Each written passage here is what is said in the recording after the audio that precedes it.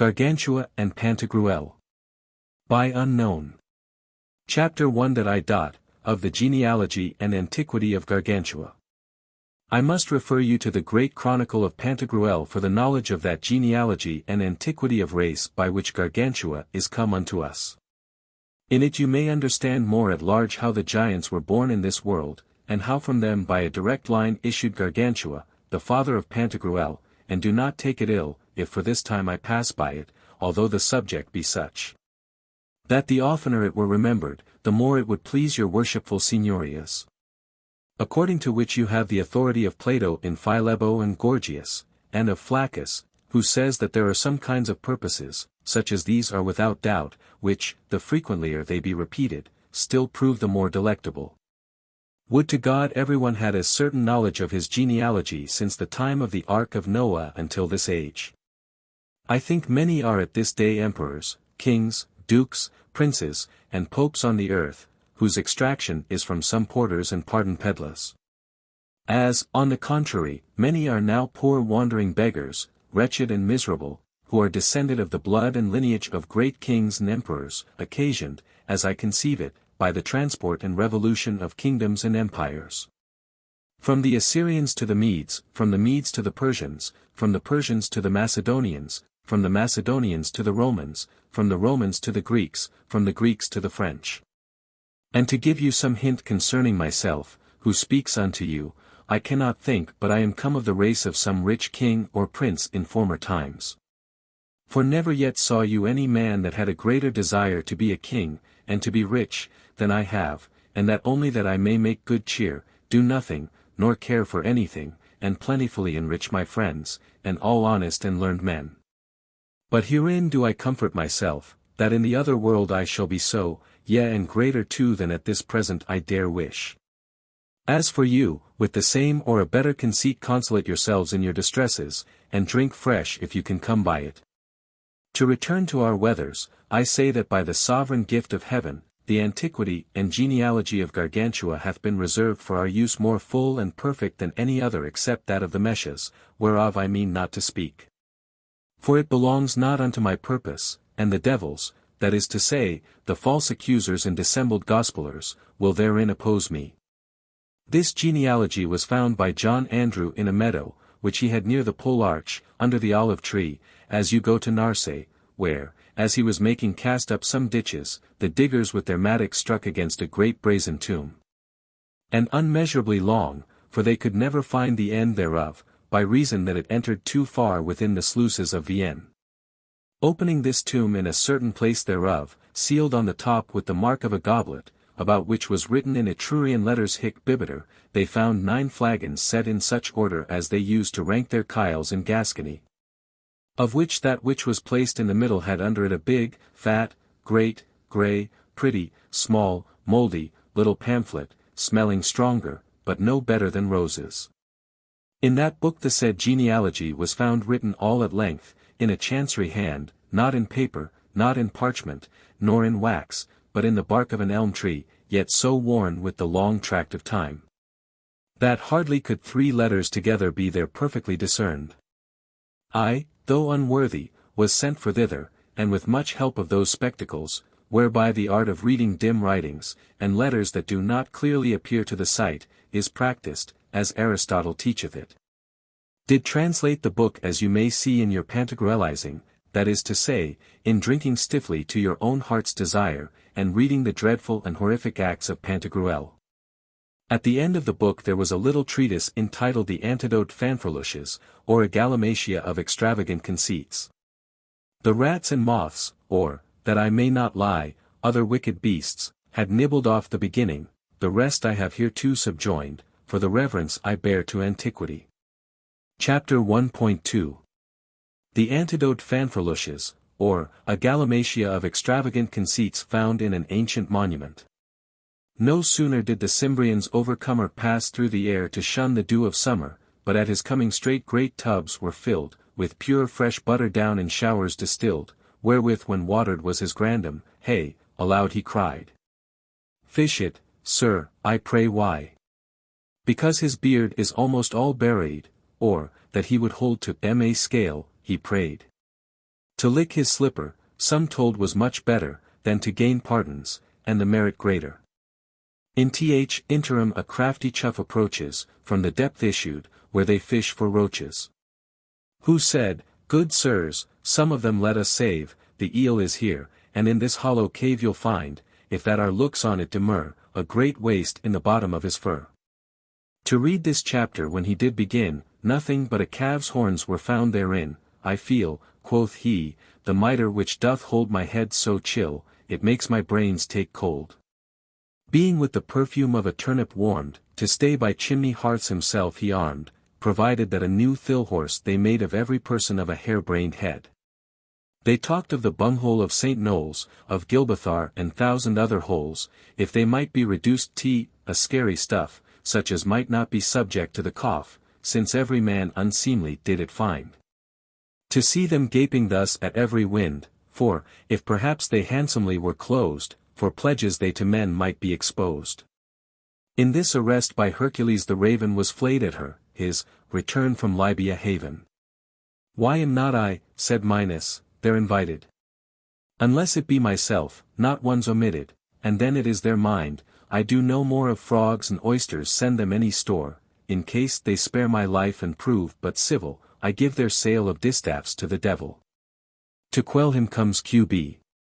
Who limping frets at the safe pass of tricksy crackerets, the bolter, the grand Cyclops' cousin, those did massacre, whilst each one wiped his nose, few ingles in this fallow ground are bred, but on a tanner's mill are winnowed. Run thither all of you, alarms sound clear, ye shall have more than you had the last year. Short while thereafter was the bird of Jove resolved to speak, though dismal it should prove. Yet was afraid, when he saw them in ire, they should o'erthrow quite flat down dead empire. He rather choose the fire from heaven to steal, to boats where were red herrings put to sail. Than to be calm, gainst those, who strive to brave us, and to the Massaret's fond words enslave us. All this at last concluded gallantly, in spite of Ate and her hern-like thigh, who, sitting, saw Penthesilea ta'en, in her old age, for a cress-selling queen. Each one cried out, thou filthy collier toad, doth it become thee to be found abroad? Thou hast the Roman standard filched away, which they in rags of parchment did display. Juno was born, who, under the rainbow, was a bird catching with her duck below, when her with such a grievous trick they plied that she had almost been bethwacked by it. The bargain was, that, of that throatful, she should of Proserpina have 2 eggs free, and if that she thereafter should be found, she to a hawthorn hill should be fast bound. 7 months thereafter, lacking 22, he, that of old did Carthage town undo, did bravely midst them all himself advance, requiring of them his inheritance. Although they justly made up the division, according to the Sheweltlaw's decision, by distributing store of brews and beef to these poor fellows that did pen the brief. But year will come, sign of a Turkish bow, 5 spindles yarned, and 3 pot-bottoms too, wherein of a discourteous king the dock shall peppered be under an hermit's frock. Ah! That for one she hypocrite you must permit so many acres to be lost. Cease, cease, this vizard may become another, withdraw yourselves unto the serpent's brother. 'Tis in times past, that he who is shall reign with his good friends in peace now and again. No rash nor heady prince shall then rule crave, each good will its arbitrament shall have. And the joy, promised of old as doom to the heavens' guests, shall in its beacon come. Then shall the breeding Mares, that benumbed were, like royal palfreys ride triumphant there. And this continue shall from time to time, till Mars be fettered for an unknown crime, then shall one come, who others will surpass, delightful, pleasing, matchless, full of grace. Cheer up your hearts, approach to this repast, all trusty friends of mine, for he's deceased, who would not for a world return again, so highly shall time past be cried up then. He who was made of wax shall lodge each member close by the hinges of a block of timber. We then no more shall master, Hoot, the swagger, who alarum bell holds out. Could one seize on the dagger which he bears, heads would be free from tingling in the ears, to baffle the whole storehouse of abuses. The thus farewell Apollo and the Muses. Chapter 1.3 How Gargantua was carried 11 months in his mother's belly. Grangousier was a good fellow in his time, and notable jester. He loved to drink neat, as much as any man that then was in the world, and would willingly eat salt meat. To this intent he was ordinarily well furnished with gammons of bacon, both of Westphalia, Mayence and Bayonne, with store of dried neat's tongues, plenty of links, chitlins, and puddings in their season. Together with salt beef and mustard, a good deal of hard roes of powdered mullet called botargos, great provision of sausages, not of Bologna, for he feared the Lombard bacon, but of Bigorre, Longone, Brine, and Rouargue. In the vigour of his age he married Gargamel, daughter to the king of the Parpalians, a jolly pug, and well-mouthed wench. These two did oftentimes do the two-backed beast together, joyfully rubbing and frotting their bacon gainst one another, in so far, that at last she became great with child of a fair son, and went with him unto the 11th month. For so long, yea longer, may a woman carry her great belly, especially when it is some masterpiece of nature, and a person predestinated to the performance, in his due time, of great exploits. As Homer says, that the child, which Neptune begot upon the nymph, was born a whole year after the conception, that is, in the 12th month. For, as Aulus Gellius saith, lib. 3, this long time was suitable to the majesty of Neptune, that in it the child might receive his perfect form. For the like reason Jupiter made the night, wherein he lay with Alcmena, last 48 hours, a shorter time not being sufficient for the forging of Hercules, who cleansed the world of the monsters and tyrants wherewith it was suppressed. My masters, the ancient Pantagruelists, have confirmed that which I say, and withal declared it to be not only possible, but also maintained the lawful birth and legitimation of the infant born of a woman in the 11th month after the decease of her husband. Hippocrates, lib de alimento. Plinius, lib 7, cap. 5, Plautus, in his Systoleria. Marcus Varro, in his satire inscribed the testament, alleging to this purpose the authority of Aristotle. Censorinus, lib de die Natali. Arist. Lib 7, cap. 3 and 4, de natura animalium. Gellius, lib 3, cap. 16, Servius, in his exposition upon this verse of Virgil's Eclogues, Matri longa decem, and 1,000 other fools, whose number hath been increased by the lawyers ff de sui eti legit L. Intestato. Paragrapho. Fin. And in author de restitat. Eti ea quae perit in 11 mens. Moreover upon these grounds they have foisted in their Robitalardic, or Lapiturative law. Gallus ff de lib eti post. L. September ff de stat. Hom. And some other laws, which at this time I dare not name. By means whereof the honest widows may without danger play at the close buttock game with might and main, and as hard as they can, for the space of the first 2 months after the decease of their husbands. I pray you, my good lusty springal lads, if you find any of these females, that are worth the pains of untying the codpiece point, get up, ride upon them, and bring them to me. For, if they happen within the 3rd month to conceive, the child should be heir to the deceased, if, before he died, he had no other children, and the mother shall pass for an honest woman. When she is known to have conceived, thrust forward boldly, spare her not, whatever betide you, seeing the paunch is full. As Julia, the daughter of the Emperor Octavian, never prostituted herself to her belly bumpers, but when she found herself with child, after the manner of ships, that receive not their steersmen till they have their ballast and lading. And if any blame them for this their raticaniculation, and reiterated lechery upon their pregnancy and big-belliedness, seeing beasts, in the like exigent of their fullness, will never suffer the male masculine to encroach them. Their answer will be, that those are beasts, but they are women, very well skilled in the pretty valets and small fees of the pleasant trade and mysteries of superfetation, as Populia heretofore answered, according to the relation of Macrobius, lib. 2, Saturnal. If the devil will not have them to bag, he must wring hard the spigot, and stop the bunghole. Chapter 1.4. How Gargamel, being great with Gargantua, did eat a huge deal of tripes. The occasion and manner how Gargamel was brought to bed, and delivered of her child, was thus, and, if you do not believe it, I wish your bumgut fall out and make an escapade. Her bumgut, indeed, or fundament escaped her in an afternoon, on the 3rd day of February, with having eaten at dinner too many godabillios. Godabillios are the fat tripes of coiros. Coiros are beeves fattened at the cratch in ox stalls, or in the fresh guimau meadows. Guimau meadows are those that for their fruitfulness may be mowed twice a year.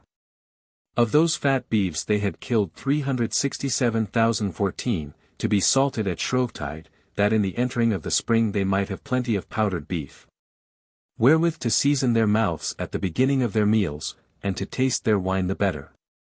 They had abundance of tripes, as you have heard, and they were so delicious, that everyone licked his fingers. But the mischief was this, that, for all men could do, there was no possibility to keep them long in that relish. For in a very short while they would have stunk, which had been an undecent thing. It was therefore concluded, that they should be all of them gulched up, without losing anything.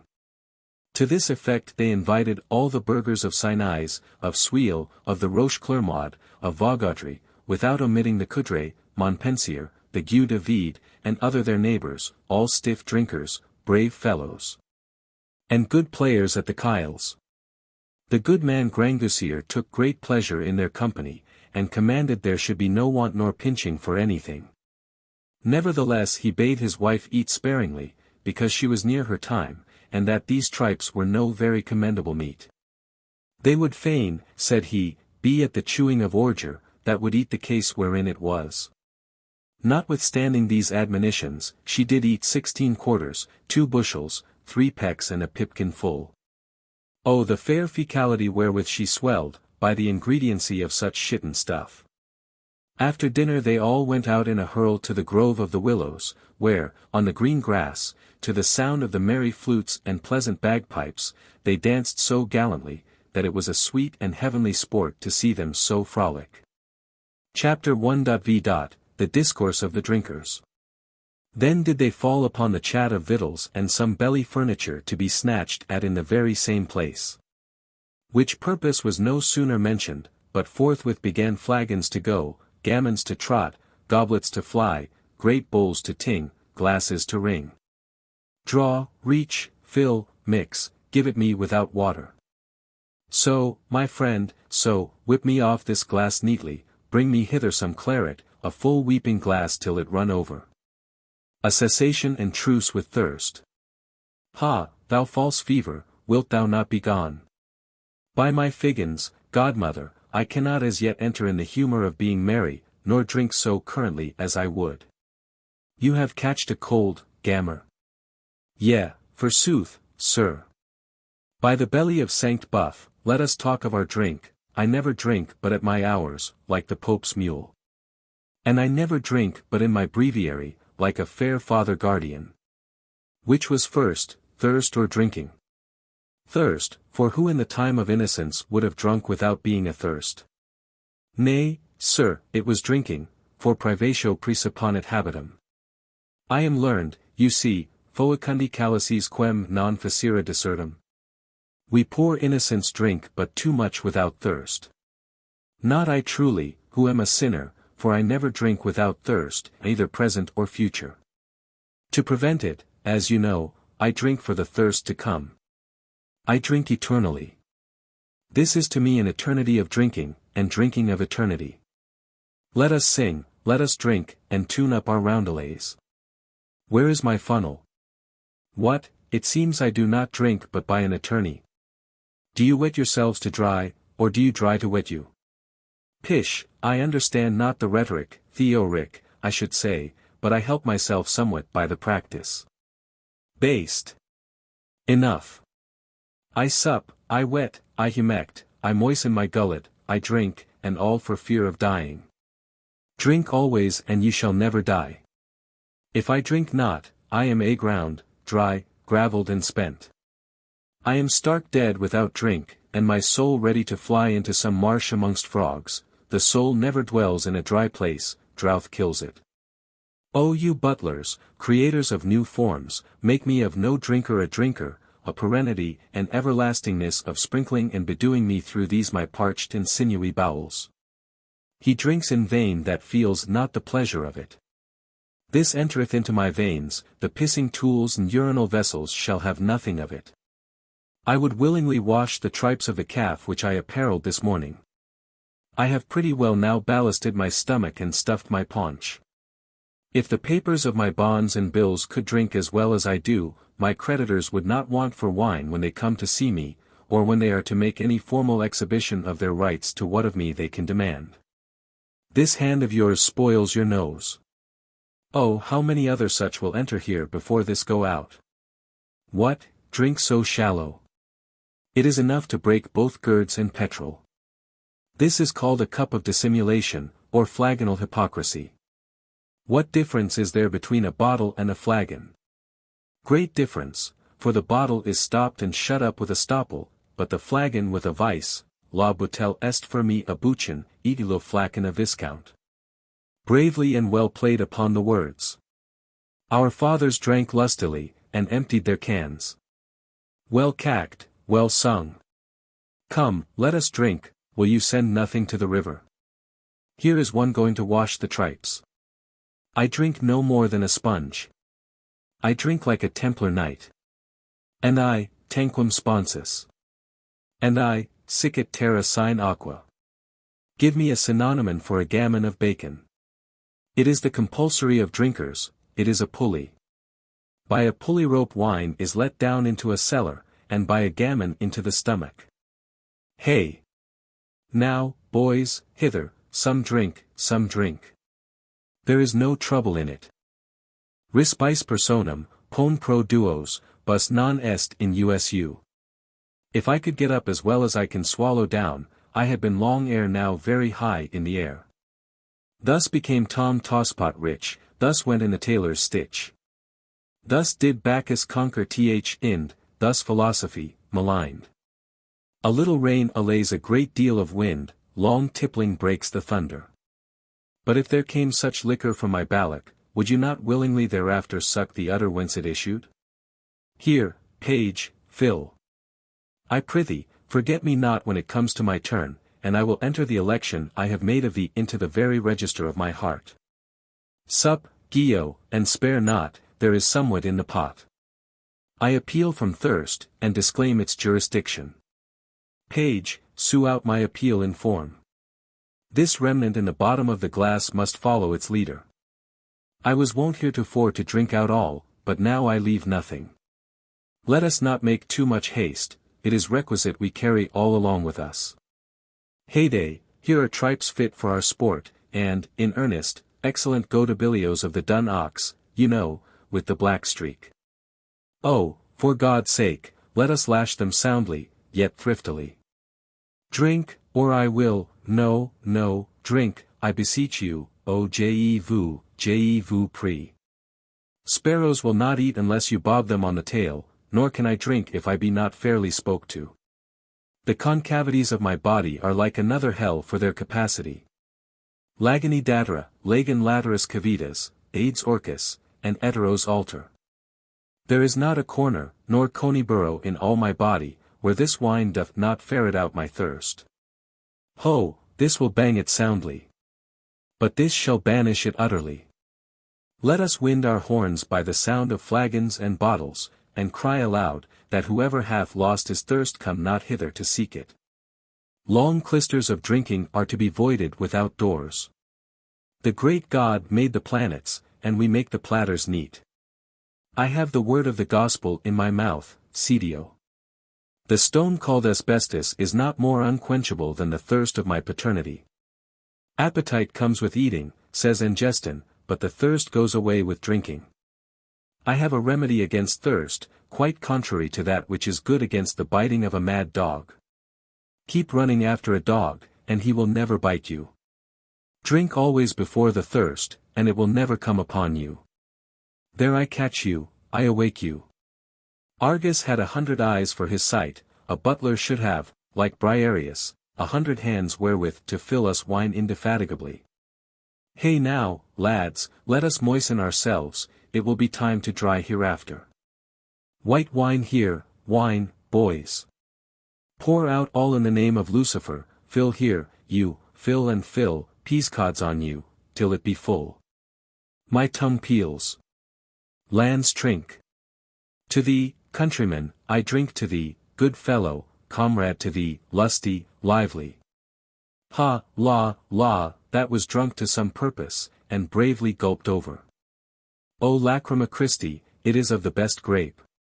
I faith, pure Greek. Oh the fine white wine.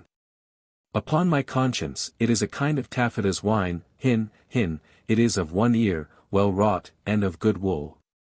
Courage, comrade, up thy heart, Billy.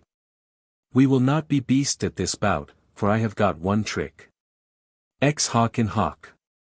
There is no enchantment nor charm there, every one of you hath seen it.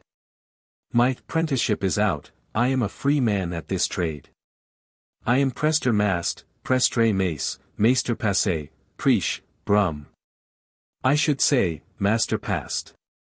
Oh the drinkers, those that are dry, oh poor thirsty souls. Good page, my friend, fill me here some, and crown the wine, I pray thee. Like a cardinal.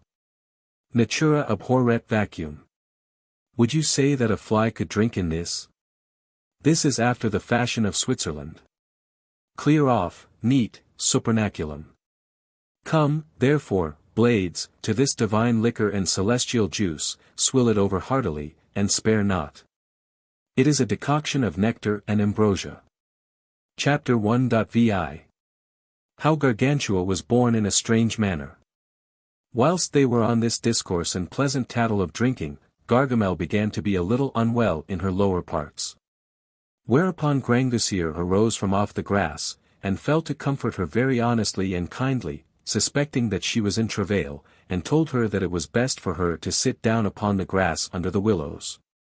Because she was like very shortly to see young feet, and that therefore it was convenient she should pluck up her spirits, and take a good heart of new at the fresh arrival of her baby. Saying to her withal, that although the pain was somewhat grievous to her, it would be but of short continuance, and that the succeeding joy would quickly remove that sorrow, in such sort that she should not so much as remember it.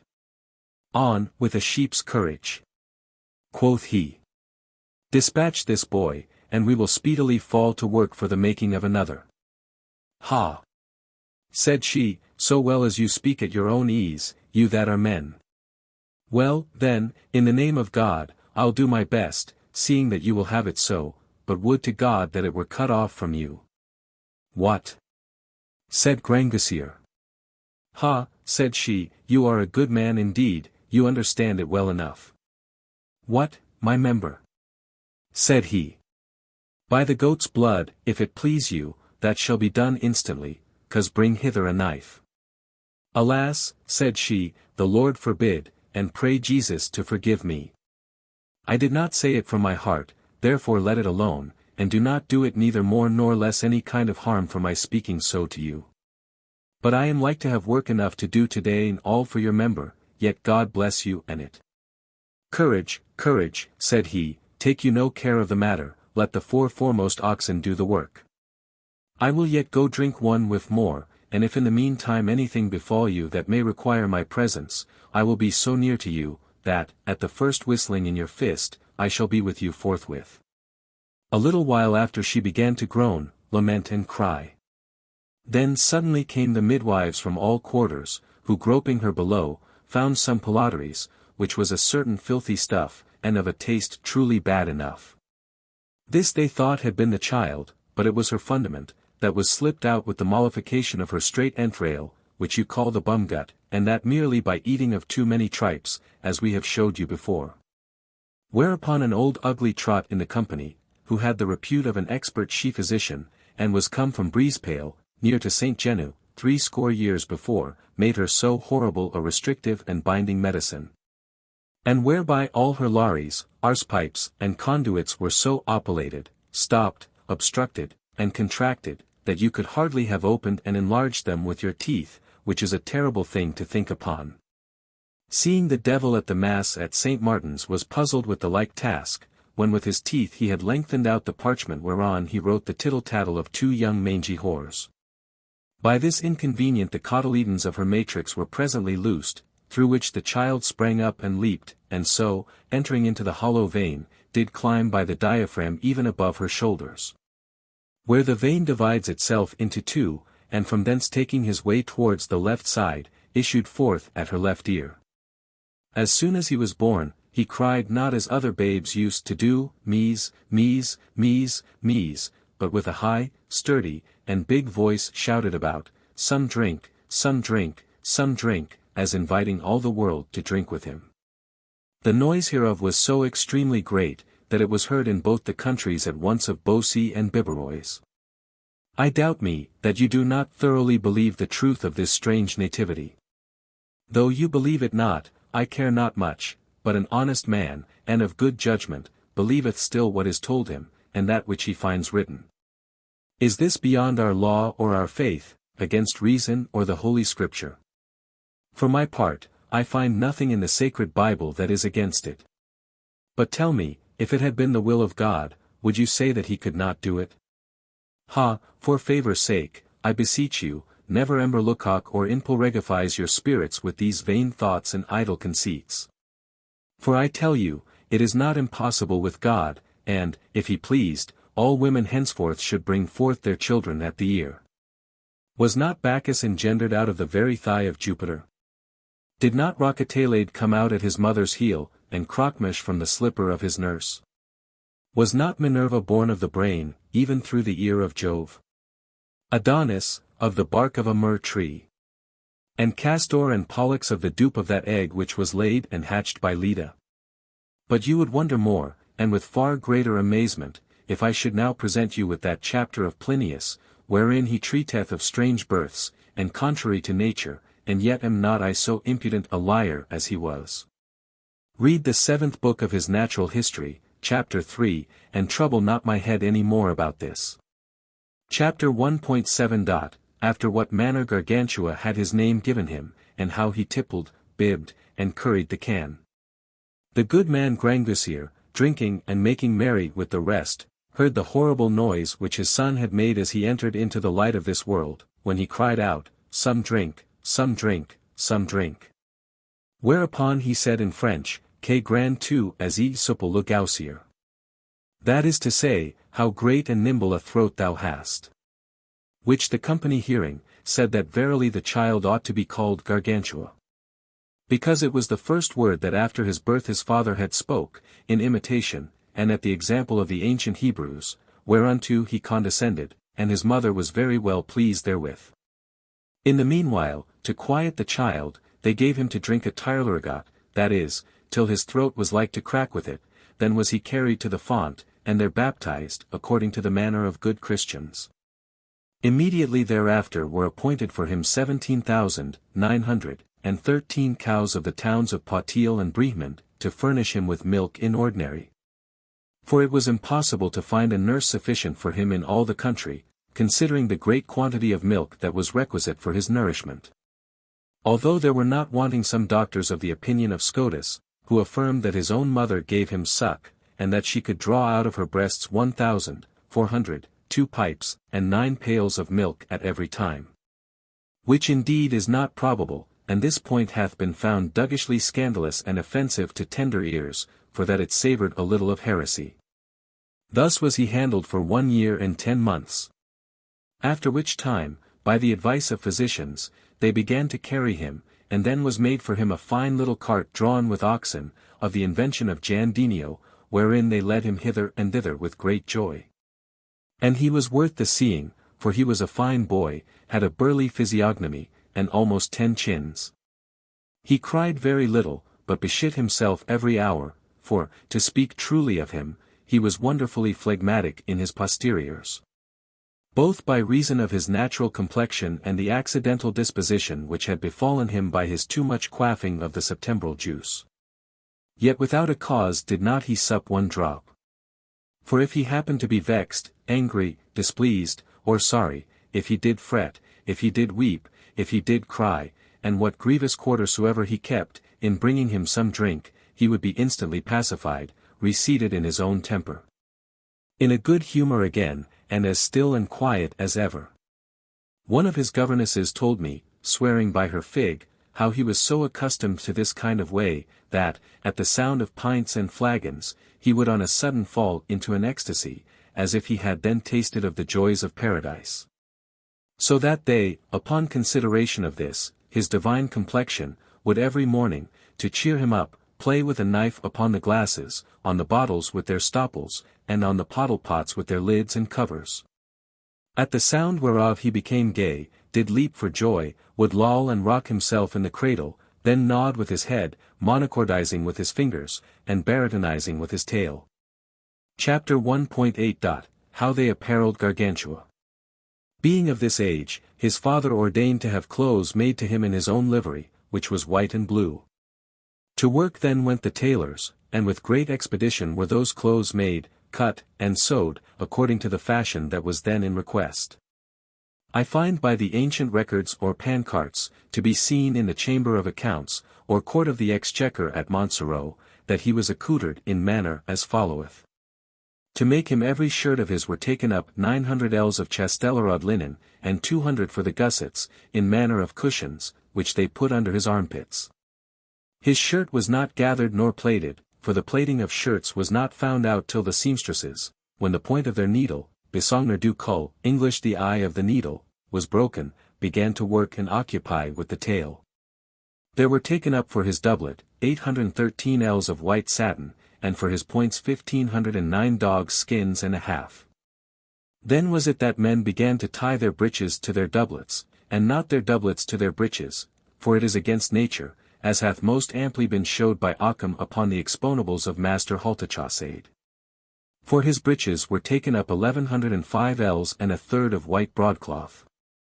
They were cut in the form of pillars, chamfered, channeled and pinked behind that they might not overheat his reins, and were, within the panes, puffed out with the lining of as much blue damask as was needful, and remark that he had very good leg harness, proportionable to the rest of his stature.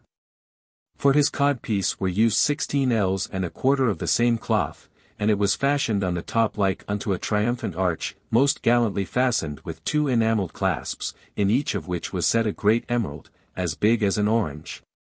For, as says Orpheus, lib de lapidibus, and Plinius, libro ultimo, it hath an erective virtue and comfortative of the natural member. The exiture, outjecting or outstanding, of his codpiece was of the length of a yard, jagged and pinked, and withal bagging, and strutting out with the blue damask lining, after the manner of his breeches. But had you seen the fair embroidery of the small needlework pearl, and the curiously interlaced knots, by the goldsmith's art set out and trimmed with rich diamonds, precious rubies, fine turquoises, costly emeralds, and Persian pearls, you would have compared it to a fair cornucopia, or horn of abundance, such as you see in antiques, or as Rhea gave to the 2 nymphs, Amalthea and Ida, the nurses of Jupiter. And, like to that horn of abundance, it was still gallant, succulent, droppy, sappy, pithy, lively, always flourishing, always fructifying, full of juice, full of flower, full of fruit, and all manner of delight. I avow God, it would have done one good to have seen him, but I will tell you more of him in the book which I have made of the dignity of codpieces.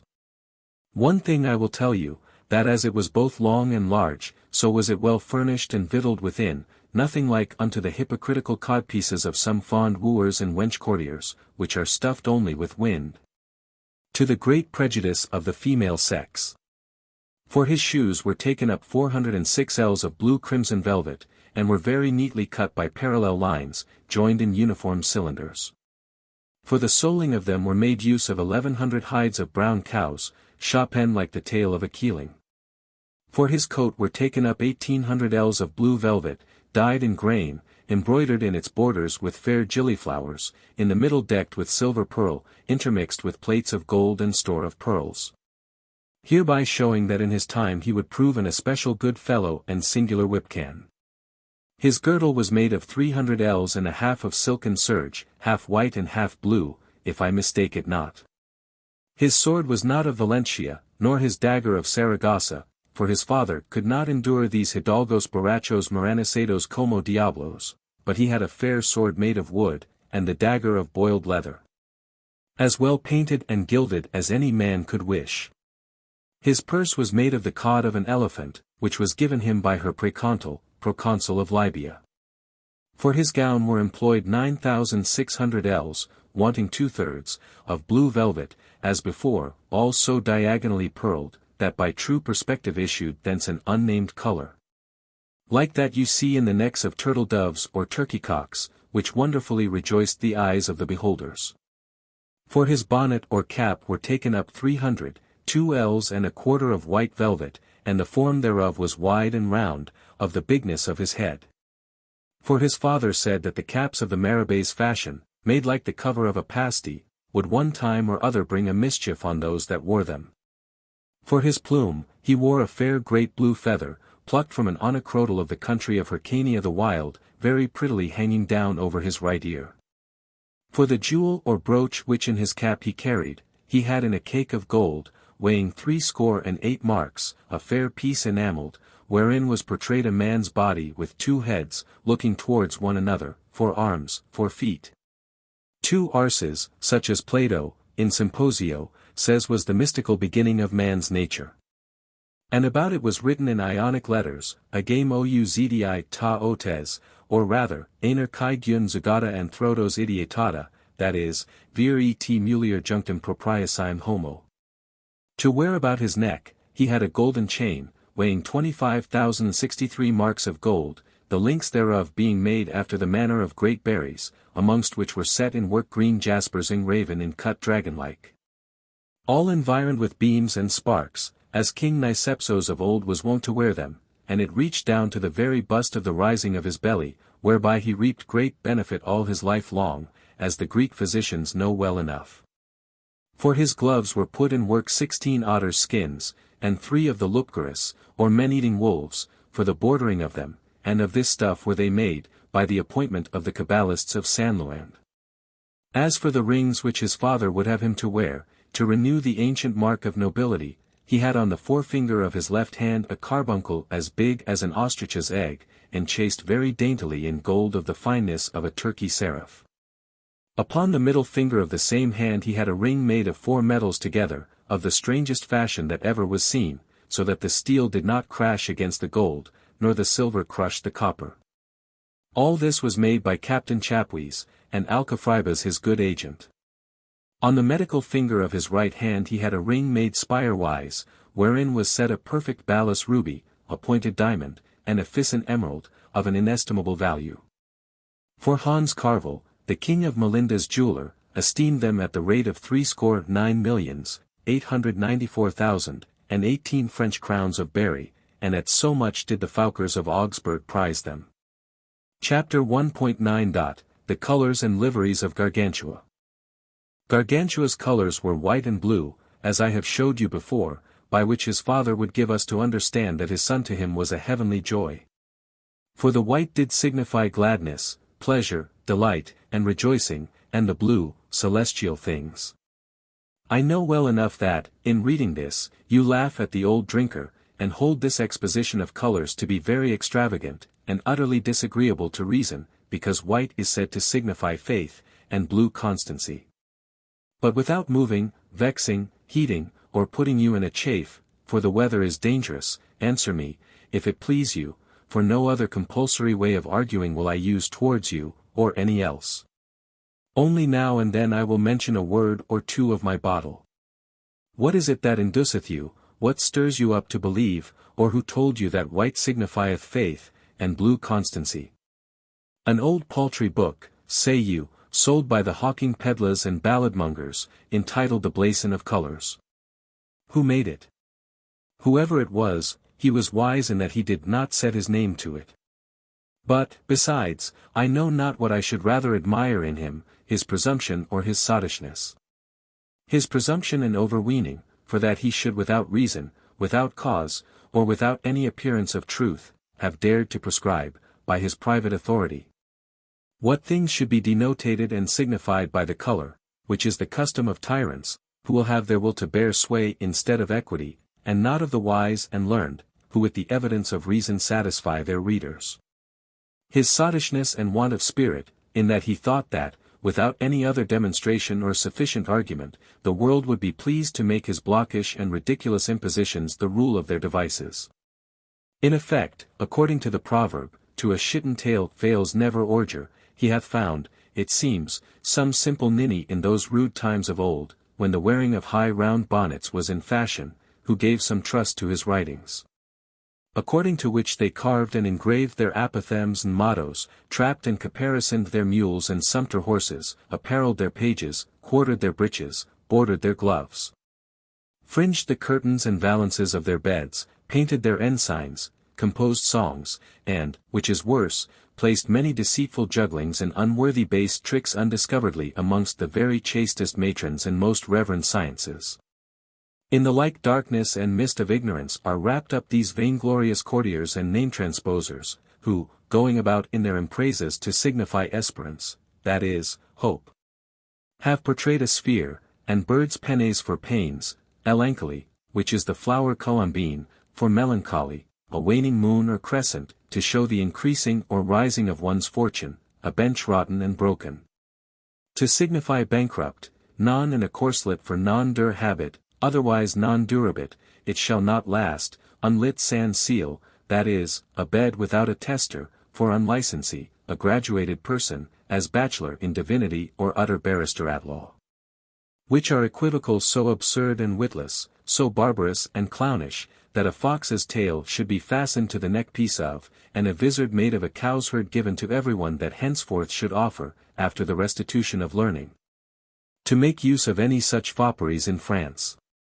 By the same reasons, if reasons I should call them, and not ravings rather, and idle triflings about words, might I cause paint a pannier, to signify that I am in pain, a mustard pot, that my heart tarries much for't, one pissing upwards for a bishop, the bottom of a pair of breeches for a vessel full of farthings, a codpiece for the office of the clerks of the sentences, decrees, or judgments, or rather, as the English bears it, for the tail of a codfish, and a dog's turd for the dainty turret wherein lies the love of my sweetheart.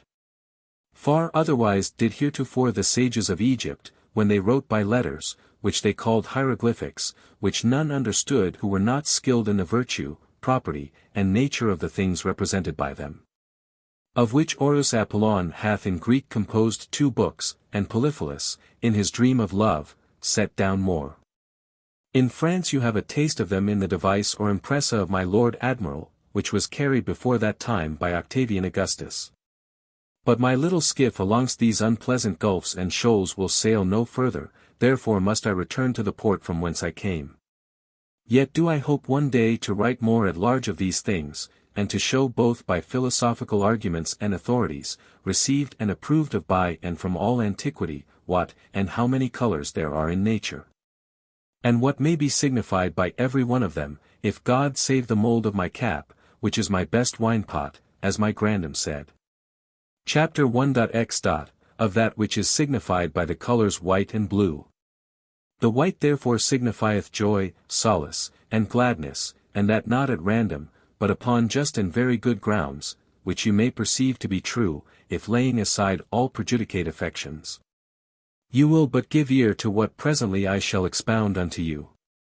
Aristotle saith that, supposing 2 things contrary in their kind, as good and evil, virtue and vice, heat and cold, white and black, pleasure and pain, joy and grief, and so of others, if you couple them in such manner that the contrary of one kind may agree in reason with the contrary of the other, it must follow by consequence that the other contrary must answer to the remanent opposite to that wherewith it is conferred. As, for example, virtue and vice are contrary in one kind, so are good and evil. If one of the contraries of the first kind be consonant to one of those of the second, as virtue and goodness, for it is clear that virtue is good, so shall the other 2 contraries, which are evil and vice, have the same connection. For vice is evil.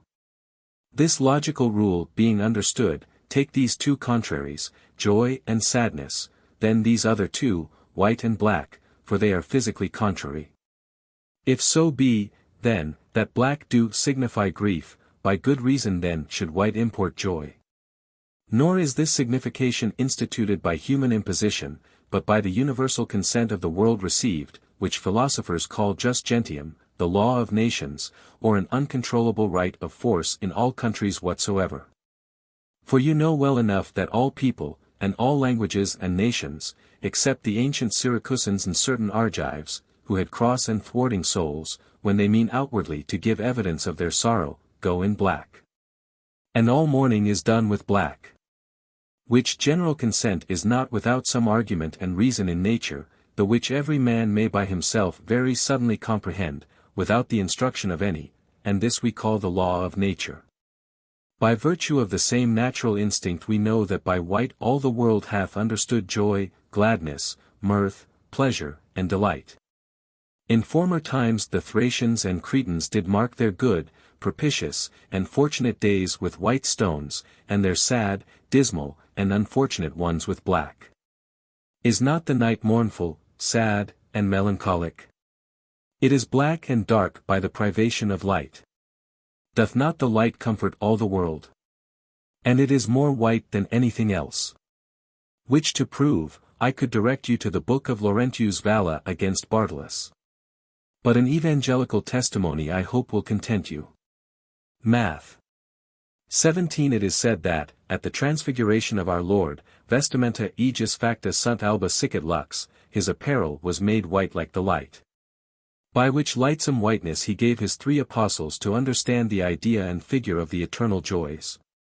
For by the light are all men comforted, according to the word of the old woman, who, although she had never a tooth in her head, was wont to say, Bona lux. And Tobit, chap. 5, after he had lost his sight, when Raphael saluted him, answered, What joy can I have, that do not see the light of heaven? In that color did the angels testify the joy of the whole world at the resurrection of our Saviour, John 20, and at his ascension, Acts 1. With the like color of vesture did St. John the Evangelist, Apoc 4. 7. See the faithful clothed in the heavenly and blessed Jerusalem. Read the ancient, both Greek and Latin histories, and you shall find that the town of Alba, the first pattern of Rome, was founded and so named by reason of a white sow that was seen there. You shall likewise find in those stories, that when any man, after he had vanquished his enemies, was by decree of the Senate to enter into Rome triumphantly, he usually rode in a chariot drawn by white horses, which in the Ovation triumph was also the custom. For by no sign or color would they so significantly express the joy of their coming as by the white. You shall there also find, how Pericles, the general of the Athenians, would needs have that part of his army unto whose lot befell the white beans, to spend the whole day in mirth, pleasure, and ease, whilst the rest were fighting. 1,000 other examples and places could I allege to this purpose, but that it is not here where I should do it. By understanding hereof, you may resolve one problem, which Alexander Aphrodisius hath accounted unanswerable, why the lion, who with his only cry and roaring affrights all beasts, dreads and feareth only a white cock. For, as Proclus saith, Libro de Sacrificio et Magia, it is because the presence of the virtue of the sun, which is the organ and promptuary of all terrestrial and sidereal light, doth more symbolize and agree with a white cock. As well in regard of that color, as of his property and specifical quality, than with a lion. He saith, furthermore, that devils have been often seen in the shape of lions, which at the sight of a white cock have presently vanished. This is the cause why Galli or Gallices, so are the Frenchmen called, because they are naturally white as milk, which the Greeks call gala, do willingly wear in their caps white feathers, for by nature they are of a candid disposition, merry, kind, gracious, and well-beloved, and for their cognizance and arms have the whitest flower of any, the flower de luce or lily. If you demand how, by white, nature would have us understand joy and gladness, I answer, that the analogy in uniformity is thus. For, as the white doth outwardly disperse and scatter the rays of the sight, whereby the optic spirits are manifestly dissolved, according to the opinion of Aristotle in his Problems and Perspective treatises. As you may likewise perceive by experience, when you pass over mountains covered with snow, how you will complain that you cannot see well, as Xenophon writes to have happened to his men, and as Galen very largely declareth, lib. 10, de usu partium, just so the heart with excessive joy is inwardly dilated, and suffereth a manifest resolution of the vital spirits, which may go so far on that it may thereby be deprived of its nourishment, and by consequence of life itself. By this pericary or extremity of gladness, as Galen saith, lib. 12, method, lib. 5, de locis affectis, and lib. 2, de symptomatum causis. And as it hath come to pass in former times, witness Marcus Tullius, lib. 1, quast. Tuscul.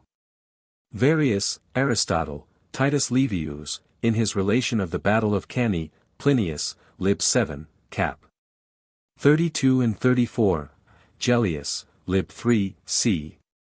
15, and many other writers, to Diagoras the Rhodian, Chilon, Sophocles, Dionysius the tyrant of Sicily, Philippides, Philemon, Polycrates, Philistion, M. Juventi, and others who died with joy. And as Avicen speaketh, in 2 Canon et lib. de virib. Cordis, of the saffron, that it doth so rejoice the heart that, if you take of it excessively, it will by a superfluous resolution and dilation deprive it altogether of life. Here peruse Alex. Aphrodisias, lib. 1, probable, cap. 19, and that for a cause. But what? It seems I am entered further into this point than I intended at the first.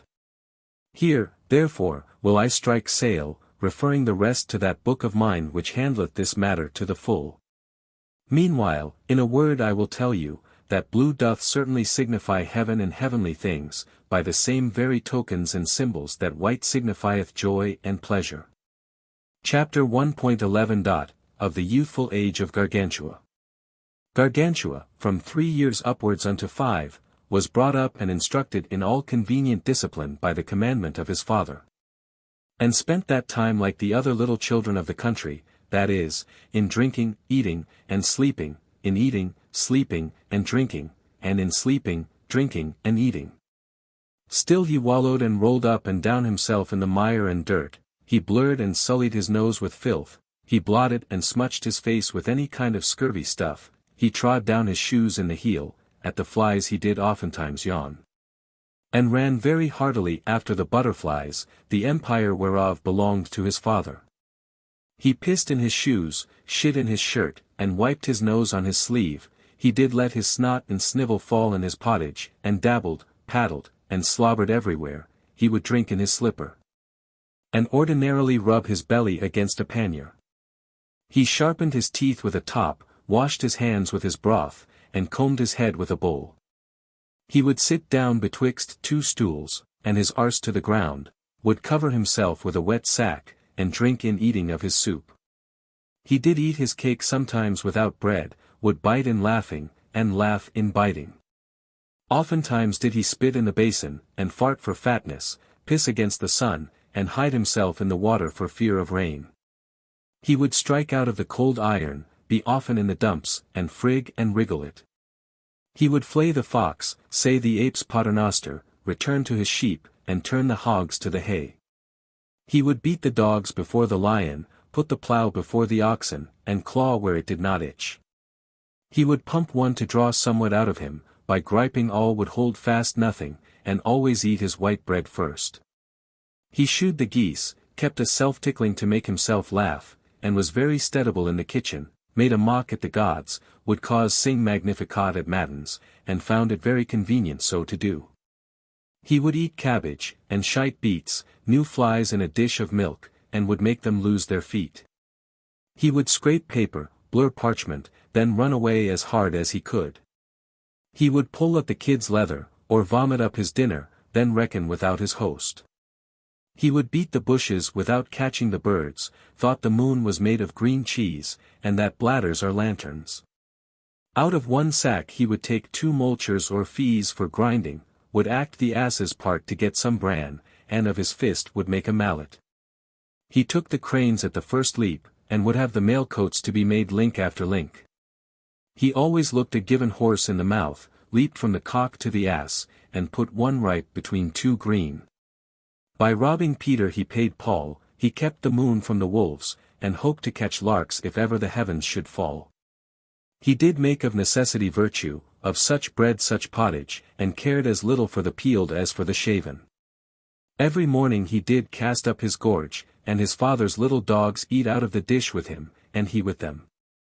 He would bite their ears, and they would scratch his nose, he would blow in their arses, and they would lick his chaps. But hearken, good fellows, the spigot ill betake you, and whirl round your brains, if you do not give ear. This little lecher was always groping his nurses and governesses, upside down, arsiversy, topsy-turvy, Harry Burriquet, with a yakko hike, hyckgo. Handling them very rudely in jumbling and tumbling them to keep them going.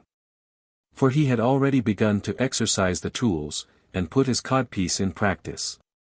Which codpiece, or braguette, his governesses did every day deck up and adorn with fair nosegays, curious rubies, sweet flowers, and fine silken tufts, and very pleasantly would pass their time in taking you know what between their fingers. And dandling it, till it did revive and creep up to the bulk and stiffness of a suppository, or street magdaleon, which is a hard rolled up salve spread upon leather. Then did they burst out in laughing, when they saw it lift up its ears, as if the sport had liked them. One of them would call it her little dill, her staff of love, her quillity, her faucetin, her dandilolly. Another, her peen, her jolly kyle, her bableret, her memberton, her quickset imp, another again, her branch of coral, her female adamant, her placket racket, her Cyprian sceptre, her jewel for ladies. And some of the other women would give it these names, my bungatee, my stopple too, my bush rusher, my gallant wimble, my pretty borer, my conyborough ferret, my little piercer, my augretine, my dangling hangers, down right to it, stiff and stout. In and to, my pusher, dresser, pouting stick, my honey pipe, my pretty pillicock, linky pinky, futility, my lusty and dewy, and crimson chitterling, my little cuil bredawheel, my pretty rogue, and so forth. It belongs to me, said one. It is mine, said the other. What, quoth a third, shall I have no share in it? By my faith, I will cut it then. Ha, to cut it, said the other, would hurt him. Madam, do you cut little children's things? Were his cut off, he would be then Monsieur Sans Q, the curtailed master. And that he might play and sport himself after the manner of the other little children of the country, they made him a fair weather whirljack of the wings of the windmill of my Rabelais. Chapter 1.12. Of Gargantua's wooden horses. Afterwards, that he might be all his lifetime a good rider, they made to him a fair great horse of wood, which he did make leap, curvet, jerk out behind, and skip forward, all at a time, to pace, trot, rack, gallop, amble, to play the hobby. The hackney gelding, go the gait of the camel, and of the wild ass. He made him also change his colour of hair, as the monks of Coltabo, according to the variety of their holidays, used to do their clothes, from bay brown, to sorrel, dapple grey, mouse dun, deer colour, roan, cow colour, gingealine, skewed colour, piebald, and the colour of the savage elk. Himself of a huge big post made a hunting nag, and another for daily service of the beam of a vine press, and of a great oak made up a mule, with a footcloth, for his chamber. Besides this, he had 10 or 12 spare horses, and 7 horses for post, and all these were lodged in his own chamber, close by his bedside. One day the Lord of Bredenbag, Painensack, came to visit his father in great bravery, and with a gallant train, and, at the same time, to see him came likewise the Duke of Freemeal, Francrepas, and the Earl of Wetgullet, Muilevent. The house truly for so many guests at once was somewhat narrow, but especially the stables. Whereupon the steward and harbinger of the said Lord Bredenbag, to know if there were any other empty stable in the house, came to Gargantua, a little young lad, and secretly asked him where the stables of the great horses were, thinking that children would be ready to tell all. Then he led them up along the stairs of the castle, passing by the second hall unto a broad great gallery, by which they entered into a large tower, and as they were going up at another pair of stairs, said the harbinger to the steward, "This child deceives us, for the stables are never on the top of the house." "You may be mistaken," said the steward, "for I know some places at Lyons, at the Basmet, at Chassenon, and elsewhere, which have their stables at the very tops of the houses, so it may be that behind the house there is a way to come to this ascent. But I will question with him further. Then said he to Gargantua, My pretty little boy, whither do you lead us? To the stable, said he, of my great horses. We are almost come to it, we have but these stairs to go up at. Then leading them alongst another great hall, he brought them into his chamber, and, opening the door, said unto them, This is the stable you ask for, this is my jennet, this is my gelding. This is my courser, and this is my hackney, and laid on them with a great lever. I will bestow upon you, said he, this Friesland horse, I had him from Frankfurt, yet will I give him you. For he is a pretty little nag, and will go very well, with a tescel of goshawks, half a dozen of spaniels, and a brace of greyhounds, thus are you king of the hares and partridges for all this winter. Biast. John, said they, now we are paid, he hath gleeked us to some purpose, bobbed we are now for ever. I deny it, said he was not here above 3 days. Judge you now, whether they had most cause either to hide their heads for shame, or to laugh at the jest. As they were going down again thus amazed, he asked them, Will you have a wimwam, Aubelier? What is that, said they. It is, said he, 5 turds to make you a muzzle. Today, said the steward, though we happen to be roasted, we shall not be burnt, for we are pretty well quipped and larded, in my opinion. O my jolly dapper boy, thou hast given us a gudgeon. I hope to see thee pope before I die. I think so, said he, myself, and then shall you be a puppy, and this gentle popinjay a perfect papelard, that is, dissembler. Well, well, said the harbinger. But, said Gargantua, guess how many stitches there are in my mother's smock. 16, quoth the harbinger. You do not speak gospel, said Gargantua, for there is sent before, and sent behind, and you did not reckon them ill, considering the 2 under holes. When? Said the harbinger. Even then, said Gargantua, when they made a shovel of your nose to take up a quarter of dirt, and of your throat a funnel, wherewith to put it into another vessel, because the bottom of the old one was out. Cocksbod, said the steward, we have met with a prater. Farewell, Master Tatler, God keep you, so goodly are the words which you come out with, and so fresh in your mouth, that it had need to be salted. Thus going down in great haste, under the arch of the stairs they let fall the great lever, which he had put upon their backs, whereupon Gargantua said, What a devil! You are, it seems, but bad horsemen, that suffer your builder to fail you when you need him most. If you were to go from hence to Cahusac, whether had you rather, ride on a gosling or lead a sow in a leash? I had rather drink, said the harbinger.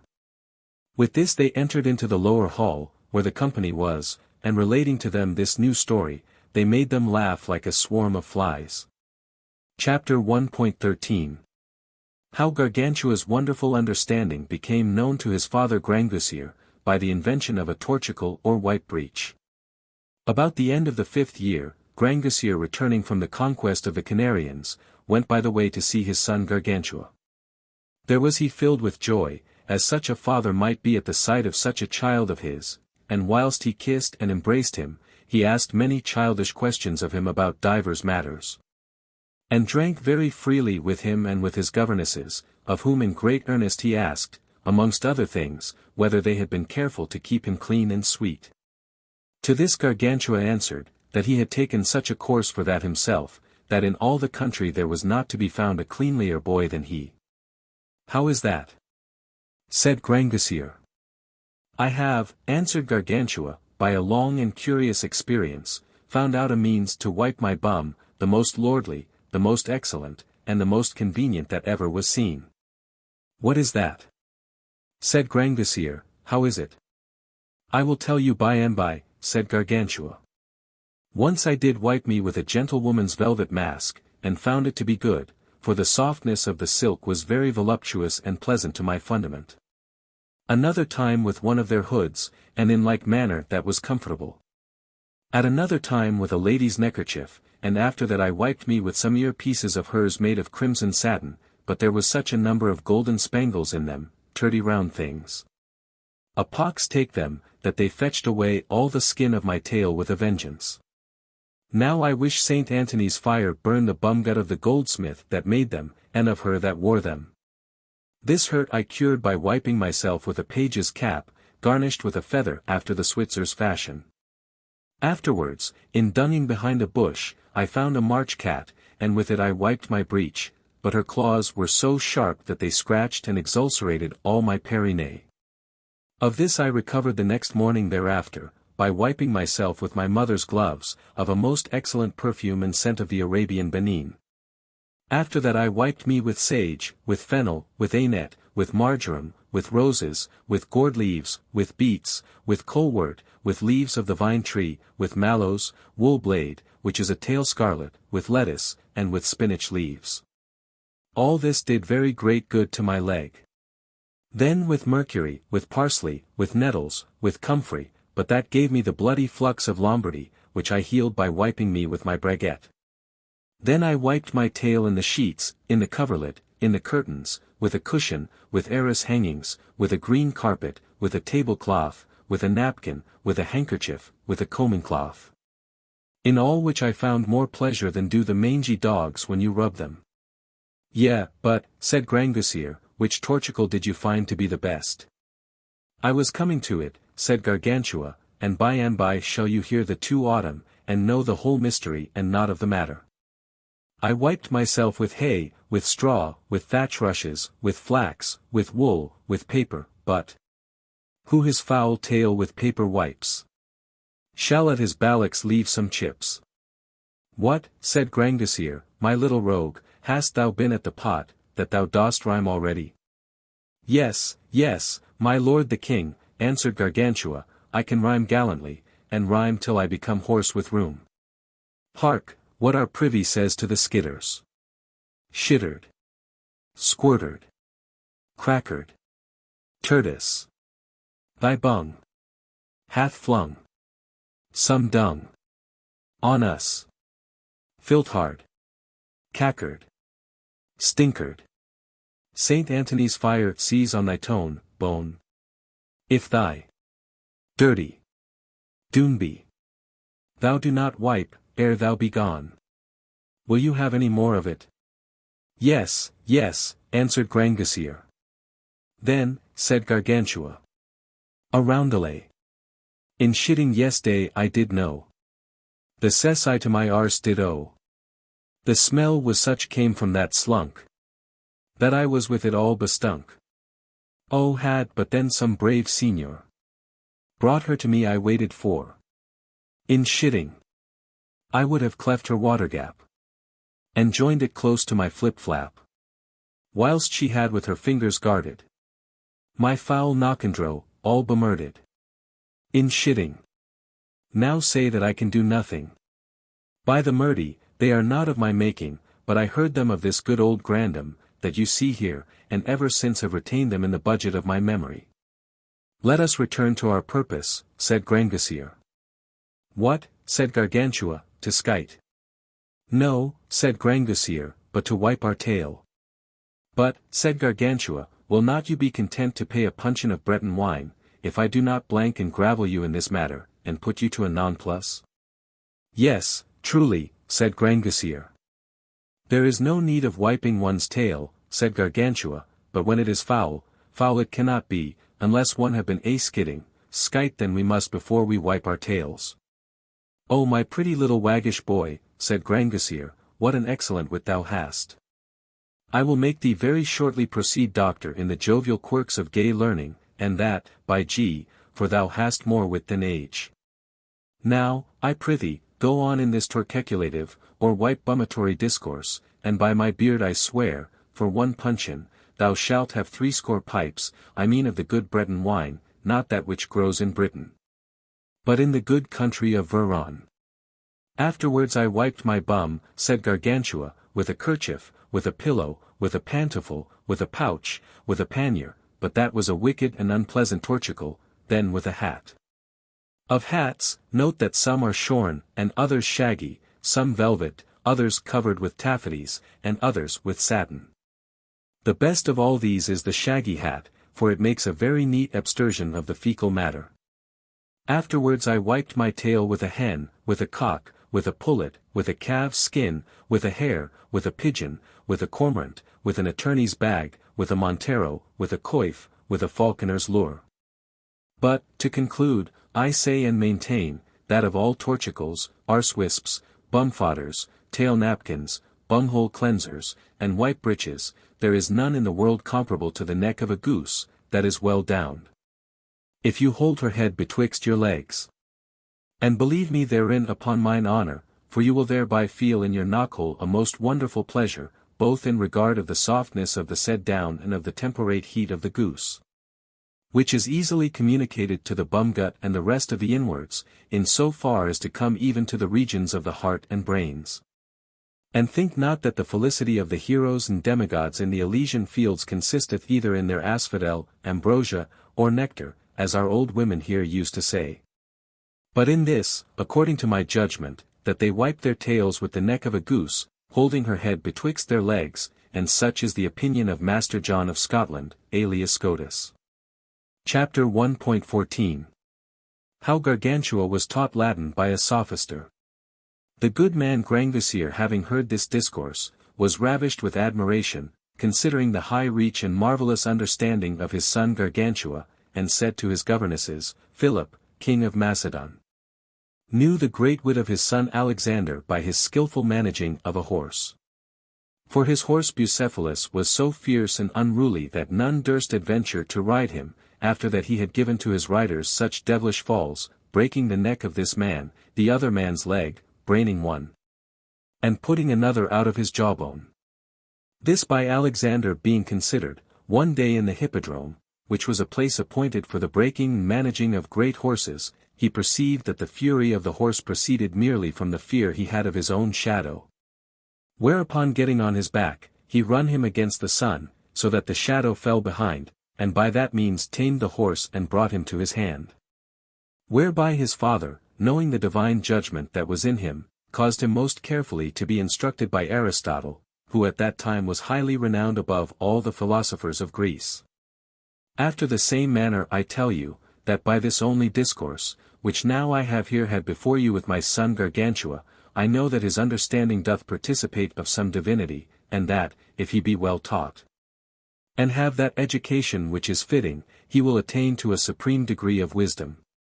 Therefore will I commit him to some learned man, to have him indoctrinated according to his capacity, and will spare no cost.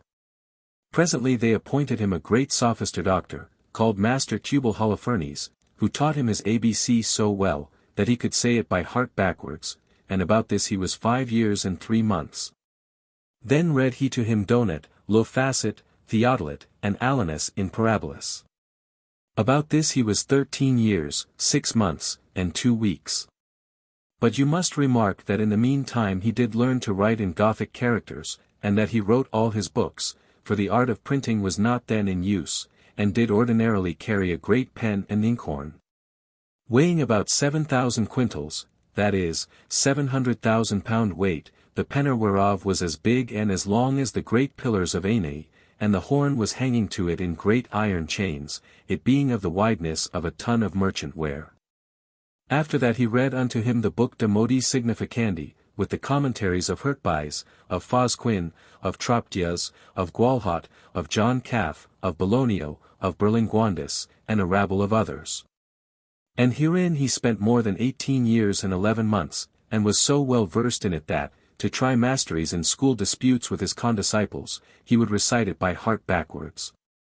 And did sometimes prove on his finger ends to his mother, Quat de modi significandi non erat scientia. Then did he read to him the compost for knowing the age of the moon, the seasons of the year, and tides of the sea, on which he spent 16 years and 2 months, and that justly at the time that his said preceptor died of the French pox, which was in the year 1420. Afterwards he got an old coughing fellow to teach him, named Master Joblin Bride, or Muzzled Dolt, who read unto him Hugutio, Hebrard, Grecism, the doctrinal, the parts, the quid est, the supplementum, Marmatritus, de moribus in mensa servandis. Seneca de quatuor virtutibus cardinalibus, passivantis cum commento, and dormi secure for the holidays, and some other of such like mealy stuff, by reading whereof he became as wise as any we ever since baked in an oven. Chapter 1.15. How Gargantua was put under other schoolmasters. At the last his father perceived that indeed he studied hard, and that, although he spent all his time in it, he did nevertheless profit nothing, but which is worse, grew thereby foolish, simple, doted, and blockish.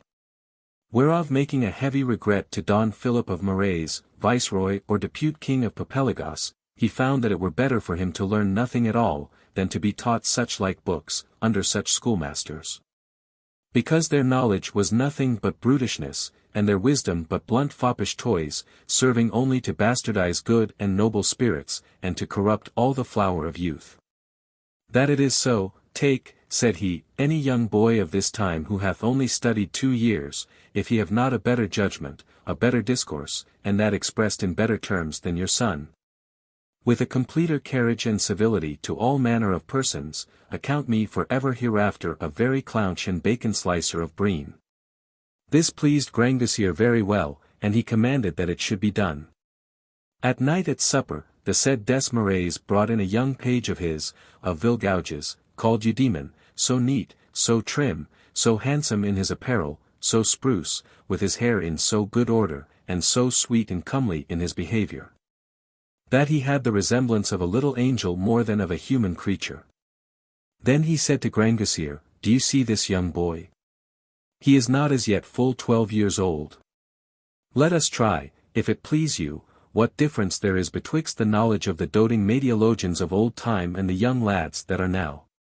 The trial pleased Grangousier, and he commanded the page to begin.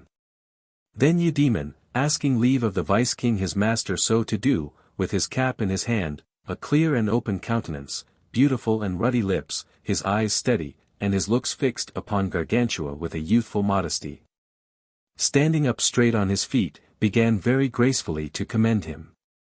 First, for his virtue and good manners, secondly, for his knowledge, thirdly, for his nobility, fourthly, for his bodily accomplishments. And, in the 5th place, most sweetly exhorted him to reverence his father with all due observancy, who was so careful to have him well brought up. In the end he prayed him, that he would vouchsafe to admit of him amongst the least of his servants. For other favour at that time desired he none of heaven, but that he might do him some grateful and acceptable service. All this was by him delivered with such proper gestures, such distinct pronunciation, so pleasant a delivery, in such exquisite fine terms, and so good Latin, that he seemed rather a Gracchus, a Cicero, an Emilius of the time past, than a youth of this age. But all the countenance that Gargantua kept was, that he fell to crying like a cow, and cast down his face, hiding it with his cap, nor could they possibly draw one word from him, no more than a fart from a dead ass. Whereat his father was so grievously vexed that he would have killed Master Joblin, but the said Des Morays withheld him from it by fair persuasions, so that at length he pacified his wrath. Then Grangousier commanded he should be paid his wages, that they should whittle him up soundly, like a sophister, with good drink, and then give him leave to go to all the devils in hell. At least, said he, today shall it not cost his host much if by chance he should die as drunk as a Switzer. Master Joblin being gone out of the house, Grangousier consulted with the viceroy what schoolmaster they should choose for him, and it was betwixt them resolved that Ponocrates, the tutor of Eudaemon, should have the charge, and that they should go all together to Paris, to know what was the study of the young men of France at that time. Chapter 1.16. How Gargantua was sent to Paris, and of the huge great mare that he rode on, how she destroyed the ox-flies of the Beaucy. In the same season Phaels, the 4th king of Numidia, sent out of the country of Africa to Grangousier the most hideously great mare that ever was seen, and of the strangest form. For you know well enough how it is said that Africa always is productive of some new thing. She was as big as 6 elephants, and had her feet cloven into fingers, like Julius Caesar's horse, with slouch-hanging ears, like the goats in Languedoc, and a little horn on her buttock. She was of a burnt sorrel hue, with a little mixture of dapple-grey spots, but above all she had a horrible tail, for it was little more or less than every whit as great as the steeple-pillar of a St. Mark beside Langes, and squared as that is, with tufts and ennicroaks or hairplates wrought within one another, no otherwise than as the beards are upon the ears of corn. If you wonder at this, wonder rather at the tails of the Scythian rams, which weighed above 30 pounds each, and of the Syrian sheep, who need, if Tenod say true, a little cart at their heels to bear up their tail, it is so long and heavy. You female lechers in the plain countries have no such tails. And she was brought by sea in 3 carracks and a brigantine unto the harbour of Olone in Thalmondois.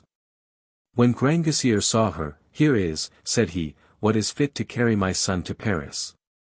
So now, in the name of God, all will be well. He will in times coming be a great scholar. If it were not, my masters, for the beasts, we should live like clerks. The next morning, after they had drunk, you must understand, they took their journey. Gargantua, his pedagogue Ponocrates, and his train, and with them Eudaemon, the young page. And because the weather was fair and temperate, his father caused to be made for him a pair of dun boots, Babin calls them buskins. Thus did they merrily pass their time in travelling on their highway, always making good cheer, and were very pleasant till they came a little above Orleans, in which place there was a forest of 35 leagues long, and 17 in breadth, or thereabouts. This forest was most horribly fertile and copious in dorflies, hornets, and wasps, so that it was a very purgatory for the poor mares, asses, and horses. But Gargantua's mare did avenge herself handsomely of all the outrages therein committed upon beasts of her kind, and that by a trick whereof they had no suspicion. For as soon as ever they were entered into the said forest, and that the wasps had given the assault, she drew out and unsheathed her tail, and therewith skirmishing, did so sweep them that she overthrew all the wood alongst and athwart. Here and there, this way and that way, longwise and sidewise, over and under, and felled everywhere the wood with as much ease as a mower doth the grass. In such sort that never since hath there been there neither wood nor dorflies, for all the country was thereby reduced to a plain champaign field. Which Gargantua took great pleasure to behold, and said to his company no more but this, Je trouve beau ce, I find this pretty, whereupon that country hath been ever since that time called Beaucy.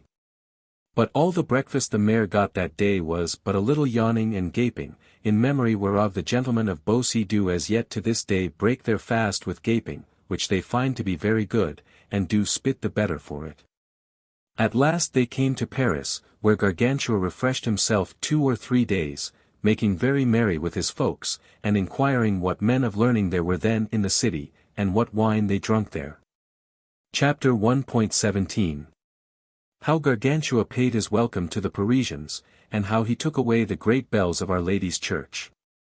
Some few days after that they had refreshed themselves, he went to see the city, and was beheld of everybody there with great admiration. For the people of Paris are so sottish, so bad, so foolish and fond by nature, that a juggler, a carrier of indulgences, a sumpter horse, or mule with cymbals or tinkling bells, a blind fiddler in the middle of a cross lane, shall draw a greater confluence of people together than an evangelical preacher. And they pressed so hard upon him that he was constrained to rest himself upon the towers of Our Lady's Church. At which place, seeing so many about him, he said with a loud voice, I believe that these buzzards will have me to pay them here my welcome hither, and my propitiate. It is but good reason. I will now give them their wine, but it shall be only in sport. Then smiling, he untied his fair braguette, and drawing out his mental into the open air, he so bitterly alto bepissed them, that he drowned 260,418, besides the women and little children. Some, nevertheless, of the company escaped this piss flood by mere speed of foot, who, when they were at the higher end of the university, sweating, coughing, spitting, and out of breath, they began to swear and curse, some in good hot earnest, and others in jest. Caramari, caramara, galinoli, galinolo. By my sweet Sanctus, we are washed in sport, a sport truly to laugh at, in French, par ris, for which that city hath been ever since called Paris, whose name formerly was Lucotia, as Strabo testifieth, lib. Quarto, from the Greek word leukotes, whiteness, because of the white thighs of the ladies of that place. And forasmuch as, at this imposition of a new name, all the people that were there swore everyone by the saints of his parish, the Parisians, which are patched up of all nations and all pieces of countries, are by nature both good jurors and good jurists, and somewhat overweening. Whereupon Joanninus de Barocco, Libro de Copiositate Reverentiarum, thinks that they are called Parisians from the Greek word parisia, which signifies boldness and liberty in speech. This done, he considered the great bells, which were in the said towers, and made them sound very harmoniously. Which whilst he was doing, it came into his mind that they would serve very well for tingling tantans and ringing campanels to hang about his mare's neck when she should be sent back to his father, as he intended to do, loaded with brie cheese and fresh herring. And indeed he forthwith carried them to his lodging. In the meanwhile there came a master beggar of the friars of St. Anthony to demand in his canting way the usual benevolence of some hoggish stuff, who, that he might be heard afar off, and to make the bacon he was in quest of shake in the very chimneys, made account to filch them away privily. Nevertheless, he left them behind very honestly, not for that they were too hot, but that they were somewhat too heavy for his carriage. This was not he of Bourg, for he was too good a friend of mine. All the city was risen up in sedition, they being, as you know, upon any slight occasion, so ready to uproars and insurrections, that foreign nations wonder at the patience of the kings of France, who do not by good justice restrain them from such tumultuous courses, seeing the manifold inconveniences which thence arise from day to day. Would to God I knew the shop wherein are forged these divisions and factious combinations, that I might bring them to light in the confraternities of my parish. Believe for a truth, that the place wherein the people gathered together, were thus sulphured, hopuromated, moiled, and bepissed, was called Nesle, where then was, but now is no more, the oracle of Lucotia. There was the case proposed, and the inconvenience showed of the transporting of the bells. After they had well urged pro and con, they concluded in Barolipton, that they should send the oldest and most sufficient of the faculty unto Gargantua, to signify unto him the great and horrible prejudice they sustained by the want of those bells. And notwithstanding the good reasons given in by some of the university why this charge was fitter for an orator than a sophister, there was chosen for this purpose our master Genotus de Bragmardo. Chapter 1.18 How Genotus de Bragmardo was sent to Gargantua to recover the great bells. Master Genotus, with his hair cut round like a dish a la Caesarine, in his most antique accoutrement liripipionated with a graduate's hood, and having sufficiently antidote his stomach with oven marmalades, that is, bread and holy water of the cellar, transported himself to the lodging of Gargantua, driving before him 3 red-muzzled beetles, and dragging after him 5 or 6 artless masters, all thoroughly bedaggled with the mire of the streets. At their entry Ponocrates met them, who was afraid, seeing them so disguised, and thought they had been some maskers out of their wits, which moved him to inquire of one of the said artless masters of the company what this mummery meant. It was answered him, that they desired to have their bells restored to them. As soon as Ponocrates heard that, he ran in all haste to carry the news unto Gargantua, that he might be ready to answer them, and speedily resolve what was to be done. Gargantua being advertised hereof, called apart his schoolmaster Ponocrates, Philodamus, steward of his house, gymnasts, his esquire, and Eudaemon, and very summarily conferred with them, both of what he should do and what answer he should give. They were all of opinion that they should bring them unto the goblet office, which is the buttery, and there make them drink like roysters and line their jackets soundly. And that this coffer might not be puffed up with vainglory by thinking the bells were restored at his request, they sent, whilst he was show-panning and plying the pot, for the mayor of the city, the rector of the faculty, and the vicar of the church, unto whom they resolved to deliver the bells before the sophister had propounded his commission.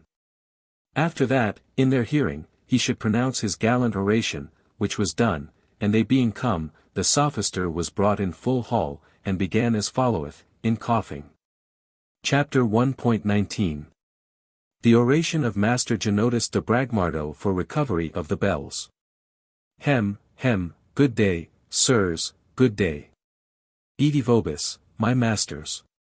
It were but reason that you should restore to us our bells, for we have great need of them.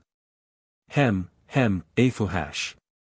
We have oftentimes heretofore refused good money for them of those of London in Cahors, yea, and those of Bordeaux in Brie, who would have bought them for the substantific quality of the elementary complexion, which is intronificated in the terrestriety of their quiditative nature, to extraneise the blasting mists and whirlwinds upon our vines, indeed not ours, but these round about us. For if we lose the piet and liquor of the grape, we lose all, both sense and law. If you restore them unto us at my request, I shall gain by it 6 basketfuls of sausages and a fine pair of breeches, which will do my legs a great deal of good, or else they will not keep their promise to me.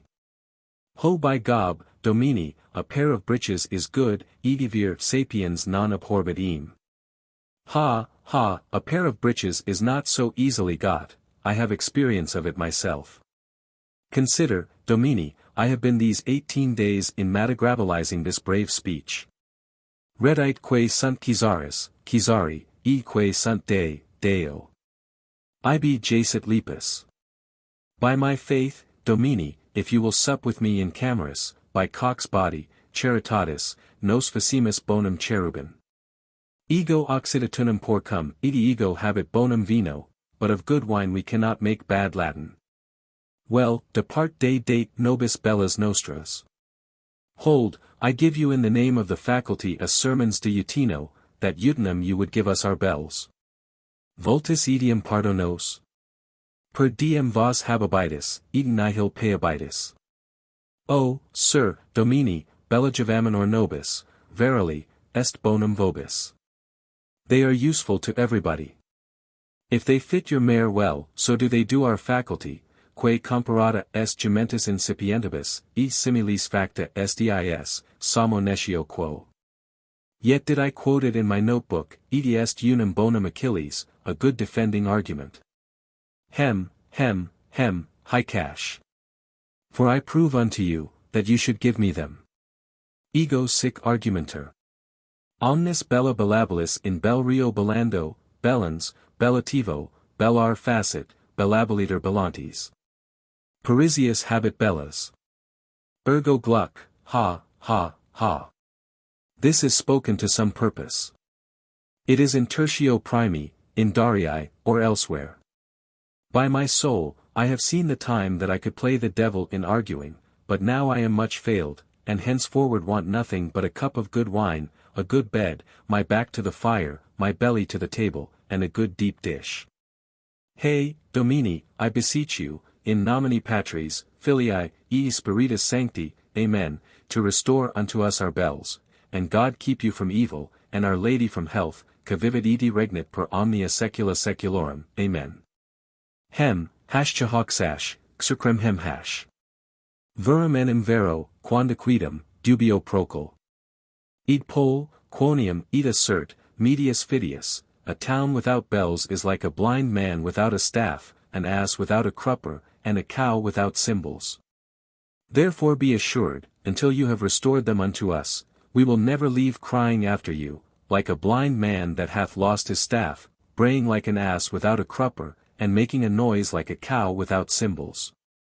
A certain Latinisator, dwelling near the hospital, said since, producing the authority of one Topanus, I lie, it was one Pontanus the secular poet, who wished those bells had been made of feathers, and the clapper of a foxtail. To the end they might have begot a chronicle in the bowels of his brain, when he was about the composing of his carminiformal lines. But nac pete tin pete tac, tic, torche lorn, or rot kippiper kippipot put pan se math, he was declared an heretic. We make them as of wax. And no more set the deponent. Valit et plaudite. Calipinus recensui. Chapter 1.xx. How the sophister carried away his cloth, and how he had a suit in law against the other masters. The sophister had no sooner ended, but Ponocrates and Eudaemon burst out in a laughing so heartily, that they had almost split with it, and given up the ghost, in rendering their souls to God, even just as Crassus did. Seeing a lubberly ass eat thistles. And as Philemon, who, for seeing an ass eat those figs which were provided for his own dinner, died with force of laughing. Together with them Master Genotus fell a laughing too as fast as he could, in which mood of laughing they continued so long, that their eyes did water by the vehement concussion of the substance of the brain, by which these lacrimal humidities, being pressed out, glided through the optic nerves, and so to the full represented Democritus Heraclitizing and Heraclitus democratizing. When they had done laughing, Gargantua consulted with the prime of his retinue what should be done. Their Ponocrates was of opinion that they should make this fair orator drink again. And seeing he had showed them more pastime, and made them laugh more than a natural soul could have done, that they should give him 10 baskets full of sausages, mentioned in his pleasant speech, with a pair of hose, 300 great billets of logwood, 25 hogsheads of wine, a good large down bed, and a deep capacious dish, which he said were necessary for his old age. All this was done as they did appoint, only Gargantua, doubting that they could not quickly find out breeches fit for his wearing, because he knew not what fashion would best become the said orator, whether the martingale fashion of breeches, wherein is a spunghole with a drawbridge for the more easy kegging, or the fashion of the mariners, for the greater solace and comfort of his kidneys, or that of the Switzers, which keeps warm the bedendane or belly tabret, or round breeches with straight canyons, having in the seat a piece like a cod's tail, for fear of overheating his reins, all which considered, he caused to be given him 7 ells of white cloth for the linings. The wood was carried by the porters, the masters of arts carried the sausages and the dishes, and Master Genotus himself would carry the cloth. One of the said masters, called Just Bandawheel, showed him that it was not seemly nor decent for one of his condition to do so, and that therefore he should deliver it to one of them. Ha, said Genotus, Baudet, or blockhead, thou dost not conclude in modo et figura. For lo, to this end serve the suppositions and parva logicalia. Panus, pro quo supponit. Confuse, said Bandawheel, et distributive. I do not ask thee, said Genotus, blockhead, quomodo supponit, but pro quo. It is, blockhead, pro tibius mice, and therefore I will carry it, ego met, sicit suppositum portat appositum. So did he carry it away very close and covertly, as Patalin the buffoon did his cloth. The best was, that when this coffer, in a full act or assembly held at the Matherans, had with great confidence required his breeches and sausages, and that they were flatly denied him, because he had them of Gargantua. According to the informations thereupon made, he showed them that this was gratis, and out of his liberality, by which they were not in any sort quit of their promises. Notwithstanding this, it was answered him that he should be content with reason, without expectation of any other bribe there. Reason? Said Genotus. We use none of it here. Unlucky traitors, you are not worth the hanging. The earth beareth not more errant villains than you are. I know it well enough, halt not before the lame. I have practiced wickedness with you. By God's rattle, I will inform the king of the enormous abuses that are forged here and carried underhand by you, and let me be a leper, if he do not burn you alive like sodomites, traitors, heretics and seducers, enemies to God and virtue. Upon these words they framed articles against him, he on the other side warned them to appear. In sum, the process was retained by the court, and is there as yet. Hereupon the magisters made a vow never to decrot themselves in rubbing off the dirt of either their shoes or clothes. Master Genotus with his adherents vowed never to blow or snuff their noses, until judgment were given by a definitive sentence. By these vows do they continue unto this time both dirty and snotty, for the court hath not garbled, sifted, and fully looked into all the pieces as yet. The judgment or decree shall be given out and pronounced at the next Greek calends, that is, never. As you know that they do more than nature, and contrary to their own articles. The articles of Paris maintain that to God alone belongs infinity, and nature produceth nothing that is immortal, for she putteth an end and period to all things by her engendered, according to the saying, omnia orta cadunt, and but these thick mist-swallowers make the suits in law depending before them both infinite and immortal. In doing whereof, they have given occasion to, and verified the saying of Chilo the Lacedaemonian, consecrated to the oracle at Delphos, that misery is the inseparable companion of law debates, and that pleaders are miserable. For sooner shall they attain to the end of their lives, than to the final decision of their pretended rights. Chapter 1.xxi. The study of Gargantua, according to the discipline of his schoolmasters the sophisters. The first day being thus spent, and the bells put up again in their own place, the citizens of Paris, in acknowledgment of this courtesy, offered to maintain and feed his mare as long as he pleased, which Gargantua took in good part. And they sent her to graze in the forest of Beer. I think she is not there now. This done, he with all his heart submitted his study to the discretion of Ponocrates, who for the beginning appointed that he should do as he was accustomed, to the end he might understand by what means, in so long time, his old masters had made him so sottish and ignorant. He disposed therefore of his time in such fashion, that ordinarily he did awake betwixt 8 and 9 o'clock, whether it was day or not, for so had his ancient governors ordained, alleging that which David saith, Vanum est vobis antilusum surgere. Then did he tumble and toss, wag his legs, and wallow in the bed some time, the better to stir up and rouse his vital spirits, and apparelled himself according to the season, but willingly he would wear a great long gown of thick frieze, furred with fox skins. Afterwards he combed his head with an Almain comb, which is the 4 fingers and the thumb. For his preceptor said that to comb himself otherwise, to wash and make himself neat, was to lose time in this world. Then he dunged, pissed, spewed, belched, cracked, yawned, spitted, coughed, yexed, sneezed and snot himself like an archdeacon, and, to suppress the dew and bad air, went to breakfast, having some good fried tripes, fair rashers on the coals, excellent gammons of bacon, store of fine minced meat, and a great deal of sipet brews, made up of the fat of the beef pot, laid upon bread, cheese, and chopped parsley strewed together. Ponocrates showed him that he ought not to eat so soon after rising out of his bed, unless he had performed some exercise beforehand.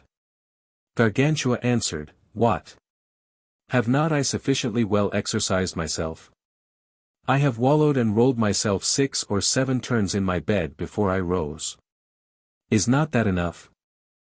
Pope Alexander did so, by the advice of a Jew his physician, and lived till his dying day in despite of his enemies. My first masters have used me to it, saying that to breakfast made a good memory, and therefore they drank first. I am very well after it, and dined but the better. And Master Tubal, who was the first licentiate at Paris, told me that it was not enough to run apace, but to set forth betimes, so doth not the total welfare of our humanity depend upon perpetual drinking in a ribble-rabble, like ducks, but on drinking early in the morning. Unde versus. To rise betimes is no good hour. To drink betimes is better sure. After that he had thoroughly broke his fast, he went to church, and they carried to him, in a great basket, a huge empantifold or thick-covered breviary, weighing, what in Greece, clasps, parchment and cover, little more or less than 1106 pounds. There he heard 26 or 30 masses. This while, to the same place came his orison mutterer impaltoct, or lapped up about the chin like a tufted whoop, and his breath pretty well antidote with store of the vine tree syrup. With him he mumbled all his curials and dunsical barborians, which he so curiously thumbed and fingered, that there fell not so much as 1 grain to the ground. As he went from the church, they brought him, upon a dray drawn with oxen, a confused heap of paternosters and avies of St. Claude, every one of them being of the bigness of a hat-block. And thus walking through the cloisters, galleries, or garden, he said more in turning them over than 16 hermits would have done. Then did he study some paltry half-hour with his eyes fixed upon his book. But, as the comic saith, his mind was in the kitchen. Pissing then a full urinal, he sat down at table. And because he was naturally phlegmatic, he began his meal with some dozens of gammons, dried neat's tongues, hard roes of mullet, called botargos, andouilles or sausages, and such other forerunners of wine. In the meanwhile, 4 of his folks did cast into his mouth one after another continually mustard by whole shovelfuls. Immediately after that, he drank a horrible draught of white wine for the ease of his kidneys. When that was done, he ate according to the season meat agreeable to his appetite, and then left off eating when his belly began to strout, and was like to crack for fullness. As for his drinking, he had in that neither end nor rule. For he was wont to say, that the limits and bounds of drinking were, when the cork of the shoes of him that drinketh swelleth up half a foot high. Chapter 1.xxi. The Games of Gargantua. Then blockishly mumbling with a set on countenance a piece of scurvy grace, he washed his hands in fresh wine, picked his teeth with the foot of a hog, and talked jovially with his attendants. Then the carpet being spread, they brought plenty of cards, many dice, with great store and abundance of checkers and chessboards. There he played. At flush. At love. At primero. At the chess. At the beast. At Reynard the fox. At the rifle. At the squares. At trump. At the cows. At the prick and spare not. At the lottery. At the 100. At the chance or mum chance. At the peeny. At 3 dice or moneyest bleaks. At the unfortunate woman. At the tables. At the fib. At Nivanack. At the past 10. At the lurch. At 1 and 30. At doublets or queen's game. At post and pair, or even and at the faily. Sequence. At the French trick-track. At 300. At the long tables or furcuring. At the unlucky man. At Feldone. At the last couple in hell. At Todd's body. At the hawk. At needs must. At the surly. At the dames or drafts. At the lansquenet. At Bob and Mo. At the cuckoo. At Primus Secundus. At Puff, or let him speak that at Mark Knife. Hath it. At the keys. At take nothing and throw out. At span counter. At the marriage. At even or odd. At the frolic or jackdaw. At cross or pile. At the opinion. At ball and hucklebones. At who doth the one, doth the at ivory balls. Other. At the billiards. At the sequences. At bob and hit. At the ivory bundles. At the owl. At the taros. At the charming of the hare. At losing load him. At pull yet a little. At he's gulled and esto. At trudge pig. At the torture. At the megatopes. At the hand rough. At the horn. At the click. At the flowered or shrovetide ox. At honors. At the majowlet. At pinch without laughing. At tilt at weeky. At prickle me tickle me. At ninepins. At the unshoeing of the ass. At the cock quinton. At the coxess. At tip and hurl. At harry hohi. At the flat bowls. At I set me down.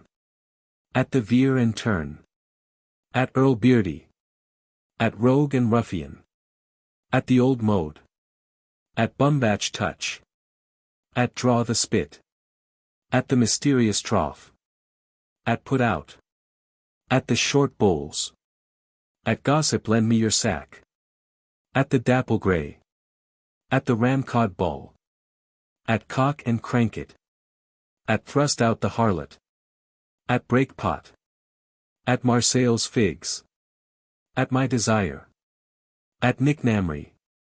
At twirly whirly trill. At stick and hole. At the rush bundles. At boke or him, or flaying the fox. At the short staff. At the branching it. At the whirling gig. At trill madam, or grapple my lady. At hide and seek, or are you all? At the cat selling. Hid. At blow the coal. At the picket. At the re-wedding. At the blank. At the quick and dead judge. At the pilferers. At unoven the iron. At the caveson. At the false clown. At prison bars. At the flints, or at the 9 stones that at have at the nuts. At to the crutch hulch back. At cherry pit. At the sanct is found. At rub and rice. At hinch, pinch and laugh not. At whip top. At the leak. At the casting top. At bumdoctus. At the hobgoblins. At the loose gig. At the oh wonderful. At the hoop. At the soily smutchy. At the sow. At fast and loose. At belly to belly. At scutchbreech. At the dales or straths. At the broombesom. At the twigs. At St. Cosme, I come to adore. At the quoits. Thee. At I'm for that. At the lusty brown boy. At I take you napping. At greedy glutton. At fair and softly passeth Lent. At the Morris dance. At the forked oak. At Phoebe. At truss. At the whole frisk and gambol. At the wolf's tail. At Badabum, or riding of the. At bum to bus, or nose in breech. Wild mare. At Geordie, give me my lance. At hind the ploughman. At swaggy, waggy or shoggishu. At the good mawkin. At stook and rook, shear and at the dead beast. Threve. At climb the ladder, Billy. At the birch. At the dying hog. At the muss. At the salt dupe. At the dilly dilly darling. At the pretty pigeon. At ox modi. At barley break. At purpose in purpose. At the bavine. At nine less. At the bush leap. At blind man buff. At crossing. At the fallen bridges. At bo peep. At bridled nick. At the hard at arspersy. At the white at butts. At the harrower's nest. At thwack swinge him. At forward hay. At apple, pear, plum. At the fig. At mumgy. At gunshot crack. At the toad. At mustard peel. At cricket. At the gome. At the pounding stick. At the relapse. At Jack and the box. At jog breach, or prick him. At the queens. Forward. At the trades. At knockpate. At heads and points. At the Cornish C.H. goof. At the vine tree hug. At the crane dance. At black be thy fall. At slash and cut. At hoe the distaff. At bobbing, or flirt on the. At Joan Thompson. Nose. At the bolting cloth. At the larks. At the oat seed. At filliping. After he had thus well played, revelled, passed and spent his time, it was thought fit to drink a little, and that was 11 glassfuls the man, and, immediately after making good cheer again, he would stretch himself upon a fair bench. Or a good large bed, and there sleep 2 or 3 hours together, without thinking or speaking any hurt. After he was awakened he would shake his ears a little. In the meantime they brought him fresh wine. There he drank better than ever. Ponocrates showed him that it was an ill diet to drink so after sleeping. It is, answered Gargantua, the very life of the patriarchs and holy fathers, for naturally I sleep salt, and my sleep hath been to me instead of so many gammons of bacon. Then began he to study a little, and out came the paternosters or rosary of beads, which the better and more formally to dispatch, he got upon an old mule, which had served 9 kings, and so mumbling with his mouth, nodding and dawdling his head, would go see a coney ferrated or caught in a gin. At his return he went into the kitchen to know what roast meat was on the spit, and what otherwise was to be dressed for supper. And supped very well, upon my conscience, and commonly did invite some of his neighbours that were good drinkers, with whom carousing and drinking merrily, they told stories of all sorts from the old to the new. Amongst others he had for domestics the lords of Faux, of Gourville, of Grigniet, and of Marigny. After supper were brought in upon the place the fair wooden Gospels and the books of the 4 kings, that is to say, many pairs of tables and cards, or the fair flush, 1, 2, 3, or at all, to make short work. Or else they went to see the wenches thereabouts, with little small banquets, intermixed with collations and rear suppers.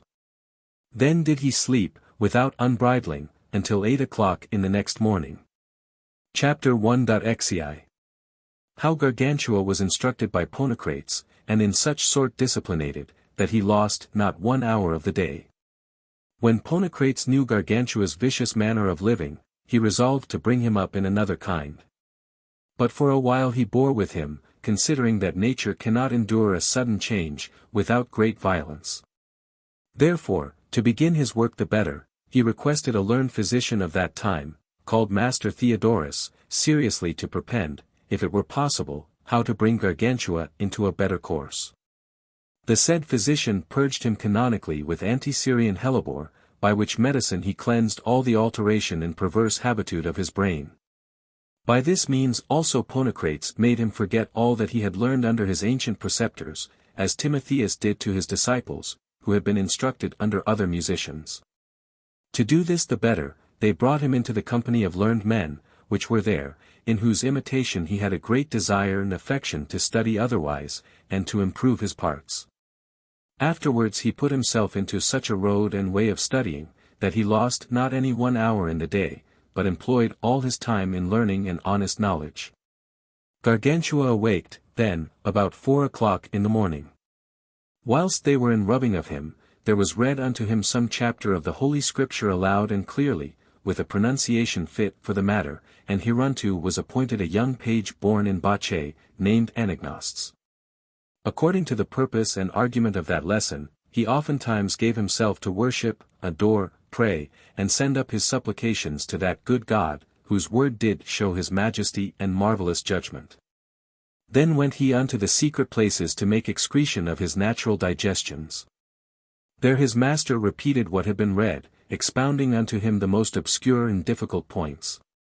In returning, they considered the face of the sky, if it was such as they had observed it the night before, and into what signs the sun was entering, as also the moon for that day. This done, he was apparelled, combed, curled, trimmed, and perfumed, during which time they repeated to him the lessons of the day before.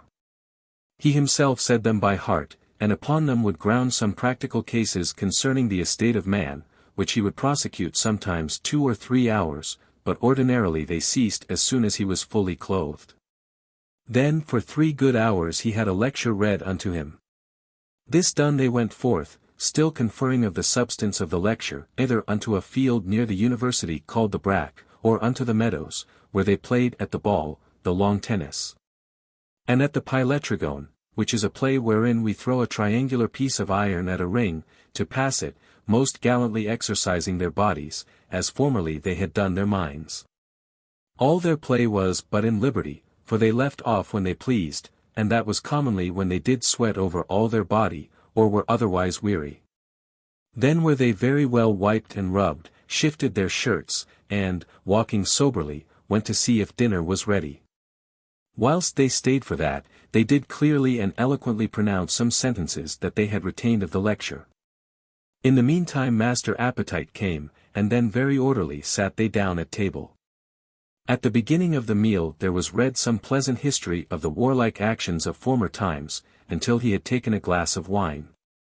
Then, if they thought good, they continued reading, or began to discourse merrily together, speaking first of the virtue, propriety, efficacy, and nature of all that was served in at the table. Of bread, of wine, of water, of salt, of fleshes, fishes, fruits, herbs, roots, and of their dressing. By means whereof he learned in a little time all the passages competent for this that were to be found in Pliny, Athenaeus, Dioscorides, Julius Pollux, Galen, Porphyry, Oppian, Polybius, Heliodore, Aristotle, Aelian, and others.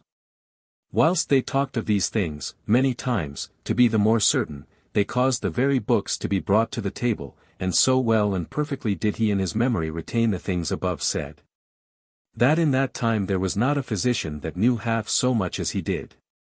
Afterwards they conferred of the lessons read in the morning, and, ending their repast with some conserve or marmalade of quinces, he picked his teeth with mastic toothpickers, washed his hands and eyes with fair fresh water, and gave thanks unto God in some fine cantiques, made in praise of the divine bounty and munificence.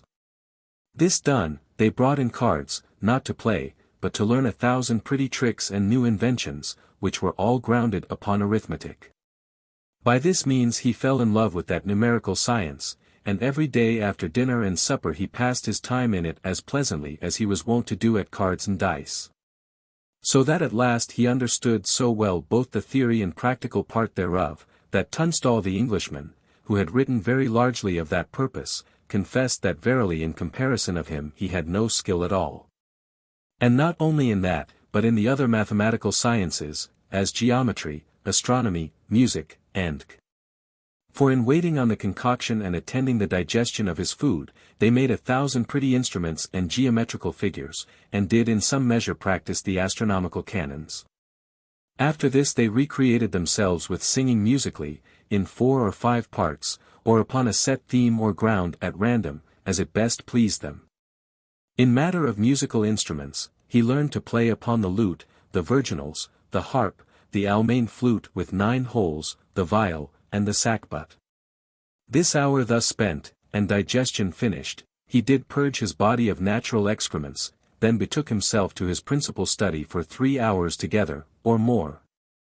As well to repeat his matutinal lectures as to proceed in the book wherein he was, as also to write handsomely, to draw and form the antique and Roman letters. This being done, they went out of their house, and with them a young gentleman of Touraine, named the Esquire Gymnast, who taught him the art of writing. Changing then his clothes, he rode a Naples courser, a Dutch Roussan, a Spanish jennet, a barred or trapped steed, then a light fleet horse, unto whom he gave 100 carriers, made him go the high salts, bounding in the air. Free the ditch with a skip, leap over a stile or pale, turn short in a ring both to the right and left hand. There he broke not his lance, for it is the greatest foolery in the world to say, I have broken 10 lances at tilts or in fight. A carpenter can do even as much. But it is a glorious and praiseworthy action with 1 lance to break and overthrow 10 enemies. Therefore, with a sharp, stiff, strong, and well-steeled lance would he usually force up a door, pierce a harness, beat down a tree, carry away the ring, lift up a cuirassier saddle, with the mail coat and gauntlet. All this he did in complete arms from head to foot.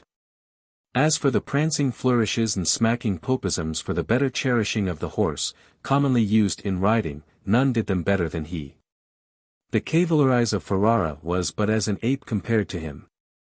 He was singularly skilful in leaping nimbly from one horse to another without putting foot to ground, and these horses were called desultories. He could likewise from either side, with a lance in his hand, leap on horseback without stirrups, and rule the horse at his pleasure without a bridle, for such things are useful in military engagements. Another day he exercised the battle-axe, which he so dexterously wielded, both in the nimble, strong, and smooth management of that weapon, and that in all the feats practicable by it, that he passed knight of arms in the field, and at all essays. Then tossed he the pike, played with the 2-handed sword, with the backsword, with the Spanish tuck, the dagger, poniard, armed, unarmed, with a buckler, with a cloak, with a target. Then would he hunt the hart, the roebuck, the bear, the fallow deer, the wild boar, the hare, the pheasant, the partridge, and the bustard. He played at the balloon, and made it bound in the air, both with fist and foot. He wrestled, ran, jumped, not at 3 steps and a leap, called the hops, nor at clochepide, called the hare's leap, nor yet at the almains. For, said Gymnast, these jumps are for the wars altogether unprofitable, and of no use, but at 1 leap he would skip over a ditch, spring over a hedge, mount 6 paces upon a wall. Ramp and grapple after this fashion up against a window of the full height of a lance. He did swim in deep waters on his belly, on his back, sideways, with all his body, with his feet only, with 1 hand in the air, wherein he held a book, crossing thus the breadth of the river of Seine without wetting it. And dragged along his cloak with his teeth, as did Julius Caesar. Then with the help of 1 hand he entered forcibly into a boat, from whence he cast himself again headlong into the water, sounded the depths, hollowed the rocks, and plunged into the pits and gulfs. Then turned he the boat about, governed it, led it swiftly or slowly with the stream and against the stream, stopped it in his course, guided it with one hand, and with the other laid hard about him with a huge great oar, hoisted the sail. Hied up along the mast by the shrouds, ran upon the edge of the decks, set the compass in order, tackled the bowlines, and steered the helm. Coming out of the water, he ran furiously up against a hill, and with the same alacrity and swiftness ran down again. He climbed up at trees like a cat, and leaped from the one to the other like a squirrel. He did pull down the great boughs and branches like another Milo, then with 2 sharp well-steeled daggers and 2 tried bodkins would he run up by the wall to the very top of a house like a rat. Then suddenly came down from the top to the bottom, with such an even composition of members that by the fall he would catch no harm. He did cast the dart, throw the bar, put the stone, practise the javelin, the boar spear or partisan, and the halberd. He broke the strongest bows in drawing, bended against his breast the greatest crossbows of steel, took his aim by the eye with the hand-gun, and shot well, traversed and planted the cannon, shot at butt marks, at the pap-gay from below upwards, or to a height from above downwards, or to a descent. Then before him, sideways, and behind him, like the Parthians. They tied a cable rope to the top of a high tower, by one end whereof hanging near the ground he wrought himself with his hands to the very top. Then upon the same track came down so sturdily and firm that you could not on a plain meadow have run with more assurance. They set up a great pole fixed upon 2 trees. There would he hang by his hands, and with them alone, his feet touching at nothing, would go back and fore along the foresaid rope with so great swiftness that hardly could one overtake him with running. And then, to exercise his breast and lungs, he would shout like all the devils in hell. I heard him once call ye demon from St. Victor's Gate to Montmartre. Stentor had never such a voice at the siege of Troy. Then for the strengthening of his nerves or sinews they made him 2 great sows of lead, each of them weighing 8,700 quintals, which they called altars.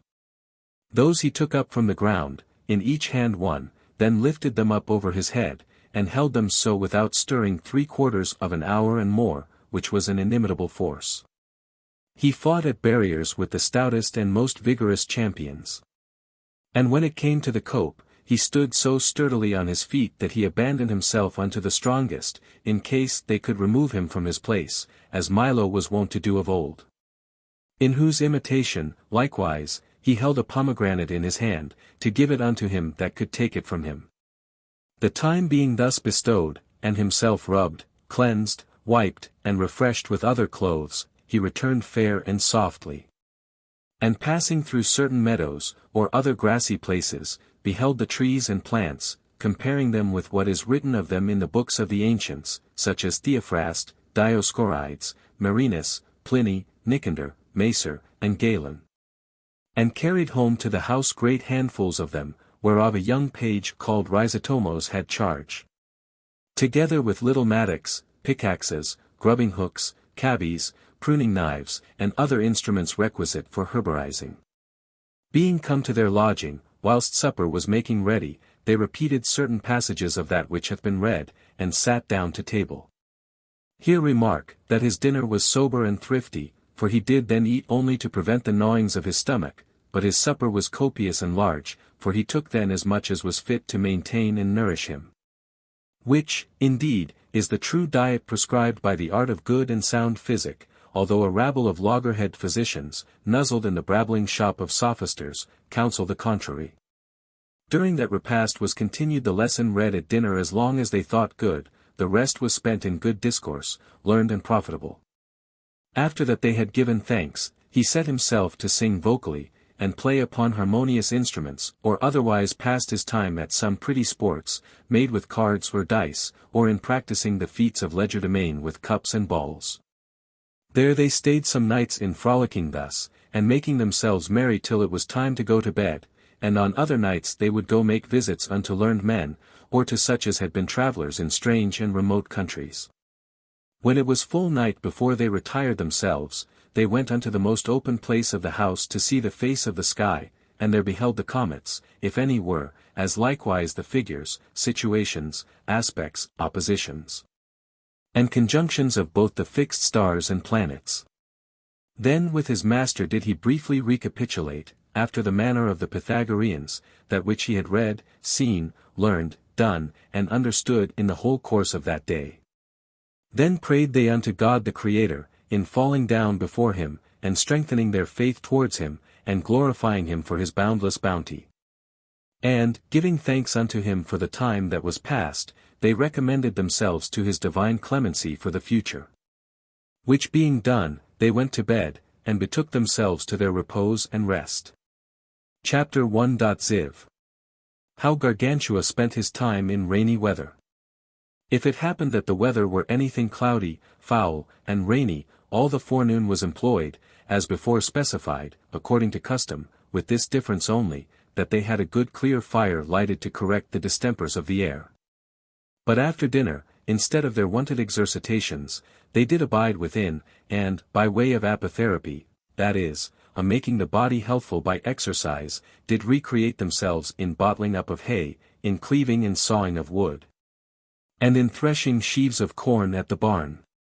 Then they studied the art of painting or carving, or brought into use the antique play of tables, as Leonicus hath written of it, and as our good friend Lascaris playeth at it. In playing they examined the passages of ancient authors wherein the said play is mentioned or any metaphor drawn from it. They went likewise to see the drawing of metals, or the casting of great ordnance, how the lapidaries did work, as also the goldsmiths and cutters of precious stones. Nor did they omit to visit the alchemists, money coiners, upholsterers, weavers, velvet workers, watchmakers, looking-glass framers, printers, organists, and other such kind of artificers, and, everywhere giving them somewhat to drink, did learn and consider the industry and invention of the trades. They went also to hear the public lectures, the solemn commencements, the repetitions, the acclamations, the pleadings of the gentle lawyers, and sermons of evangelical preachers. He went through the halls and places appointed for fencing, and there played against the masters themselves at all weapons, and showed them by experience that he knew as much in it as, yea, more than, they. And, instead of herborizing, they visited the shops of druggists, herbalists, and apothecaries, and diligently considered the fruits, roots, leaves, gums, seeds, the grease and ointments of some foreign parts, as also how they did adulterate them. He went to see the jugglers, tumblers, mountebanks, and quacksalvers, and considered their cunning, their shifts, their somersaults and smooth tongue, especially of those of Chauny in Picardy, who are naturally great praters, and brave givers of fibs, in matter of green apes. At their return they did eat more soberly at supper than at other times, and meats more desiccative and extenuating, to the end that the intemperate moisture of the air, communicated to the body by a necessary confinative, might by this means be corrected, and that they might not receive any prejudice for want of their ordinary bodily exercise. Thus was Gargantua governed, and kept on in this course of education, from day to day profiting, as you may understand such a young man of his age may, of a pregnant judgment, with good discipline well continued. Which, although at the beginning it seemed difficult, became a little after so sweet, so easy, and so delightful, that it seemed rather the recreation of a king than the study of a scholar. Nevertheless Ponocrates, to divert him from this vehement intention of the spirits, thought fit, once in a month, upon some fair and clear day, to go out of the city betimes in the morning, either towards Gentilly, or Boulogne, or to Montrouge, or Charenton Bridge, or to Vannes, or St. Cloud, and there spend all the day long in making the greatest cheer that could be devised, sporting, making merry, drinking healths, playing, singing, dancing, tumbling in some fair meadow, unnestling of sparrows, taking of quails, and fishing for frogs and crabs. But although that day was passed without books or lecture, yet was it not spent without profit. For in the said meadows they usually repeated certain pleasant verses of Virgil's agriculture, of Hesiod and of Politian's husbandry, would set abroach some witty Latin epigrams, then immediately turned them into roundelays and songs for dancing in the French language. In their feasting they would sometimes separate the water from the wine that was therewith mixed, as Cato teacheth, de re rustica, and Pliny with an ivy cup would wash the wine in a basinful of water. Then take it out again with a funnel as pure as ever. They made the water go from one glass to another, and contrived 1,000 little automatory engines, that is to say, moving of themselves. Chapter 1.xxv. How there was great strife and debate raised betwixt the cake bakers of Lerne, and those of Gargantua's country, whereupon were waged great wars.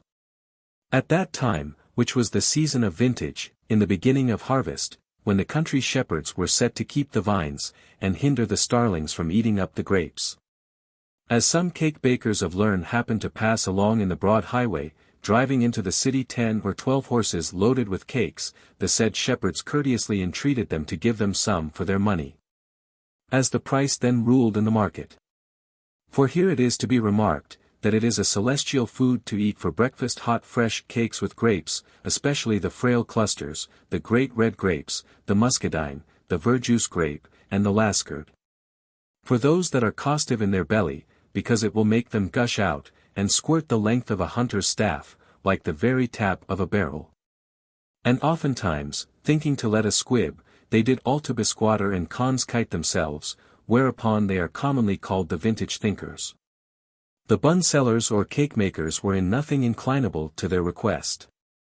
But, which was worse, did injure them most outrageously, calling them prattling gabblers, liquorous gluttons, freckled bitters, mangy rascals, shite-abed scoundrels, drunken roysters, sly knaves, drowsy loiterers, slap-sauce fellows, slabberdagoyan drug-gels, lubberly louts, cozening foxes, ruffian rogues, paltry customers, sycophant varlets, drawlatch hoydens, flouting milksops, jeering companions, staring clowns, forlorn snakes, ninny lobcocks, scurvy sneak-spies, fondling fops, base loons, saucy coxcombs, idle lusks, scoffing braggarts, naughty meacocks, blockish grutnalls, dodipal joltheads, jobbernoll goosecaps, foolish loggerheads, flutch calf-lollies, grout-head gnat-snappers, lobdotterals, gaping changelings, codshed lubies, woodcock slangums, ninnyhammer flycatchers, naughty peak simpletons, turdy-gut, shitten shepherds, and other such-like defamatory epithets. Saying further, that it was not for them to eat of these dainty cakes, but might very well content themselves with the coarse unranged bread, or to eat of the great brown household loaf. To which provoking words, one amongst them, called Forgier, an honest fellow of his person and a notable springow, made answer very calmly thus: How long is it since you have got horns, that you are become so proud? Indeed formerly you were wont to give us some freely, and will you not now let us have any for our money? This is not the part of good neighbors, neither do we serve you thus when you come hither to buy our good corn, whereof you make your cakes and buns. Besides that, we would have given you to the bargain some of our grapes, but, by his zounds, you may chance to repent it, and possibly have need of us at another time, when we shall use you after the like manner, and therefore remember it. Then Marquet, a prime man in the confraternity of the cake bakers, said unto him, Yea, sir, thou art pretty well crest-risen this morning, thou didst eat yesternight too much millet and balamong. Come hither, sirrah, come hither, I will give thee some cakes. Whereupon Forgier, dreading no harm, in all simplicity went towards him, and drew a sixpence out of his leather satchel, thinking that Marquet would have sold him some of his cakes. But, instead of cakes, he gave him with his whip such a rude lash overthwart the legs, that the marks of the whipcord knots were apparent in them, then would have fled away. But Forgier cried out as loud as he could, Oh, murder, murder, help, help, help. And in the meantime threw a great cudgel after him, which he carried under his arm, wherewith he hit him in the coronal joint of his head, upon the crotaphic artery of the right side thereof, so forcibly that Marquet fell down from his mare more like a dead than living man. Meanwhile the farmers and country swains, that were watching their walnuts near to that place, came running with their great poles and long staves, and laid such load on these cake bakers, as if they had been to thresh upon green rye. The other shepherds and shepherdesses, hearing the lamentable shout of Forgier, came with their slings and slackies following them, and throwing great stones at them, as thick as if it had been hail. At last they overtook them, and took from them about 4 or 5 dozen of their cakes. Nevertheless they paid for them the ordinary price, and gave them over and above 100 eggs and 3 baskets full of mulberries. Then did the cake bakers help to get up to his mare Marquet, who was most shrewdly wounded, and forthwith returned to learn, changing the resolution they had to go to peril, threatening very sharp and boisterously the cowherds, shepherds, and farmers of Seville and Sinaise. This done, the shepherds and shepherdesses made merry with these cakes and fine grapes, and sported themselves together at the sound of the pretty small pipe, scoffing and laughing at those vainglorious cake bakers, who had that day met with a mischief for want of crossing themselves with a good hand in the morning. Nor did they forget to apply to Forgier's leg some fair great red medicinal grapes, and so handsomely dressed it and bound it up that he was quickly cured. Chapter 1.xxvi. How the inhabitants of Lerne, by the commandment of Picrochole their king, assaulted the shepherds of Gargantua unexpectedly and on a sudden. The cake bakers, being returned to Lerne, went presently, before they did either eat or drink, to the capital, and there before their king, called Picrochole, the third of that name, made their complaint, showing their panniers broken, their caps all crumpled, their coats torn, their cakes taken away, but, above all, Marquet most enormously wounded, saying that all that mischief was done by the shepherds and herdsmen of Grangousier, near the broad highway beyond Seville. Picrochole incontinent grew angry and furious, and, without asking any further what, how, why, or wherefore, commanded the ban and arriere ban to be sounded throughout all his country, that all his vassals of what condition soever should, upon pain of the halter, come in the best arms they could, unto the great place before the castle, at the hour of noon, and, the better to strengthen his design, he caused the drum to be beat about the town. Himself, whilst his dinner was making ready, went to see his artillery mounted upon the carriage, to display his colours, and set up the great royal standard, and loaded wains with store of ammunition both for the field and the belly, arms and victuals. At dinner he despatched his commissions, and by his express edict my lord Shagrag was appointed to command the vanguard, wherein were numbered 16,014 arquebusiers or firelocks, together with 30,011 volunteer adventurers. The great Tocadillon, master of the horse, had the charge of the ordnance, wherein were reckoned 914 brazen pieces, in cannons, double cannons, basilisks, serpentines, culverins, bombards or murderers, falcons, bases or passevolins, spirals, and other sorts of great guns. The rearguard was committed to the Duke of Scrapegood. In the main battle was the king and the princes of his kingdom. Thus being hastily furnished, before they would set forward, they sent 300 light horsemen, under the conduct of Captain Swilwind, to discover the country, clear the avenues, and see whether there was any ambush laid for them. But, after they had made diligent search, they found all the land round about in peace and quiet, without any meeting or convention at all, which Picrochole understanding, commanded that everyone should march speedily under his colours.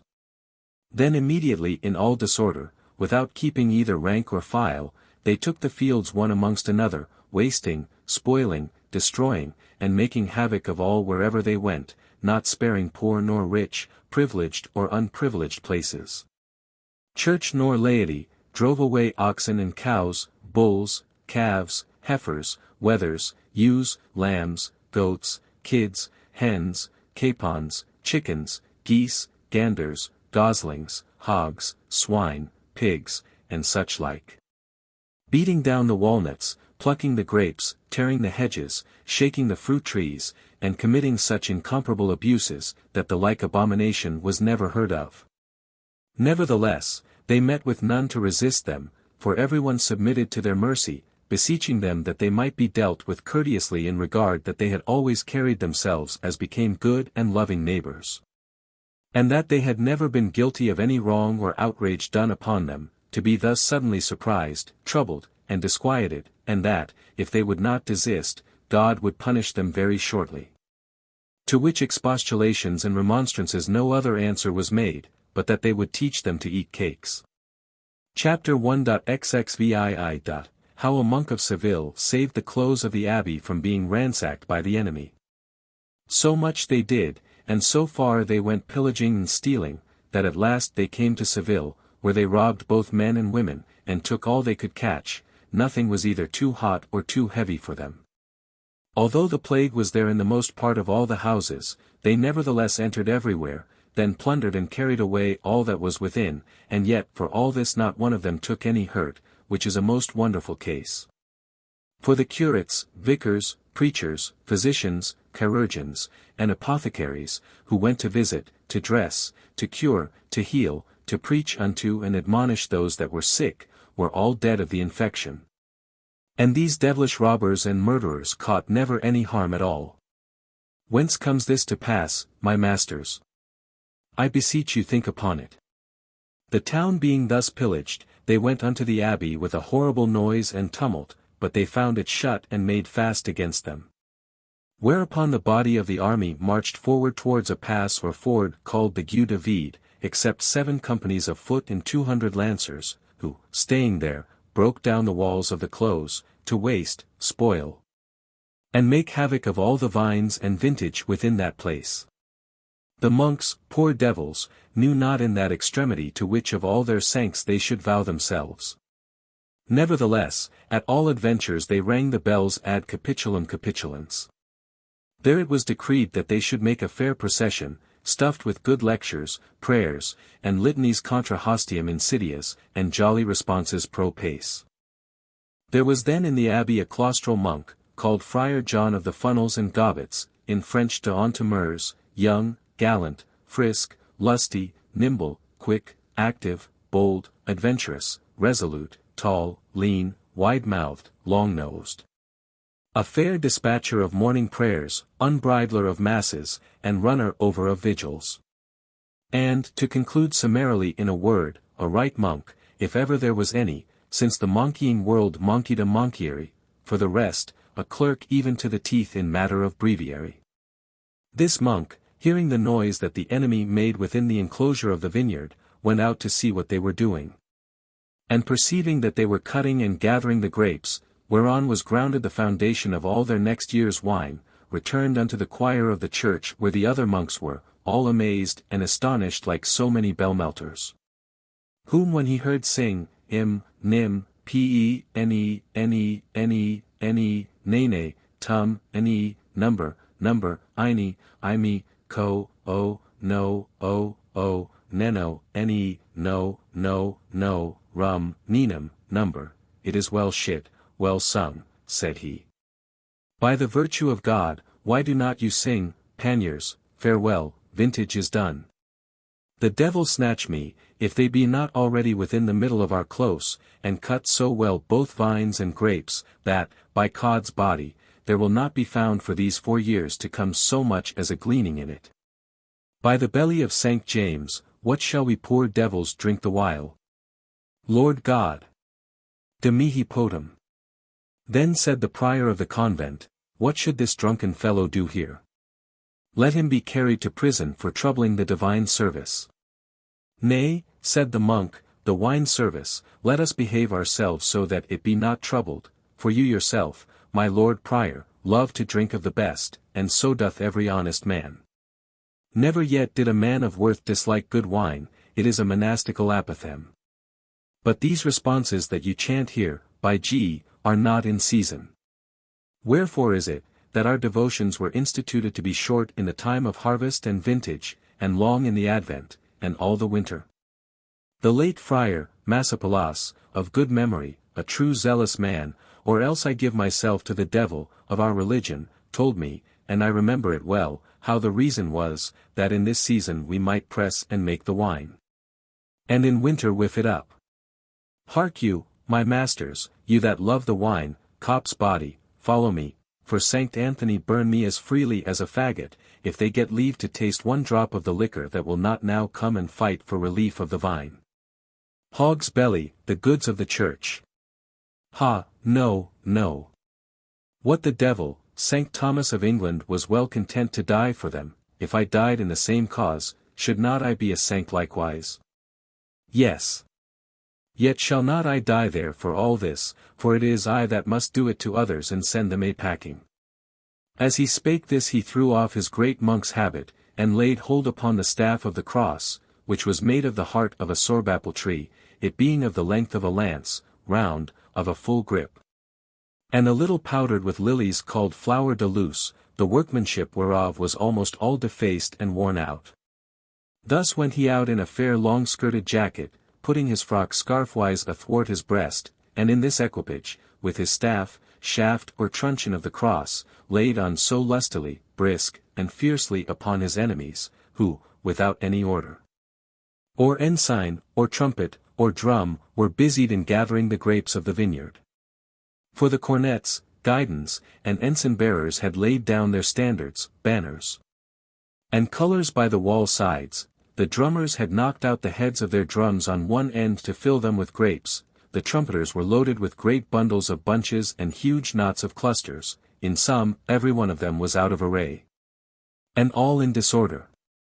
He hurried, therefore, upon them so rudely, without crying gare or beware, that he overthrew them like hogs, tumbled them over like swine, striking athwart and alongst, and by one means or other laid so about him, after the old fashion of fencing, that to some he beat out their brains, to others he crushed their arms, battered their legs, and bethwacked their sides till their ribs cracked with it. To others again he unjointed the spondyles or knuckles of the neck, disfigured their chaps, gashed their faces, made their cheeks hang flapping on their chin, and so swinged and belammed them that they fell down before him like hay before a mower.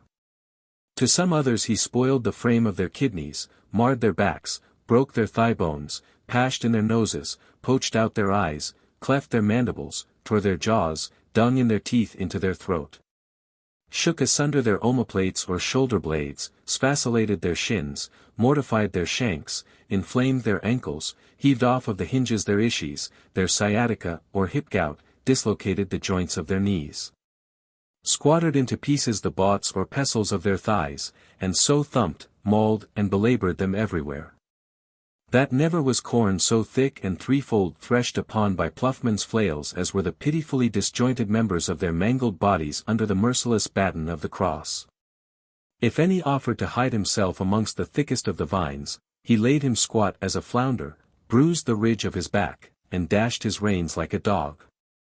If any thought by flight to escape, he made his head to fly in pieces by the lamboidal commissure, which is a seam in the hinder part of the skull. If anyone did scramble up into a tree, thinking there to be safe, he rent up his perinet, and impaled him in at the fundament. If any of his old acquaintance happened to cry out, "Ha, Friar John, my friend Friar John, quarter, quarter, I yield myself to you I render myself. So thou shalt, said he, and must, whether thou wouldst or no, and withal render and yield up thy soul to all the devils in hell." Then suddenly gave them dronos, that is, so many knocks, thumps, raps, dints, thwacks, and bangs, as sufficed to warn Pluto of their coming and dispatch them a-going. If any was so rash and full of temerity as to resist him to his face, then was it he did show the strength of his muscles, for without more ado he did transpierce him, by running him in at the breast, through the mediastine and the heart. Others, again, he so quashed and bebumped, that, with a sound bounce under the hollow of their short ribs, he overturned their stomachs so that they died immediately. To some, with a smart souse on the epigaster, he would make their midriff swag, then, redoubling the blow, gave them such a home push on the navel that he made their puddings to gush out.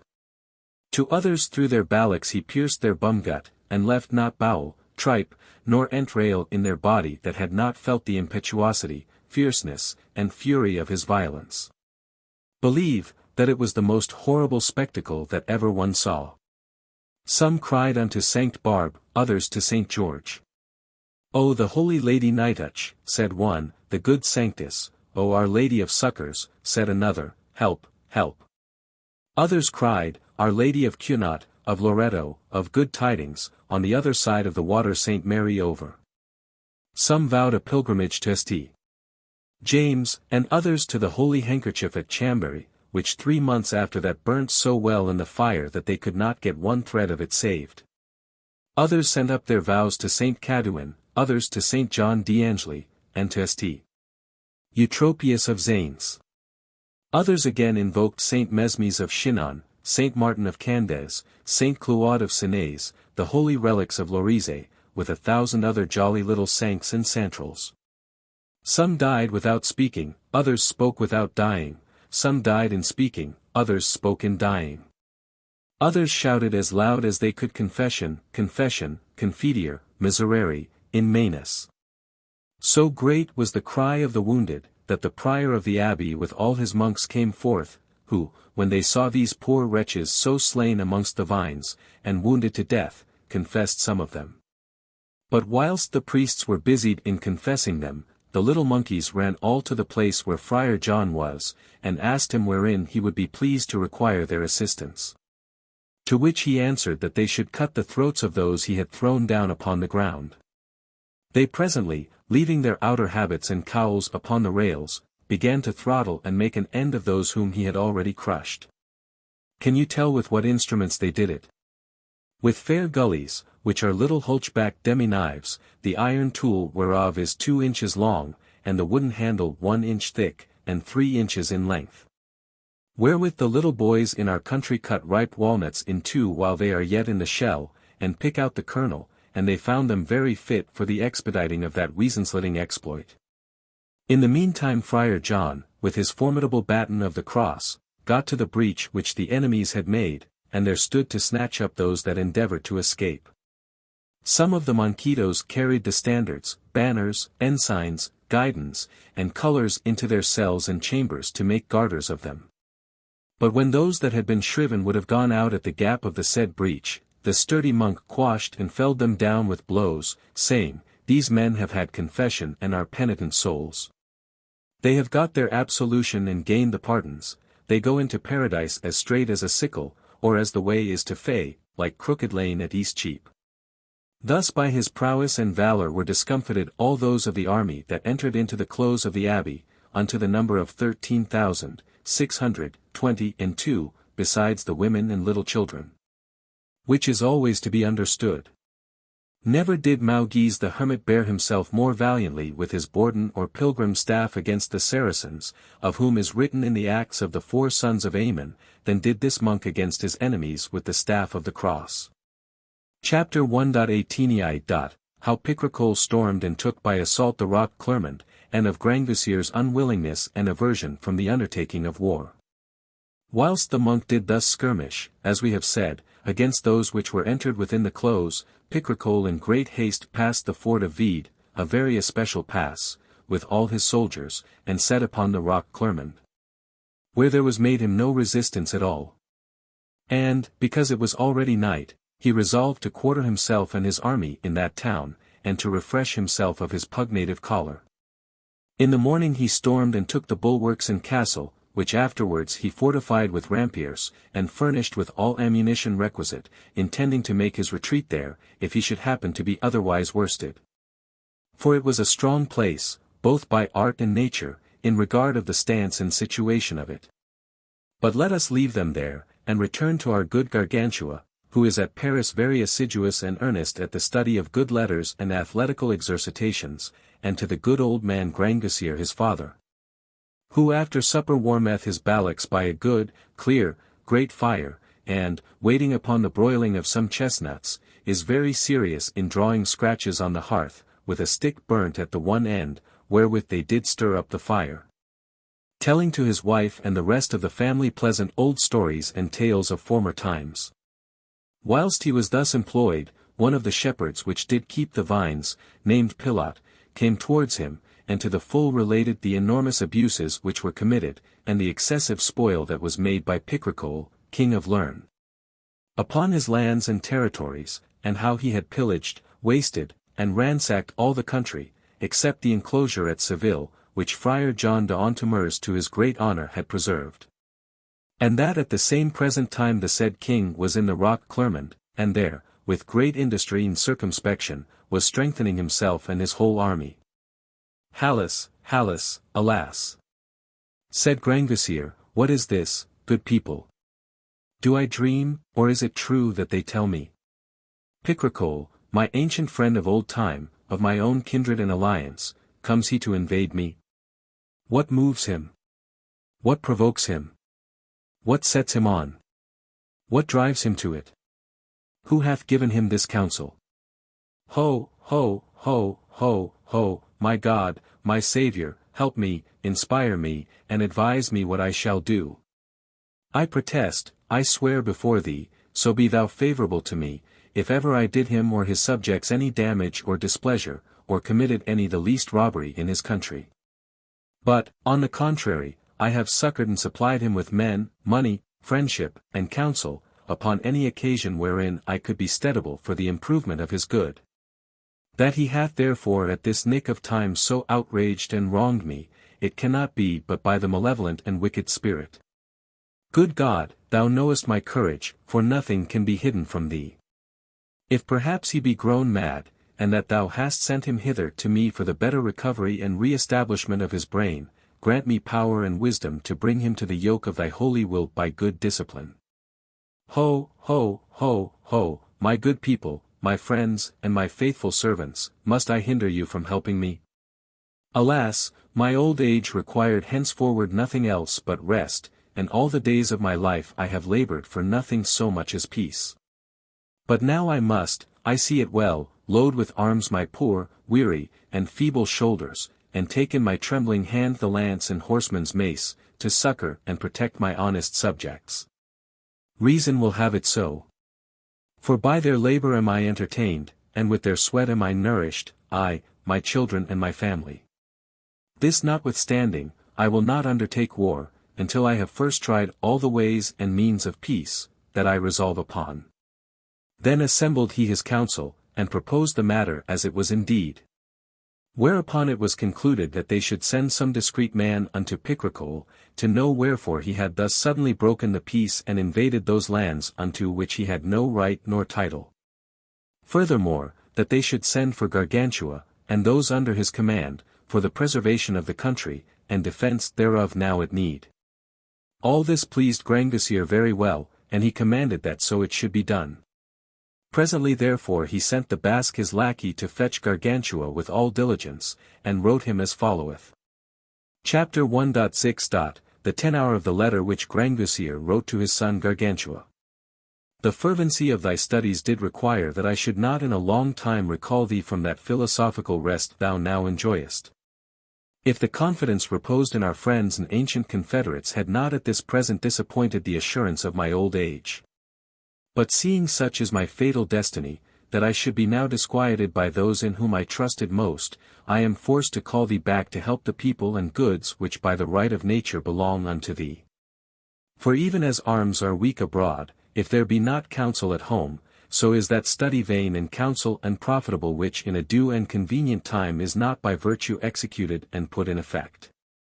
My deliberation is not to provoke, but to appease, not to assault, but to defend, not to conquer, but to preserve my faithful subjects and hereditary dominions, into which Picaresque is entered in a hostile manner without any ground or cause. And from day to day pursueth his furious enterprise with that height of insolence that is intolerable to freeborn spirits. I have endeavoured to moderate his tyrannical choler, offering him all that which I thought might give him satisfaction, and oftentimes have I sent lovingly unto him to understand wherein, by whom, and how he found himself to be wronged.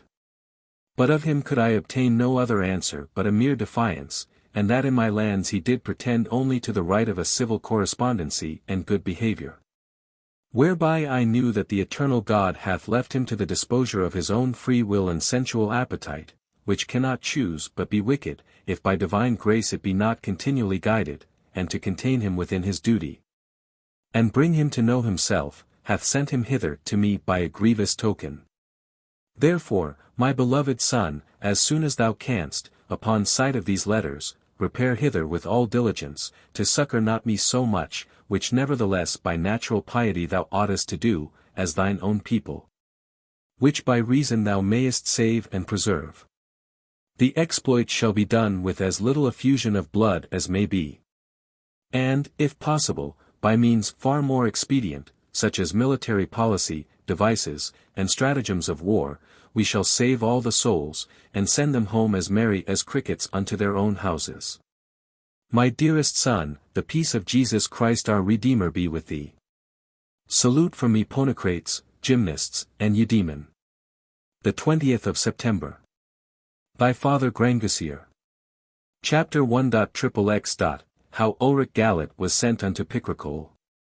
The letters being dictated, signed, and sealed, Grangousier ordained that Ulrich Galit, master of the requests, a very wise and discreet man, of whose prudence and sound judgment he had made trial in several difficult and debateful matters, should go unto Picrochole, to show what had been decreed amongst them.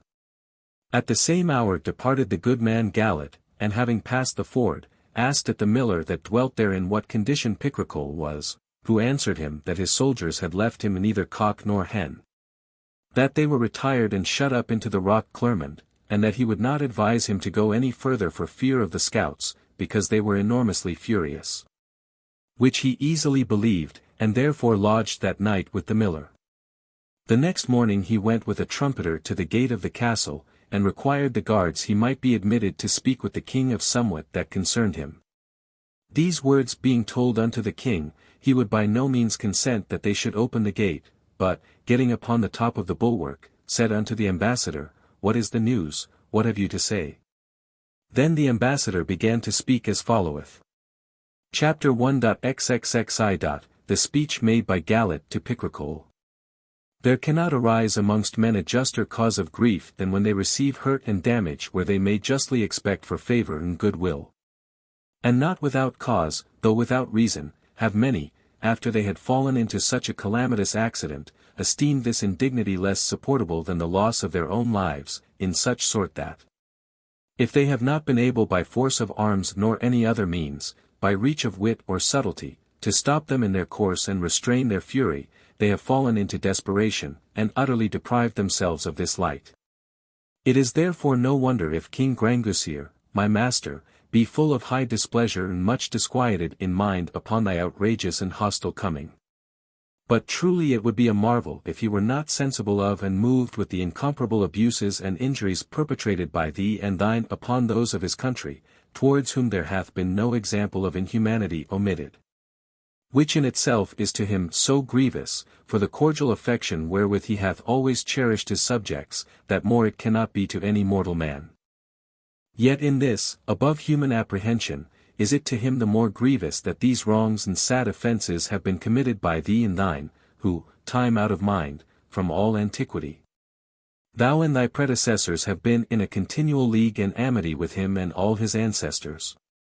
Which, even until this time, you have as sacred together inviolably preserved, kept, and entertained, so well, that not he and his only, but the very barbarous nations of the Poictevins, Bretons, Manceaux, and those that dwell beyond the Isles of the Canaries, and that of Isabella, have thought it as easy to pull down the firmament, and to set up the depths above the clouds, as to make a breach in your alliance. And have been so afraid of it in their enterprises that they have never dared to provoke, incense, or endamage the one for fear of the other. Nay, which is more, this sacred league hath so filled the world, that there are few nations at this day inhabiting throughout all the continent and isles of the ocean, who have not ambitiously aspired to be received into it. Upon your own covenants and conditions, holding your joint confederacy in as high esteem as their own territories and dominions, in such sort, that from the memory of man there hath not been either prince or league so wild and proud that durst have offered to invade, I say not your countries, but not so much as those of your confederates. And if, by rash and heady counsel, they have attempted any new design against them, as soon as they heard the name and title of your alliance, they have suddenly desisted from their enterprises. What rage and madness, therefore, doth now incite thee, all old alliance infringed, all amity trod under foot, and all right violated, thus in a hostile manner to invade his country, without having been by him or his in anything prejudiced, wronged, or provoked? Where is faith? Where is law? Where is reason? Where is humanity? Where is the fear of God? Dost thou think that these atrocious abuses are hidden from the eternal Spirit and the supreme God who is the just rewarder of all our undertakings?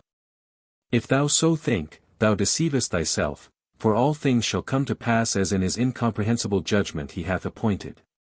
Is it thy fatal destiny, or influences of the stars, that would put an end to thy so long enjoyed ease and rest?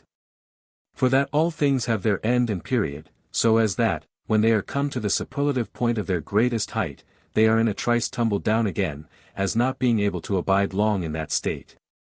This is the conclusion and end of those who cannot by reason and temperance moderate their fortunes and prosperities. But if it be predestinated that thy happiness and ease must now come to an end, must it needs be by wronging my king, him by whom thou wert established? If thy house must come to ruin, should it therefore in its fall crush the heels of him that set it up? The matter is so unreasonable, and so dissonant from common sense, that hardly can it be conceived by human understanding, and altogether incredible unto strangers. Till by the certain and undoubted effects thereof it be made apparent that nothing is either sacred or holy to those who, having emancipated themselves from God and reason, do merely follow the perverse affections of their own depraved nature.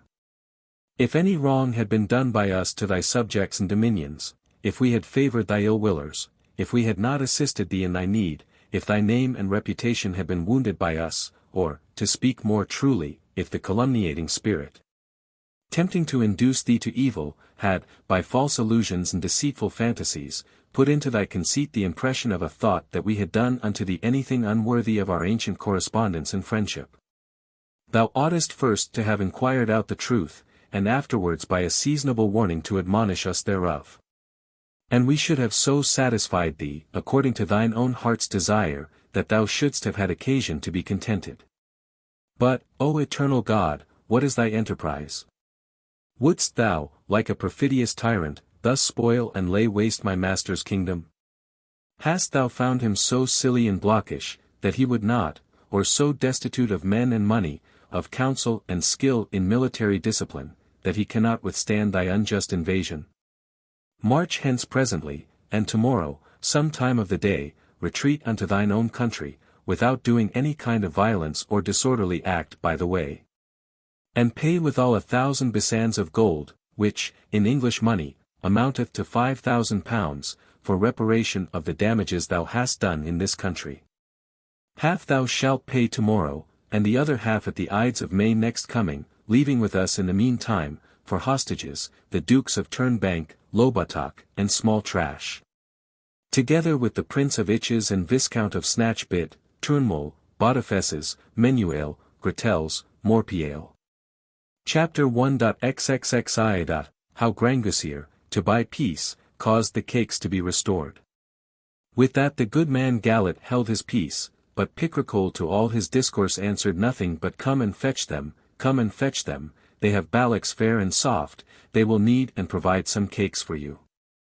Then returned he to Grangousier, whom he found upon his knees bareheaded, crouching in a little corner of his cabinet, and humbly praying unto God that he would vouchsafe to assuage the choler of Picrochole, and bring him to the rule of reason without proceeding by force.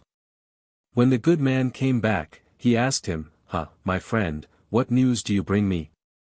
There is neither hope nor remedy, said Gallet, the man is quite out of his wits, and forsaken of God. Yea, but, said Grangousier, my friend, what cause doth he pretend for his outrages? He did not show me any cause at all, said Gallet, only that in a great anger he spoke some words of cakes. I cannot tell if they have done any wrong to his cake-bakers. I will know, said Grangousier, the matter thoroughly, before I resolve any more upon what is to be done. Then sent he to learn concerning that business, and found by true information that his men had taken violently some cakes from Picrochole's people, and that Marquet's head was broken with a slacky or short cudgel. That, nevertheless, all was well paid, and that the said Marquet had first hurt Forgier with a stroke of his whip athwart the legs. And it seemed good to his whole council, that he should defend himself with all his might. Notwithstanding all this, said Grangousier, seeing the question is but about a few cakes, I will labor to content him, for I am very unwilling to wage war against him. He inquired then what quantity of cakes they had taken away, and understanding that it was but some 4 or 5 dozen, he commanded 5 cartloads of them to be baked that same night. And that there should be one full of cakes made with fine butter, fine yolks of eggs, fine saffron, and fine spice, to be bestowed upon Marquet, unto whom likewise he directed to be given 700,003 philips, that is, at 3 shillings the piece, £105,000 and 9 shillings of English money, for reparation of his losses and hindrances, and for satisfaction of the chirurgeon that had dressed his wound. And furthermore settled upon him and his for ever in freehold the apple orchard called La Pomardière. For the conveyance and passing of all which was sent Gallet, who by the way as they went made them gather near the willow tree's great store of boughs, canes, and reeds, wherewith all the carriers were enjoined to garnish and deck their carts. And each of them to carry one in his hand, as himself likewise did, thereby to give all men to understand that they demanded but peace, and that they came to buy it. Being come to the gate, they required to speak with Picrochole from Grangousier. Picrochole would not so much as let them in, nor go to speak with them, but sent them word that he was busy, and that they should deliver their mind to Captain Tucadillon, who was then planting a piece of ordnance upon the wall. Then said the good man unto him, My lord, to ease you of all this labour, and to take away all excuses why you may not return unto our former alliance, we do here presently restore unto you the cakes upon which the quarrel arose. 5 dozen did our people take away, they were well paid for. We love peace so well that we restore unto you 5 cartloads, of which this cart shall be for Marquet, who doth most complain. Besides, to content him entirely, here are 700,000 3 Philips, which I deliver to him, and, for the losses he may pretend to have sustained, I resign for ever the farm of the Pomardière.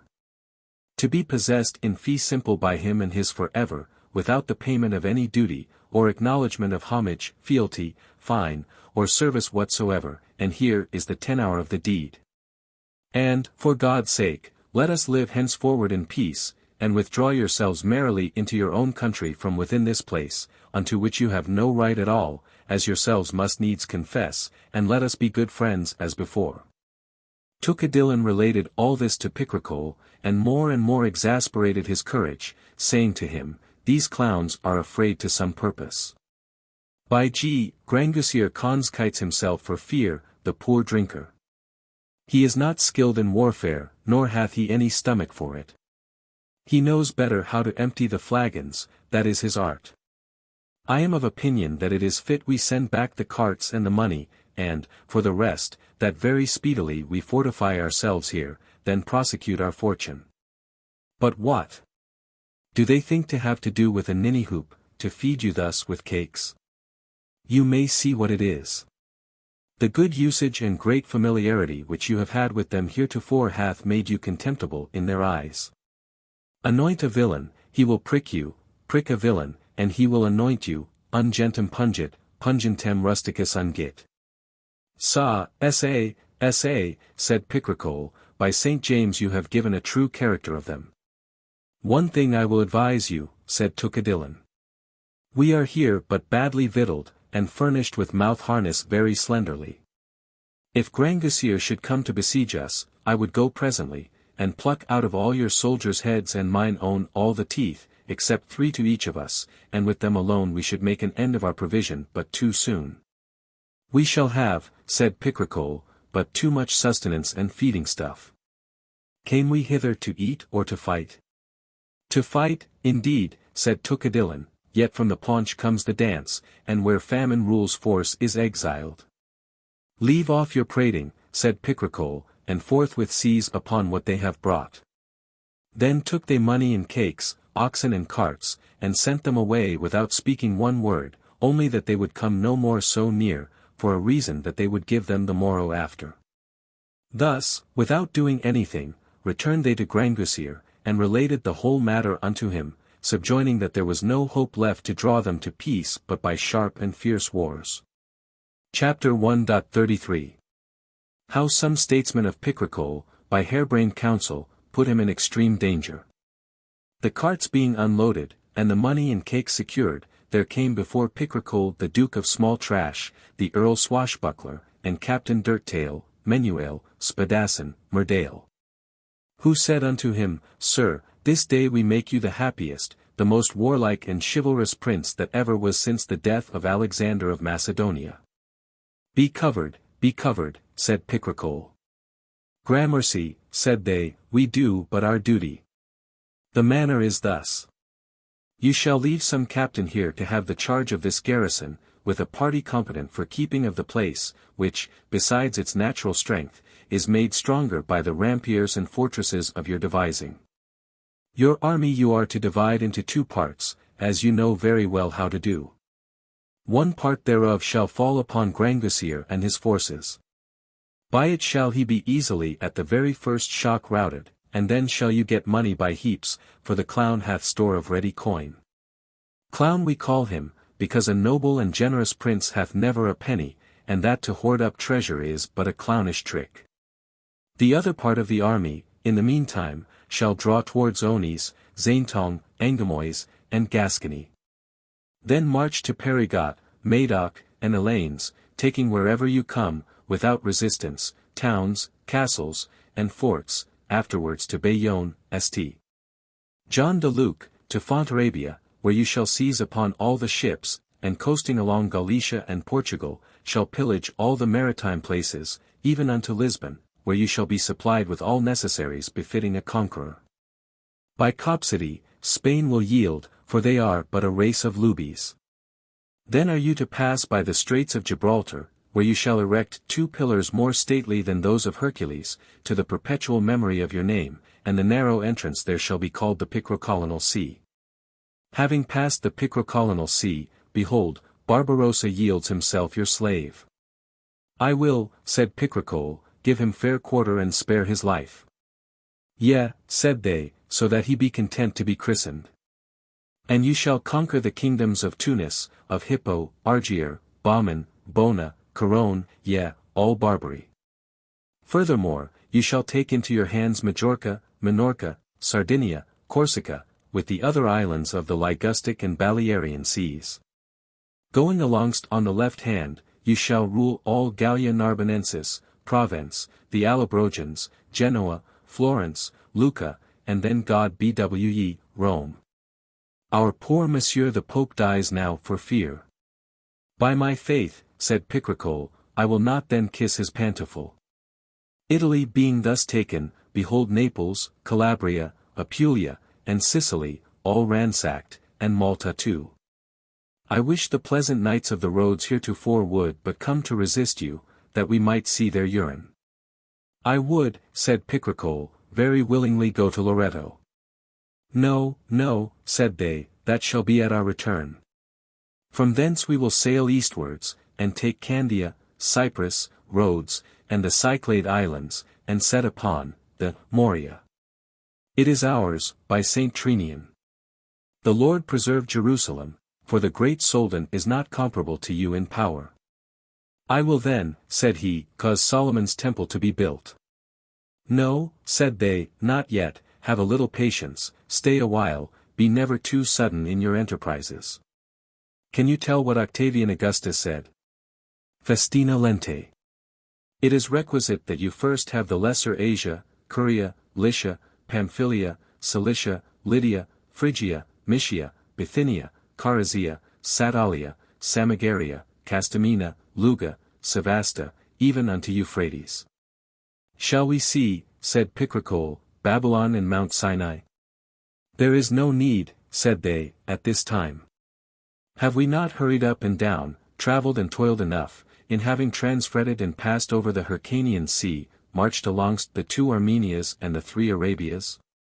Ay, by my faith, said he, we have played the fools, and are undone. Ha, poor souls! What's the matter? Said they. What shall we have, said he, to drink in these deserts? For Julian Augustus with his whole army died there for thirst, as they say. We have already, said they, given order for that. In the Syriac Sea you have 9,014 great ships laden with the best wines in the world. They arrived at Port Joppa. There they found 22,000 camels and 1,600 elephants, which you shall have taken at one hunting about Sigilms, when you entered into Libya, and, besides this, you had all the Mecca caravan. Did not they furnish you sufficiently with wine? Yes, but, said he, we did not drink it fresh. By the virtue, said they, not of a fish, a valiant man, a conqueror, who pretends and aspires to the monarchy of the world, cannot always have his ease. God be thanked that you and your men are come safe and sound unto the banks of the river Tigris. But, said he, what doth that part of our army in the meantime which overthrows that unworthy swillpot Grangousier? They are not idle, said they. We shall meet with them by and by. They shall have won you Brittany, Normandy, Flanders, Hainaut, Brabant, Artois, Holland, Zealand. They have passed the Rhine over the bellies of the Switzers and Lansquenets, and a party of these hath subdued Luxembourg, Lorraine, Champagne, and Savoy, even to Lyons. In which place they have met with your forces returning from the naval conquests of the Mediterranean Sea. And have rallied again in Bohemia, after they had plundered and sacked Suevia, Wittenberg, Bavaria, Austria, Moravia, and Styria.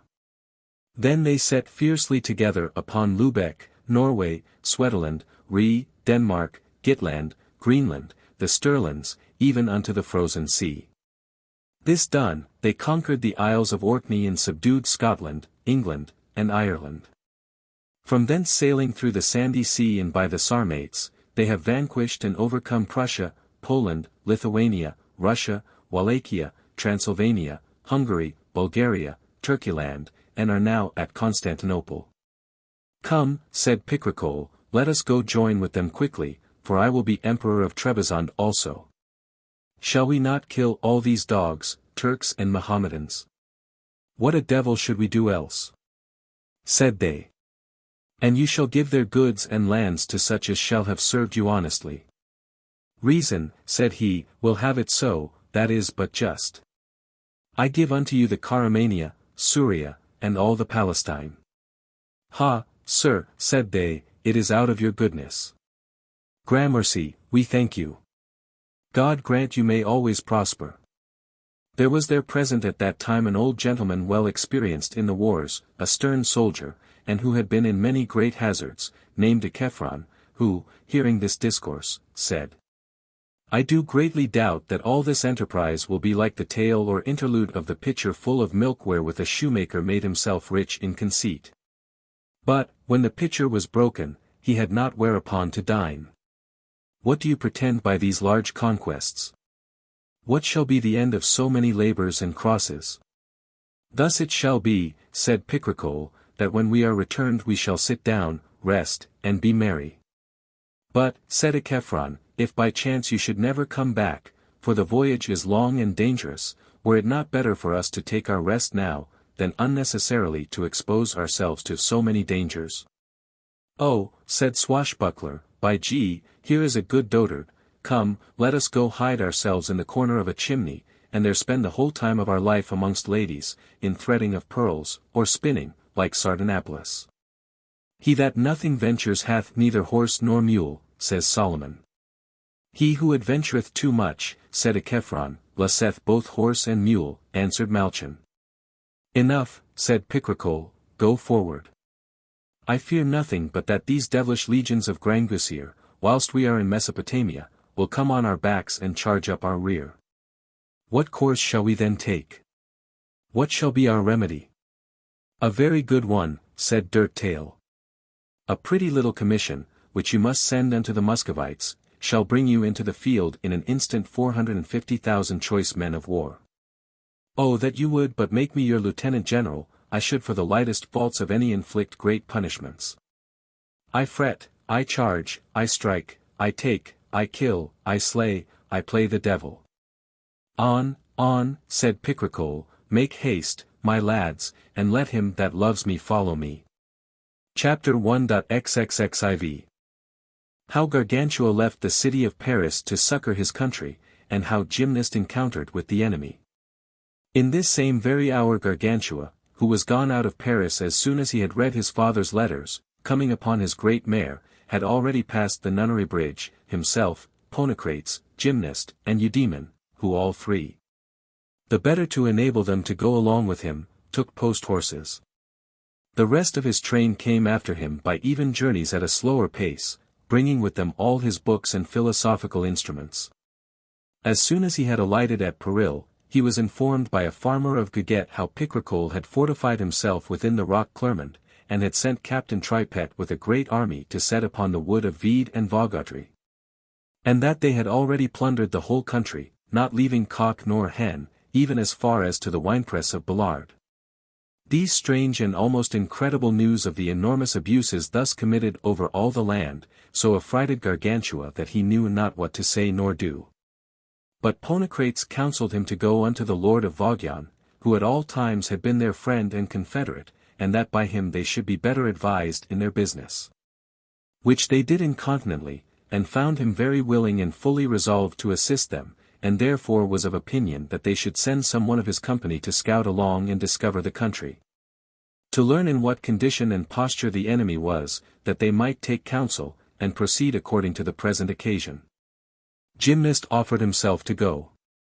Whereupon it was concluded, that for his safety and the better expedition, he should have with him someone that knew the ways, avenues, turnings, windings, and rivers thereabout. Then away went he and Prelingit, the equerry or gentleman of Vaugian's horse, who scouted and espied as narrowly as they could upon all quarters without any fear.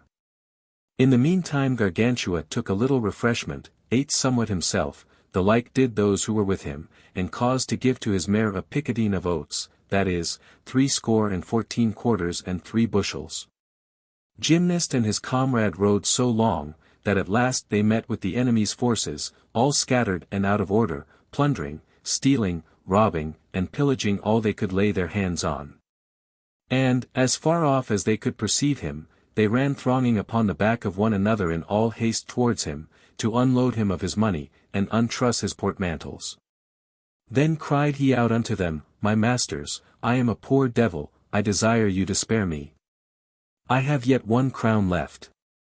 Come, we must drink it, for it is aurum potable, and this horse here shall be sold to pay my welcome. Afterwards take me for one of your own, for never yet was there any man that knew better how to take, lard, roast, and dress, yea, by G, to tear asunder and devour a hen, than I that am here, and for my propitiate I drink to all good fellows. With that he unscrewed his borracho, which was a great Dutch leathern bottle, and without putting in his nose drank very honestly.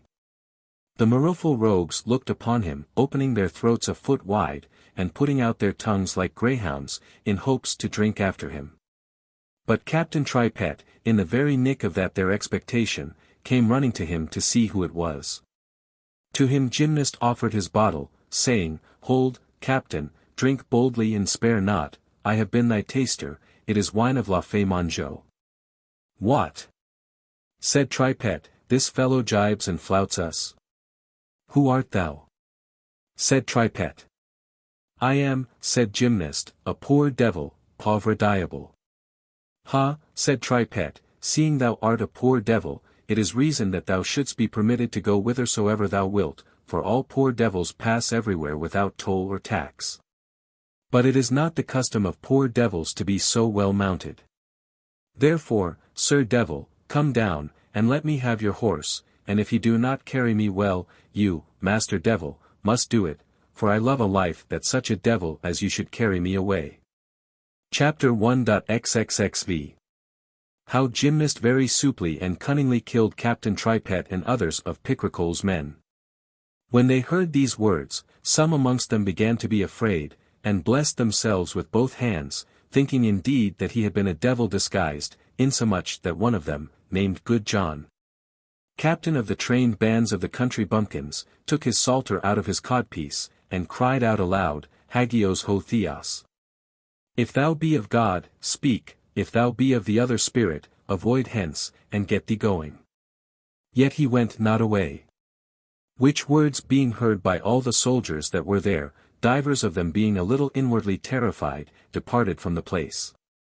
All this did Gymnast very well remark and consider, and therefore making as if he would have alighted from off his horse, as he was poising himself on the mounting side, he most nimbly, with his short sword by his thigh, shifting his foot in the stirrup, performed the stirrup leather feat, whereby, after the inclining of his body downwards, he forthwith launched himself aloft in the air, and placed both his feet together on the saddle, standing upright with his back turned towards the horse's head.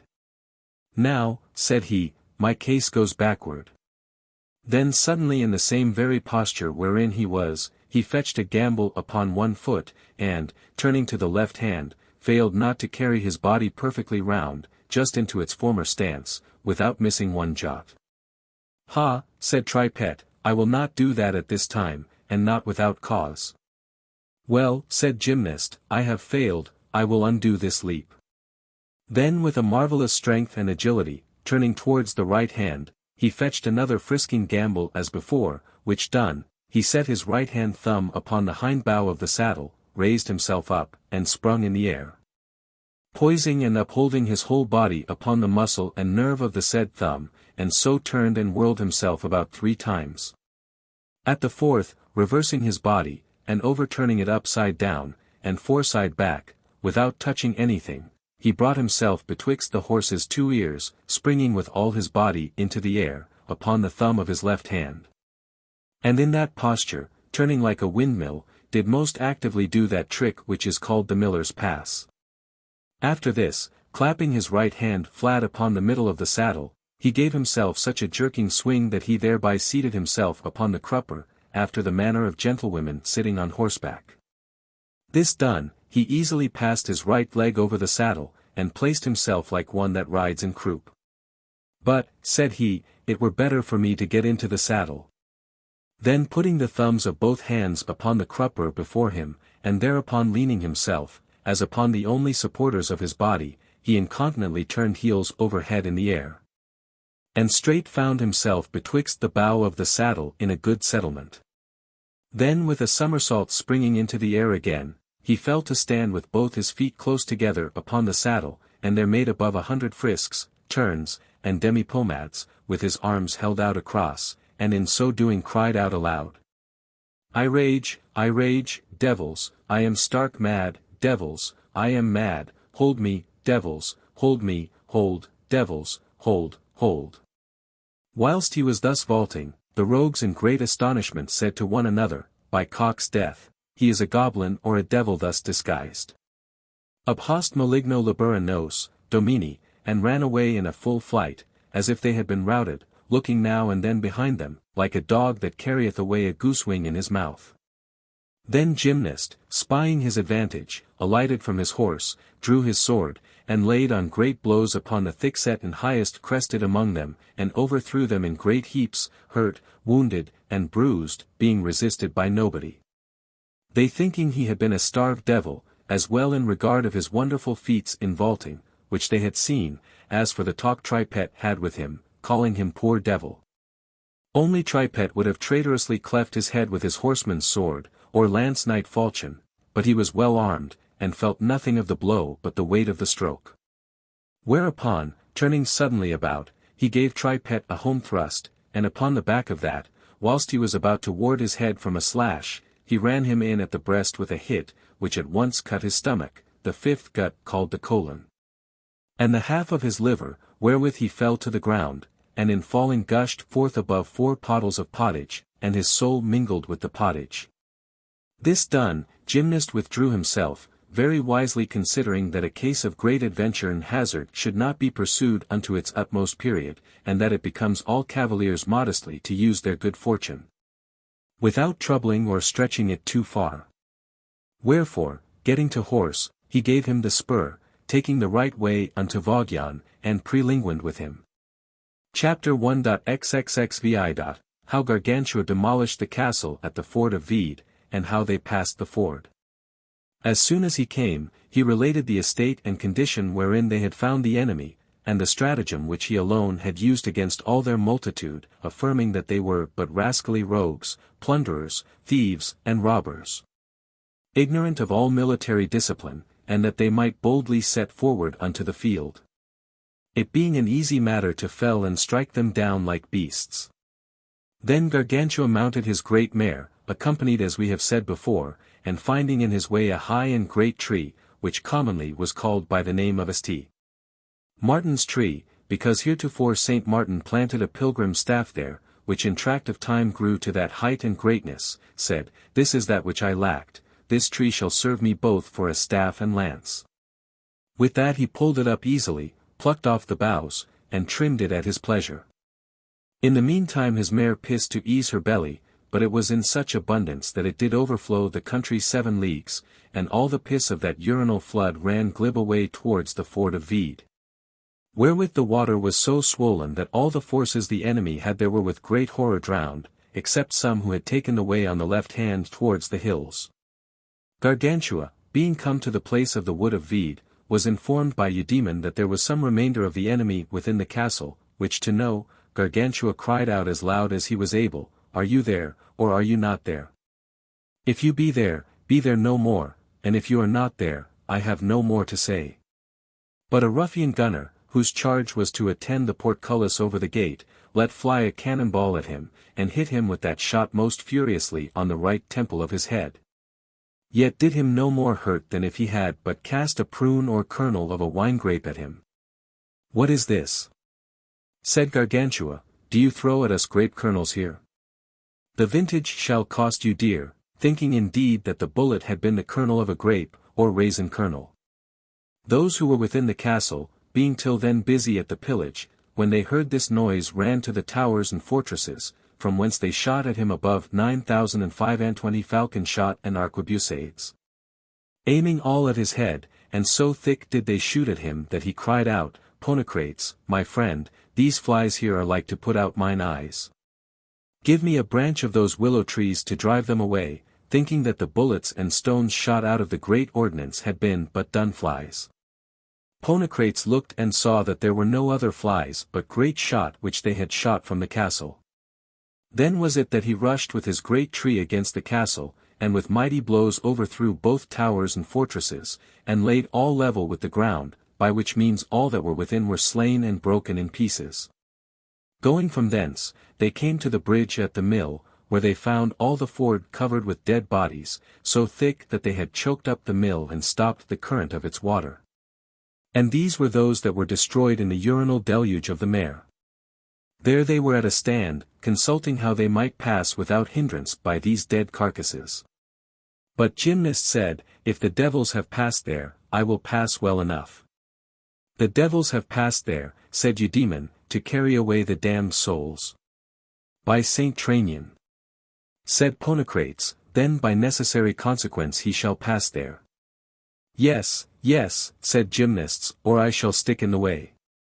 Then setting spurs to his horse, he passed through freely, his horse not fearing nor being anything affrighted at the sight of the dead bodies. For he had accustomed him, according to the doctrine of Aelian, not to fear armor, nor the carcasses of dead men. And that not by killing men as Diomedes did the Thracians, or as Ulysses did in throwing the corpses of his enemies at his horse's feet, as Homer saith, but by putting a jack-o'-lantern amongst his hay, and making him go over it ordinarily when he gave him his oats. The other 3 followed him very close, except Eudaemon only, whose horse's foreright or far forefoot sank up to the knee in the paunch of a great fat chough who lay there upon his back drowned, and could not get it out. There was he pestered, until Gargantua, with the end of his staff, thrust down the rest of the villain's tripes into the water whilst the horse pulled out his foot.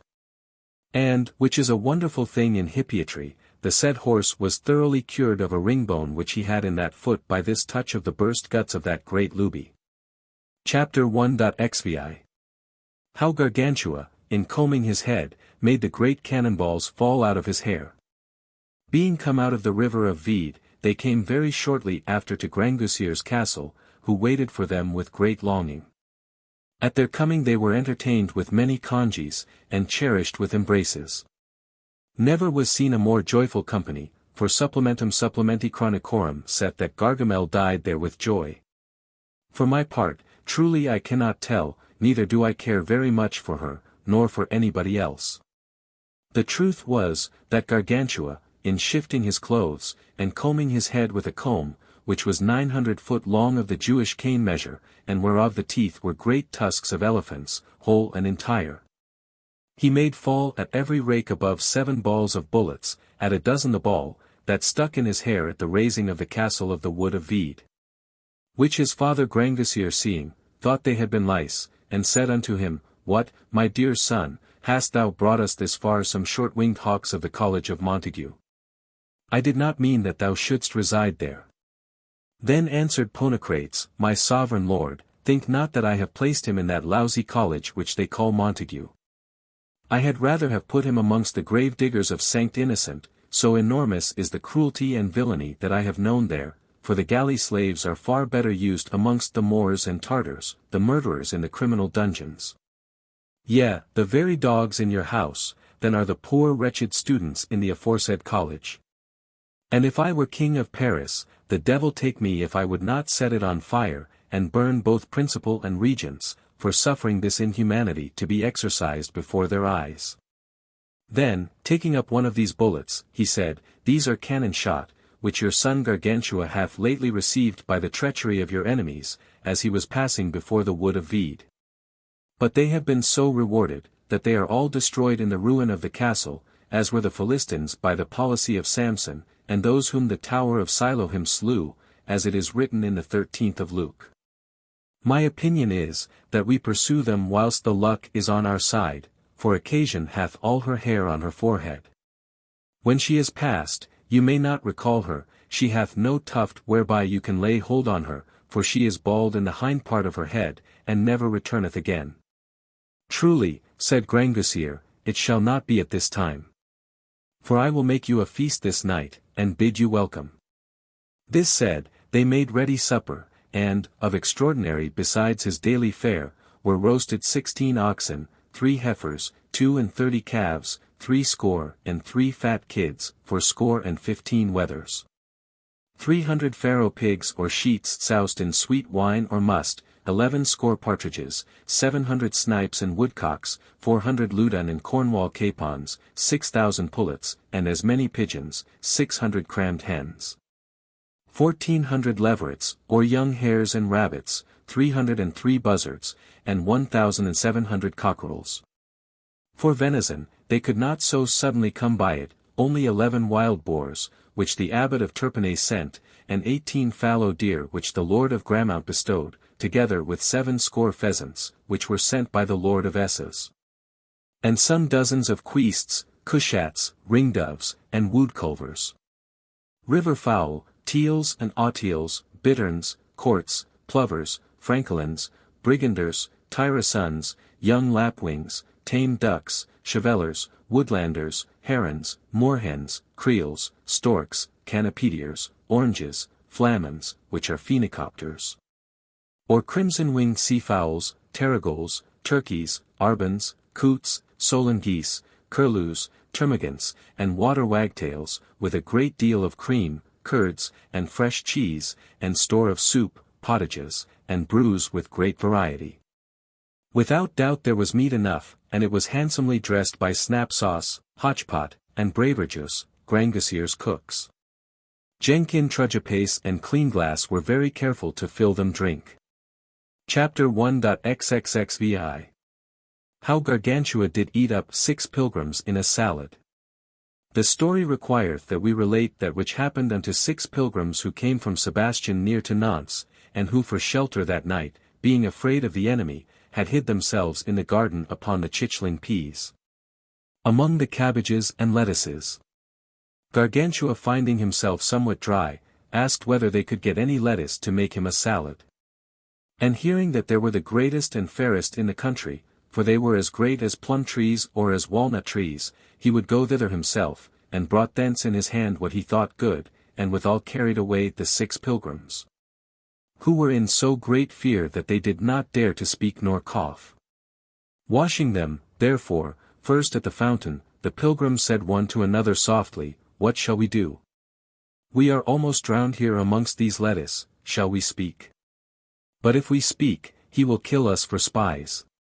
And, as they were thus deliberating what to do, Gargantua put them with the lettuce into a platter of the house, as large as the huge tun of the White Friars of the Cistercian order. Which done, with oil, vinegar, and salt, he ate them up, to refresh himself a little before supper, and had already swallowed up 5 of the pilgrims, the 6th being in the platter, totally hid under a lettuce. Except his bourdon or staff that appeared, and nothing else. Which Grangousier seeing, said to Gargantua, I think that is the horn of a shell snail, do not eat it.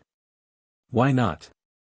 Said Gargantua, they are good all this month, which he no sooner said, but, drawing up the staff, and therewith taking up the pilgrim, he ate him very well, then drank a terrible draught of excellent white wine. The pilgrims, thus devoured, made shift to save themselves as well as they could, by withdrawing their bodies out of the reach of the grinders of his teeth, but could not escape from thinking they had been put in the lowest dungeon of a prison. And when Gargantua whiffed the great draught, they thought to have been drowned in his mouth, and the flood of wine had almost carried them away into the gulf of his stomach. Nevertheless, skipping with their bourdons, as St. Michael's palmers used to do, they sheltered themselves from the danger of that inundation under the banks of his teeth. But one of them by chance, groping or sounding the country with his staff, to try whether they were in safety or no, struck hard against the cleft of a hollow tooth, and hit the mandibulary sinew or nerve of the jaw, which put Gargantua to very great pain, so that he began to cry for the rage that he felt.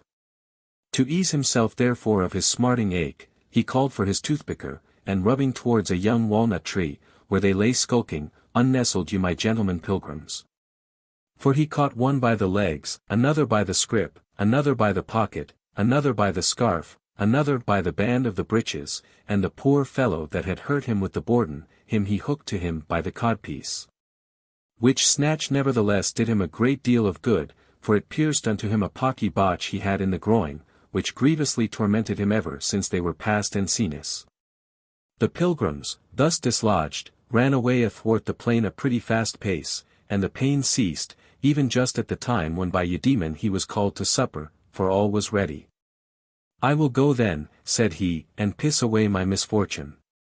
Which he did do in such a copious measure, that the urine taking away the feet from the pilgrims, they were carried along with the stream unto the bank of a tuft of trees.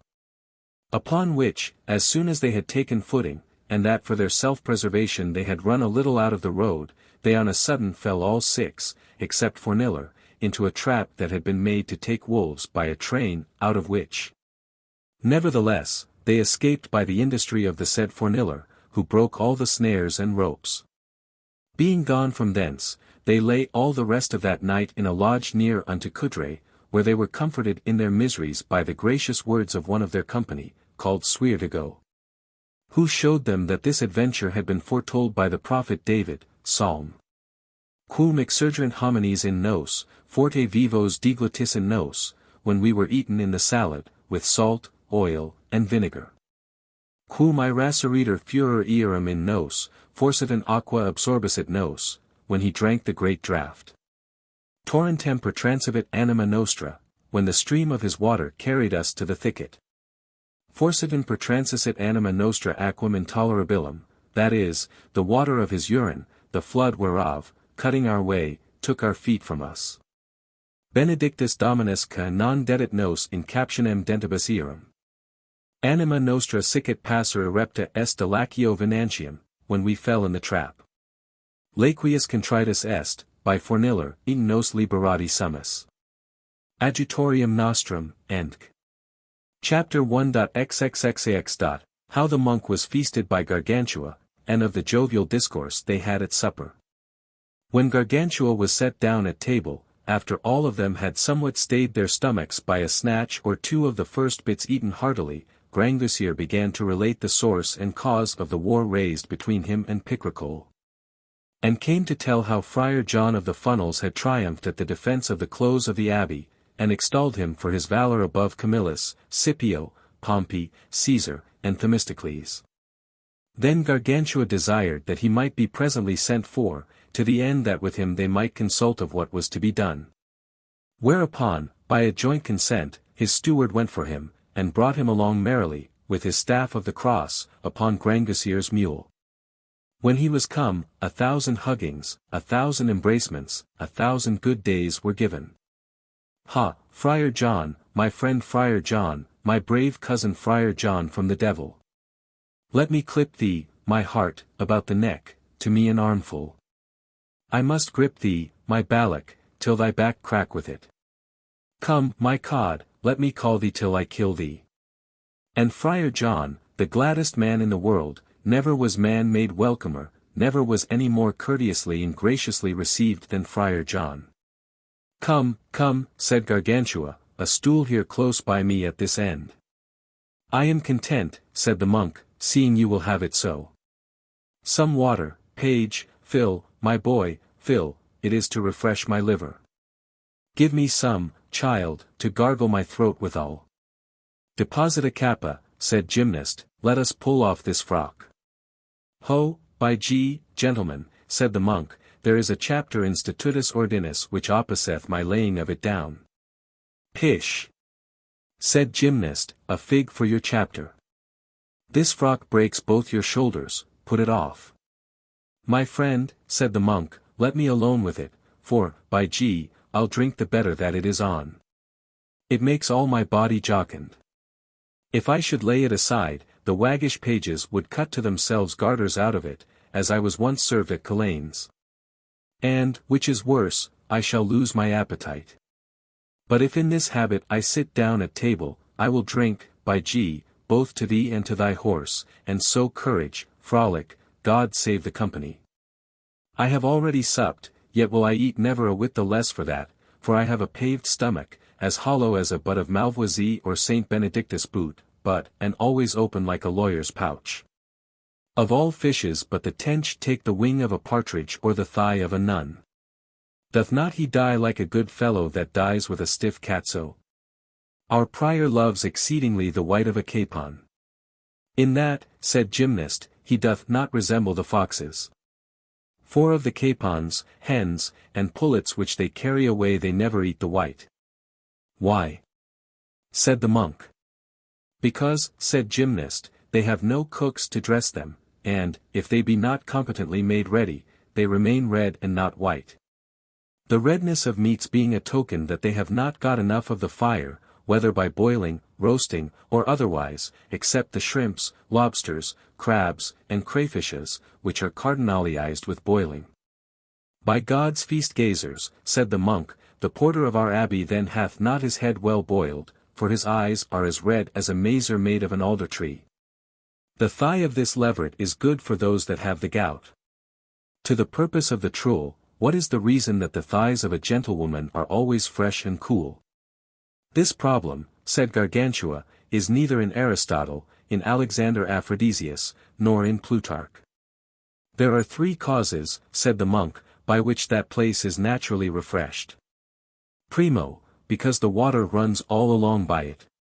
Secundo, because it is a shady place, obscure and dark, upon which the sun never shines. And thirdly, because it is continually flabelled, blown upon, and aired by the north winds of the whole arstic, the fan of the smock, and flip-flap of the codpiece. And lusty, my lads. Some bousing liquor, page. So. Crack, crack, crack. Oh, how good is God, that gives us of this excellent juice. I call him to witness, if I had been in the time of Jesus Christ, I would have kept him from being taken by the Jews in the Garden of Olivet. And the devil fail me, if I should have failed to cut off the hams of these gentlemen apostles who ran away so basely after they had well supped, and left their good master in the lurch. I hate that man worse than poison that offers to run away when he should fight and lay stoutly about him. Oh, that I were but king of France for 80 or 100 years.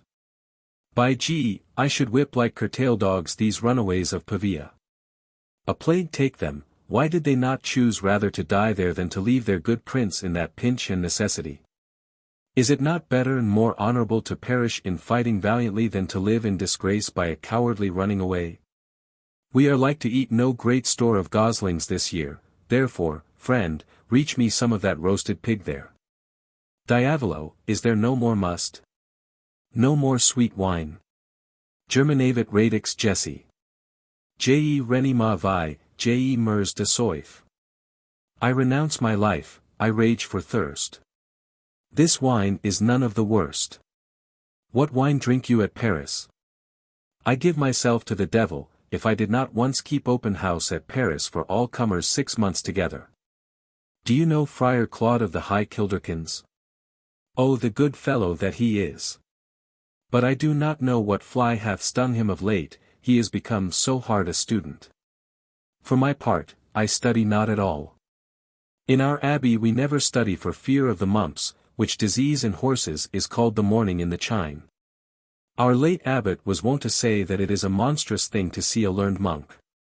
By G. Master, my friend, magis magnos clericos non sunt magis magnos sapiens. You never saw so many hares as there are this year. I could not anywhere come by a goshawk nor tassel of falcon. My Lord Belanier promised me a lanner, but he wrote to me not long ago that he was become Percy. The partridges will so multiply henceforth, that they will go near to eat up our ears. I take no delight in the stalking horse, for I catch such cold that I am like to founder myself at that sport. If I do not run, toil, travel, and trot about, I am not well at ease. True it is that in leaping over the hedges and bushes my frock leaves always some of its wool behind it. I have recovered a dainty greyhound, I give him to the devil, if he suffer a hare to escape him. A groom was leading him to my Lord Huntlittle, and I robbed him of him. Did I ill? No, Friar John, said Gymnast, no, by all the devils that are, no. So, said the monk, do I attest these same devils so long as they last, or rather, virtue, of, G, what could that gouty limpert have done with so fine a dog? By the body of G, he is better pleased when one presents him with a good yoke of oxen. How now, said Ponocrates, you swear, Friar John. It is only, said the monk, but to grace and adorn my speech. They are colors of a Ciceronian rhetoric. Chapter 1.xl. Why monks are the outcasts of the world. And wherefore some have bigger noses than others. By the faith of a Christian, said Eudaemon, I do wonderfully dote and enter in a great ecstasy when I consider the honesty and good fellowship of this monk, for he makes us here all merry. How is it, then, that they exclude the monks from all good companies, calling them feast troublers, marrers of mirth, and disturbers of all civil conversation, as the bees drive away the drones from their hives? Ignavum fucos picus, said Maro, a precepibus arcent. Hereunto, answered Gargantua, there is nothing so true as that the frock and cowl draw unto itself the opprobries, injuries, and maledictions of the world, just as the wind called Cetius attracts the clouds. The peremptory reason is, because they eat the ordure and excrements of the world, that is to say, the sins of the people, and, like dung-chewers and excrementitious eaters, they are cast into the privies and secessive places, that is, the convents and abbeys, separated from political conversation, as the jakes and retreats of a house are.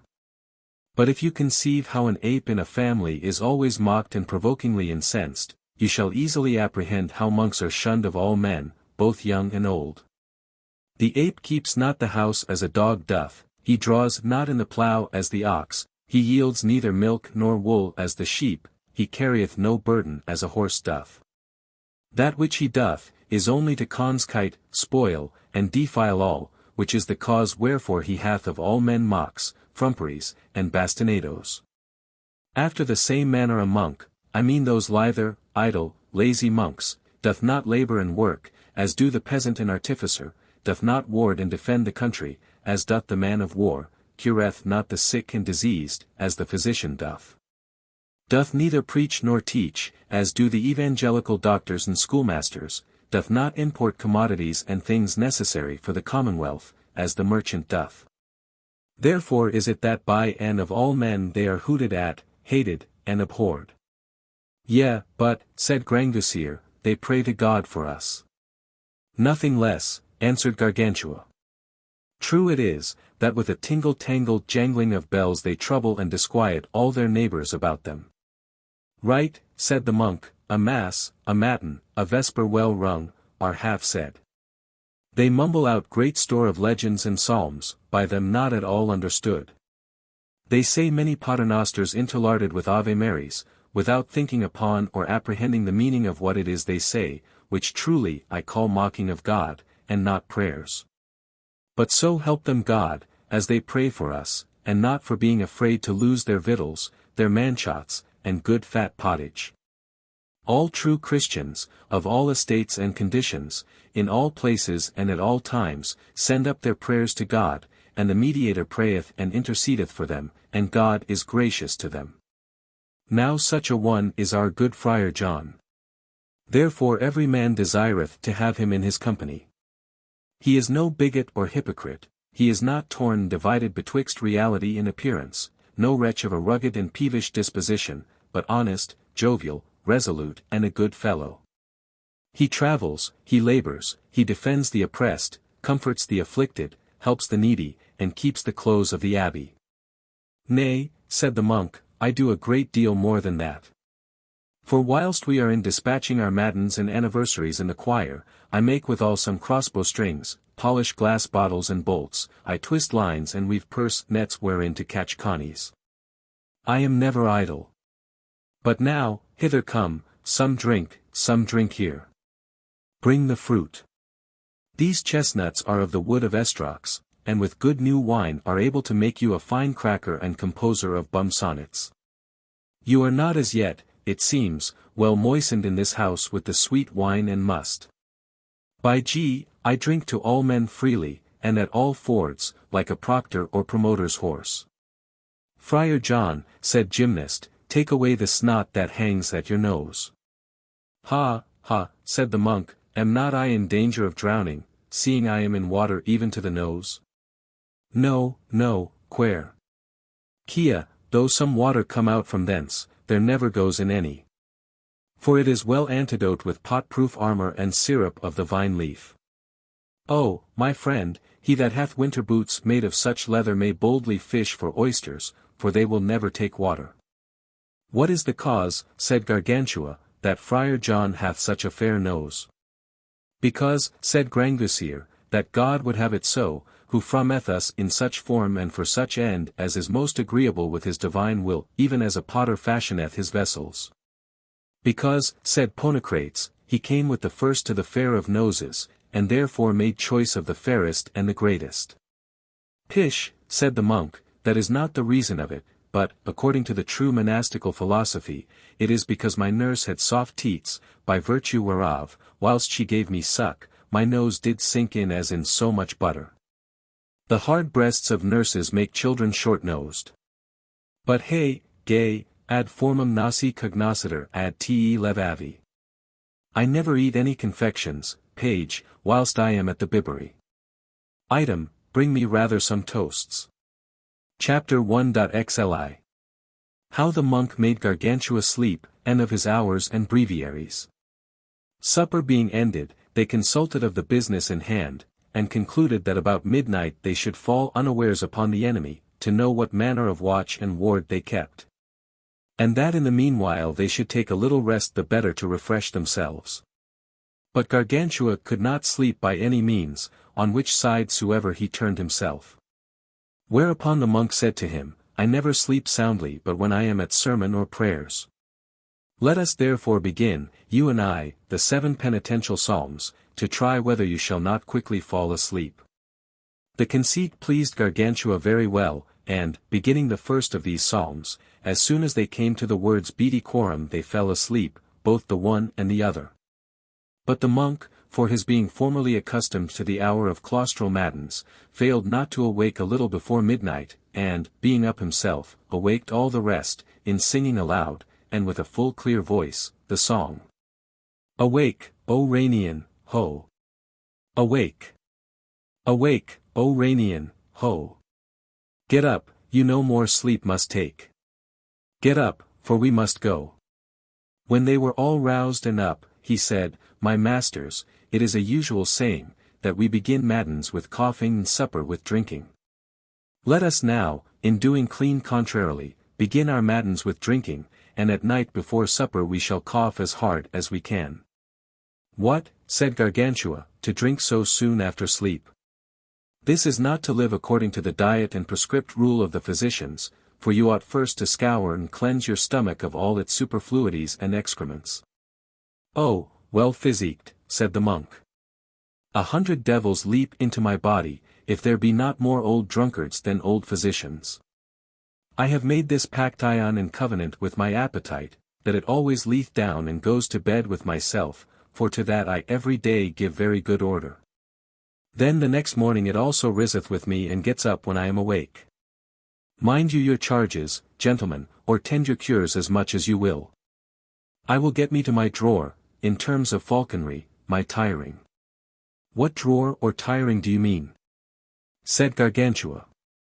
My breviary, said the monk, for just as the falconers, before they feed their hawks, do make them draw at a hen's leg to purge their brains of phlegm and sharpen them to a good appetite, so, by taking this merry little breviary in the morning, I scour all my lungs and am presently ready to drink.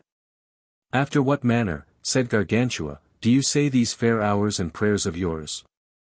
After the manner of Whipfield, Fescamp, and corruptly Fecin, said the monk, by 3 psalms and 3 lessons, or nothing at all, he that will. I never tie myself to hours, prayers, and sacraments, for they are made for the man and not the man for them. Therefore is it that I make my prayers in fashion of stirrup leathers, I shorten or lengthen them when I think good. Brevis oratio penetrat calos et longa potatio evacuat siphos. Where is that written? By my faith, said Ponocrates, I cannot tell, my pillicock, but thou art more worth than gold. Therein, said the monk, I am like you, but, venite, apotamus. Then made they ready store of carbonados, or rashers on the coals, and good fat soups, or brews with sip-pets, and the monk drank what he pleased. Some kept him company, and the rest did forbear, for their stomachs were not as yet opened. Afterwards every man began to arm and befit himself for the field. And they armed the monk against his will, for he desired no other armor for back and breast but his frock, nor any other weapon in his hand but the staff of the cross. Yet at their pleasure was he completely armed cap a pie, and mounted upon one of the best horses in the kingdom, with a good slashing sheeable by his side, together with Gargantua, Ponocrates, Gymnast, Eudaemon, and 25 more of the most resolute and adventurous of Grangucier's house, all armed at proof with their lances in their hands, mounted like St. George, and every one of them having an arquebusier behind him. Chapter 1.xlia. How the monk encouraged his fellow champions, and how he hanged upon a tree. Thus went out those valiant champions on their adventure, in full resolution to know what enterprise they should undertake, and what to take heed of and look well to in the day of the great and horrible battle. And the monk encouraged them, saying, My children, do not fear nor doubt, I will conduct you safely. God and Saint Benedict be with us. If I had strength answerable to my courage, by's death, I would plume them for you like ducks. I fear nothing but the great ordnance, yet I know of a charm by way of prayer, which the subsexton of our abbey taught me, that will preserve a man from the violence of guns and all manner of fire weapons and engines. But it will do me no good, because I do not believe it. Nevertheless, I hope my staff of the cross shall this day play devilish pranks amongst them. By G, whoever of our party shall offer to play the duck, and shrink when blows are dealing, I give myself to the devil, if I do not make a monk of him in my stead, and hamper him within my frock, which is a sovereign cure against cowardice. Did you never hear of my Lord Merle's greyhound, which was not worth a straw in the fields? He put a frock about his neck, by the body of G, there was neither hare nor fox that could escape him, and, which is more, he lined all the bitches in the country, though before that he was feeble-reined and ex frigidus et maleficiatus. The monk uttering these words in choler, as he passed under a walnut tree, in his way towards the causey, he broached the visor of his helmet on the stump of a great branch of the said tree. Nevertheless, he set his spurs so fiercely to the horse, who was full of mettle and quick on the spur, that he bounded forwards, and the monk going about to ungrapple his visor, let go his hold of the bridle, and so hanged by his hand upon the bough, whilst his horse stole away from under him. By this means was the monk left hanging on the walnut tree, and crying for help, murder, murder, swearing also that he was betrayed.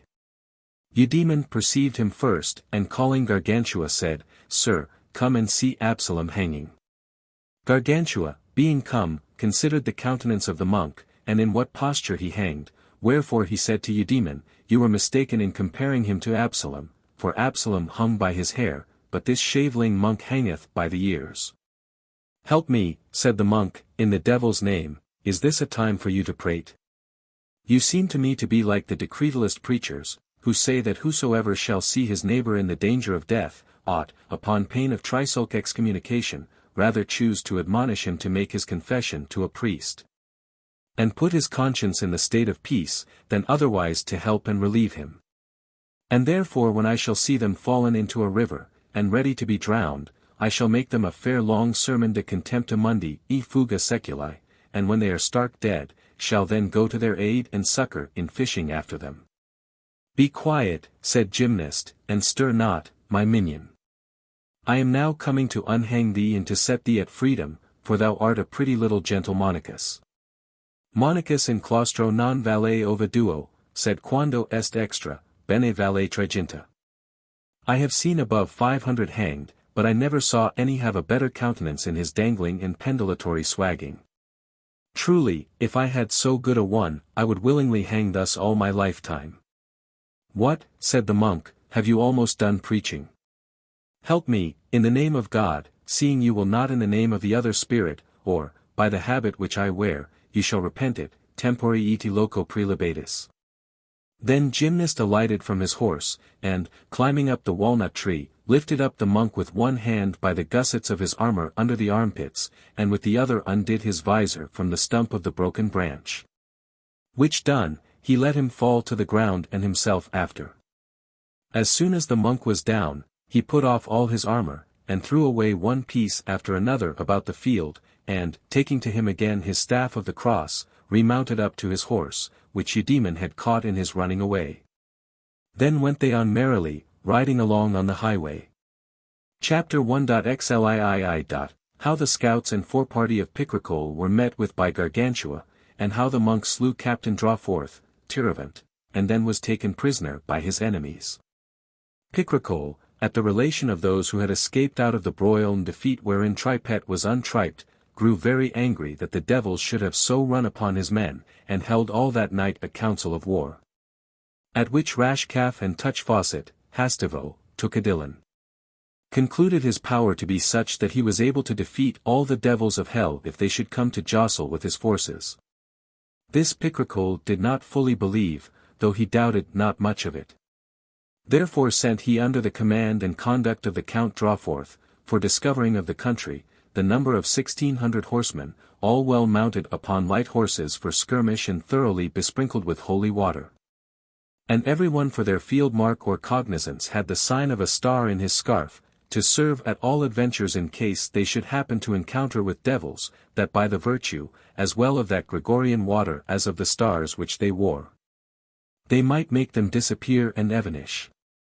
In this equipage they made an excursion upon the country till they came near to the Vogyan, which is the valley of Gaian, and to the Spittle, but could never find anybody to speak unto. Whereupon they returned a little back, and took occasion to pass above the aforesaid hospital to try what intelligence they could come by in those parts. In which resolution riding on, and by chance in a pastoral lodge or shepherd's cottage near to Coudray hitting upon the 5 pilgrims, they carried them waybound and manacled, as if they had been spies, for all the exclamations, adjurations, and requests that they could make. Being come down from thence towards Seville, they were heard by Gargantua, who said then unto those that were with him, Comrades and fellow soldiers, we have here met with an encounter, and they are 10 times in number more than we. Shall we charge them or no? What a devil, said the monk, shall we do else? Do you esteem men by their number rather than by their valor and prowess? With this he cried out, Charge, devils, charge.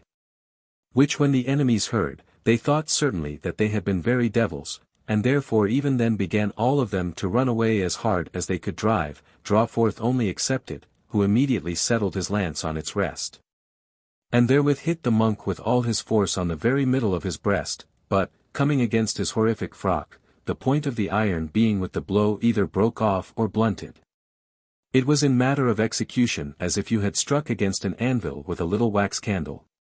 Then did the monk with his staff of the cross give him such a sturdy thump and whirret betwixt his neck and shoulders, upon the acromion bone, that he made him lose both sense and motion and fall down stone dead at his horse's feet.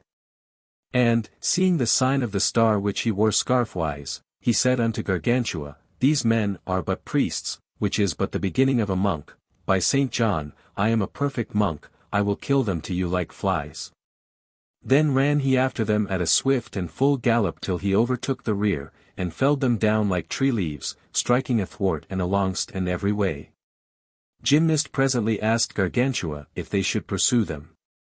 To whom Gargantua answered, by no means, for, according to right military discipline, you must never drive your enemy unto despair, for that such a strait doth multiply his force and increase his courage, which was before broken and cast down. Neither is there any better help or outrage of relief for men that are amazed, out of heart, toiled, and spent, than to hope for no favour at all.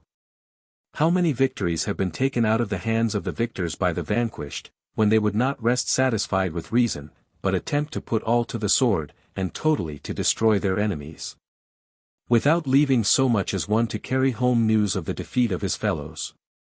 Open, therefore, unto your enemies all the gates and ways, and make to them a bridge of silver rather than fail, that you may be rid of them. Yea, but, said Gymnast, they have the monk. Have they the monk? Said Gargantua. Upon mine honour, then, it will prove to their cost. But to prevent all dangers, let us not yet retreat, but halt here quietly as in an ambush, for I think I do already understand the policy and judgment of our enemies. They are truly more directed by chance and mere fortune than by good advice and counsel. In the meanwhile, whilst these made a stop under the walnut trees, the monk pursued on the chase, charging all he overtook, and giving quarter to none, until he met with a trooper who carried behind him one of the poor pilgrims. And there would have rifled him. The pilgrim, in hope of relief at the sight of the monk, cried out, "Ha, my lord prior, my good friend, my lord prior, save me, I beseech you, save me."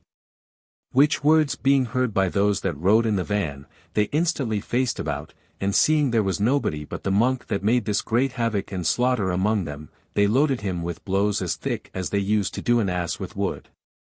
But of all this he felt nothing, especially when they struck upon his frock, his skin was so hard.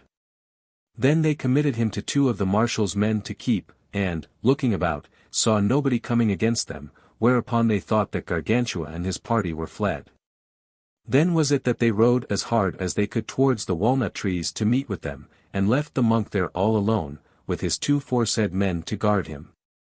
Gargantua heard the noise and neighing of the horses, and said to his men, "Comrades, I hear the track and beating of the enemy's horse feet, and withal perceive that some of them come in a troop and full body against us. Let us rally and close here, then set forward in order, and by this means we shall be able to receive their charge to their loss and our honour." Chapter 1.xliv. How the monk rid himself of his keepers, and how Picrocol's forlorn hope was defeated. The monk, seeing them break off thus without order, conjectured that they were to set upon Gargantua and those that were with him, and was wonderfully grieved that he could not succour them. Then considered he the countenance of the two keepers in whose custody he was, who would have willingly run after the troops to get some booty and plunder, and were always looking towards the valley unto which they were going. Farther, he syllogized, saying, "These men are but badly skilled in matters of war, for they have not required my parole, neither have they taken my sword from me." Suddenly hereafter he drew his Brackmurder horseman's sword, wherewith he gave the keeper which held him on the right side such a sound slash that he cut clean through the jugulary veins and the sphigited or transparent arteries of the neck. With the forepart of the throat called the gargarian, even unto the two adens, which are throat kernels. And, redoubling the blow, he opened the spinal marrow betwixt the second and third vertebrae. There fell down that keeper stark dead to the ground. Then the monk, reining his horse to the left, ran upon the other, seeing his fellow dead, and the monk to have the advantage of him, cried with a loud voice, "My lord prior, quarter, I yield, my lord prior, quarter. Quarter, my good friend, my lord prior." And the monk cried likewise, "My lord posterior, my friend, my lord posterior, ye shall have it upon your posteriorums." "Ha," said the keeper, "my lord prior, my minion, my gentle lord prior, I pray God make you an abbot." "By the habit," said the monk, "which I wear, I will here make you a cardinal." "What? Do you use to pay ransoms to religious men? You shall therefore have by and by a red hat of my giving." And the fellow cried, ha, my Lord Prior, my Lord Prior, my Lord Abbot that shall be, my Lord Cardinal, my Lord all. Ha, ha, no, my Lord Prior, my good little Lord the Prior, I yield, render and deliver myself up to you. And I deliver thee, said the monk, to all the devils in hell. Then at one stroke he cut off his head, cutting his scalp upon the temple bones, and lifting up in the upper part of the skull the two triangulary bones called sincipital, or the two bones bregmatis. Together with the sagittal commissure or dart-like seam which distinguisheth the right side of the head from the left, as also a great part of the coronal or forehead bone. By which terrible blow likewise he cut the two meninges or films which enwrap the brain, and made a deep wound in the brain's two posterior ventricles, and the cranium or skull abode hanging upon his shoulders by the skin of the pericranium behind. In form of a doctor's bonnet, black without and red within. Thus fell he down also to the ground stark dead. And presently the monk gave his horse the spur, and kept the way that the enemy held, who had met with Gargantua and his companions in the broad highway. And were so diminished of their number for the enormous slaughter that Gargantua had made with his great tree amongst them, as also Gymnast, Ponocrates, Eudaemon, and the rest, that they began to retreat disorderly and in great haste. As men altogether affrighted and troubled in both sense and understanding, and as if they had seen the very proper species and form of death before their eyes. Or rather, as when you see an ass with a briz or gadby under his tail, or fly that stings him, run hither and thither without keeping any path or way, throwing down his load to the ground, breaking his bridle and reins, and taking no breath nor rest, and no man can tell what ails him, for they see not anything touch him.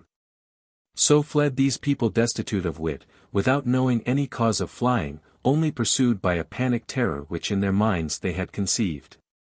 The monk, perceiving that their whole intent was to betake themselves to their heels, alighted from his horse and got upon a big large rock which was in the way, and with his great brackmerd sword laid such load upon those runaways.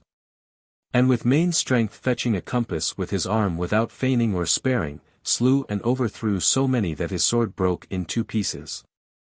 Then thought he within himself that he had slain and killed sufficiently, and that the rest should escape to carry news.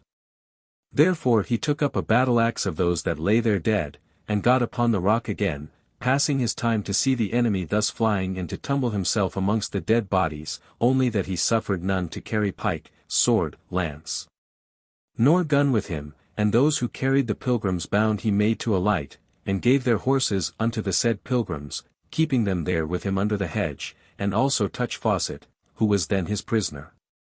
Chapter 1.xlv. How the monk carried along with him the pilgrims, and of the good words that Grangousier gave them. This skirmish being ended, Gargantua retreated with his men, excepting the monk, and about the dawning of the day they came unto Grangousier, who in his bed was praying unto God for their safety and victory. And seeing them all safe and sound, he embraced them lovingly, and asked what was become of the monk. Gargantua answered him that without doubt the enemies had the monk. Then have they mischief and ill luck, said Grangousier, which was very true. Therefore is it a common proverb to this day, to give a man the monk, or, as in French, Louis Bailly or Lemoyne, when they would express the doing unto one a mischief. Then commanded he a good breakfast to be provided for their refreshment. When all was ready, they called Gargantua, but he was so aggrieved that the monk was not to be heard of that he would neither eat nor drink. In the meanwhile the monk comes, and from the gate of the outer court cries out aloud, fresh wine, Gymnast my friend. Gymnast went out and saw that it was Friar John, who brought along with him 5 pilgrims and touch Fawcett prisoners. Whereupon Gargantua likewise went forth to meet him, and all of them made him the best welcome that possibly they could, and brought him before Grangousier, who asked him of all his adventures. The monk told him all, both how he was taken, how he rid himself of his keepers, of the slaughter he had made by the way, and how he had rescued the pilgrims and brought along with him Captain Touch Fawcett. Then did they all together fall to banqueting most merrily. In the meantime Grangousier asked the pilgrims what countrymen they were, whence they came, and whither they went. Sweer to go in the name of the rest answered, My sovereign lord, I am of Saint Genu in Berry, this man is of Polvo, this other is of Anzey, this of Argy, this of Saint Nazarand, and this man of Villebrennen. We come from Saint Sebastian near Nantes, and are now returning, as we best may, by easy journeys. Yeah, but, said Grangousier, what went you to do at Saint Sebastian? We went, said Sweertego, to offer up unto that sanct our vows against the plague. Ah, poor men! Said Grangousier, do you think that the plague comes from Saint Sebastian? Yes, truly, answered Sweertego, our preachers tell us so indeed. But is it so, said Grangousier, do the false prophets teach you such abuses? Do they thus blaspheme the saints and holy men of God, as to make them like unto the devils, who do nothing but hurt unto mankind, as Homer writeth, that the plague was sent into the camp of the Greeks by Apollo? And as the poets feign a great rabble of the Joves and mischievous gods. So did a certain cafard or dissembling religionary preach at Ciney, that Saint Anthony sent the fire into men's legs, that Saint Eutropius made men hydropic, Saint Clydas, fools, and that Saint Jenna made them goutish. But I punished him so exemplarily, though he called me heretic for it, that since that time no such hypocritical rogue durst set his foot within my territories. And truly I wonder that your king should suffer them in their sermons to publish such scandalous doctrine in his dominions. For they deserve to be chastised with greater severity than those who, by magical art, or any other device, have brought the pestilence into a country. The pest killeth but the bodies, but such abominable impostors empoison our very souls. As he spake these words, in came the monk very resolute, and asked them, Whence are you, you poor wretches? Of Saint Genu, said they. And how, said the monk, does the abbot Gulligut, the good drinker, and the monks, what cheer make they? By G, body, they'll have a fling at your wives, and breast them to some purpose, whilst you are upon your roaming rant and gaddying pilgrimage. Hen, said Sweertego, I am not afraid of mine, for he that shall see her by day will never break his neck to come to her in the night time. Yea, marry, said the monk, now you have hit it. Let her be as ugly as ever was Proserpina, she will once, by the Lord G, be overturned, and get her skin coat shaken, if there dwell any monks near to her, for a good carpenter will make use of any kind of timber. Let me be peppered with the pox, if you find not all your wives with child at your return, for the very shadow of the steeple of an abbey is fruitful. It is, said Gargantua, like the water of Nilus in Egypt, if you believe Strabo and Pliny, lib. 7, cap. 3, what virtue will there be then, said the monk, in their bullets of concupiscence, their habits and their bodies?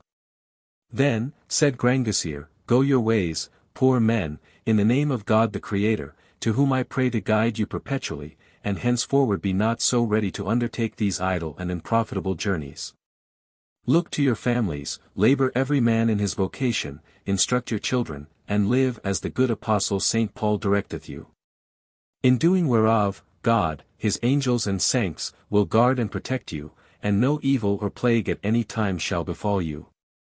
Then Gargantua led them into the hall to take their refection. But the pilgrims did nothing but sigh, and said to Gargantua, Oh, how happy is that land which hath such a man for their lord! We have been more edified and instructed by the talk which he had with us, than by all the sermons that ever were preached in our town.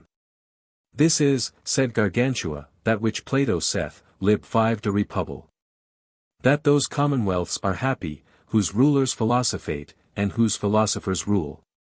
Then caused he their wallets to be filled with victuals and their bottles with wine, and gave unto each of them a horse to ease them upon the way, together with some pence to live by. Chapter 1.xlvi. How Grangousier did very kindly entertain Touchfaucet his prisoner. Touchfaucet was presented unto Grangousier, and by him examined upon the enterprise and attempt of Picaresque, what it was he could pretend to, or aim at, by the rustling stir and tumultuary coil of this his sudden invasion. Whereunto he answered, that his end and purpose was to conquer all the country, if he could, for the injury done to his cake bakers. It is too great an undertaking, said Grangousier. And, as the proverb is, he that grips too much, holds fast but little. The time is not now as formerly, to conquer the kingdoms of our neighbor princes, and to build up our own greatness upon the loss of our nearest Christian brother. This imitation of the ancient Herculeses, Alexanders, Hannibals, Scipios, Caesars, and other such heroes, is quite contrary to the profession of the gospel of Christ, by which we are commanded to preserve, keep, rule, and govern every man his own country and lands, and not in a hostile manner to invade others. And that which heretofore the barbers and Saracens called prowess and valor, we do now call robbing, thievery, and wickedness. It would have been more commendable in him to have contained himself within the bounds of his own territories, royally governing them, than to insult and domineer in mine, pillaging and plundering everywhere like a most unmerciful enemy. For, by ruling his own with discretion, he might have increased his greatness, but by robbing me he cannot escape destruction. Go your ways in the name of God, prosecute good enterprises, show your king what is amiss, and never counsel him with regard unto your own particular profit, for the public loss will swallow up the private benefit. As for your ransom, I do freely remit it to you, and will that your arms and horse be restored to you, so should good neighbors do, and ancient friends, seeing this our difference is not properly war. As Plato, lib. 5 de Repub. would not have it called war, but sedition, when the Greeks took up arms against one another, and that therefore, when such combustions should arise amongst them, his advice was to behave themselves in the managing of them with all discretion and modesty. Although you call it war, it is but superficial, it entereth not into the closet and inmost cabinet of our hearts. For neither of us hath been wronged in his honor, nor is there any question betwixt us in the main, but only how to redress, by the by, some petty faults committed by our men, I mean, both yours and ours, which, although you knew, you ought to let pass. For these quarrelsome persons deserve rather to be contemned than mentioned, especially seeing I offered them satisfaction according to the wrong. God shall be the just judge of our variances, whom I beseech by death rather to take me out of this life, and to permit my goods to perish and be destroyed before mine eyes, than that by me or mine he should in any sort be wronged.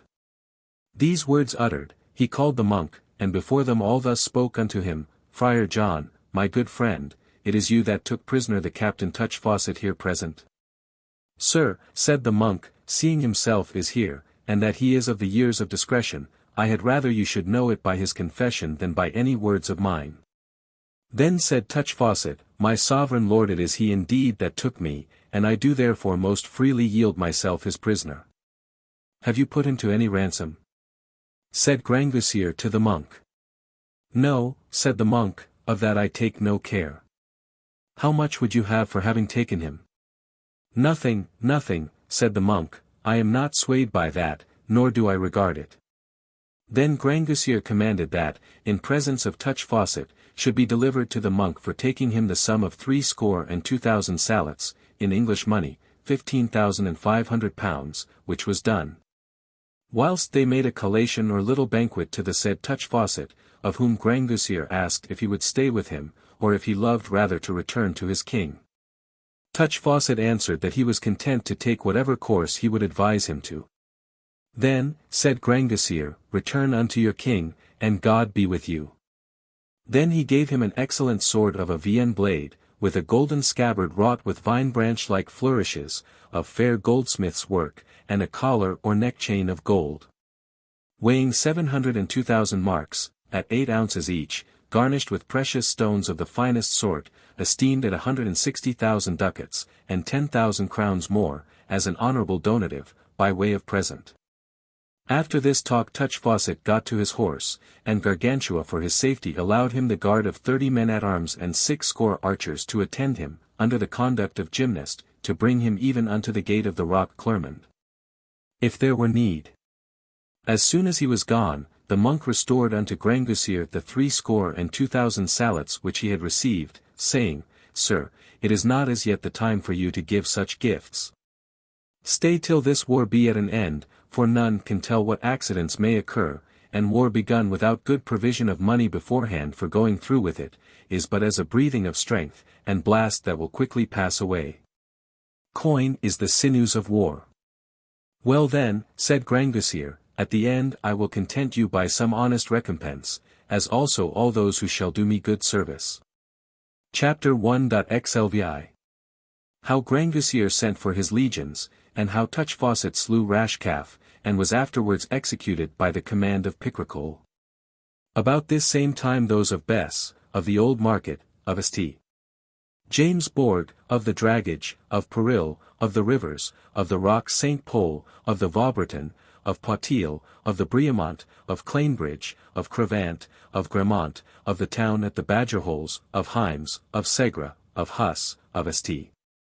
Lovent, of Panzoust, of the Caldrocs, of Veron, of Colanes, of Chose, of Varens, of Bourgueil, of the Bouchard Island, of the Crowley, of Narcé, of Cand, of Montsereau, and other bordering places, sent ambassadors unto Grangousier, to tell him that they were advised of the great wrongs which Picaresque had done him, and, in regard of their ancient confederacy, offered him what assistance they could afford, both in men, money, victuals, and ammunition, and other necessaries for war.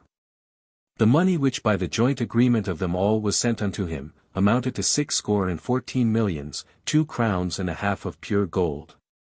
The forces wherewith they did assist him did consist in 15,000 cuirassiers, 230,000 light horsemen, 49,000 dragoons, and 140,000 volunteer adventurers. These had with them 11,200 cannons, double cannons, long pieces of artillery called basilisks, and smaller-sized ones known by the name of spirals, besides the mortar pieces and grenadoes. Of pioneers they had 47,000, all victualled and paid for 6 months and 4 days of advance. Which offer Gargantua did not altogether refuse, nor wholly accept of. But, giving them hearty thanks, said that he would compose and order the war by such a device, that there should not be found great need to put so many honest men to trouble in the managing of it.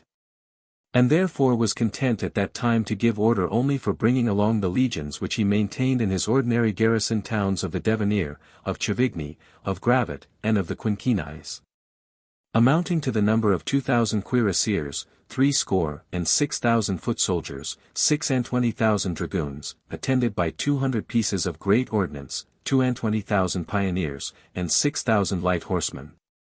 All drawn up in troops, so well befitted and accommodated with their commissaries, sutlers, farriers, harness-makers, and other such like necessary members in a military camp, so fully instructed in the art of warfare, so perfectly knowing and following their colors, so ready to hear and obey their captains, so nimble to run, so strong at their charging, so prudent in their adventures, and every day so well disciplined, that they seemed rather to be a concert of organ pipes, or mutual concord of the wheels of a clock, than an infantry and cavalry, or army of soldiers.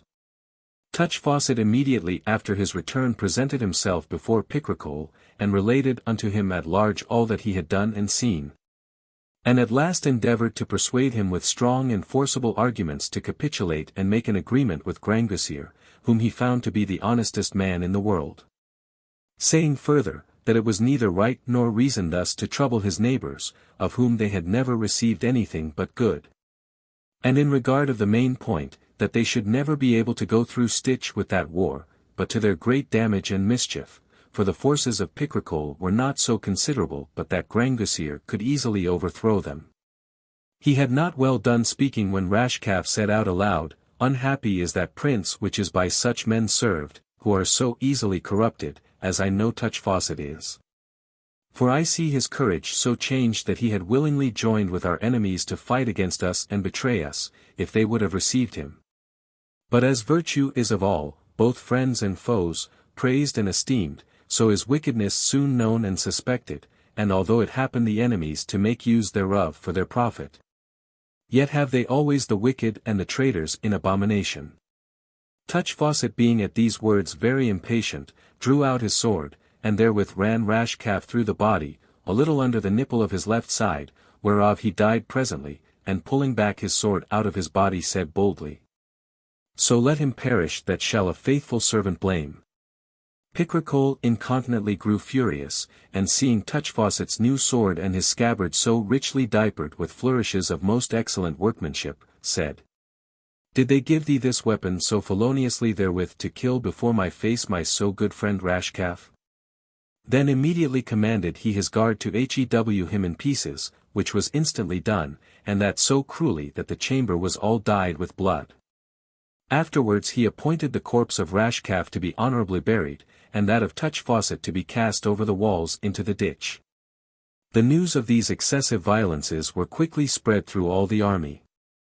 Whereupon many began to murmur against Picrochole, in so far that Pinchpenny said to him, My sovereign lord, I know not what the issue of this enterprise will be.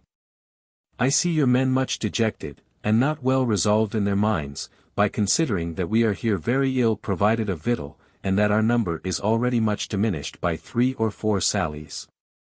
Furthermore, great supplies and recruits come daily into your enemies, but we so moulder away that, if we be once besieged, I do not see how we can escape a total destruction. Tush, pish, said Picrochole, you are like the melon eels, you cry before they come to you. Let them come, if they dare.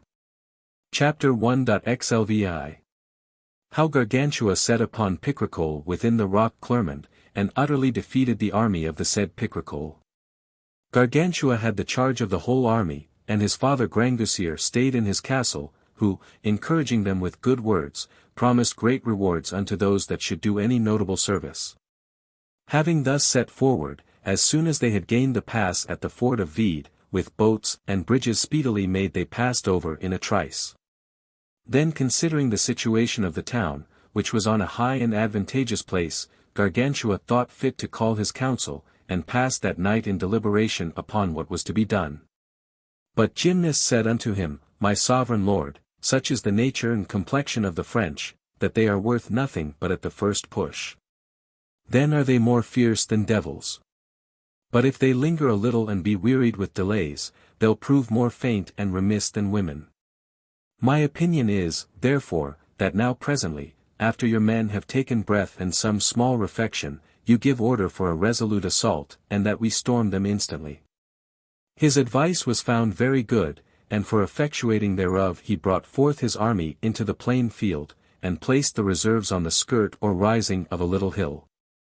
The monk took along with him 6 companies of foot and 200 horsemen well armed, and with great diligence crossed the marsh, and valiantly got upon the top of the green hillock even unto the highway which leads to Loudun. Whilst the assault was thus begun, Picrochole's men could not tell well what was best, to issue out and receive the assailants, or keep within the town and not to stir. Himself in the meantime, without deliberation, sallied forth in a rage with the cavalry of his guard, who were forthwith received and royally entertained with great cannon shot that fell upon them like hail from the high grounds on which the artillery was planted. Whereupon the Gargantuists betook themselves unto the valleys, to give the ordnance leave to play and range with the larger scope. Those of the town defended themselves as well as they could, but their shot passed over us without doing us any hurt at all. Some of Picrochole's men that had escaped our artillery set most fiercely upon our soldiers, but prevailed little. For they were all let in betwixt the files, and they're knocked down to the ground, which their fellow soldiers seeing, they would have retreated, but the monk having seized upon the pass by the which they were to return, they ran away and fled in all the disorder and confusion that could be imagined. Some would have pursued after them and followed the chase, but the monk withheld them, apprehending that in their pursuit the pursuers might lose their ranks, and so give occasion to the besieged to sally out of the town upon them. Then staying there some space and none coming against him, he sent the Duke Frontist to advise Gargantua to advance towards the hill upon the left hand, to hinder Picrochole's retreat at that gate. Which Gargantua did with all expedition, and sent thither 4 brigades under the conduct of Sebaste, which had no sooner reached the top of the hill, but they met Picrochole in the teeth, and those that were with him scattered. Then charged they upon them stoutly, yet were they much endamaged by those that were upon the walls, who galled them with all manner of shot, both from the great ordnance, small guns, and bows. Which Gargantua perceiving, he went with a strong party to their relief, and with his artillery began to thunder so terribly upon that canton of the wall, and so long, that all the strength within the town, to maintain and fill up the breach, was drawn thither. The monk seeing that quarter which he kept besieged void of men and competent guards, and in a manner altogether naked and abandoned, did most magnanimously on a sudden lead up his men towards the fort, and never left it till he had got up upon it. Knowing that such as come to the reserve in a conflict bring with them always more fear and terror than those that deal about them with their hands in the fight. Nevertheless, he gave no alarm till all his soldiers had got within the wall, except the 200 horsemen, whom he left without to secure his entry. Then did he give a most horrible shout, so did all these who were with him, and immediately thereafter, without resistance, putting to the edge of the sword the guard that was at that gate, they opened it to the horsemen. With whom most furiously they all together ran towards the east gate, where all the hurly-burly was, and coming close upon them in the rear overthrew all their forces.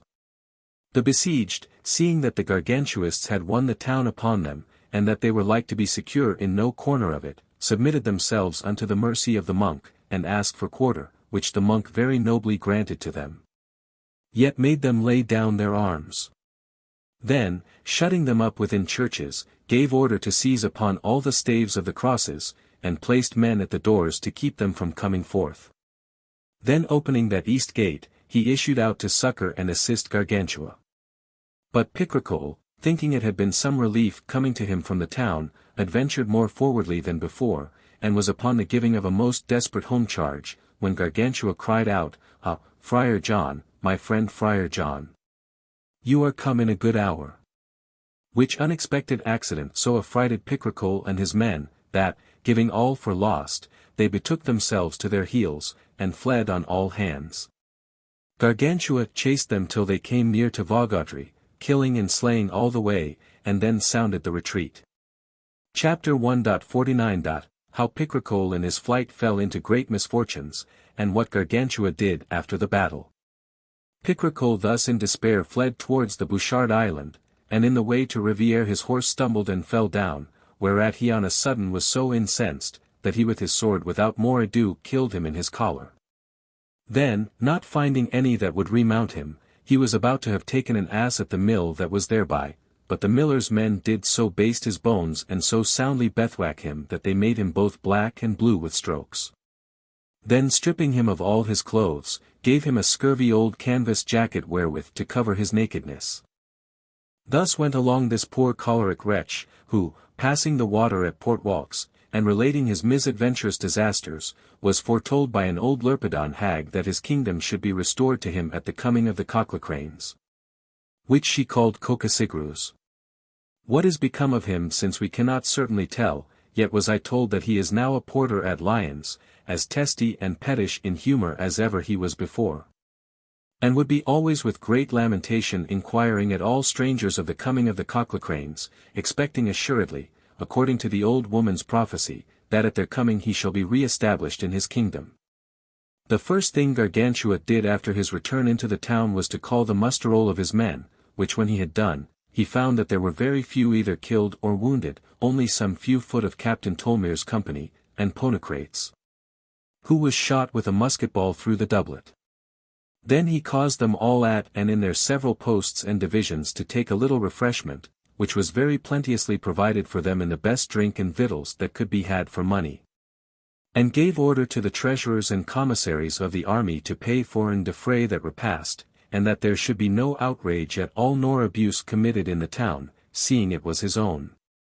And furthermore commanded, that immediately after the soldiers had done with eating and drinking for that time sufficiently and to their own heart's desire, a gathering should be beaten for bringing them all together, to be drawn up on the piazza before the castle, there to receive 6 months' pay completely.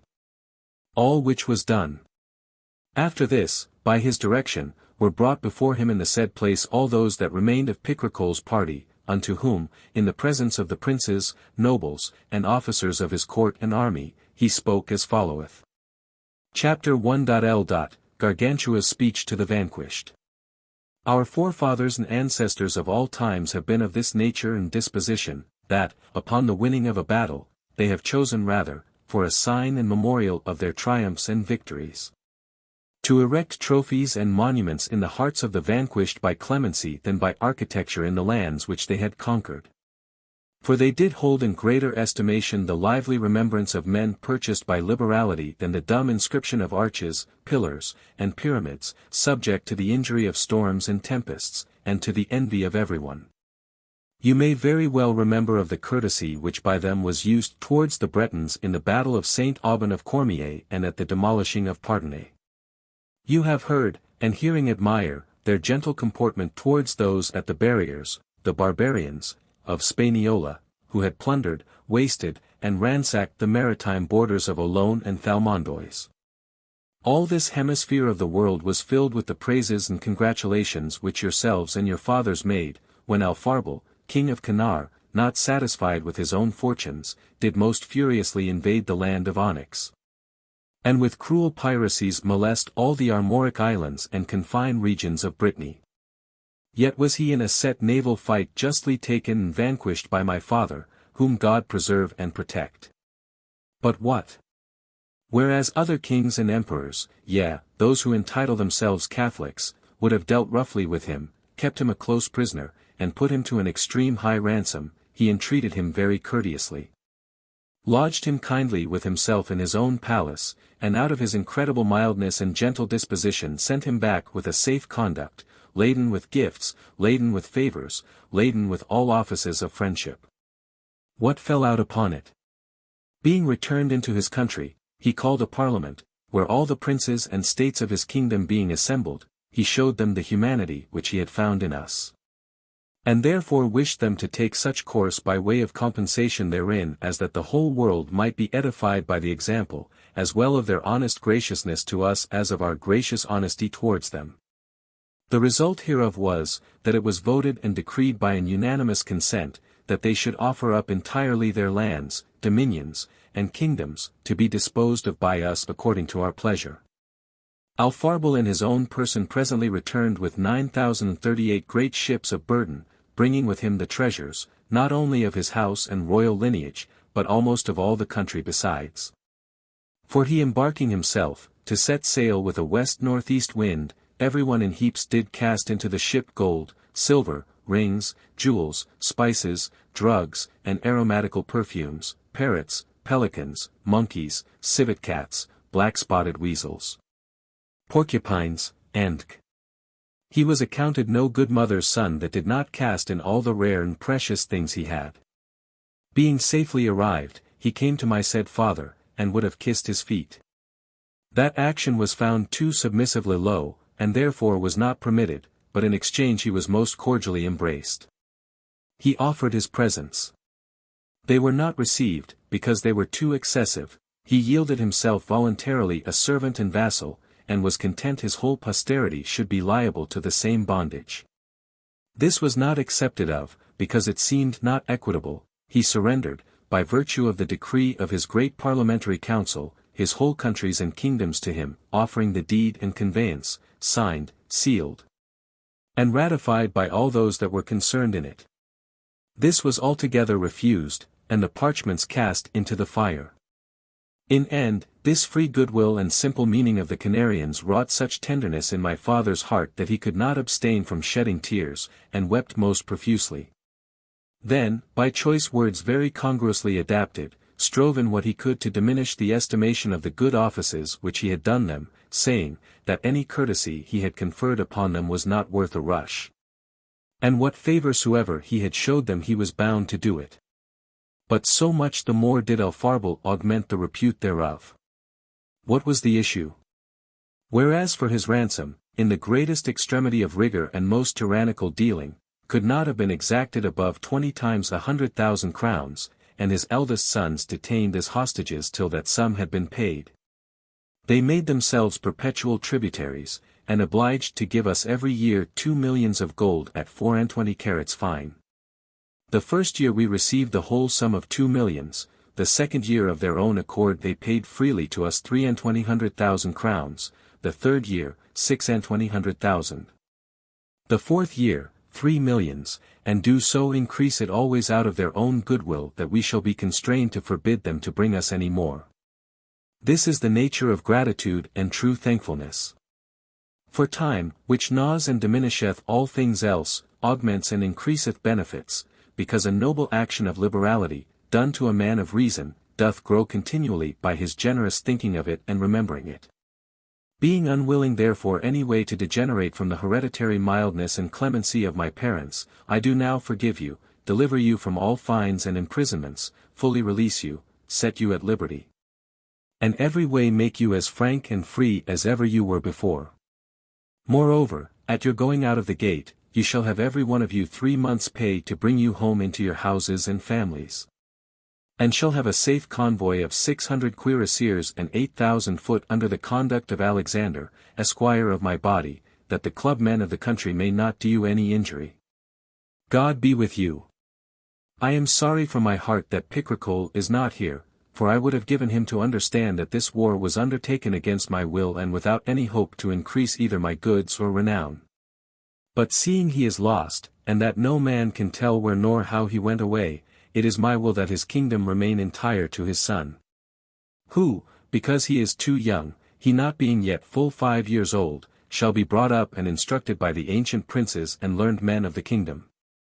And because a realm thus desolate may easily come to ruin, if the covetousness and avarice of those who by their places are obliged to administer justice in it be not curbed and restrained, I ordain and will have it so, that Ponocrates be overseer and superintendent above all his governors, with whatever power and authority is requisite thereto, and that he be continually with the child until he find him able and capable to rule and govern by himself.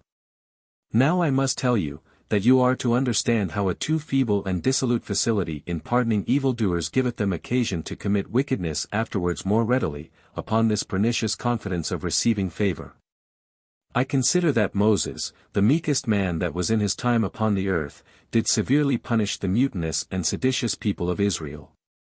I consider likewise that Julius Caesar, who was so gracious an emperor that Cicero said of him that his fortune had nothing more excellent than that he could, and his virtue nothing better than that he would always save and pardon every man, he, notwithstanding all this, did in certain places most rigorously punish the authors of rebellion. After the example of these good men, it is my will and pleasure that you deliver over unto me before you depart hence, first, that fine fellow Marquet, who was the prime cause, origin, and groundwork of this war by his vain presumption and overweening. Secondly, his fellow cake-bakers, who were neglected in checking and reprehending his idle harebrained humor in the instant time. And lastly, all the councillors, captains, officers, and domestics of Picaresque, who had been incendiaries or fomenters of the war by provoking, praising, or counseling him to come out of his limits thus to trouble us.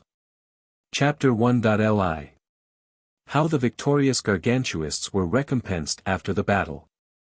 When Gargantua had finished his speech, the seditious men whom he required were delivered up unto him, except Swashbuckler, Dirttail, and Small Trash, who ran away 6 hours before the battle, one of them as far as to Laniel Neck at one course, another to the valley of Vire, and the third even unto Logroen, without looking back or taking breath by the way, and 2 of the cake-bakers who were slain in the fight.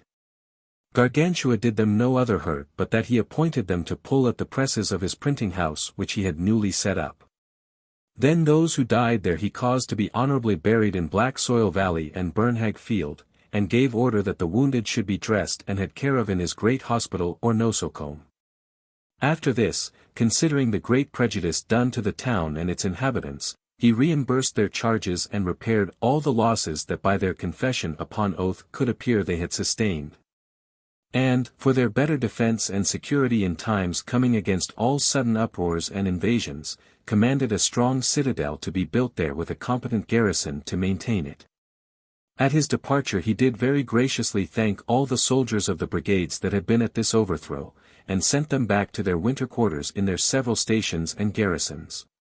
The Decumane Legion only excepted, whom in the field on that day he saw do some great exploit, and their captains also, whom he brought along with himself unto Grangousier. At the sight and coming of them, the good man was so joyful, that it is not possible fully to describe it. He made them a feast the most magnificent, plentiful, and delicious that ever was seen since the time of the king Ahasuerus. At the taking up of the table he distributed amongst them his whole cupboard of plate, which weighed 800,014 bezants, each bezant is worth £5 English money. Of gold, in great antique vessels, huge pots, large basins, big tasses, cups, goblets, candlesticks, comfit boxes, and other such plate, all of pure massy gold, besides the precious stones, enamelling, and workmanship. Which by all men's estimation was more worth than the matter of the gold. Then unto every one of them out of his coffers caused he to be given the sum of 1,200,000 crowns ready money. And, further, he gave to each of them for ever and in perpetuity, unless he should happen to decease without heirs, such castles and neighbouring lands of his as were most commodious for them. To Ponocrates he gave the rock Clermond. To Gymnast, the Coudray, to Eudaemon, Montpensier, Rivaux, to Tolmere, to Ithobal, Montserrat, to Acamas, Cand, Varens, to Cyrenact, Gravet, to Sebaste, Quinquinais, to Alexander, Liger, to Sophron, and so of his other places. Chapter 1. How Gargantua caused to be built for the monk the Abbey of Theleme. There was left only the monk to provide for, whom Gargantua would have made abbot of Seville, but he refused it. He would have given him the Abbey of Bourgueil, or of Saint Florent, which was better, or both, if it pleased him, but the monk gave him a very peremptory answer, that he would never take upon him the charge nor government of monks. For how shall I be able, said he, to rule over others, that have not full power and command of myself? If you think I have done you, or may hereafter do any acceptable service, give me leave to found an abbey after my own mind and fancy. The motion pleased Gargantua very well, who thereupon offered him all the country of Theleme by the river of Loire till within 2 leagues of the great forest of Portwalks. The monk then requested Gargantua to institute his religious order contrary to all others. First, then, said Gargantua, you must not build a wall about your convent, for all other abbeys are strongly walled and mured about. See, said the monk, and not without cause, seeing wall and moor signify but one and the same thing, where there is moor before and moor behind, there is store of murmur, envy, and mutual conspiracy. Moreover, seeing there are certain convents in the world whereof the custom is, if any woman come in, I mean chaste and honest women, they immediately sweep the ground which they have trod upon. Therefore was it ordained, that if any man or woman entered into religious orders should by chance come within this new abbey, all the rooms should be thoroughly washed and cleansed through which they had passed. And because in all other monasteries and nunneries all is compassed, limited, and regulated by hours, it was decreed that in this new structure there should be neither clock nor dial, but that according to the opportunities and incident occasions all their hours should be disposed of. For, said Gargantua, the greatest loss of time that I know is to count the hours. What good comes of it? Nor can there be any greater dotage in the world than for one to guide and direct his courses by the sound of a bell, and not by his own judgment and discretion. Item, because at that time they put no women into nunneries but such as were either purblind, blinkards, lame, crooked, ill-favoured, misshapen, fools, senseless, spoiled, or corrupt. Nor encloistered any men but those that were either sickly, subject to defluxions, ill-bred louts, simple sots, or peevish trouble-houses. But to the purpose, said the monk. A woman that is neither fair nor good, to what use serve she? To make a nun of, said Gargantua. Yea, said the monk, and to make shirts and smocks. Therefore was it ordained that into this religious order should be admitted no women that were not fair, well-featured, and of a sweet disposition. Nor men that were not comely, personable, and well-conditioned. Item, because in the convents of women men come not but underhand, privily, and by stealth, it was therefore enacted that in this house there shall be no women in case there be not men, nor men in case there be not women. Item, because both men and women that are received into religious orders after the expiring of their novitiate or probation year were constrained and forced perpetually to stay there all the days of their life.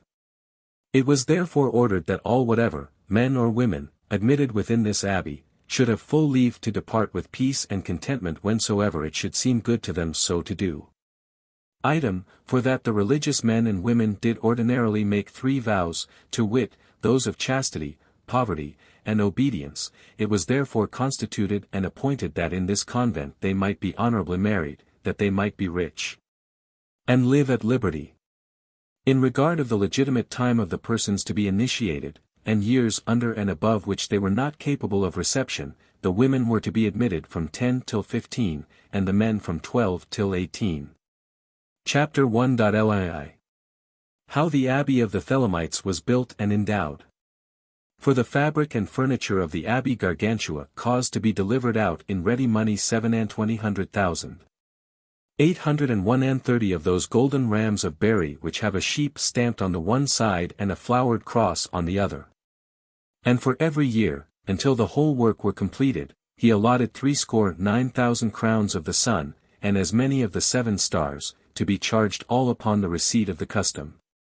For the foundation and maintenance thereof for ever, he settled a perpetual fee-farm rent of 3,20, 69,514 rose nobles, exempted from all homage, fealty, service, or burden whatsoever, and payable every year at the gate of the abbey.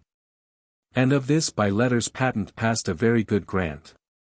The architecture was in a figure hexagonal, and in such a fashion that in every one of the 6 corners there was built a great round tower of 80 foot in diameter, and were all of a like form and bigness.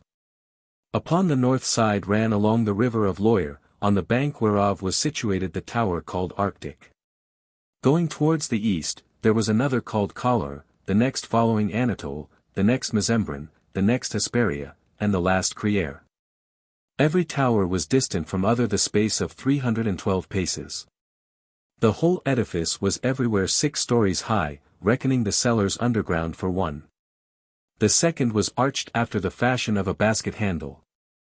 The rest were sealed with pure wainscot, flourished with Flanders fretwork, in the form of the foot of a lamp, and covered above with fine slates, with an endorsement of lead, carrying the antique figures of little puppets and animals of all sorts, notably well suited to one another, and gilt, together with the gutters, which, jutting without the walls from betwixt the crossbars in a diagonal figure, painted with gold and azure, reached to the very ground, where they ended into great conduit pipes, which carried all away unto the river from under the house. This same building was 100 times more sumptuous and magnificent than ever was Bonnevet, Chambord, or Chantilly. For there were in it 9,332 chambers, every one whereof had a withdrawing room, a handsome closet, a wardrobe, an oratory, and neat passage, leading into a great and spacious hall. Between every tower in the midst of the said body of building there was a pair of winding, such as we now call lantern stairs, whereof the steps were part of porphyry, which is a dark red marble spotted with white, part of Numidian stone, which is a kind of yellowishly streaked marble upon various colors, and part of serpentine marble, with light spots on a dark green ground, each of those steps being 22 foot in length and 3 fingers thick, and the just number of 12 betwixt every rest, or, as we now term it, landing place. In every resting place were 2 fair antique arches where the light came in, and by those they went into a cabinet, made even with and of the breadth of the said winding. And the reascending above the roofs of the house ended conically in a pavilion. By that vice or winding they entered on every side into a great hall, and from the halls into the chambers. From the Arctic Tower unto the Criere were the fair great libraries in Greek, Latin, Hebrew, French, Italian, and Spanish, respectively distributed in their several cantons, according to the diversity of these languages. In the midst there was a wonderful scalier or winding stair, the entry whereof was without the house, in a vault or arch 6 fathom broad. It was made in such symmetry and largeness that 6 men-at-arms with their lances in their rests might together in a breast ride all up to the very top of all the palace.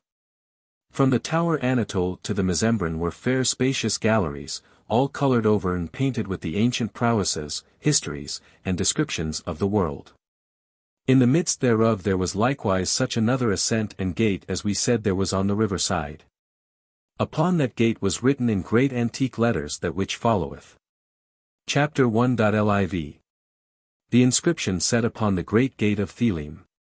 Here enter not vile bigots, hypocrites, externally devoted apes, base snites, puffed up, wry-necked beasts, worse than the Huns, or Ostrogoths, forerunners of baboons, cursed snakes, dissembled varlets, seeming Sanks, slipshod Kaffirs. Beggars pretending wants, fat chuff-cats, smell-feast knockers, doltish gulls, outstrouting cluster fists, contentious bulls, fomenters of divisions and debates, elsewhere, not here, make sale of your deceits. Your filthy trumperies. Stuffed with pernicious lies. Not worth a bubble. Would do but trouble. Our earthly paradise. Your filthy trumperies. Here enter not attorneys, barristers, nor bridle-champing law practitioners, clerks, commissaries, scribes, nor Pharisees, wilful disturbers of the people's ease, judges, destroyers, with an unjust breath, of honest men, like dogs, even unto death. Your salary is at the gibbet foot, go drink there. For we do not here fly out on those excessive courses, which may draw a waiting on your courts by suits in law. Lawsuits, debates, and wrangling. Hence are exiled, and jangling. Here we are very frolic and merry, and free from all entangling. Lawsuits, debates, and wrangling. Here enter not base pinching usurers, pelf lickers, everlasting gatherers, gold graspers, coin gripers, gulpers of mists, niggish deformed sots, who, though your chests vast sums of money should to you afford, would any earthless add more unto that hoard, and yet not be content, you clench-fist dastards, insatiable fiends, and Pluto's bastards, greedy devourers, chitchy sneak-bill rogues, hell-mastiffs gnaw your bones, you ravenous dogs. You beastly-looking fellows. Reason doth plainly tell us that we should not to you allot room here, but at the gallows. You beastly-looking fellows. Here enter not fond makers of demurs in love adventures, peevish, jealous curs, sad pensive dotards, raisers of garboils, hags, goblins, ghosts, firebrands of household broils, nor drunkards, liars, cowards, cheaters, clowns, thieves, cannibals. Faces o'ercast with frowns, nor lazy slugs, envious, covetous, nor blockish, cruel, nor too credulous, here mangy, pocky folks shall have no place, no ugly lusks, nor persons of disgrace. Grace, honor, praise, delight. Here sojourn day and night. Sound bodies lined with a good mind. Do here pursue with might. Grace, honor, praise, delight. Here enter you, and welcome from our hearts, all noble sparks, endowed with gallant parts. This is the glorious place, which bravely shall afford wherewith to entertain you all. Were you 1,000, here you shall not want for anything, for what you'll ask will grant. Stay here, you lively, jovial, handsome, brisk, gay, witty, frolic, cheerful, merry, frisk, spruce, jocund, courteous, furtherers of trades, and, in a word, all worthy gentle blades. Blades of heroic breasts. Shall taste here of the feasts, both privily and civilly, of the celestial guests. Blades of heroic breasts. Here enter you, pure, honest, faithful, true expounders of the scriptures old and new, whose glosses do not blind our reason, but make it to see the clearer, and who shut its passages from hatred, avarice, pride, factions, covenants, and all sort of vice. Come, settle here a charitable faith, which neighborly affection nourisheth, and whose light chaseth all corrupters hence, of the blessed word, from the aforesaid sense. The holy sacred word.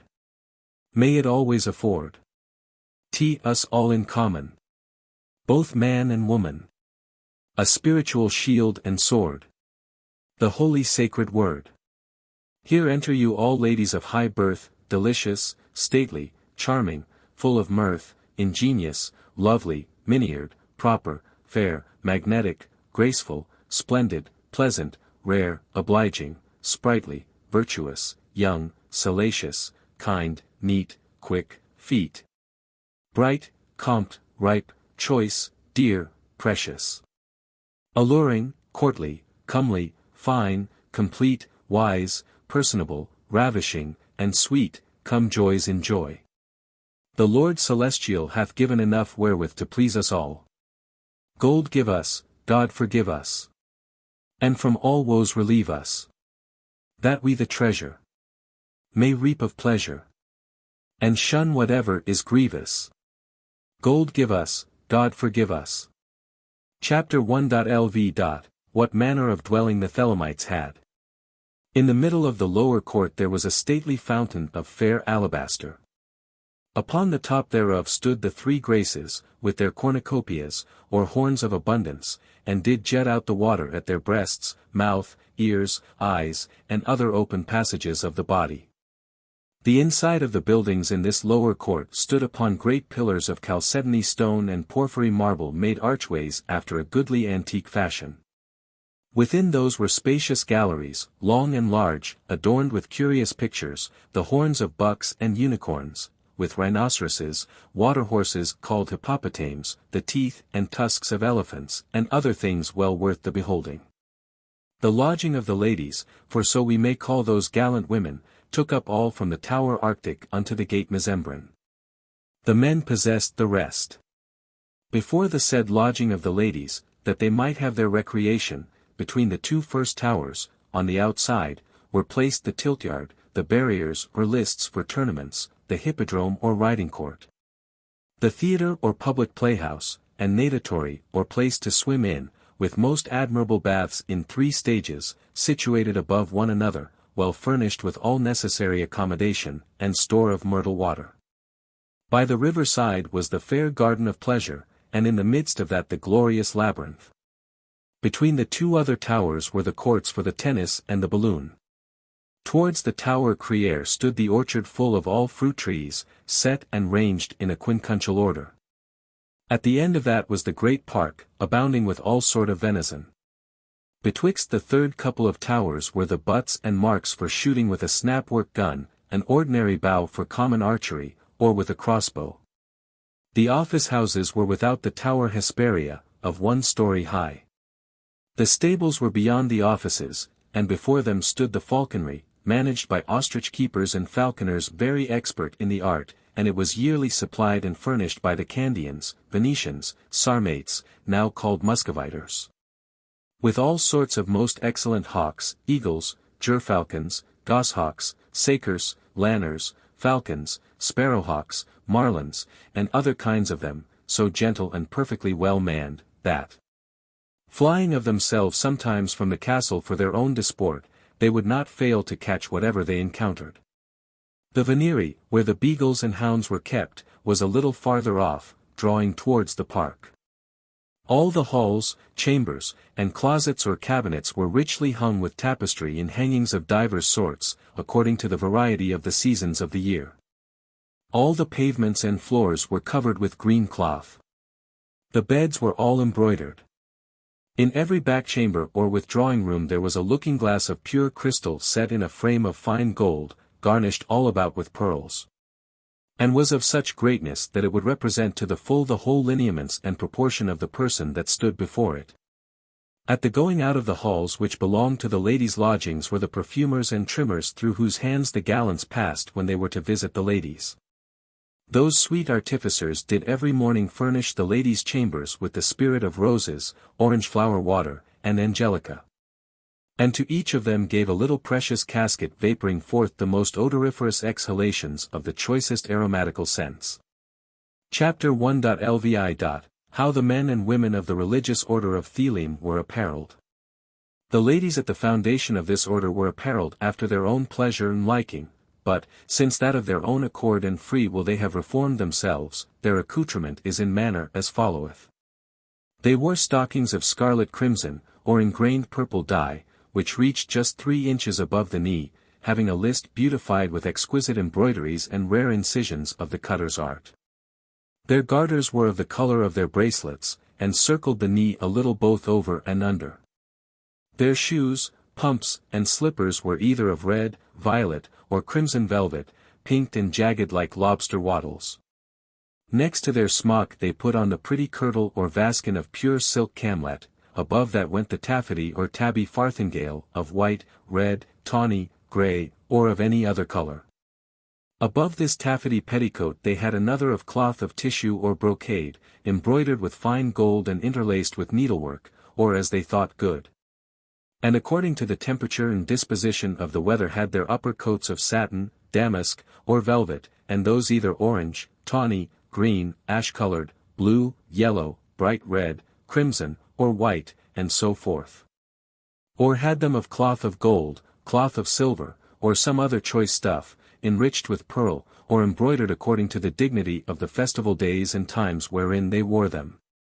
Their gowns, being still correspondent to the season, were either of cloth of gold frizzled with a silver raised work, of red satin, covered with gold pearl, of tabby, or taffety, white, blue, black, tawny, and of silk serge, silk camlet, velvet, cloth of silver, silver tissue, cloth of gold, gold wire, figured velvet, or figured satin tinselled and overcast with golden threads, in divers variously purfled draughts.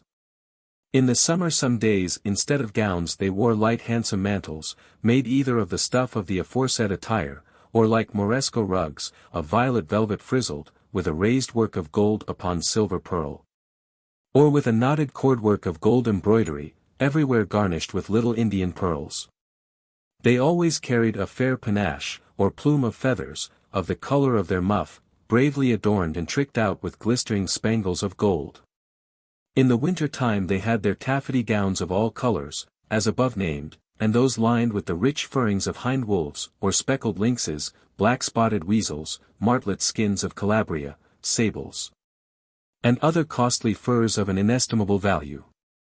Their beads, rings, bracelets, collars, carcanets, and neck-chains were all of precious stones, such as carbuncles, rubies, baileys, diamonds, sapphires, emeralds, turquoises, garnets, agates, beryls, and excellent marguerites. Their head-dressing also varied with the season of the year, according to which they decked themselves. In winter it was of the French fashion, in the spring, of the Spanish. In summer, of the fashion of Tuscany, except only upon the holy days and Sundays, at which times they were accoutred in the French mode, because they accounted it more honourable and better befitting the garb of a matronal pudicity. The men were apparelled after their fashion. Their stockings were of tamine or of cloth serge, of white, black, scarlet, or some other ingrained colour. Their breeches were of velvet, of the same colour with their stockings, or very near, embroidered and cut according to their fancy. Their doublet was of cloth of gold, of cloth of silver, of velvet, satin, damask, taffeties, and of the same colours, cut, embroidered, and suitably trimmed up in perfection. The points were of silk of the same colours, the tags were of gold well enamelled. Their coats and jerkins were of cloth of gold, cloth of silver, gold, tissue or velvet embroidered, as they thought fit. Their gowns were every whit as costly as those of the ladies. Their girdles were of silks, of the colour of their doublets. Every one had a gallant sword by his side, the hilt and handle whereof were gilt, and the scabbard of velvet, of the colour of his breeches, with a chape of gold, and pure goldsmith's work. The dagger was of the same. Their caps or bonnets were of black velvet, adorned with jewels and buttons of gold. Upon that they wore a white plume, most prettily and minion-like parted by so many rows of gold spangles, at the end whereof hung dangling in a more sparkling resplendency fair rubies, emeralds, diamonds, and But there was such a sympathy betwixt the gallants and the ladies, that every day they were apparelled in the same livery. And that they might not miss, there were certain gentlemen appointed to tell the youths every morning what vestments the ladies would on that day wear, for all was done according to the pleasure of the ladies. In these so handsome clothes, and habiliments so rich, think not that either one or other of either sex did waste any time at all.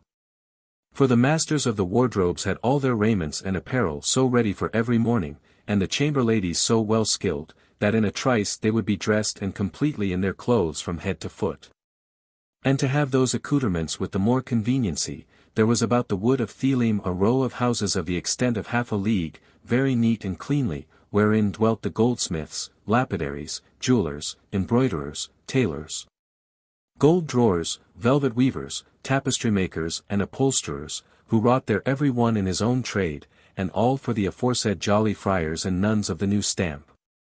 They were furnished with matter and stuff from the hands of the Lord Nausiclete, who every year brought them 7 ships from the pearlous and cannibal islands, laden with ingots of gold, with raw silk, with pearls and precious stones. And if any marguerites, called unions, began to grow old and lose somewhat of their natural whiteness and luster, those with their art they did renew by tendering them to eat to some pretty cocks, as they used to give casting unto hawks. Chapter 1.lvia. How the Thelemites were governed, and of their manner of living. All their life was spent not in laws, statutes, or rules, but according to their own free will and pleasure. They rose out of their beds when they thought good. They did eat, drink, labor, sleep, when they had a mind to it and were disposed for it. None did awake them, none did offer to constrain them to eat, drink, nor to do any other thing, for so had Gargantua established it. In all their rule and strictest tie of their order there was but this one clause to be observed. Do what thou wilt. Because men that are free, well-born, well-bred, and conversant in honest companies, have naturally an instinct and spur that prompteth them unto virtuous actions, and withdraws them from vice, which is called honor.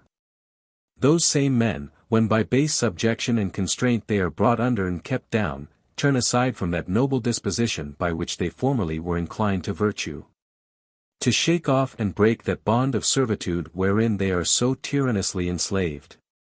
For it is agreeable with the nature of man to long after things forbidden and to desire what is denied us. By this liberty they entered into a very laudable emulation to do all of them what they saw did please one. If any of the gallants or ladies should say, Let us drink, they would all drink. If any one of them said, Let us play, they all played. If one said, Let us go a-walking into the fields they went all. If it were to go a-hawking or a-hunting, the ladies mounted upon dainty well-paced nags, seated in a stately palfrey saddle, carried on their lovely fists, miniardly beg-loved every one of them either a sparrowhawk or a laneret or a marlin. And the young gallants carried the other kinds of hawks.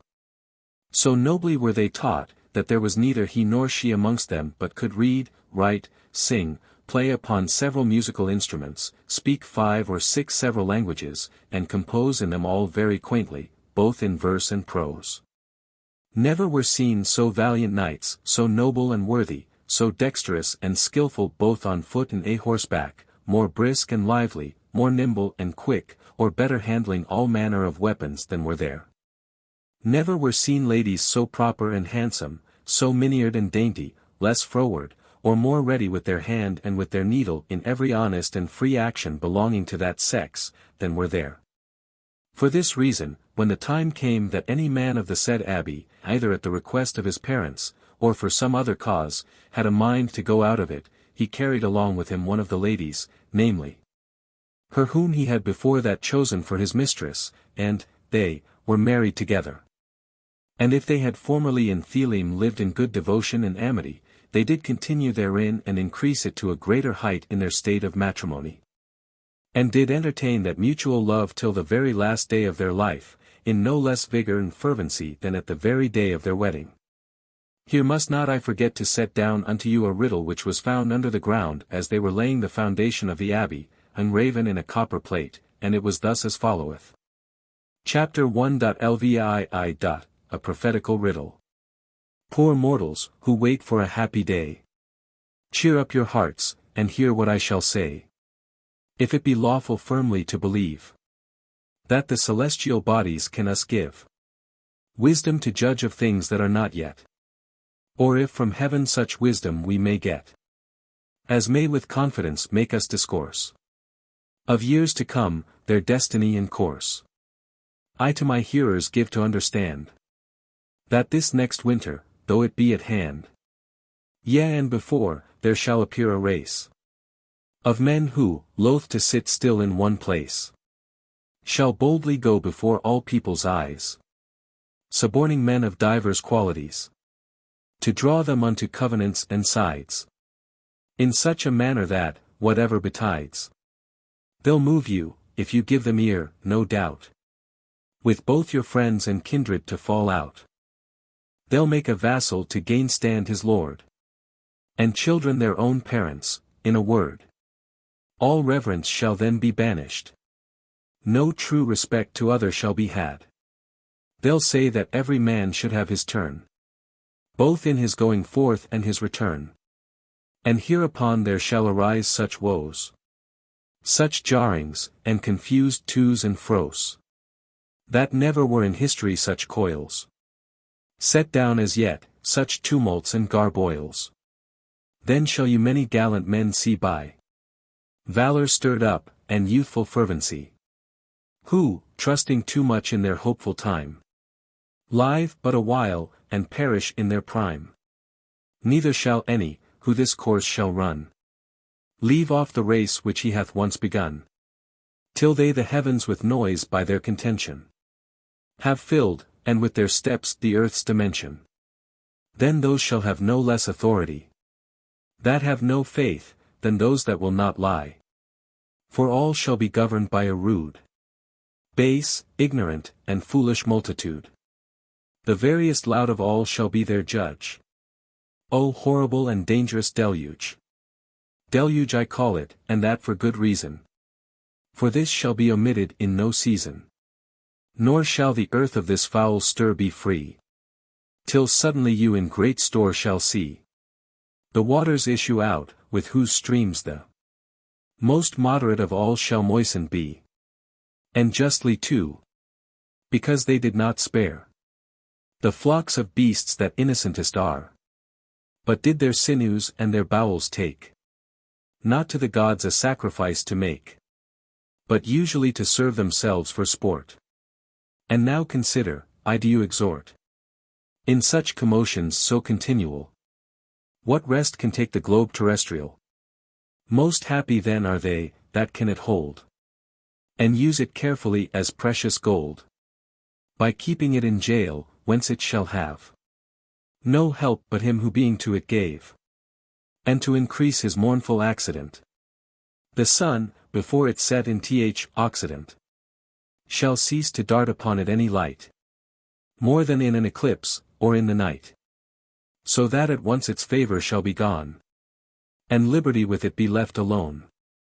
And yet, before it come to ruin thus, its quaking shall be as impetuous as Etna's was when Titan's sons lay under, and yield, when lost, a fearful sound like thunder.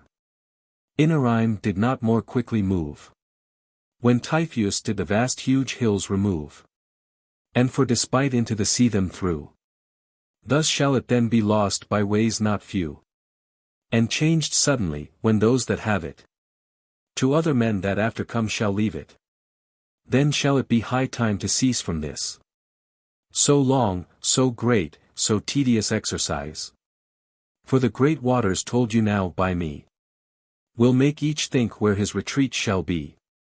And yet, before that they be clean dispersed, you may behold in air, where naught was erst, the burning heat of a great flame to rise, lick up the water, and the enterprise. It resteth after those things to declare, that those shall sit content who chosen are, with all good things, and with celestial man, and richly recompensed every man. The others at the last all stripped shall be, that after this great work all men may see how each shall have his due. This is their lot. Oh, he is worthy praise that shrinketh not. No sooner was this enigmatical monument read over, but Gargantua, fetching a very deep sigh, said unto those that stood by, It is not now only, I perceive, that people called to the faith of the gospel, and convinced with the certainty of evangelical truths, are persecuted. But happy is that man that shall not be scandalized, but shall always continue to the end in aiming at that mark which God by his dear Son hath set before us, without being distracted or diverted by his carnal affections and depraved nature.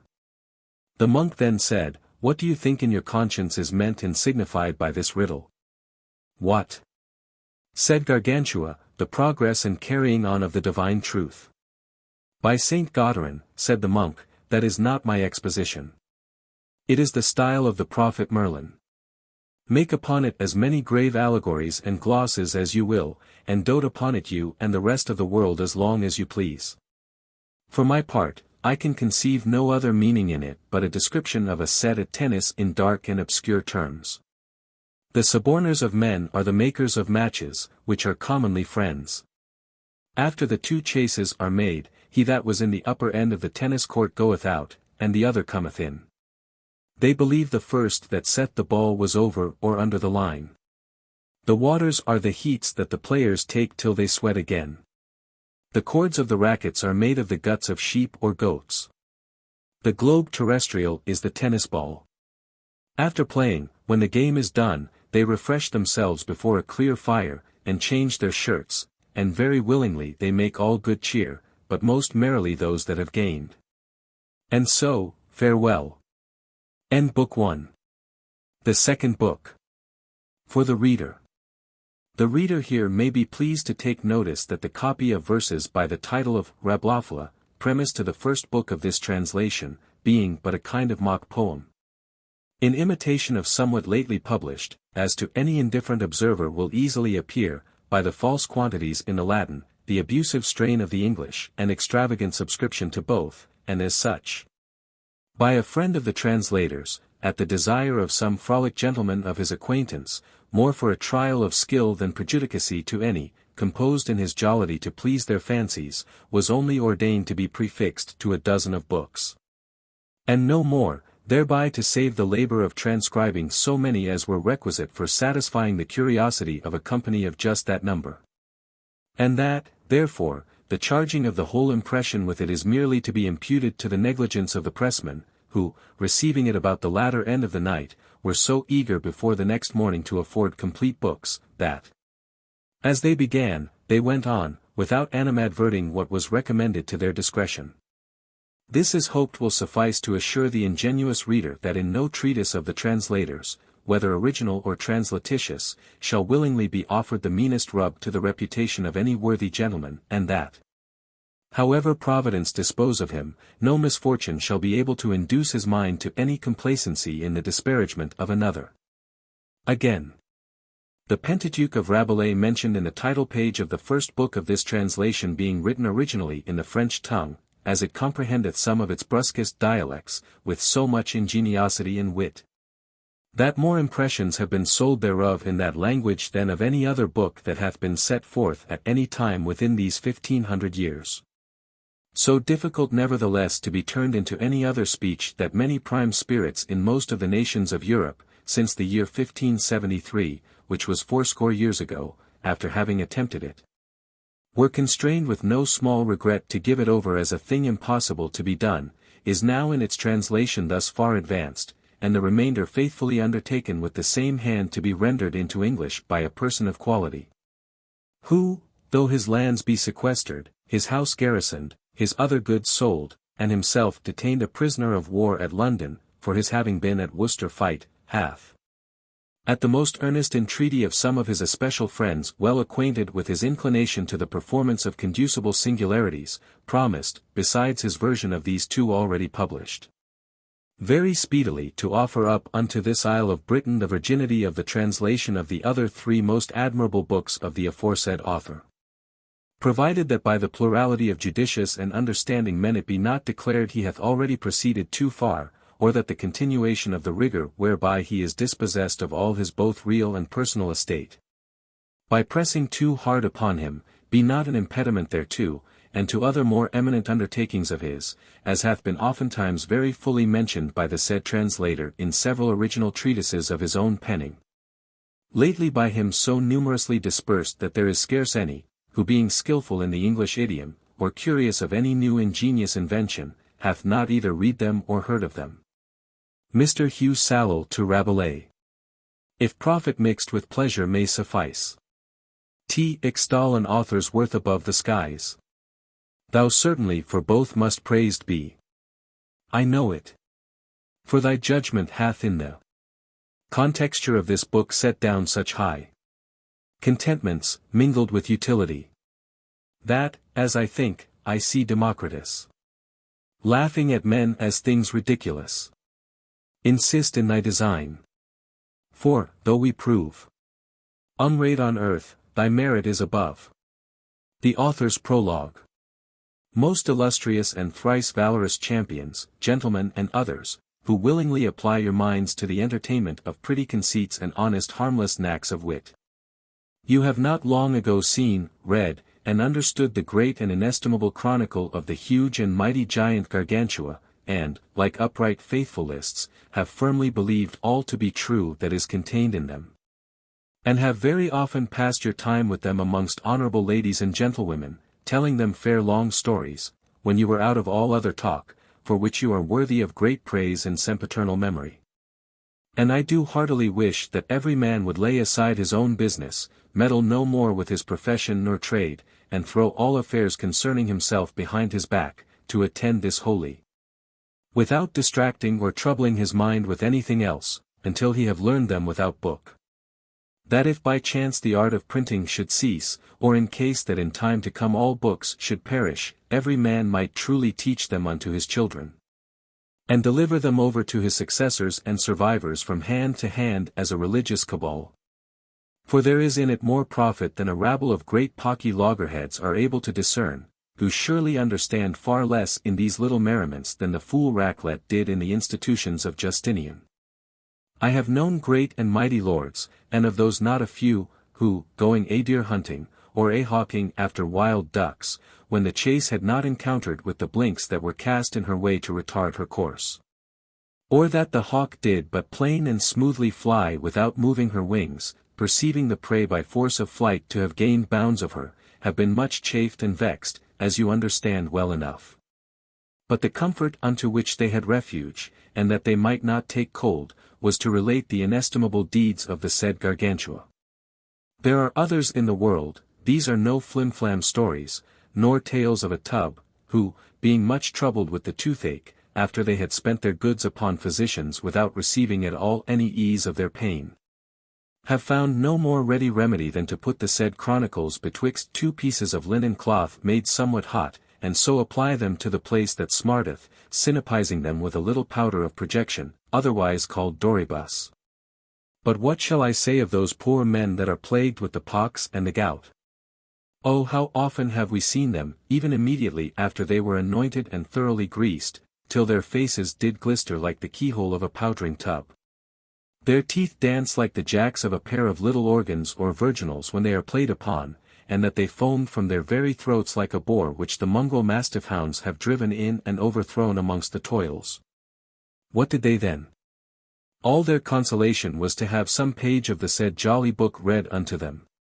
And we have seen those who have given themselves to 100 puncheons of old devils, in case that they did not feel a manifest ease and assuagement of pain at the hearing of the said book read, even when they were kept in a purgatory of torment. No more nor less than women in travail used to find their sorrow abated when the life of Saint Margaret is read unto them. Is this nothing? Find me a book in any language, in any faculty or science whatsoever, that hath such virtues, properties, and prerogatives, and I will be content to pay you a quart of tripes. No, my masters, no, it is peerless, incomparable, and not to be matched. And this am I resolved for ever to maintain even unto the fire exclusive. And those that will pertinaciously hold the contrary opinion, let them be accounted abusers, predestinators, impostors, and seducers of the people. It is very true that there are found in some gallant and stately books, worthy of high estimation, certain occult and hid properties, in the number of which are reckoned Whippot, Orlando Furioso, Robert the Devil, Firebrace, William without fear, Juan of Bordeaux, Montevill, and Matabrun, but they are not comparable to that which we speak of. And the world hath well known by infallible experience the great emolument and utility which it hath received by this Gargantuan chronicle. For the printers have sold more of them in 2 months' time than there will be bought of Bibles in 9 years. I therefore, your humble slave, being very willing to increase your solace and recreation yet a little more, do offer you for a present another book of the same stamp, only that it is a little more reasonable and worthy of credit than the other was. For think not, unless you wilfully will err against your knowledge, that I speak of it as the Jews do of the law. I was not born under such a planet, neither did it ever befall me to lie, or affirm a thing for true that was not. I speak of it like a lusty frolic on a crotary. On a cradle is a bird not much unlike a swan, which sings like an ass's braying. I should say crotenotary, crotenotere or notere crot, crocanotere or notere croc are but allusions in derision of protenotere, which signifieth a pregnatary, of the martyrized lovers, and crocenotary of love. Quot vitimus, testamer. It is of the horrible and dreadful feats and prowesses of Pantagruel, whose menial servant I have been ever since I was a page, till this hour that by his leave I am permitted to visit my cow country, and to know if any of my kindred there be alive. And therefore, to make an end of this prologue, even as I give myself to 100 panniers full of fair devils, body and soul, tripes and guts, in case that I lie so much as one single word in this whole history, after the like manner, St.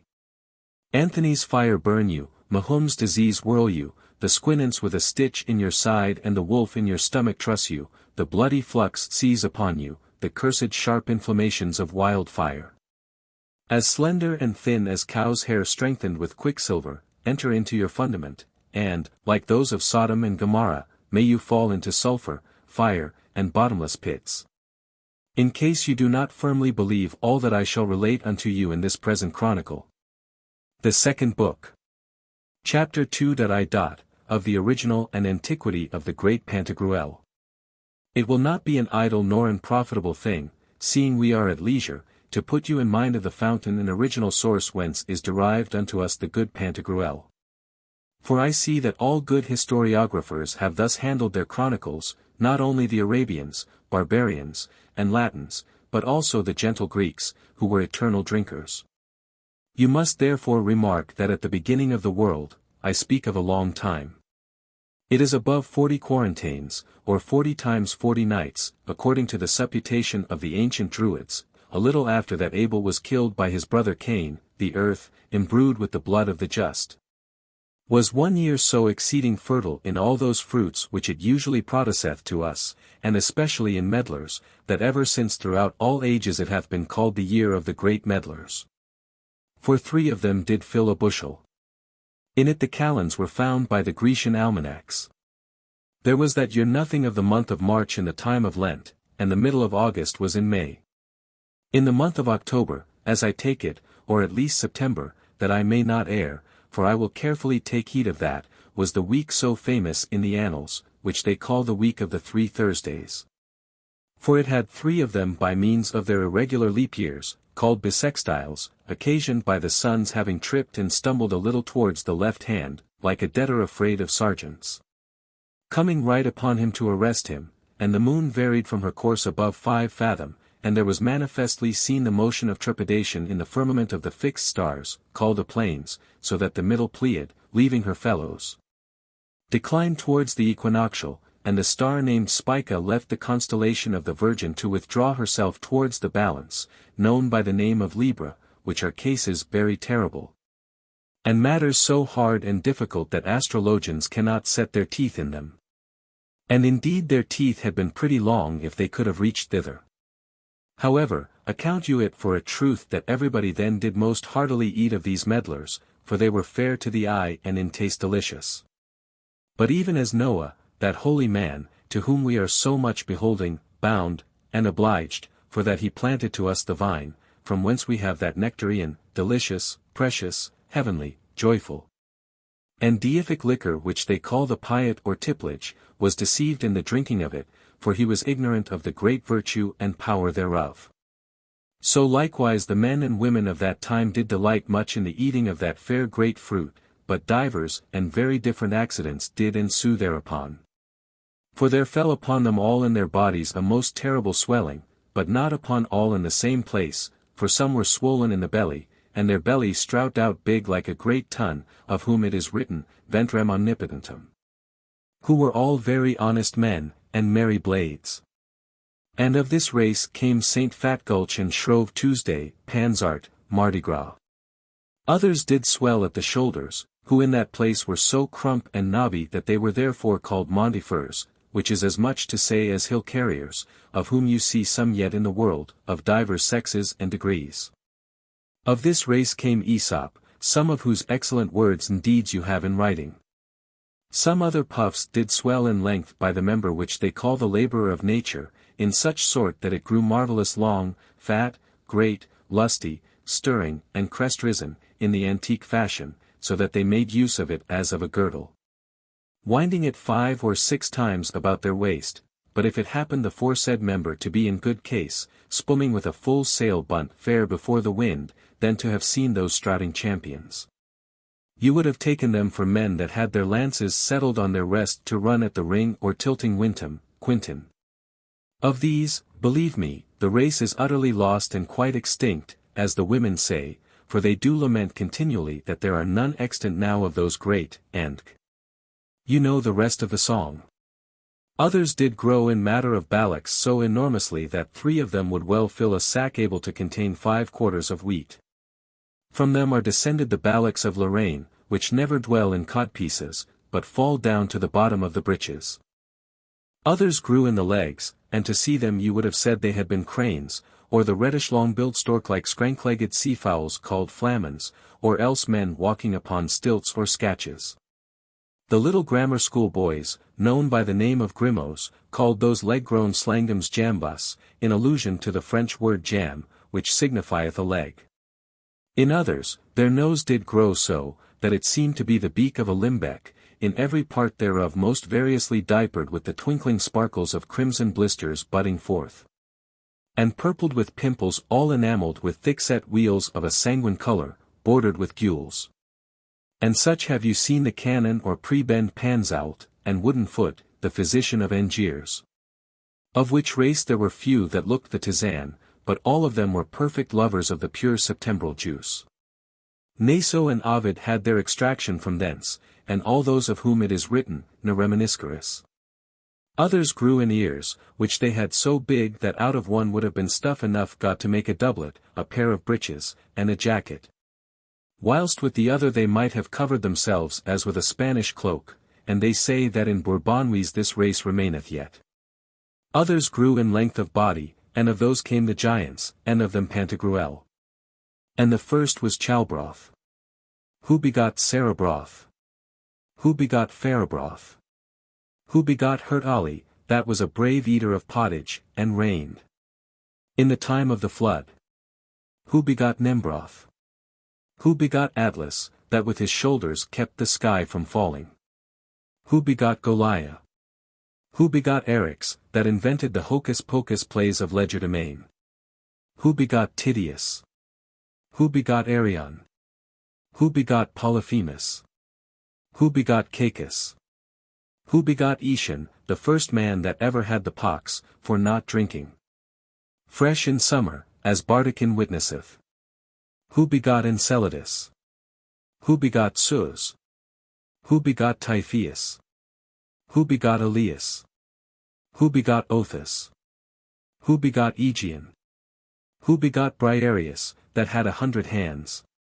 who begot Porphyrio, who begot Adamastor, who begot Antaeus, who begot Agatho, who begot Porus, against whom fought Alexander the Great, who begot Aranthus, who begot Gabra, that was the first inventor of the drinking of healths, who begot Goliah of Secondil, who begot Ophet, that was terribly well nosed for drinking at the barrel head, who begot Artaceus, who begot Eurymedon, who begot Gemagog, the first inventor of Poulin shoes, which are open on the foot and tied over the instep with a lachet, who begot Sisyphus, who begot the Titans, of whom Hercules was born, who begot Aene, the most skilful man that ever was in matter of taking the little worms, called sirens, out of the hands, who begot Pherebras, that was vanquished by Oliver, peer of France, and Roland's comrade, who begot Morgan, the first in the world that played at dice with spectacles, who begot Fracassus, of whom Merlin Cocceius hath written, and of him was born Ferragus, who begot Hapmauch, the first that ever invented the drying of neat's tongues in the chimney. For, before that, people salted them as they do now gammons of bacon. Who begot Bolivarax, who begot Longes, who begot Gaopho, whose ballocks were of poplar, and his pr. of The service or sorbapple tree. Who begot Maschaphane? Who begot Bruslifer? Who begot Angulivant? Who begot Galehot, the inventor of flagons? Who begot Meyerlangout? Who begot Galliffer? Who begot Fullerton? Who begot Robost? Who begot Sortibrant of Conimbers? Who begot Brushant of Maumiere? Who begot Bruyere that was overcome by Oger the Dane, peer of France? Who begot Mabron? Who begot Futasnan? Who begot Hakalibak? Who begot Victograin? Who begot Grangusir? Who begot Gargantua? Who begot the noble Pantagruel, my master?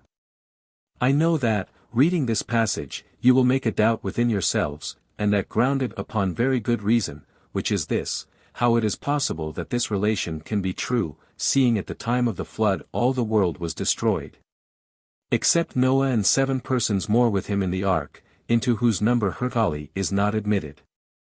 Doubtless the demand is well made and very apparent, but the answer shall satisfy you, or my wit is not rightly cocked. And because I was not at that time to tell you anything of my own fancy, I will bring unto you the authority of the Massorets, good honest fellows, true Balakiring blades and exact Hebraical bagpipers, who affirm that verily the said Hurtali was not within the ark of Noah, neither could he get in, for he was too big, but he sat astride upon it, with one leg on the one side and another on the other, as little children used to do upon their wooden horses. Or as the great bull of Bern, which was killed at Maranian, did ride for his hackney the great murdering piece called the Canon Pevier, a pretty beast of a fair and pleasant amble without all question. In that posture, he, after God, saved the said ark from danger, for with his legs he gave it the brangle that was needful, and with his foot turned it whither he pleased, as a ship answereth her rudder. Those that were within sent him up victuals in abundance by a chimney, as people very thankfully acknowledging the good that he did them.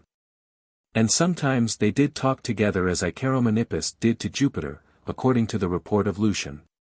Have you understood all this well? Drink then one good draught without water, for if you believe it not, no truly do I not, quoth she. Chapter 2.2. Of the nativity of the most dread and redoubt Pantagruel. Gargantua at the age of 440 years begot his son Pantagruel, upon his wife named Badebec, daughter to the king of the Amorites in Utopia, who died in childbirth. For he was so wonderfully great and lumpish that he could not possibly come forth into the light of the world without thus suffocating his mother. But that we may fully understand the cause and reason of the name of Pantagruel which at his baptism was given him, you are to remark that in that year there was so great drought over all the country of Africa that there passed 36 months, 3 weeks, 4 days, 13 hours and a little more without rain, but with a heat so vehement that the whole earth was parched and withered by it. Neither was it more scorched and dried up with heat in the days of Elijah than it was at that time, for there was not a tree to be seen that had either leaf or bloom upon it. The grass was without verdure or greenness, the rivers were drained, the fountains dried up, the poor fishes, abandoned and forsaken by their proper element, wandering and crying upon the ground most horribly.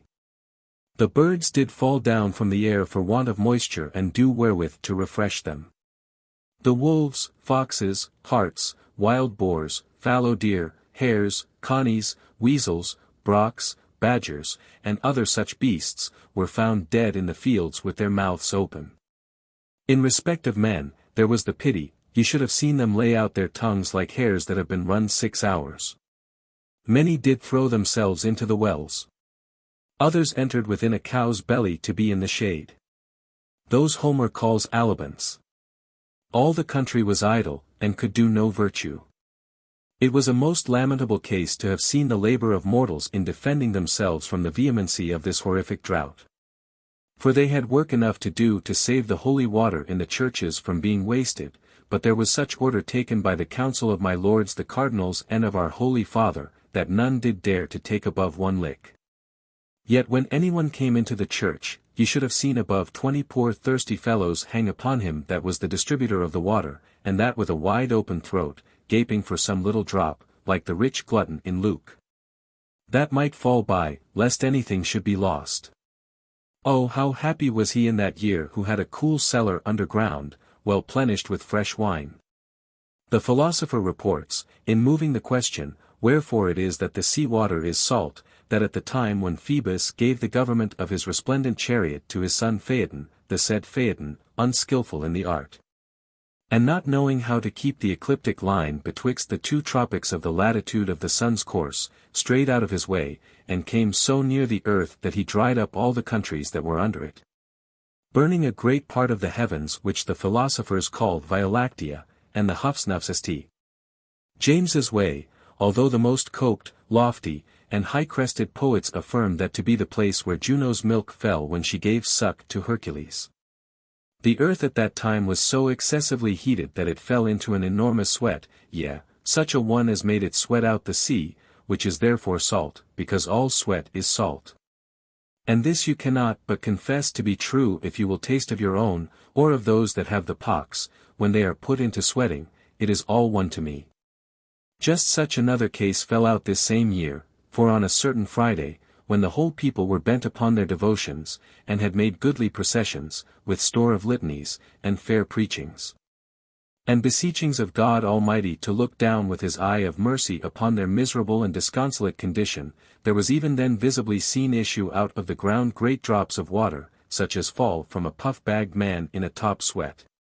And the poor hoydens began to rejoice as if it had been a thing very profitable unto them.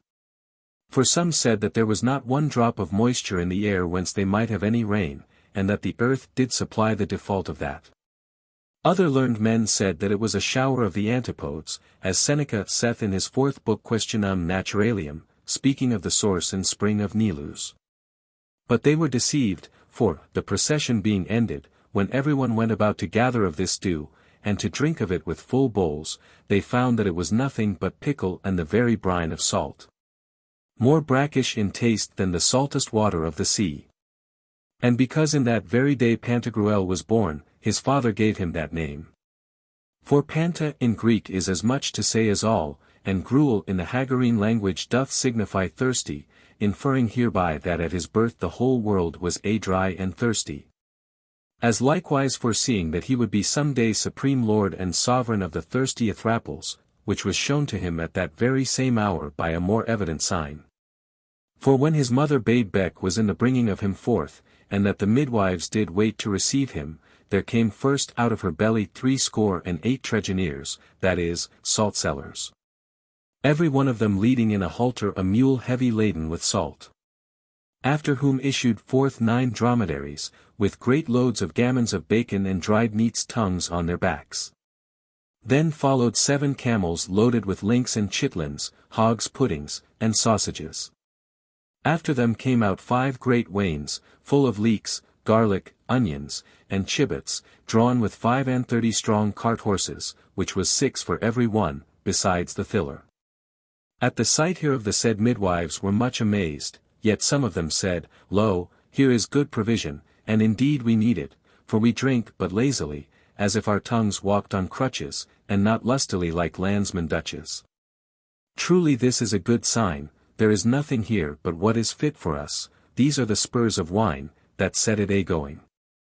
As they were tattling thus together after their own manner of chat, behold, out comes Pantagruel all hairy like a bear, whereupon one of them, inspired with a prophetical spirit, said, This will be a terrible fellow, he is born with all his hair, he is undoubtedly to do wonderful things, and if he live he shall have age.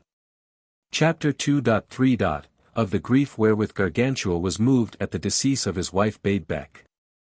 When Pantagruel was born, there was none more astonished and perplexed than was his father Gargantua. For of the one side seeing his wife bade beck dead, and on the other side his son Pantagruel born, so fair and so great, he knew not what to say nor what to do. And the doubt that troubled his brain was to know whether he should cry for the death of his wife or laugh for the joy of his son. He was hinc-and choked with sophistical arguments, for he framed them very well in modo et figura, but he could not resolve them, remaining pestered and entangled by this means, like a mouse caught in a trap or kite snared in a gin. Shall I weep? Said he. Yes, for why? My so good wife is dead, who was the most this, the most that, that ever was in the world. Never shall I see her, never shall I recover such another, it is unto me an inestimable loss. O my good God, what had I done that thou shouldest thus punish me? Why didst thou not take me away before her, seeing for me to live without her is but to languish? Ah, Bade-Bec, my minion, my dear heart, my sugar, my sweeting, my honey, my little sea, yet it had in circumference full 6 acres, 3 rods, 5 poles, 4 yards, 2 foot, 1 inch and a half of good woodland measure, my tender Peggy. My codpiece darling, my bob and hit, my slip-shalovey, never shall I see thee. Ah, poor Pantagruel, thou hast lost thy good mother, thy sweet nurse, thy well-beloved lady. O false death, how injurious and despiteful hast thou been to me! How malicious and outrageous have I found thee in taking her from me, my well-beloved wife, to whom immortality did of right belong. With these words he did cry like a cow, but on a sudden fell a-laughing like a calf, when Pantagruel came into his mind. Ha, my little son, said he, my childilily, Fedlafondi, Dandlachucky, my Balaky, my pretty rogue. Oh, how jolly thou art, and how much am I bound to my gracious God, that hath been pleased to bestow on me a son so fair, so spriteful, so lively, so smiling, so pleasant, and so gentle. Ho, ho, ho, ho, how glad I am! Let us drink, ho, and put away melancholy. Bring of the best, rinse the glasses, lay the cloth, drive out these dogs, blow this fire, light candles, shut that door there, cut this bread in sippets for brews, send away these poor folks in giving them what they ask, hold my gown. I will strip myself into my doublet, en cuerpo, to make the gossips merry, and keep them company. As he spake this, he heard the litanies and the mementos of the priests that carried his wife to be buried, upon which he left the good purpose he was in, and was suddenly ravished another way, saying, Lord God! Must I again contrist myself? This grieves me. I am no longer young, I grow old, the weather is dangerous, I may perhaps take an ague, then shall I be foiled, if not quite undone. By the faith of a gentleman, it were better to cry less, and drink more. My wife is dead, well, by G. de Gerandi, I shall not raise her again by my crying, she is well, she is in paradise at least, if she be no higher, she prayeth to God for us, she is happy, she is above the sense of our miseries, nor can our calamities reach her. What though she be dead, must not we also die? The same debt which she hath paid hangs over our heads, nature will require it of us, and we must all of us some day taste of the same sauce. Let her pass then, and the Lord preserve the survivors. For I must now cast about how to get another wife. But I will tell you what you shall do, said he to the midwives, in France called wise women, where be they, good folks? I cannot see them go you to my wife's interment, and I will the while rock my son, for I find myself somewhat altered and distempered, and should otherwise be in danger of falling sick. But drink one good draught first, you will be the better for it. And believe me, upon mine honor, they at his request went to her burial and funeral obsequies. In the meanwhile, poor Gargantua staying at home, and willing to have somewhat in remembrance of her to be engraven upon her tomb, made this epitaph in the manner as followeth. Dead is the noble Bade-Bec, who had a face like a rebec, a Spanish body, and a belly. Of Switzerland, she died, I tell ye, in childbirth. Pray to God, that her He pardon wherein she did err. Here lies her body, which did live, free from all vice, as I believe, and did decease at my bedside, the year and day in which she died. Chapter 2.4. Of the infancy of Pantagruel. I find by the ancient historiographers and poets that divers have been born in this world after very strange manners, which would be too long to repeat. Read therefore the 7th chapter of Pliny, if you have so much leisure. Yet have you never heard of any so wonderful as that of Pantagruel, for it is a very difficult matter to believe, how in the little time he was in his mother's belly he grew both in body and strength. That which Hercules did was nothing, when in his cradle he slew 2 serpents, for those serpents were but little and weak, but Pantagruel, being yet in the cradle, did far more admirable things, and more to be amazed at. I pass by here the relation of how at every one of his meals he supped up the milk of 4,600 cows, and how, to make him a skillet to boil his milk in, there were set a work all the braziers of Saumur in Anjou, of Villedieu in Normandy, and of Bramont in Lorraine. And they served in this white pot meat to him in a huge great bell, which is yet to be seen in the city of Bourges in Berry, near the palace, but his teeth were already so well grown, and so strengthened with vigour, that of the said bell he bit off a great morsel, as very plainly doth appear till this hour. One day in the morning, when they would have made him suck one of his cows, for he never had any other nurse, as the history tells us, he got one of his arms loose from the swaddling bands wherewith he was kept fast in the cradle, laid hold on the said cow under the left foreham, and grasping her to him ate up her udder and half of her paunch, with the liver and the kidneys, and had devoured all up if she had not cried out most horribly, as if the wolves had held her by the legs, at which noise company came in and took away the said cow from Pantagruel. Yet could they not so well do it but that the quarter whereby he caught her was left in his hand, of which quarter he gulped up the flesh in a trice, even with as much ease as you would eat a sausage, and that so greedily with desire of more, that, when they would have taken away the bone from him, he swallowed it down whole, as a cormorant would do a little fish. And afterwards began fumblingly to say, good, good, good, for he could not yet speak plain, giving them to understand thereby that he had found it very good, and that he did lack but so much more. Which when they saw that attended him, they bound him with great cable ropes, like those that are made at Tain for the carriage of salt to lions, or such as those are whereby the great French ship rides at anchor in the road of Newhaven in Normandy.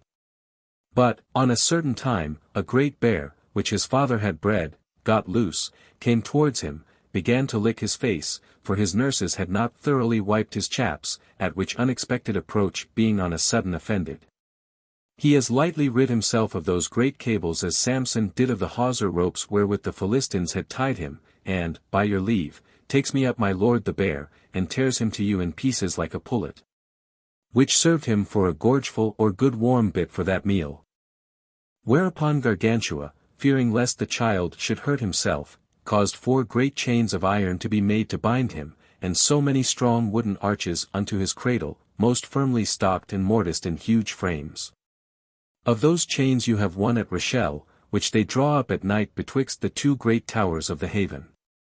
Another is at Lyons, a third at Angiers, and the 4th was carried away by the devils to bind Lucifer, who broke his chains in those days by reason of a colic that did extraordinarily torment him, taken with eating a sergeant's soul fried for his breakfast. And therefore you may believe that which Nicholas de Lyra saith upon that place of the Psalter where it is written, Etog regem bazin, that the said Og, being yet little, was so strong and robustious, that they were fain to bind him with chains of iron in his cradle. Thus continued Pantagruel for a while very calm and quiet, for he was not able so easily to break those chains, especially having no room in the cradle to give a swing with his arms. But see what happened once upon a great holiday that his father Gargantua made a sumptuous banquet to all the princes of his court. I am apt to believe that the menial officers of the house were so embusied in waiting each on his proper service at the feast, that nobody took care of poor Pantagruel, who was left a reculorum, behindhand, all alone, and as forsaken. What did he? Hark what he did, good people. He strove and essayed to break the chains of the cradle with his arms, but could not, for they were too strong for him. Then did he keep with his feet such a stamping stir, and so long, that at last he beat out the lower end of his cradle, which notwithstanding was made of a great post 5 foot in square. And as soon as he had gotten out his feet, he slid down as well as he could till he had got his soles to the ground, and then with a mighty force he rose up, carrying his cradle upon his back, bound to him like a tortoise that crawls up against a wall. And to have seen him, you would have thought it had been a great carrack of 500 tons upon one end. In this manner he entered into the great hall where they were banqueting, and that very boldly, which did much affright the company. Yet, because his arms were tied in, he could not reach anything to eat, but with great pain stooped now and then a little to take with the whole flat of his tongue some lick, good bit, or morsel. Which when his father saw, he knew well enough that they had left him without giving him anything to eat, and therefore commanded that he should be loosed from the said chains, by the counsel of the princes and lords there present. Besides that also the physicians of Gargantua said that, if they did thus keep him in the cradle, he would be all his lifetime subject to the stone. When he was unchained, they made him to sit down, where, after he had fed very well, he took his cradle and broke it into more than 500,000 pieces with one blow of his fist that he struck in the midst of it, swearing that he would never come into it again. Chapter 2.v. Of the acts of the noble Pantagruel in his youthful age. Thus grew Pantagruel from day to day, and to everyone's eye waxed more and more in all his dimensions, which made his father to rejoice by a natural affection. Therefore caused he to be made for him, whilst he was yet little, a pretty crossbow wherewith to shoot at small birds, which now they call the great crossbow at Chantel. Then he sent him to the school to learn, and to spend his youth in virtue.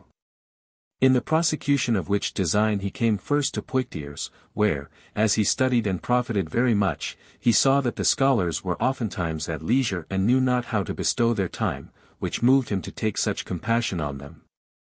That one day he took from a long ledge of rocks, called their Pasalorden, a huge great stone, of about 12 fathoms square and 14 handfuls thick, and with great ease set it upon 4 pillars in the midst of a field.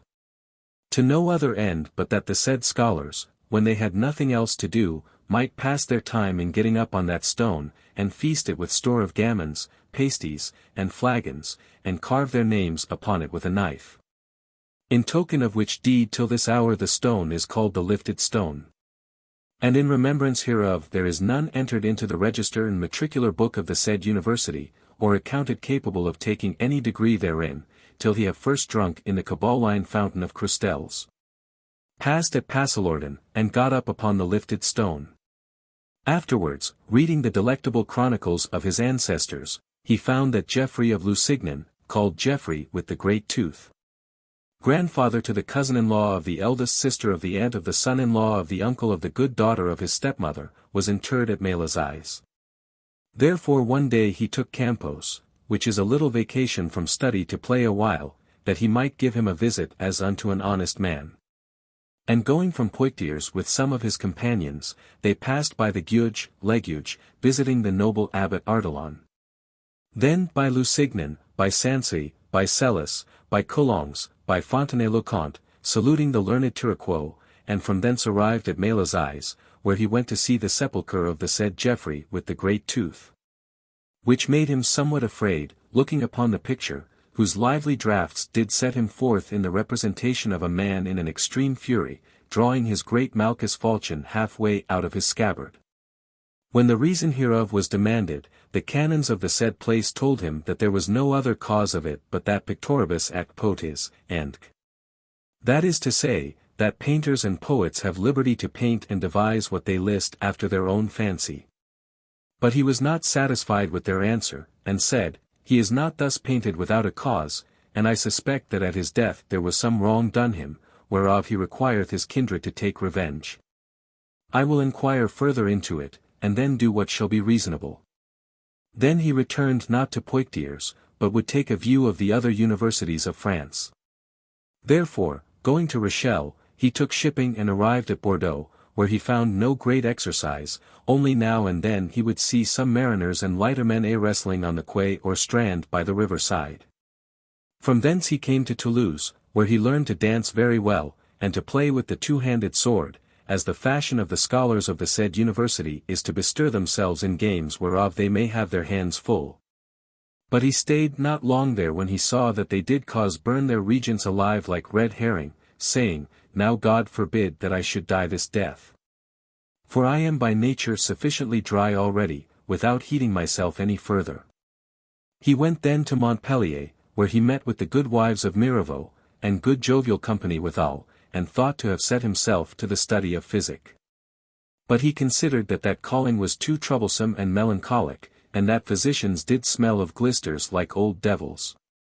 Therefore he resolved he would study the laws. But seeing that there were but 3 scald and 1 bald-pated legist in that place, he departed from thence, and in his way made the bridge of Gard and the amphitheatre of Nîmes in less than 3 hours, which, nevertheless, seems to be a more divine than human work. After that he came to Avignon, where he was not above 3 days before he fell in love, for the women there take great delight in playing at the close-buttock game, because it is papal ground. Which his tutor and pedagogue Epistemon perceiving, he drew him out of that place, and brought him to Valence in the Dauphiné, where he saw no great matter of recreation, only that the lubbers of the town did beat the scholars. Which so incensed him with anger, that when, upon a certain very fair Sunday, the people being at their public dancing in the streets, and one of the scholars offering to put himself into the ring to partake of that sport, the foresaid lubberly fellows would not permit him the admittance into their society, he, taking the scholars' part, so belaboured them with blows, and laid such load upon them, that he drove them all before him, even to the brink of the river Rhone, and would have there drowned them, but that they did squat to the ground, and there lay close a full half-league under the river. The whole is to be seen there yet. After that he departed from thence, and in 3 strides and 1 leap came to Angiers, where he found himself very well, and would have continued there some space, but that the plague drove them away. So from thence he came to Bourges, where he studied a good long time, and profited very much in the faculty of the laws, and would sometimes say that the books of the civil law were like unto a wonderfully precious, royal, and triumphant robe of cloth of gold edged with dirt. For in the world are no goodlier books to be seen, more ornate, nor more eloquent than the texts of the Pandects, but the bordering of them, that is to say, the gloss of Accursius, is so scurvy, vile, base, and unsavory, that it is nothing but filthiness and villainy. Going from Bourges, he came to Orleans, where he found store of swaggering scholars that made him great entertainment at his coming, and with whom he learned to play at tennis so well that he was a master at that game. For the students of the said place make a prime exercise of it. And sometimes they carried him unto Cupid's houses of commerce, in that city termed Islands, because of their being most ordinarily environed with other houses, and not contiguous to any, there to recreate his person at the sport of Pussavant, which the wenches of London call the firkers in and in. As for breaking his head with overmuch study, he had an especial care not to do it in any case, for fear of spoiling his eyes. Which he the rather observed, for that it was told him by one of his teachers, they're called regents, that the pain of the eyes was the most hurtful thing of any to the sight.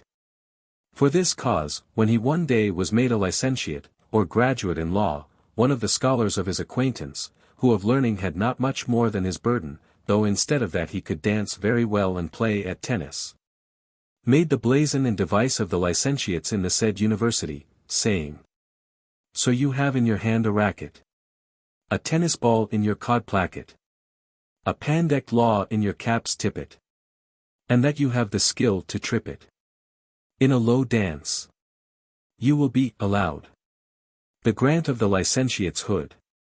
Chapter 2.vi. How Pantagruel met with a Limousin, who too affectedly did counterfeit the French language. Upon a certain day, I know not when, Pantagruel walking after supper with some of his fellow students without that gate of the city through which we enter on the road to Paris, encountered with a young spruce-like scholar that was coming upon the same very way, and, after they had saluted one another, asked him thus, "My friend, from whence comest thou now?" The scholar answered him, "From the Alma, inclite, and celebrate academy, which is vaccitated Lutetia." "What is the meaning of this?" said Pantagruel to one of his men. "It is," answered he, "from Paris." "Thou comest from Paris then," said Pantagruel. "And how do you spend your time there, you my masters the students of Paris?" The scholar answered, "We transfritate the sequin at the delucal and crepuscle, we deambulate by the compites and quadrives of the herb, we despumate the lacial verbocination. And, like verisimilary Amorabans, we captat the benevolence of the omnigygal, omniform and omniginal feminine sex. Upon certain diacules we invisit the lupenaries, and in a Venerian ecstasy inculcate our veretras into the penitissime recesses of the pudens of these amicabilissime meretricules. Then do we caponisate in the meritary taverns of the Pineapple, the Castle, the Magdalene, and the Mule, goodly vervicine spatules perforaminated with petrocile. And if by fortune there be rarity or penury of pecune in our marsupies, and that they be exhausted of ferruginy and metal, for the shot we demete our codices and epignorat our vestments. Whilst we prestolate the coming of the tabullaries from the Penates and patriotic Laras. To which Pantagruel answered, What devilish language is this? By the Lord, I think thou art some kind of heretic. My lord, no, said the scholar. For libentissimally, as soon as it elusiceth any minutual slice of the day, I demigrate into one of these so well architected minsters, and there, irritating myself with fair lustral water, I mumble off little parcels of some mis-sick precation of our sacrificals, and, submurmurating my horror precules, I elevate and upsturge my anime from its nocturnal inclinations. I revere the Olympicals. I latrially veneer the supernal astripotent. I dilige and red aim my proxims. I observe the decalogical precepts, and, according to the facultatial of my vires, I do not discede from them one late umbricule. Nevertheless, it is veriform, that because Mamona doth not supergurgitate anything in my locals, that I am somewhat rare and lent to supererogate the Elemosynes to those agents that hostily queritate their stipe. Prut, tut, said Pantagruel, what doth this fool mean to say? I think he is upon the forging of some diabolical tongue, and that enchanter-like he would charm us. To whom one of his men said, without doubt, sir, this fellow would counterfeit the language of the Parisians, but he doth only flay the Latin, imagining by so doing that he doth highly pindarize it in most eloquent terms.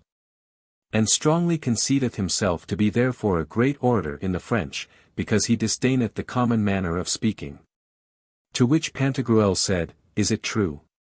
The scholar answered, My worshipful lord, my genie is not aptnate to that which this flagitious Nebulan saith, to excoriate the cut, I see, Yule of our vernacular Gallic, but vice versally I nave opere. And by velis and rames and night to lacupultate it with the Latinicome redundance. By G, said Pantagruel, I will teach you to speak. But first come hither, and tell me whence thou art. To this the scholar answered, The primeval origin of my aves and ataves was indigenary of the Lamovic regions, where requiesceth the corpor of the Hagiotat Saint Martial. I understand thee very well, said Pantagruel. When all comes to all, thou art a Limousin, and thou wilt here by thy affected speech counterfeit the Parisians. Well now, come hither, I must show thee a new trick, and handsomely give thee the comfit. With this he took him by the throat, saying to him, Thou flayest the Latin, by Saint John, I will make thee flay the fox, for I will now flay thee alive. Then began the poor Limousin to cry, Ha, guid master.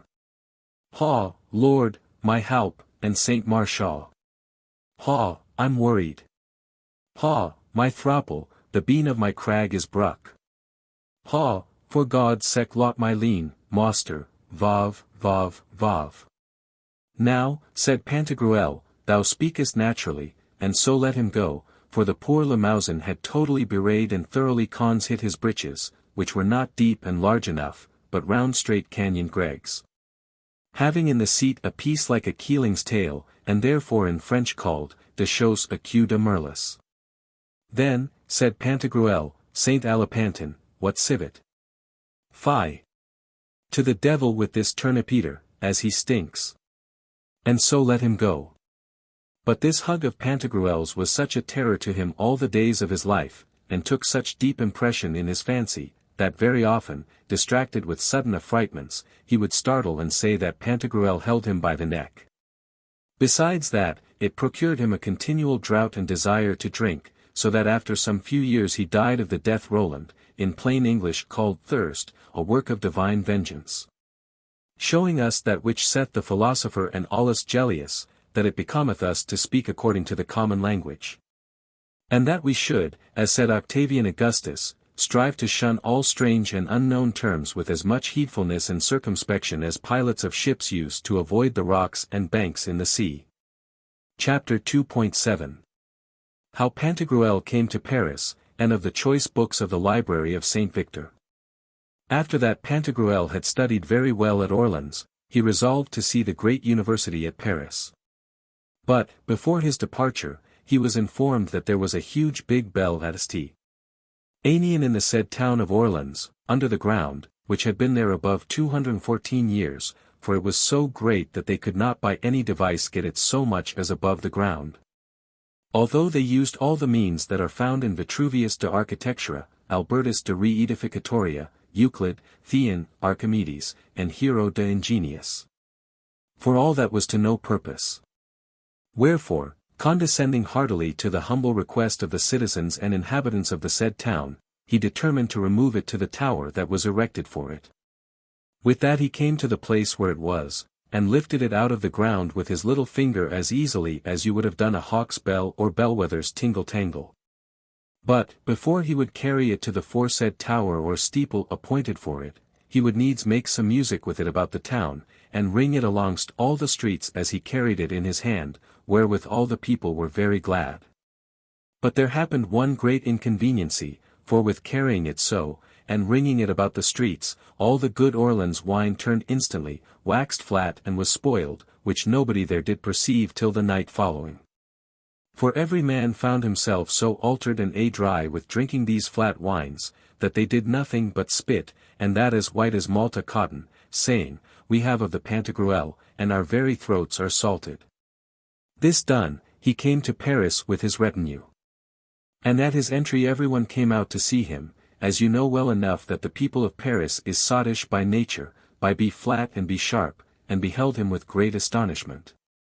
Mixed with no less fear that he would carry away the palace into some other country, a remotus, and far from them, as his father formerly had done the great peal of bells at Our Lady's Church to tie about his mare's neck.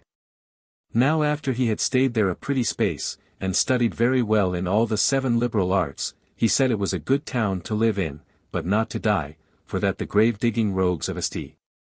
Innocent used in frosty nights to warm their bums with dead men's bones. In his abode there he found the library of St. Victor a very stately and magnific one, especially in some books which were there, of which followeth the repertory in catalogue, edi primo. The For God sake of salvation. The codpiece of the law. The slip shoe of the decretals. The pomegranate of vice. The clue bottom of theology. The duster or foxtail flap of preachers, composed by Turlupin. The churning ballock of the valiant. The henbane of the bishops. Marmatritus de babunis edi apis, cum commento dorbellis. Decretum universitatis parisiensis super gorgiacitate muliocularum. Ad placidum.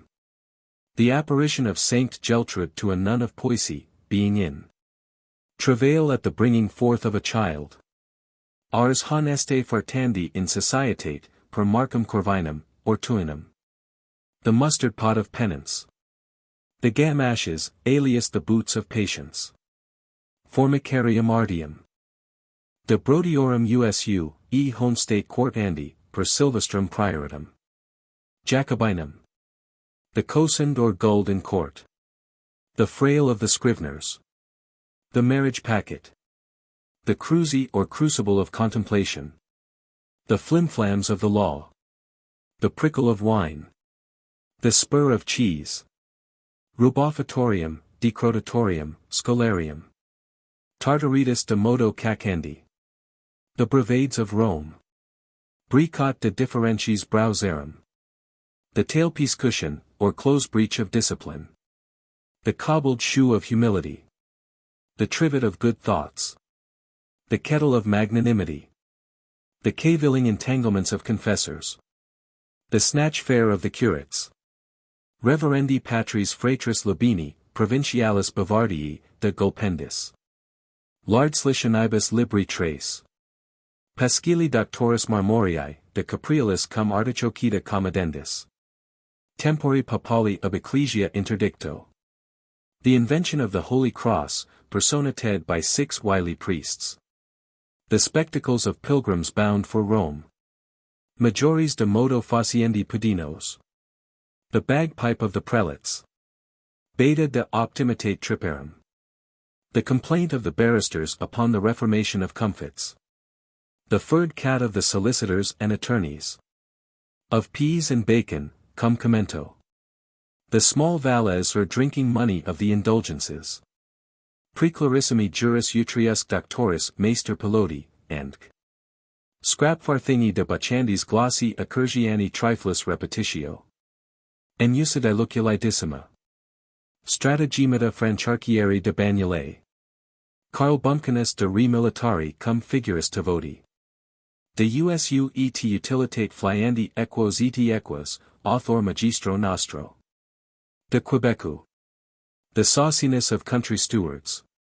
Amen. Rostocos de Jamdenus de Mastarda post prandium servienda. Libri quatuortissim, apostolati per M. Vorilones. The covelage or wench tribute of promoters. Jabelinus de Cosmographia Purgatorii. Quaestio subtilissima, utrum chimera in vacuo bonbinans possit.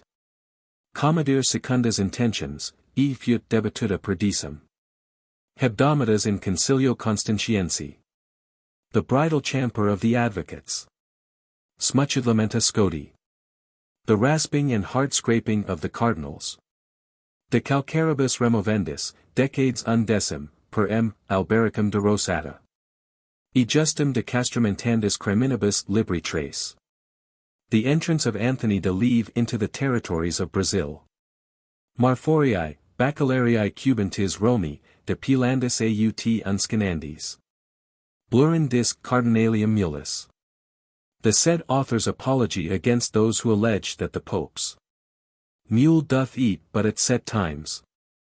Prognosticatio quae incipit, Silvii triquebil, ballata per MN, the deep dreaming gull shown. Budarini episcopi de emulgentiarum perfectibus e needs novum. Cum privilegio papali ad triennium eti postia non. The shidabrana of the maids. The bald arse or peeled breech of the widows. The cowl or capoche of the monks. The mumbling devotion of the Celestine friars. The passage toll of beggarliness. The teeth chatter or gum ditter of lubberly lusks. The paring shovel of the theologues. The drench horn of the masters of arts. The scullions of Alcum, the uninitiated clerk. Magistri N. Lictacides, de garbulis iftationibus herarum canonicarum. Libri quadraginta. Arsiversitatorium confratriarum, inserto author. The gulls goadini or rasher of cormorants and ravenous feeders. The ramishness of the Spaniard supergivure gondigated by Friar Inigo. The muttering of pitiful wretches. Dastardismus rera metallicarum, author magistro Berngad. R. Lullius de Batisphallagus principum. Calibistratorium Caffardii, author M. Jacobo Hochstraten hereticometra. Codtickler de magistro nostrandorum magistro nostratorumque buvetis. Libri octo gallantissimi. The crackerades of ballasts or stone-throwing engines, contrapate. Clerks, scriveners, brief-writers, reporters, and papal. Bull dispatchers lately compiled by Regis. A perpetual almanac for those that have the gout and the pox. Manera sweepandi fornicellos per mag exium. The sheeable or cimeter of merchants. The pleasures of the monacal life. The hotchpot of hypocrites. The history of the hobgoblins. The ragamuffinism of the pensionary maimed soldiers. The gulling fibs and counterfeit shows of commissaries. The litter of treasurers. The jugglingatorium of sophisters. Antipericatum parbugdamphocrebrationes toordicantium. The periwinkle of ballad-makers. The push-forward of the alchemists. The nitty-notty of the satchel-loaded seekers, by Friar Benfastatus. The shackles of religion. The racket of swagwaggers. The leaning stock of old age. The muzzle of nobility. The ape's paternoster. The crickets and hawk's bells of devotion. The pot of the ember weeks. The mortar of the politic life. The flap of the hermits. The riding hood or monterg of the penitentiaries. The trick-track of the knocking friars. Blockheadedus, de vita e de hone state braggadociarum. Liripiae sorbonicae moralisations, per M. Leopoldum. The carrier horse bells of travellers. The bibbings of the tippling bishops. Dolo Peridiones Doctorum Coloniensium Adversus Reuclin. The symbols of ladies. The Dungus Martingale. Whirling Friscarum Chase Marcarorum per fratrem crackwoodlegitis. The clout patches of a stout heart. The mummery of the racket-keeping Robin Goodfellows. Jerson, de offerabilitate papi of ecclesia. The catalogue of the nominated and graduated persons. Joe. Ditabrodii, terribilitate excommunicationis libellus acephalos. Ingeniositas invocandi diabolos et diabolos, per m. Gingolfum. The hodgepodge or gallimaufry of the perpetually begging friars. The Morris dance of the heretics. The whinings of Cajetan. Mudisnaut doctoris cherubici, de origin rough fuditorum, Rhinicadorum ridibus, libri septem. 69 fat breviaries. The nightmare of the 5 orders of beggars. The skinnery of the new startups extracted out of the phallobut. Incornifestibulated and plotted upon in the angelic sum. The raver and idle talker in cases of conscience. The fat belly of the presidents. The baffling flouter of the abbots. Sutoris adversus eum ca vocavarat eum slab societarem, equat. Slab sociators non sunt damnati ab ecclesia. Cacatorium medicorum. The chimney sweeper of astrology. Campi clisteriarum per paragraph c. The bumsquib cracker of apothecaries. The kiss breach of chirurgery. Justinianus de vitaleperotis talendis. Antidotarium anime. Merlinus Coccius, de patria diabolorum. The practice of iniquity, by Cluron Satin. The mirror of baseness, by Radnica Waldenses. The ingrained rogue, by Dwarsencas Eldenu. The merciless cormorant, by Hoxanidno the Jew. Of which library some books are already printed, and the rest are now at the press in this noble city of Tübingen. Chapter 2.8. How Pantagruel, being at Paris, received letters from his father Gargantua, and the copy of them. Pantagruel studied very hard, as you may well conceive, and profited accordingly, for he had an excellent understanding and notable wit, together with a capacity in memory equal to the measure of 12 oil budgets or butts of olives. And, as he was there abiding one day, he received a letter from his father in manner as followeth. Most dear son, amongst the gifts, graces, and prerogatives, with which the sovereign plasmator God Almighty hath endowed and adorned human nature at the beginning. That seems to me most singular and excellent by which we may in a mortal state attain to a kind of immortality, and in the course of this transitory life perpetuate our name and seed. Which is done by a progeny issued from us in the lawful bonds of matrimony. Whereby that in some measure is restored unto us which was taken from us by the sin of our first parents, to whom it was said that, because they had not obeyed the commandment of God their Creator, they should die. And by death should be brought to naught that so stately frame and plasmature wherein the man at first had been created.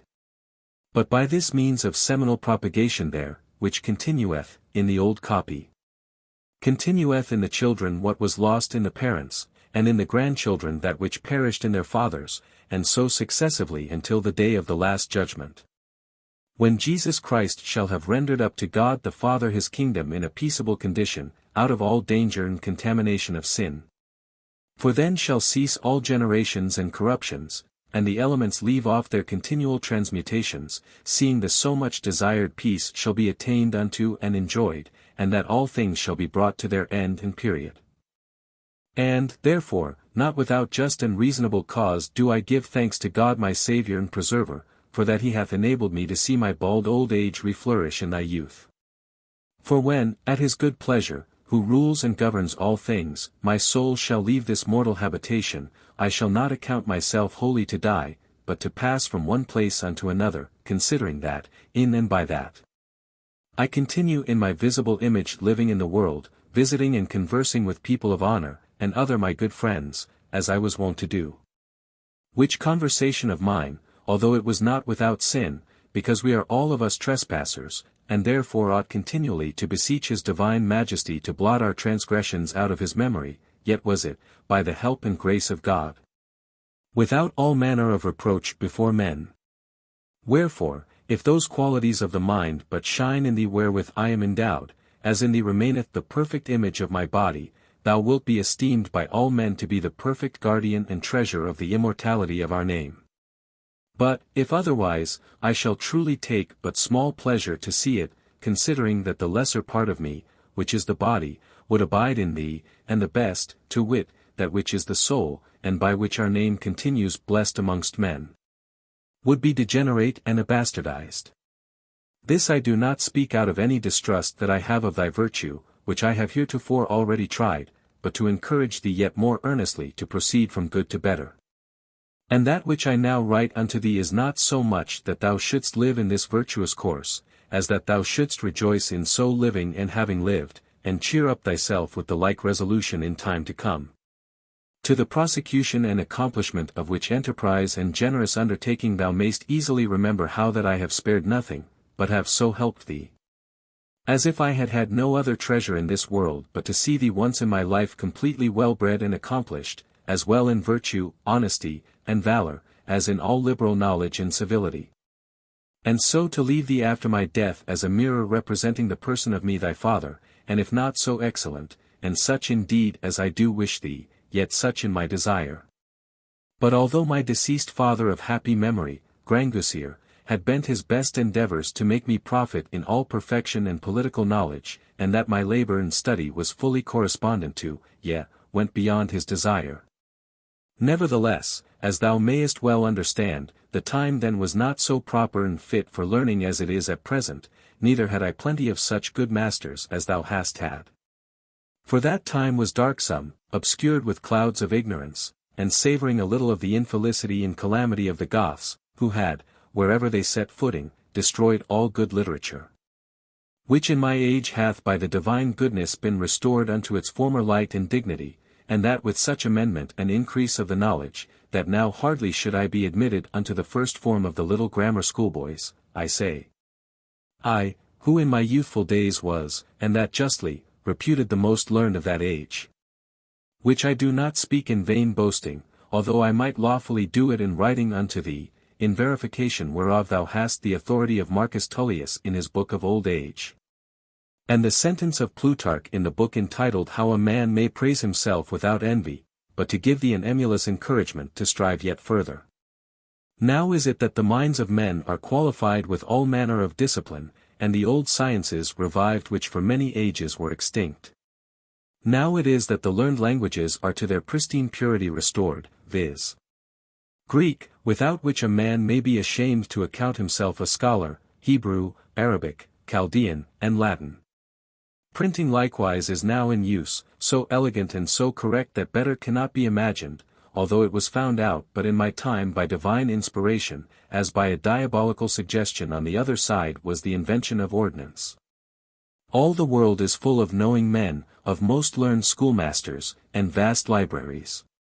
And it appears to me as a truth, that neither in Plato's time, nor Cicero's, nor Papinian's, there was ever such conveniency for studying as we see at this day there is. Nor must any adventure henceforward to come in public, or present himself in company, that hath not been pretty well polished in the shop of Minerva. I see robbers, hangmen, freebooters, tapsters, ostlers, and such like, of the very rubbish of the people, more learned now than the doctors and preachers were in my time. What shall I say? The very women and children have aspired to this praise and celestial manner of good learning. Yet so it is that, in the age I am now of, I have been constrained to learn the Greek tongue, which I contemned not like Cato. But had not the leisure in my younger years to attend the study of it, and take much delight in the reading of Plutarch's Morals, the pleasant dialogues of Plato, the monuments of Pausanias, and the antiquities of Athenaeus. In waiting on the hour wherein God my Creator shall call me and command me to depart from this earth and transitory pilgrimage. Wherefore, my son, I admonish thee to employ thy youth to profit as well as thou canst, both in thy studies and in virtue. Thou art at Paris, where the laudable examples of many brave men may stir up thy mind to gallant actions, and hast likewise for thy tutor and pedagogue the learned Epistemon, who by his lively and vocal documents may instruct thee in the arts and sciences. I intend, and will have it so, that thou learn the languages perfectly, first of all the Greek, as Quintilian will have it, secondly, the Latin, and then the Hebrew, for the Holy Scripture's sake. And then the Chaldean Arabic likewise, and that thou frame thy style in Greek in imitation of Plato, and for the Latin after Cicero. Let there be no history which thou shalt not have ready in thy memory. Unto the prosecuting of which design, books of cosmography will be very conducible and help thee much. Of the liberal arts of geometry, arithmetic, and music, I gave thee some taste when thou wert yet little, and not above 5 or 6 years old. Proceed further in them, and learn the remainder if thou canst. As for astronomy, study all the rules thereof. Let pass, nevertheless, the divining and judicial astrology, and the art of Lullius, as being nothing else but plain abuses and vanities. As for the civil law, of that I would have thee to know the texts by heart, and then to confer them with philosophy. Now, in matter of the knowledge of the works of nature, I would have thee to study that exactly, and that so there be no sea, river, nor fountain, of which thou dost not know the fishes, all the fowls of the air. All the several kinds of shrubs and trees, whether in forests or orchards, all the sorts of herbs and flowers that grow upon the ground, all the various metals that are hid within the bowels of the earth. Together with all the diversity of precious stones that are to be seen in the Orient and South parts of the world. Let nothing of all these be hidden from thee. Then fail not most carefully to peruse the books of the Greek, Arabian, and Latin physicians, not despising the Talmudists and Kabbalists. And by frequent anatomies get thee the perfect knowledge of the other world, called the microcosm, which is man. And at some hours of the day apply thy mind to the study of the Holy Scriptures. First in Greek, the New Testament, with the epistles of the apostles, and then the Old Testament in Hebrew. In brief, let me see thee an abyss and bottomless pit of knowledge. For from henceforward, as thou growest great and becomest a man, thou must part from this tranquillity and rest of study, thou must learn chivalry, warfare, and the exercises of the field, the better thereby to defend my house and our friends.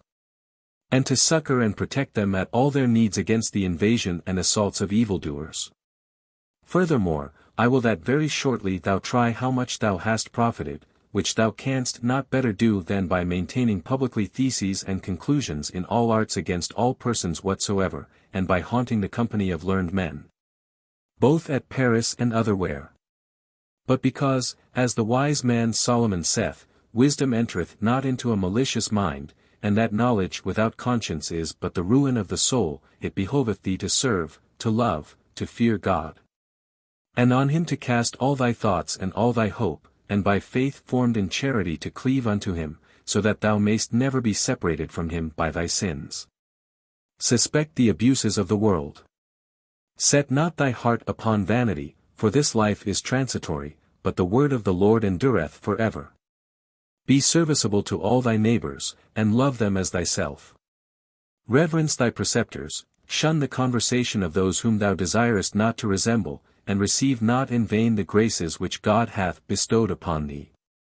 And, when thou shalt see that thou hast attained to all the knowledge that is to be acquired in that part, return unto me, that I may see thee and give thee my blessing before I die. My son, the peace and grace of our Lord be with thee. Amen. Thy father Gargantua. From Utopia, the 17th day of the month of March. These letters being received and read, Pantagruel plucked up his heart, took a fresh courage to him, and was inflamed with a desire to profit in his studies more than ever, so that if you had seen him, how he took pains, and how he advanced in learning, you would have said that the vivacity of his spirit amidst the books was like a great fire amongst dry wood, so active it was, vigorous and indefatigable. Chapter 2.9. How Pantagruel found Panurge, whom he loved all his lifetime. One day, as Pantagruel was taking a walk without the city, towards St.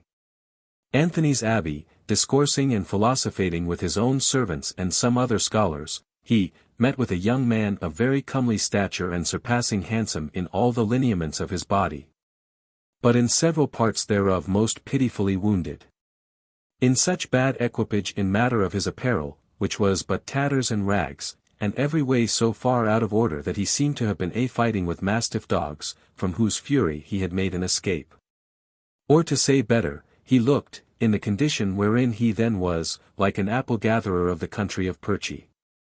As far off as Pantagruel saw him, he said to those that stood by, "Do you see that man there, who is coming hither upon the road from Charenton Bridge?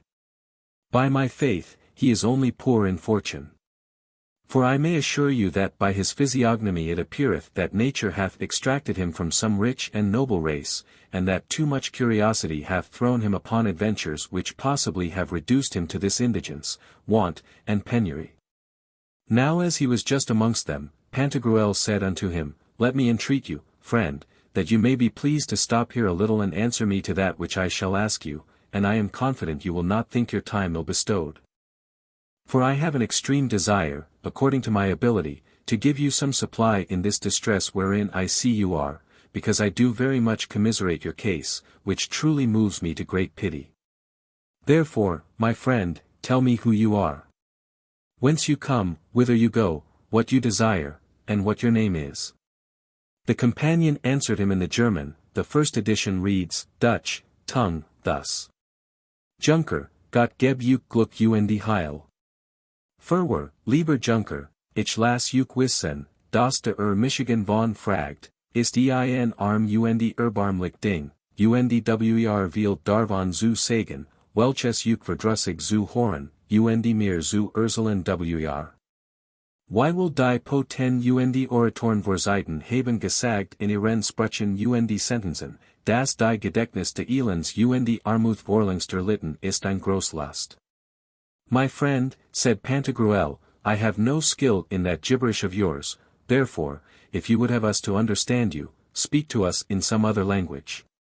Then did the droll answer him thus. Alberildum got fano dekman brin alabo dordio falbroth ringwam albaras. Neen portsatican al mucatin milko prin alelman en thoth dalhaban en suum. Cut him al dum alcadim nim broth dichoth porth min micizim endoth, pruch dalmasulum hol moth danfrihim lapaldas in voldmoth. Neen her diavost narbadim dalgausch palfrapin Dutch im scoth pruch galeth dal shinan, min falkrich al conan brithathan doth dal prin. Do you understand none of this? Said Pantagruel to the company. I believe, said Epistman, that this is the language of the antipodes, and such a hard one that the devil himself knows not what to make of it. Then said Pantagruel, Gossip, I know not if the walls do comprehend the meaning of your words, but none of us here doth so much as understand one syllable of them. Then said my blade again. Signor mio, voi vidit per esempio, che la cornamusa non suona mai, sella non ha il ventre pieno. Cosi io perimenti non sic sapre contar la mia fortune, esse prima il tribulato ventre non ha la solida refession. Al quali e adviso che lo mani et li denti habiano perso il loro ordine naturality del tutto anicolati. To which Epistman answered, as much of the one as of the other, and nothing of either. Then said Panurge. Lord, if you be so virtuous of intelligence as you be naturally relieved to the body, you should have pity of me. For nature hath made us equal, but fortune hath some exalted and others deprived. Nevertheless is virtue often deprived and the virtuous men despised, for before the last end none is good. The following is the passage as it stands in the first edition. Urquhart seems to have rendered Rabelais indifferent English into worse Scotch, and this, with probably the use of contractions in his MS, or the oddness of handwriting which he owns to in his Logopandictesian, page 419, mate. Club. Edit. Has led to a chaotic jumble, which it is nearly impossible to reduce to order. Instead of any attempt to do so, it is here given verbatim, lard gestol besua virtuous intelligence, assi body scalbisp natural reloth cholb sold osum pedi have. For natur has vis equally made bot fortune some exadi hessa and doyus deprevit, non yelis ivis malvertius deprevit, and virtuous men decrevis for an ye ladeness non quid. Here is a morsel for critical ingenuity to fix its teeth in. M. Yet less, said Pantagruel. Then said my jolly Panurge. Jonah andi guausa gausi etten beharda remedio behard versala is Irlanda. Anbat es otoi es nasu necessust gure proposition ordine den. Non isina beta faciria agabe gen heresy badia sedasu neura asha. Aaron hondavan gwald sidasu nadasuna. Estu usik eg vinen sauri hien darstura egi harm. Genicoa placer vadu. Are you there, said Eudaemon, Genicoa? To this said Carpulum, Saint Trinian's rammer unstitch your bum, for I had almost understood it. Then answered Panurge. Prust frest frinst swordmen strakti drhds pag blelling gravit chavigni pomardier rust kaldrak devenir pres nays. Kuil kalmak monak drup del muplist rink drlnd dodelb up drent lock mink stz rink jal de vins ders cordelis bert joxt sampenards. Do you speak Christian, said Epistemon, or the buffoon language, otherwise called Patalinois? Nay, it is the puzzlatory tongue, said another, which some call lanternois. Then said Panurge. Here, hic en spreek anders geen tail dan kirsten tail, my dunkt notens, al en segik you niet een word, minen nut verklerk geno wat ik begeer, gieft my jut bermhertigeit jets war ben ik gevoit maf cyn. To which answered Pantagruel, as much of that. Then said Panurge. Sener, de tanto hablar yo soy cansado, porque yo suplico a vuestra reverencia que mayor a los preceptos evangelicos, para que ellos muevan vuestra reverencia a lo que es de conciencia. Ysi ellos non bastaran, para mover vuestra reverencia a piedad, yo suplico que mayor a la piedad natural, la cual yo creo que lo moverá como es de razón, y con eso non digo más. Truly, my friend, said Pantagruel, I doubt not but you can speak divers languages, but tell us that which you would have us to do for you in some tongue which you conceive we may understand. Then said the companion. Min Harry, endog ieg med ingen tunge tallied, lightsome bairn, oc uscalige creature, mein kletabon oc mit legums majored utilizer alajul klarlig huad ting mig best behof joris.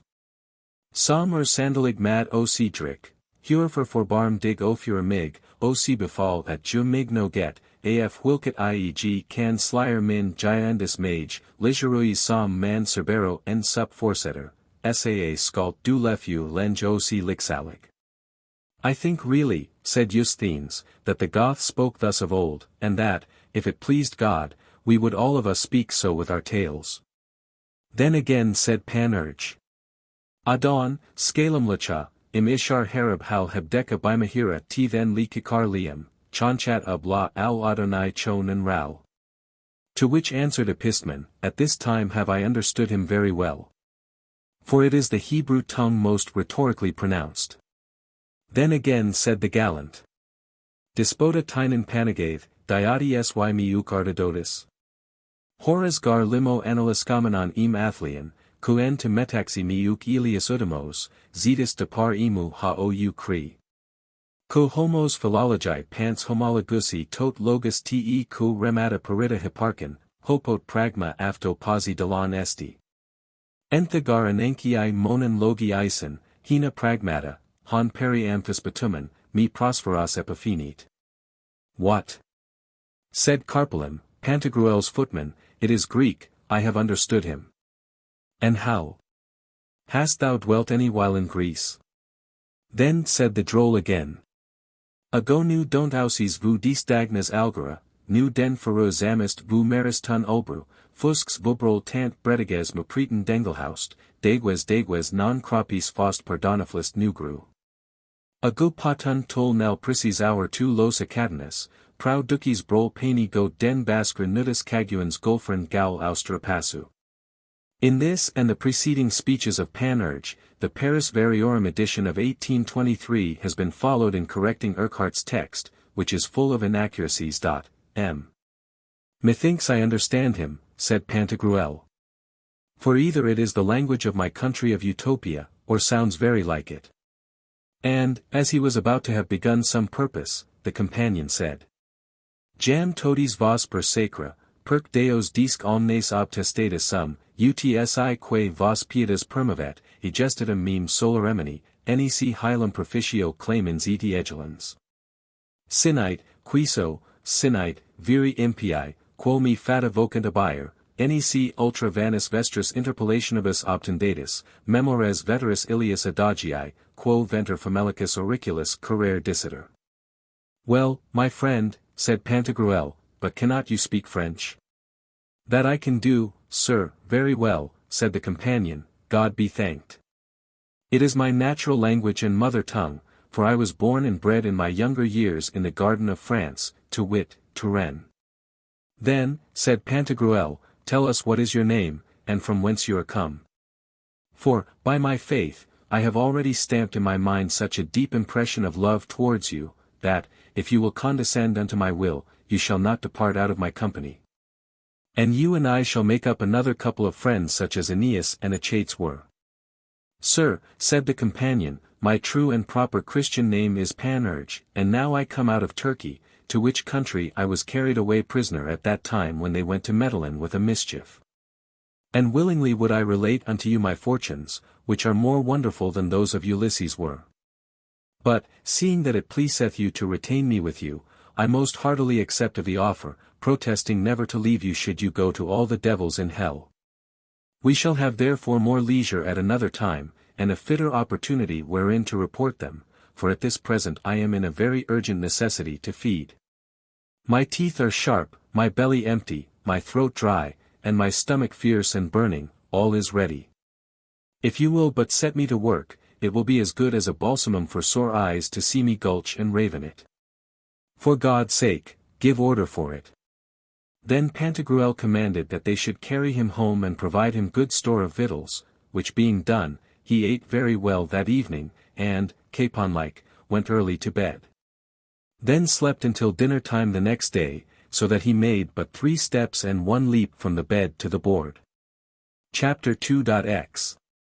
How Pantagruel judged so equitably of a controversy, which was wonderfully obscure and difficult, that, by reason of his just decree therein, he was reputed to have a most admirable judgment. Pantagruel, very well remembering his father's letter and admonitions, would one day make trial of his knowledge. Thereupon, in all the carrefours, that is, throughout all the 4 quarters, streets, and corners of the city, he set up conclusions to the number of 9,764, in all manner of learning, touching in them the hardest doubts that are in any science. And first of all, in the Fodder Street he held dispute against all the regents or fellows of colleges, artists or masters of arts, and orators, and did so gallantly that he overthrew them and set them all upon their tails. He went afterwards to the Sorbonne, where he maintained argument against all the theologians or divines, for the space of 6 weeks, from 4 o'clock in the morning until 6 in the evening, except an interval of 2 hours to refresh themselves and take their repast. And at this were present the greatest part of the lords of the court, the masters of requests, presidents, councillors, those of the accompts, secretaries, advocates, and others. As also the sheriffs of the said town, with the physicians and professors of the canon law. Amongst which, it is to be remarked, that the greatest part were stubborn jades, and in their opinions obstinate. But he took such course with them that, for all their ergos and fallacies, he put their backs to the wall, gravelled them in the deepest questions, and made it visibly appear to the world that, compared to him, they were but monkeys and a knot of muffled calves. Whereupon everybody began to keep a bustling noise and talk of his so marvellous knowledge, through all degrees of persons of both sexes, even to the very laundresses, brokers, roast-meat sellers, penknife makers, and others, who, when he passed along in the street, would say, "This is he." In which he took delight, as Demosthenes, the prince of Greek orators, did, when an old crouching wife, pointing at him with her fingers, said, "That is the man." Now at this same very time there was a process or suit in law depending in court between 2 great lords, of which one was called my Lord Kissbreech, plaintiff of one side, and the other my Lord Suckfist, defendant of the other, whose controversy was so high and difficult in law that the court of Parliament could make nothing of it. And therefore, by the commandment of the king, there were assembled 4 of the greatest and most learned of all the parliaments of France, together with the Great Council, and all the principal regents of the universities, not only of France, but of England also and Italy, such as Jason, Philippus Decius, Petrus de Petronibus, and a rabble of other old rabbinists. Who being thus met together, after they had thereupon consulted for the space of 46 weeks, finding that they could not fasten their teeth in it, nor with such clearness understand the case as that they might in any manner of way be able to write it, or take up the difference betwixt the 2 aforesaid parties, it did so grievously vex them that they most villainously cons hit themselves for shame. In this great extremity one amongst them, named Du Duhet, the learnedest of all, and more expert and prudent than any of the rest, whilst one day they were thus at their wits' end, all to be dunced and philogrobolized in their brains, said unto them, We have been here, my masters, a good long space, without doing anything else than trifle away both our time and money, and can nevertheless find neither brim nor bottom in this matter. For the more we study about it the less we understand therein, which is a great shame and disgrace to us, and a heavy burden to our consciences. Yea, such that in my opinion we shall not rid ourselves of it without dishonor, unless we take some other course, for we do nothing but dote in our consultations. See, therefore, what I have thought upon. You have heard much talking of that worthy personage named Master Pantagruel, who hath been found to be learned above the capacity of this present age, by the proofs he gave in those great disputations which he held publicly against all men. My opinion is, that we send for him to confer with him about this business, for never any man will encompass the bringing of it to an end if he do it not. Hereunto all the counsellors and doctors willingly agreed, and according to that their result having instantly sent for him, they entreated him to be pleased to canvass the process and sift it thoroughly, that, after a deep search and narrow examination of all the points thereof, he might forthwith make the report unto them such as he shall think good and true and legal knowledge. To this effect they delivered into his hands the bags wherein were the writs and pancarts concerning that suit, which for bulk and weight were almost enough to lade 4 great quillard or stoned asses. But Pantagruel said unto them, Are the 2 lords between whom this debate and process is yet living? It was answered him, Yes. To what a devil, then, said he, serve so many paltry heaps and bundles of papers and copies which you give me? Is it not better to hear their controversy from their own mouths whilst they are face to face before us, than to read these vile fopperies, which are nothing but trumperies, deceits, diabolical cousin,ages of Sepla, pernicious slights and subversions of equity? For I am sure that you, and all those through whose hands this process has passed, have by your devices added what you could to it pro et contra in such sort that, although their difference perhaps was clear and easy enough to determine at first, you have obscured it and made it more intricate by the frivolous, sottish, unreasonable, and foolish reasons and opinions of Accursius, Baldus, Bartolus, De Castro, De Imola, Hippolytus, Panormo, Burdekin, Alexander, Curtius, and those other old mastiffs, who never understood the least law of the Pandects, they being but mere blockheads and great tithe calves, ignorant of all that which was needful for the understanding of the laws. For, as it is most certain, they had not the knowledge either of the Greek or Latin tongue, but only of the Gothic and Barbarian. The laws, nevertheless, were first taken from the Greeks, according to the testimony of Ulpian, L. Poster. De origin juris, which we likewise may perceive by that all the laws are full of Greek words and sentences. And then we find that they are reduced into a Latin style the most elegant and ornate that whole language is able to afford, without excepting that of any that ever wrote therein, nay, not of Sallust, Varro, Cicero, Seneca, Titus Livius, nor Quintilian. How then could these old dotards be able to understand aright the text of the laws who never in their time had looked upon a good Latin book, as doth evidently enough appear by the rudeness of their style, which is fitter for a chimney-sweeper, or for a cook or a scullion, than for a jurisconsult and doctor in the laws? Furthermore, seeing the laws are excerpted out of the middle of moral and natural philosophy, how should these fools have understood it, that have, by G, studied less in philosophy than my mule? In respect of human learning and the knowledge of antiquities and history they were truly laden with those faculties as a toad is with feathers. And yet of all this the laws are so full that without it they cannot be understood, as I intend more fully to show unto you in a peculiar treatise which on that purpose I am about to publish. Therefore, if you will that I take any meddling in this process, first cause all these papers to be burnt. Secondly, make the two gentlemen come personally before me, and afterwards, when I shall have heard them, I will tell you my opinion freely without any feignedness or dissimulation whatsoever. Some amongst them did contradict this motion, as you know that in all companies there are more fools than wise men, and that the greater part always surmounts the better, as saith Titus Livius in speaking of the Carthaginians. But the foresaid Du Duhet held the contrary opinion, maintaining that Pantagruel had said well, and what was right, in affirming that these records, bills of inquest, replies, rejoinders, exceptions, depositions, and other such diableries of truth-entangling writs, were but engines wherewith to overthrow justice and unnecessarily to prolong such suits as did depend before them. And that, therefore, the devil would carry them all away to hell if they did not take another course and proceeded not in times coming according to the prescripts of evangelical and philosophical equity. In fine, all the papers were burnt, and the two gentlemen summoned and personally convent.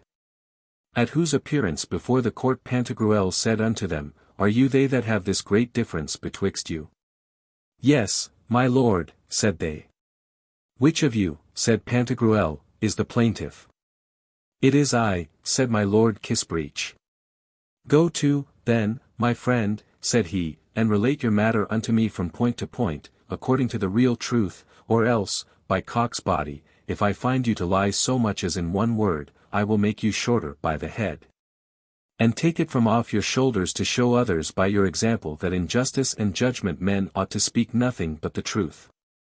Therefore take heed you do not add nor impair anything in the narration of your case. Begin. Chapter 2.11. How the lords of Kissbreech and Suckfist did plead before Pantagruel without an attorney. Then began Kissbreech in manner as followeth. My lord, it is true that a good woman of my house carried eggs to the market to sell. Be covered, Kissbreech, said Pantagruel. Thanks to you, my lord, said the Lord Kissbreech, but to the purpose. There passed betwixt the two tropics the sum of threepence towards the zenith and a halfpenny, forasmuch as the Riphean mountains had been that year oppressed with a great sterility of counterfeit gudgeons and shows without substance. By means of the babbling tattle and fond fib seditiously raised between the gibble-gabblers and accursion gibberish-mongers for the rebellion of the Switzers, who had assembled themselves to the full number of the Bumbies and Myrmidons to go a Hansel getting on the first day of the new year. At that very time when they give brews to the oxen and deliver the key of the coals to the country girls for serving in of the oats to the dogs. All the night long they did nothing else, keeping their hands still upon the pot, but dispatch, both on foot and horseback, leaden-sealed writs or letters, to wit, papal commissions commonly called bulls, to stop the boats. For the tailors and seamsters would have made of the stolen shreds and clippings a goodly sag-butt to cover the face of the ocean, which then was great with child of a potful of cabbage, according to the opinion of the hay-bundle makers. But the physicians said that by the urine they could discern no manifest sign of the bustard's pace, nor how to eat double-tongued mattocks with mustard, unless the lords and gentlemen of the court should be pleased to give by B. Mole express command to the pox not to run about any longer in gleaning up of coppersmiths and tinkers. For the Jobberknolls had already a pretty good beginning in their dance of the British jig called the Estrandor, to a perfect diapason, with one foot in the fire, and their head in the middle, as Goodman Raggett was wont to say. Ha, my masters, God moderates all things, and disposeth of them at his pleasure, so that against unlucky fortune a carter broke his frisking whip, which was all the wind instrument he had. This was done at his return from the little paltry town, even then when Master Antidus of Cresplatz was licentiate, and had passed his degrees in all dullery and blockishness, according to this sentence of the canonists, beady dunces. Quoniam ipsi stumblaverunt. But that which makes Lent to be so high, by Saint Fiacre of Bry, is for nothing else but that the Pentecost never comes but to my cost, yet, on afore there, ho! A little rain stills a great wind, and we must think so, seeing that the sergeant hath propounded the matter so far above my reach, that the clerks and secondaries could not with the benefit thereof lick their fingers, feathered with ganders. So orbicularly as they were wont in other things to do. And we do manifestly see that everyone acknowledgeth himself to be in the error wherewith another hath been charged. Reserving only those cases whereby we are obliged to take an ocular inspection in a perspective glass of these things towards the place in the chimney where hangeth the sign of the wine of 40 girths. Which have been always accounted very necessary for the number of 20 panels and pack saddles of the bankrupt protectionaries of 5 years' respite.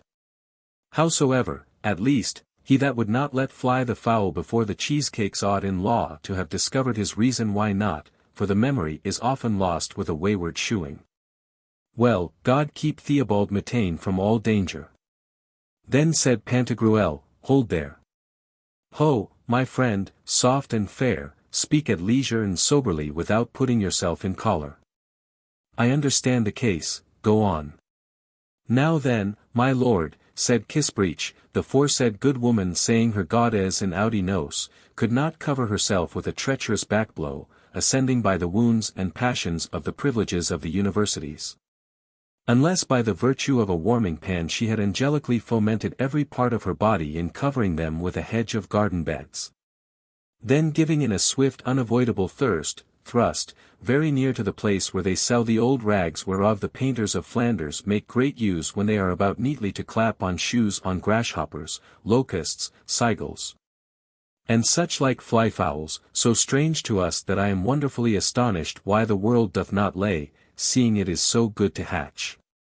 Here the Lord of Suckfist would have interrupted him and spoken somewhat, whereupon Pantagruel said unto him, St. By St. Anthony's belly, doth it become thee to speak without command? I sweat here with the extremity of labour and exceeding toil I take to understand the proceeding of your mutual difference, and yet thou comest to trouble and disquiet me. Peace, in the devil's name, peace. Thou shalt be permitted to speak thy bellyful when this man hath done, and no sooner. Go on, said he to Kissbreech, speak calmly, and do not overheat yourself with too much haste. I perceiving, then, said Kissbreech, that the pragmatical sanction did make no mention of it, and that the holy Pope to everyone gave liberty to fart at his own ease. If that the blankets had no streaks wherein the lyres were to be crossed with a ruffian-like crew, and, the rainbow being newly sharpened at Milan to bring forth larks, gave his full consent that the good woman should tread down the heel of the hip-gut pangs, by virtue of a solemn protestation put in by the little testiculated Recodstead fishes, which, to tell the truth, were at that time very necessary for understanding the syntax and construction of old boots. Therefore John Calf, her cousin Gervase once removed with a log from the woodstack, very seriously advised her not to put herself into the hazard of quagswagging in the lee. To be scoured with a buck of linen clothes till first she had kindled the paper.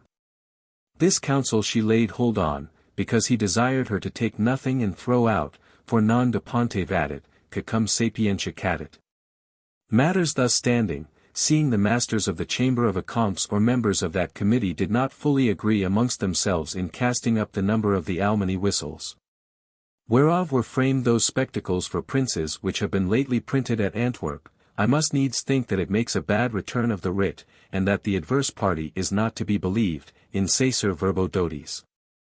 For that, having a great desire to obey the pleasure of the king, I armed myself from toe to top with belly furniture, of the sauls of good venison pasties, to go see how my grape-gatherers and vintagers had pinked and cut full of small holes their high-coped caps, to lecher it the better, and play at in and in. And indeed the time was very dangerous in coming from the fair, in so far that many trained bowmen were cast at the muster and quite rejected, although the chimney-tops were high enough, according to the proportion of the wind-gulls in the legs of horses, or of the melanders, which in the esteem of expert farriers is no better disease, or else the story of Rhonopatifam or Lamabodicon, interpreted by some to be the tale of a tub or of a roasted horse, savours of Apocrypha, and is not an authentic history. And by this means there was that year great abundance, throughout all the country of Artois, of tawny buzzing beetles, to the no small profit of the gentlemen great stick faggot carriers, when they did eat without disdaining the cocklecranes, till their belly was like to crack with it again. As for my own part, such is my Christian charity towards my neighbors, that I could wish from my heart everyone had as good a voice, it would make us play the better at the tennis and the balloon. And truly, my lord, to express the real truth without dissimulation, I cannot but say that those petty subtle devices which are found out in the etymologizing of patents would descend more easily into the river of Seine. To serve for ever at the miller's bridge upon the said water, as it was heretofore decreed by the King of the Canarians, according to the sentence or judgment given thereupon. Which is to be seen in the registry and records within the clerk's office of this house. And, therefore, my lord, I do most humbly require, that by your lordship there may be said and declared upon the case what is reasonable, with costs, damages, and interests. Then said Pantagruel, my friend, is this all you have to say? Kissbreech answered, Yes, my lord, for I have told all the to autumn, and have not varied at all upon mine honour in so much as one single word. You then, said Pantagruel, my lord of Suckfist, say what you will, and be brief, without omitting, nevertheless, anything that may serve to the purpose. Chapter 2.12. How the Lord of Suckfist pleaded before Pantagruel. Then began the Lord Suckfist in manner as followeth. My lord, and you my masters, if the iniquity of men were as easily seen in categorical judgment as we can discern flies in a milk-pot, the world's 4 oxen had not been so eaten up with rats. Nor had so many years upon the earth been nibbled away so scurvily. For although all that my adversary hath spoken be of a very soft and downy truth, in so much as concerns the letter and history of the factum, yet nevertheless the crafty sleights, cunning subtleties, sly cousin-ages, and little troubling entanglements are hid under the rose-pot, the common cloak and cover of all fraudulent deceits. Should I endure that, when I am eating my pottage equal with the best, and that without either thinking or speaking any manner of ill, they rudely come to vex, trouble, and perplex my brains with that antique proverb which saith, Who in his pottage eating drinks will not, when he is dead and buried, see one jot. And, good lady, how many great captains have we seen in the day of battle, when in open field the sacrament was distributed in luncheons of the sanctified bread of the confraternity, the more honestly to nod their heads, play on the lute, and crack with their tails, to make pretty little platform leaps in keeping level by the ground? But now the world is unshackled from the corners of the packs of Leicester. One flies out lewdly and becomes debauched. Another, likewise, 5, 4, and 2, and that at such random that, if the court take not some course therein, it will make as bad a season in matter of gleaning this year as ever it made, or it will make goblets. If any poor creature go to the stoves to illuminate his muzzle with a cow's herd or to buy winter boots, and that the sergeants passing by, or those of the watch, happen to receive the decoction of a clyster or the fecal matter of a close stool upon their rustling wrangling clutter-keeping masterships, should any because of that make bold to clip the shillings and testers and fry the wooden dishes? Sometimes, when we think one thing, God does another, and when the sun is wholly set all beasts are in the shade. Let me never be believed again, if I do not gallantly prove it by several people who have seen the light of the day. In the year 36, buying a Dutch curtail, which was a middle-sized horse, both high and short, of a wool good enough and dyed in grain, as the goldsmiths assured me, although the notary put an and in it, I told really that I was not a clerk of so much learning as to snatch at the moon with my teeth. But, as for the butterfirkin where Vulcanian deeds and evidences were sealed, the rumour was, and the report thereof went current, that salt beef will make one find the way to the wine without a candle, though it were hid in the bottom of a collier's sack, and that with his drawers on he were mounted on a barbed horse furnished with a frontal, and such arms, thighs, and leg pieces as are requisite for the well frying and broiling of a swaggering sauciness. Here is a sheep's head, and it is well they make a proverb of this, that it is good to see black cows in burnt wood when one attains to the enjoyment of his love. I had a consultation upon this point with my masters the clerks, who for resolution concluded in Fry's summarum that there is nothing like to mowing in the summer, and sweeping clean away in water, well garnished with paper, ink, pens, and pen-knives. Of lions upon the river of Rhone, dollopim dollopov, terabin terabas, tut, prut, pish. For, incontinently after that armor begins to smell of garlic, the rust will go near to eat the liver, not of him that wears it, and then do they nothing else but withstand others' courses, and rhinectly set up their bristles gainst one another. In lightly passing over their afternoon sleep, and this is that which mocketh salt so dear. My lords, believe not when the said good woman had with birdlime caught the shoveler foul, the better before a sergeant's witness to deliver the younger son's portion to him. That the sheep's pluck or hog's haslet did dodge and shrink back in the usurer's purses, or that there could be anything better to preserve one from the cannibals than to take a rope of onions, knit with 300 turnips. And a little of a calf's chaldron of the best allay that the alchemists have provided, and, that they daub and do over with clay, as also calcinate and burn to dust these pantoufles, muff in muff out, mufflin mufflard. With the fine sauce of the juice of the rabble rout, whilst they hide themselves in some petty mouldreful, saving always the little slices of bacon. Now, if the dice will not favour you with any other throw but M's ace and the chance of 3 at the great end, mark well the ace, then take me your dame, settle her in a corner of the bed, and whisk me her up drillatrill, there. Turalura la la. Which when you have done, take a hearty draught of the best, despicando granavilibus, in despite of the frogs, whose fair coarse bebuskin stockings shall be set apart for the little green geese or mute goslings, which, fattened in a coop, take delight to sport themselves at the wagtail game, waiting for the beating of the metal and heating of the wax by the slavering drivellers of consolation. Very true it is, that the 4 oxen which are in debate, and whereof mention was made, were somewhat short in memory. Nevertheless, to understand the game aright, they feared neither the cormorant nor mallard of Savoy, which put the good people of my country in great hope that their children some time should become very skilful in algorism. Therefore is it, that by a law rubric and special sentence thereof, that we cannot fail to take the wolf if we make our hedges higher than the windmill, whereof somewhat was spoken by the plaintiff. But the great devil did envy it, and by that means put the high duchess far behind, who played the devils in swilling down and tippling at the good liquor, trink, main her, trink. By 2 of my table-men in the corner point I have gained the lurch. For it is not probable, nor is there any appearance of truth in this saying, that at Paris upon a little bridge the hen is proportionable, and were they as copped and high-crested as marsh whoops. If veritably they did not sacrifice the printer's puppet-balls at Moreb, with a new edge set upon them by text letters or those of a swift-writing hand, it is all one to me, so that the headband of the book breed not moths or worms in it.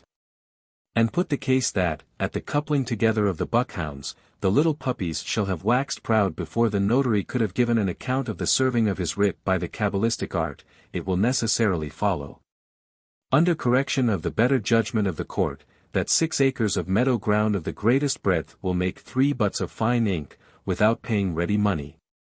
Considering that, at the funeral of King Charles, we might have had the fathom in open market for 1 and 2, that is, deuce ace. This I may affirm with a safe conscience, upon my oath of wool. And I see ordinarily in all good bagpipes, that, when they go to the counterfeiting of the chirping of small birds, by swinging a broom 3 times about a chimney, and putting his name upon record, they do nothing but bend a crossbow backwards, and wind a horn, if perhaps it be too hot, and that, by making it fast to a rope he was to draw, immediately after the sight of the letters, the cows were restored to him. Such another sentence after the homeliest manner was pronounced in the 17th year, because of the bad government of Lausfugeraus, whereunto it may please the court to have regard. I desire to be rightly understood. For truly, I say not but that in all equity, and with an upright conscience, those may very well be dispossessed who drink holy water as one would do a weaver's shuttle, whereof suppositories are made to those that will not resign. But on the terms of ell and tell and giving of one thing for another. Tunc, my lords, quid juris pro minoribus? For the common custom of the Salic law is such, that the first incendiary or firebrand of sedition that flays the cow and wipes his nose in a full concert of music without blowing in the cobbler's stitches, should in the time of the nightmare sublimate the penury of his member by moss gathered when people are like to founder themselves at the mess at midnight. To give the estrapade to these white wines of Anjou that do the fear of the leg in lifting it by horsemen called the gambetta, and that neck to neck after the fashion of Brittany, concluding as before with costs, damages, and interests. After that the Lord of Suckfist had ended, Pantagruel said to the Lord of Kissbreech, "My friend, have you a mind to make any reply to what is said?" "No, my lord," answered Kissbreech, "for I have spoke all I intended, and nothing but the truth. Therefore, put an end for God's sake to our difference, for we are here at great charge." Chapter 2.13. How Pantagruel gave judgment upon the difference of the two lords. Then Pantagruel, rising up, assembled all the presidents, councillors, and doctors that were there, and said unto them, "Come now, my masters, you have heard vivae voces oraculo, the controversy that is in question, what do you think of it?" They answered him, "We have indeed heard it, but have not understood the devil so much as one circumstance of the case.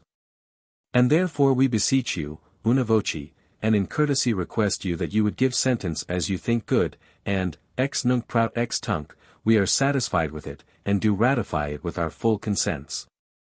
"Well, my masters," said Pantagruel, "seeing you are so pleased, I will do it, but I do not truly find the case so difficult as you make it.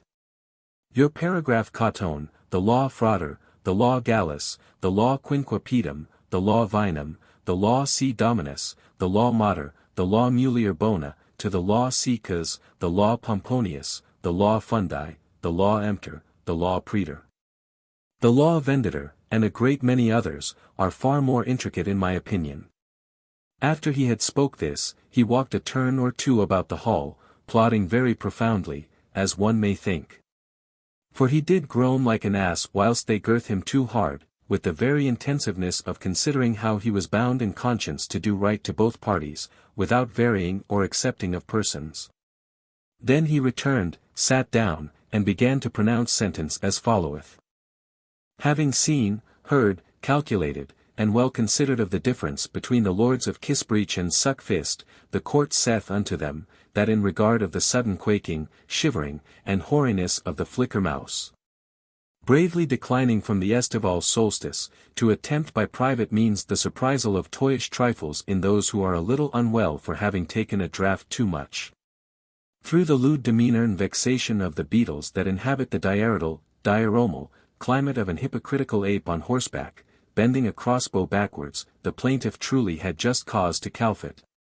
Or with oakum to stop the chinks of the galleon which the good woman blew up with wind, having one foot shod and the other bare, reimbursing and restoring to him, low and stiff in his conscience, as many bladdernuts and wild pistakes as there is of hair in 18 cows, with as much for the embroiderer, and so much for that. He is likewise declared innocent of the case privileged from the Napdartes, into the danger whereof it was thought he had incurred. Because he could not jocundly and with fullness of freedom untruss and dung, by the decision of a pair of gloves perfumed with the scent of bum gunshot at the walnut tree taper, as is usual in his country of Mirabilis. Slacking, therefore, the topsail, and letting go the bowline with the brazen bullets, wherewith the mariners did by way of protestation bake in paste meat great store of pulse interquilted with the dormouse, whose hawksbells were made with a puntenaria, after the manner of Hungary or Flanders lace, and which his brother-in-law carried in a pannier, lying near to 3 chevrons or bordered gules, whilst he was clean out of heart, drooping and crestfallen by the too narrow sifting, canvassing, and curious examining of the matter in the angularly dog-hole of nasty scoundrels, from whence we shoot at the vermiformal popinjay with the flap made of a foxtail. But in that he chargeth the defendant that he was a botcher, cheese-eater, and trimmer of man's flesh embalmed, which in the arsiversy swagfall tumble was not found true, as by the defendant was very well discussed. The court, therefore, doth condemn and immerse him in 3 porringers of curds, well cemented and closed together, shining like pearls, and codpieced after the fashion of the country, to be paid unto the said defendant about the middle of August and May. But, on the other part, the defendant shall be bound to furnish him with hay and stubble for stopping the caltrops of his throat, troubled and impulregifized, with gabardines garbled shufflingly, and friends as before, without costs and for cause. Which sentence being pronounced, the 2 parties departed both contented with the decree, which was a thing almost incredible. For it never came to pass since the great reign, nor shall the like occur in 13 jubilees hereafter, that two parties contradictorily contending in judgment be equally satisfied and well pleased with the definitive sentence. As for the counsellors and other doctors in the law that were there present, they were all so ravished with admiration at the more than human wisdom of Pantagruel, which they did most clearly perceive to be in him by his so accurate decision of this so difficult and thorny cause, that their spirits with the extremity of the rapture being elevated above the pitch of actuating the organs of the body, they fell into a trance and sudden ecstasy, wherein they stayed for the space of 3 long hours. And had been so as yet in that condition had not some good people fetched store of vinegar and rosewater to bring them again unto their former sense and understanding, for the which God be praised everywhere. And so be it. Chapter 2.14. How Panurge related the manner how he escaped out of the hands of the Turks. The great wit and judgment of Pantagruel was immediately after this made known unto all the world by setting forth his praises in print, and putting upon record this late wonderful proof he hath given thereof amongst the rolls of the crown and registers of the palace, in such sort that everybody began to say that Solomon, who by a probable guess only, without any further certainty, caused the child to be delivered to its own mother, showed never in his time such a masterpiece of wisdom as the good Pantagruel hath done. Happy are we, therefore, that have him in our country. And indeed they would have made him thereupon master of the requests and president in the court, but he refused all, very graciously thanking them for their offer. For, said he, there is too much slavery in these offices, and very hardly can they be saved that do exercise them, considering the great corruption that is amongst men. Which makes me believe, if the empty seats of angels be not filled with other kind of people than those, we shall not have the final judgment these 7,067 jubilees yet to come. And so Cusanus will be deceived in his conjecture. Remember that I have told you of it, and given you fair advertisement in time and place convenient. But if you have any hogsheads of good wine, I willingly will accept of a present of that. Which they very heartily did do, in sending him of the best that was in the city, and he drank reasonably well, but poor Panurge bibbed and boused of it most villainously, for he was as dry as a red herring, as lean as a rake, and, like a poor, lank, slender cat, walked gingerly as if he had trod upon eggs. So that by someone being admonished, in the midst of his draught of a large deep bowl full of excellent claret with these words, fair and softly, gossip, you suck up as if you were mad, I give thee to the devil, said he. Thou hast not found here thy little tippling sippers of Paris, that drink no more than the little bird called a spink or chaffinch, and never taken their beakful of liquor till they be bobbed on the tails after the manner of the sparrows. O companion! If I could mount up as well as I can get down, I had been long ere this above the sphere of the moon with Empedocles. But I cannot tell what a devil this means. This wine is so good and delicious, that the more I drink thereof the more I am athirst. I believe that the shadow of my master Pantagruel engendereth the altered and thirsty men, as the moon doth the catarrhs and defluxions. At which word the company began to laugh, which Pantagruel perceiving, said, Panurge, what is that which moves you to laugh so? Sir, said he, I was telling them that these devilish Turks are very unhappy in that they never drink one drop of wine, and that though there were no other harm in all Mahomet's Alcoran, yet for this one base point of abstinence from wine which therein is commanded, I would not submit myself unto their law. But now tell me, said Pantagruel, how you escaped out of their hands. By G, sir, said Panurge, I will not lie to you in one word. The rascally Turks had broached me upon a spit all larded like a rabbit, for I was so dry and meagre that otherwise of my flesh they would have made but very bad meat, and in this manner began to roast me alive. As they were thus roasting me, I recommended myself unto the divine grace, having in my mind the good Saint Lawrence, and always hoped in God that he would deliver me out of this torment.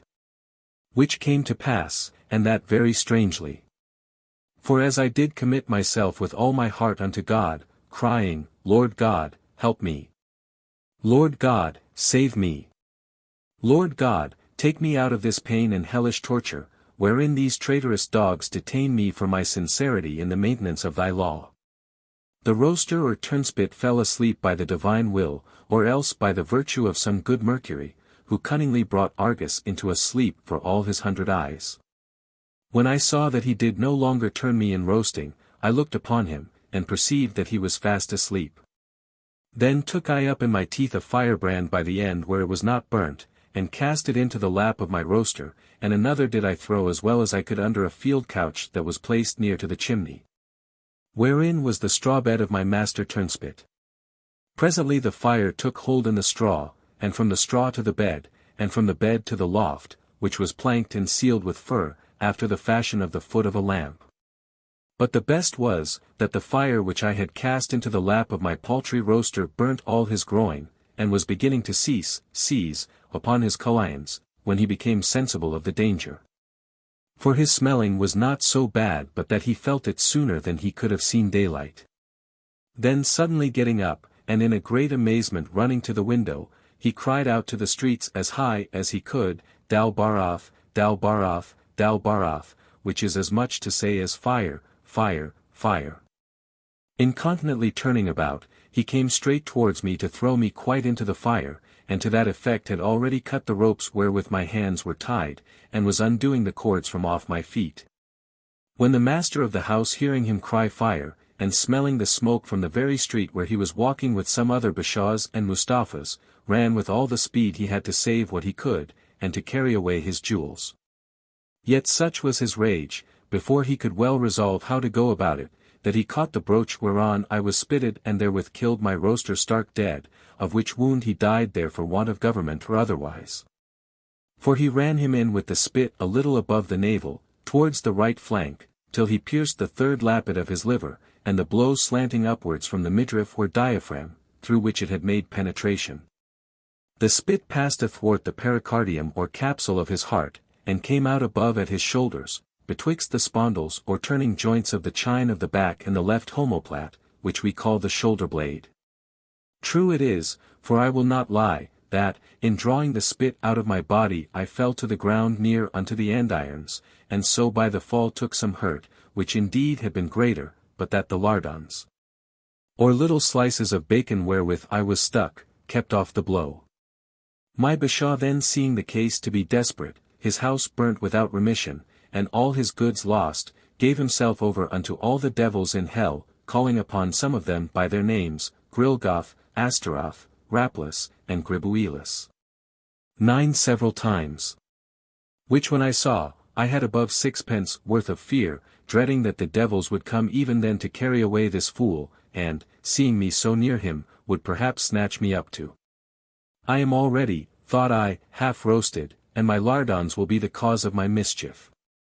For these devils are very liquorous of lardons, according to the authority which you have of the philosopher Jamblichus, and Mermalt, in the Apology of Basudis, adulterated pro magistros nostros. But for my better security I made the sign of the cross, crying, Hagios, Athanatos, Ho Theos, and none came. At which my rogue Bashaw being very much aggrieved would, in transpiercing his heart with my spit, have killed himself, and to that purpose had set it against his breast, but it could not enter, because it was not sharp enough. Whereupon I perceiving that he was not like to work upon his body the effect which he intended, although he did not spare all the force he had to thrust it forward, came up to him and said, Master Bugrino, thou dost here but trifle away thy time.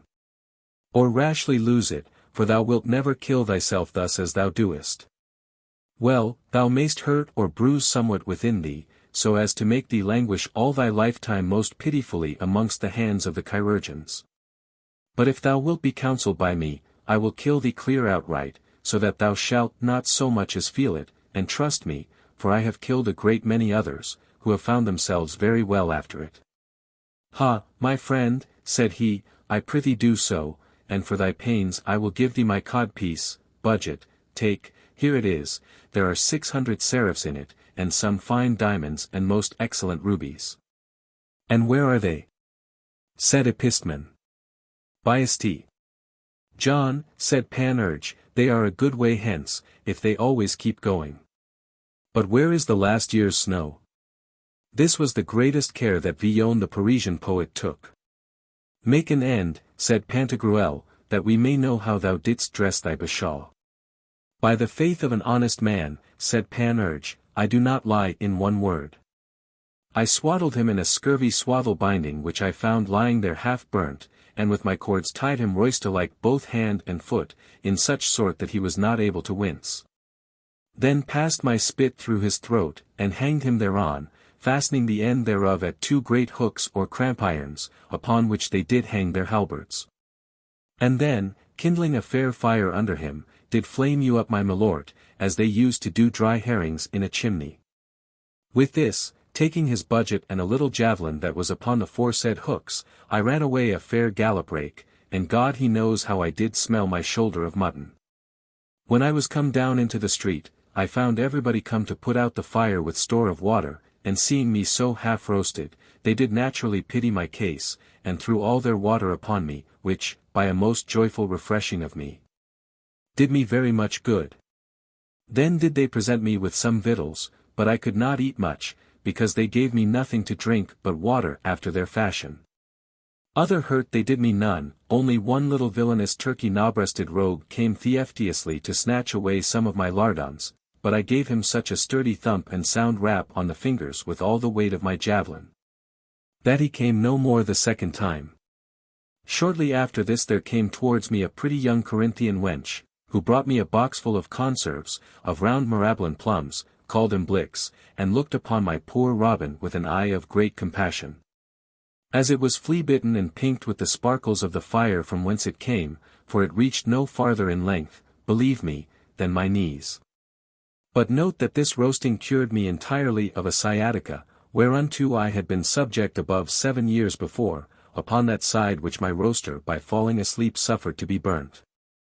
Now, whilst they were thus busy about me, the fire triumphed, never ask how. For it took hold on above 2,000 houses, which one of them being cried out, saying, By Mahum's belly, all the city is on fire, and we do nevertheless stand gazing here, without offering to make any relief. Upon this everyone ran to save his own. For my part, I took my way towards the gate. When I was got upon the nap of a little hillock not far off, I turned me about as did Lot's wife, and, looking back, saw all the city burning in a fair fire, whereat I was so glad that I had almost beshit myself for joy. But God punished me well for it. How? Said Pantagruel. Thus, said Panurge, for when with pleasure I beheld this jolly fire, jesting with myself, and saying, Ha! Poor flies, ha! Poor mice, you will have a bad winter of it this year. The fire is in your reeks, it is in your bedstraw, out come more than 6, more than 1,311 dogs, great and small, altogether out of the town, flying away from the fire. At the first approach they ran all upon me, being carried on by the scent of my lecherous half-roasted flesh, and had even then devoured me in a trice. If my good angel had not well inspired me with the instruction of a remedy very sovereign against the toothache. And wherefore, said Pantagruel, wert thou afraid of the toothache or pain of the teeth? Wert thou not cured of thy rheums? By Palm Sunday, said Panurge, is there any greater pain of the teeth than when the dogs have you by the legs? But on a sudden, as my good angel directed me, I thought upon my lardons, and threw them into the midst of the field amongst them. Then did the dogs run, and fight with one another at fair teeth which should have the lardons. By this means they left me, and I left them also bustling with and harrying one another. Thus did I escape frolic and lively, gramercy roast meat and cookery. Chapter 2.15. How Panurge showed a very new way to build the walls of Paris. Pantagruel one day, to refresh himself of his study, went walking towards St. Marcel's suburbs, to see the extravagancy of the Gobelin building, and to taste of their spiced bread. Panurge was with him, having always a flagon under his gown and a good slice of a gammon of bacon, for without this he never went, saying that it was as a yeoman of the guard to him, to preserve his body from harm. Other sword carried he none. And, when Pantagruel would have given him one, he answered that he needed none, for that it would but heat his milt. Yea but, said Epistemon, if thou shouldst be set upon, how wouldst thou defend thyself? With great buskinades or broadkin blows, answered he, provided thrusts were forbidden. At their return, Panurge considered the walls of the city of Paris, and in derision said to Pantagruel, "See what fair walls here are. Oh, how strong they are, and well fitted to keep geese in a mew or coop to fatten them. By my beard, they are competently scurvy for such a city as this is, for a cow with one fart would go near to overthrow above 6 fathoms of them."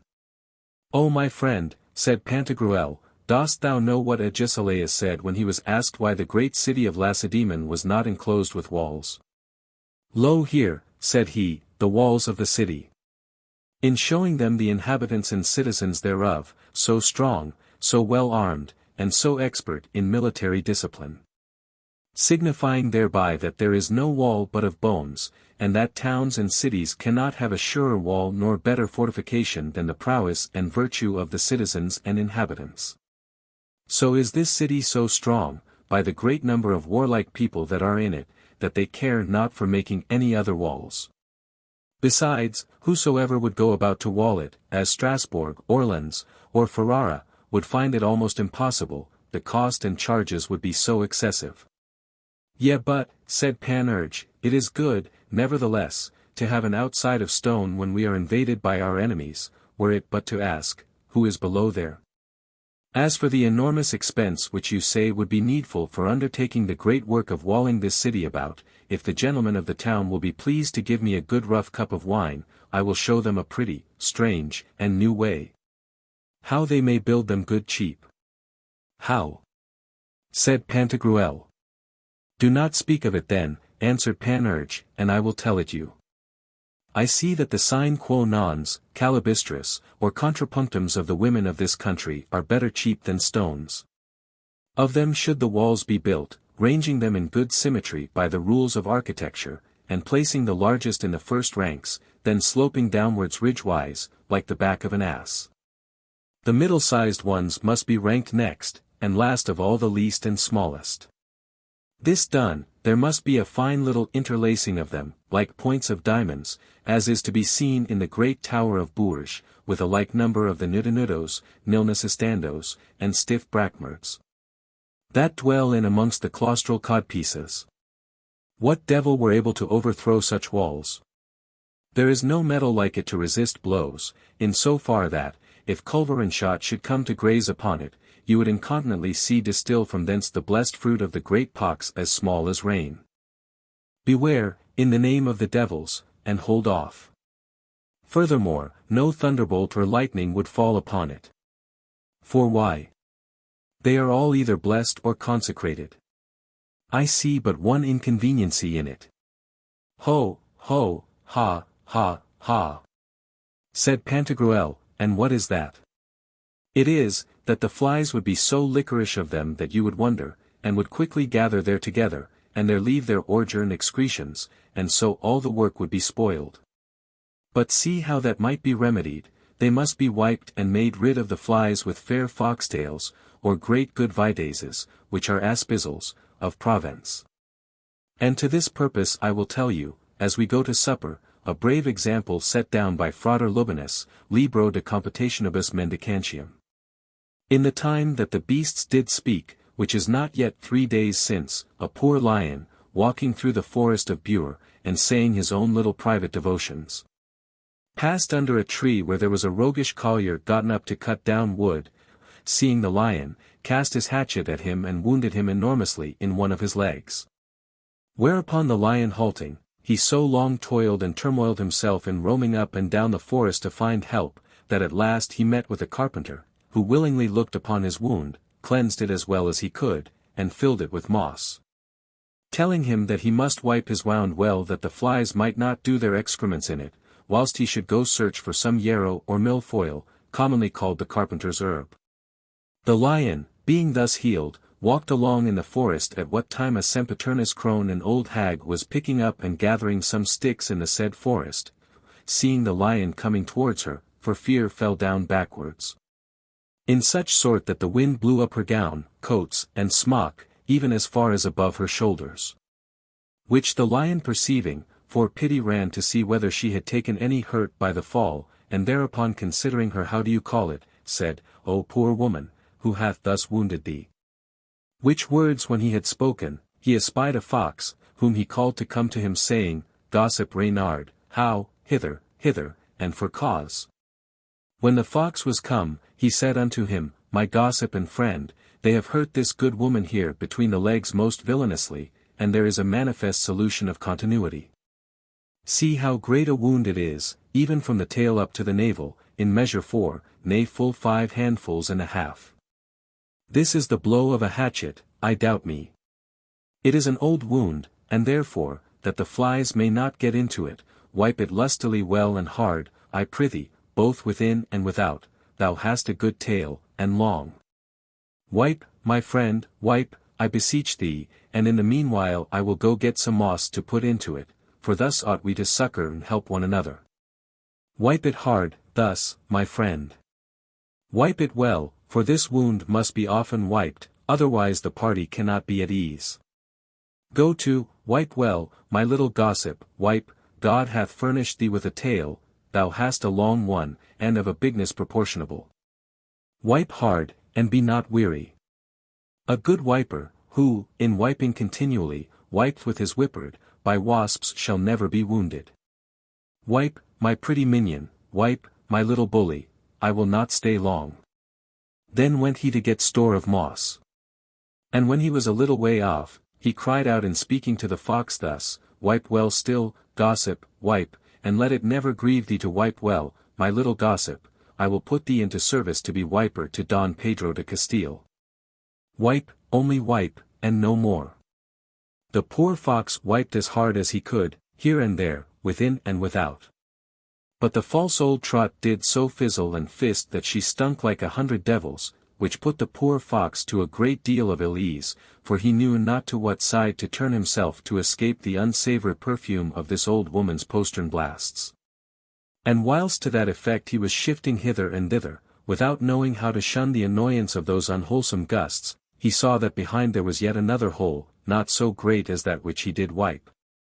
Out of which came this filthy and infectious air. The lion at last returned, bringing with him of moss more than 18 packs would hold, and began to put into the wound with a staff which he had provided for that purpose, and had already put in full 16 packs and a half. At which he was amazed. What a devil! Said he, this wound is very deep, it would hold above 2 cartloads of moss. The fox, perceiving this, said unto the lion, O gossip lion, my friend, I pray thee do not put in all thy moss there. Keep somewhat, for there is yet here another little hole, that stinks like 500 devils, I am almost choked with the smell thereof, it is so pestiferous and empoisoning. Thus must these walls be kept from the flies, and wages allowed to some for wiping of them. Then said Pantagruel, How dost thou know that the privy parts of women are at such a cheap rate?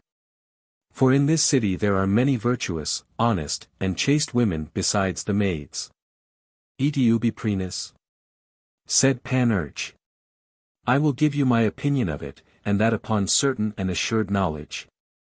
I do not brag that I have bumbasted 417 since I came into this city, though it be but 9 days ago. But this very morning I met with a good fellow, who, in a wallet such as Aesop's was, carried 2 little girls of 2 or 3 years old at the most, one before and the other behind. He demanded alms of me, but I made him answer that I had more cods than pence. Afterwards I asked him, Good man, these 2 girls, are they maids? Brother, said he, I have carried them thus these 2 years, and in regard of her that is before, whom I see continually, in my opinion she is a virgin, nevertheless I will not put my finger in the fire for it. As for her that is behind, doubtless I can say nothing. Indeed, said Pantagruel, thou art a gentle companion, I will have thee to be apparelled in my livery. And therefore caused him to be clothed most gallantly according to the fashion that then was, only that Panurge would have the codpiece of his breeches 3 foot long, and in shape square, not round, which was done, and was well worth the seeing. Oftentimes was he wont to say, that the world had not yet known the emolument and utility that is in wearing great codpieces, but time would one day teach it them, as all things have been invented in time. God keep from hurt, said he, the good fellow whose long codpiece or braguette hath saved his life. God keep from hurt him whose long brigette hath been worth to him in one day 163,009 crowns. God keep from hurt him who by his long brigette hath saved a whole city from dying by famine. And, by G I will make a book of the commodity of long briguettes when I shall have more leisure. And indeed he composed a fair great book with figures, but it is not printed as yet that I know of. Chapter 2.16. Of the qualities and conditions of Panurge. Panurge was of a middle stature, not too high nor too low, and had somewhat an aquiline nose, made like the handle of a razor. He was at that time 35 years old or thereabouts, fine to gild like a leaden dagger, for he was a notable cheater and coney catcher. He was a very gallant and proper man of his person, only that he was a little lecherous, and naturally subject to a kind of disease which at that time they called lack of money.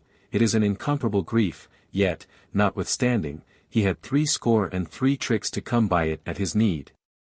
Of which the most honourable and most ordinary was in manner of thieving, secret purloining and filching, for he was a wicked lewd rogue, a cozener, drinker, royster, rover, and a very dissolute and debauched fellow, if there were any in Paris. Otherwise, and in all matters else, the best and most virtuous man in the world, and he was still contriving some plot, and devising mischief against the sergeants and the watch. At one time he assembled 3 or 4 especial good hacksters and roaring boys, made them in the evening drink like Templars, afterwards led them till they came under St.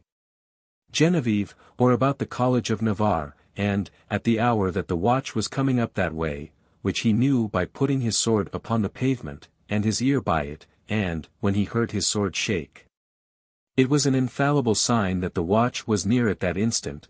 Then he and his companions took a tumbrel or dung-cart, and gave it the brangle, hurling it with all their force down the hill, and so overthrew all the poor watchmen like pigs. And then ran away upon the other side. For in less than 2 days he knew all the streets, lanes, and turnings in Paris as well as his day's debt. At another time he made in some fair place, where the said watch was to pass, a train of gunpowder, and, at the very instant that they went along, set fire to it, and then made himself sport to see what good grace they had in running away, thinking that St. Anthony's fire had caught them by the legs. As for the poor masters of arts, he did persecute them above all others. When he encountered with any of them upon the street, he would not never fail to put some trick or other upon them, sometimes putting the bit of a fried turd in their graduate hoods. At other times pinning on little foxtails or hare's ears behind them, or some such other roguish prank. One day that they were appointed all to meet in the Fodder Street, Sorbonne, he made a Bourbonnais tart, or filthy and slovenly compound, made of store of garlic, of asafoetida, of castoreum, of dog's turds very warm, which he steeped, tempered, and liquefied in the corrupt matter of pocky boils and pestiferous botches. And, very early in the morning therewith anointed all the pavement, in such sort that the devil could not have endured it, which made all these good people there to lay up their gorges, and vomit what was upon their stomachs before all the world, as if they had flayed the fox. And 10 or 12 of them died of the plague, 14 became lepers, 18 grew lousy, and about 27 had the pox, but he did not care a button for it. He commonly carried a whip under his gown, wherewith he whipped without remission the pages whom he found carrying wine to their masters, to make them mend their pace. In his coat he had above 26 little fobs and pockets always full. One with some lead water, and a little knife as sharp as a glover's needle, wherewith he used to cut purses, another with some kind of bitter stuff, which he threw into the eyes of those he met. Another with clotburs, penned with little geese or capon's feathers, which he cast upon the gowns and caps of honest people, and often made them fair horns, which they wore about all the city, sometimes all their life. Very often, also, upon the women's French hoods would he stick in the hind part somewhat made in the shape of a man's member. In another, he had a great many little horns full of fleas and lice, which he borrowed from the beggars of St. Innocent, and cast them with small canes or quills to write with into the necks of the daintiest gentlewomen that he could find, yea, even in the church, for he never seated himself above in the choir, but always sat in the body of the church amongst the women, both at mass, at vespers, and at sermon. In another, he used to have good store of hooks and buckles, wherewith he would couple men and women together that sat in company close to one another, but especially those that wore gowns of crimson taffeties, that, when they were about to go away, they might rend all their gowns. In another, he had a squib furnished with tinder, matches, stones to strike fire, and all other tackling necessary for it. In another, 2 or 3 burning glasses, wherewith he made both men and women sometimes mad, and in the church put them quite out of countenance. For he said that there was but an antistrophe, or little more difference than of a literal inversion, between a woman fall à la messe and molle à la fesse, that is, foolish at the mass and of a pliant buttock. In another, he had a good deal of needles and thread, wherewith he did 1,000 little devilish pranks. One time, at the entry of the palace unto the great hall, where a certain grey friar or courtier was to say mass to the councillors, he did help to apparel him and put on his vestments, but in the accoutring of him he sewed on his alb, surplice, or stole, to his gown and shirt, and then withdrew himself when the said lords of the court or councillors came to hear the said mass.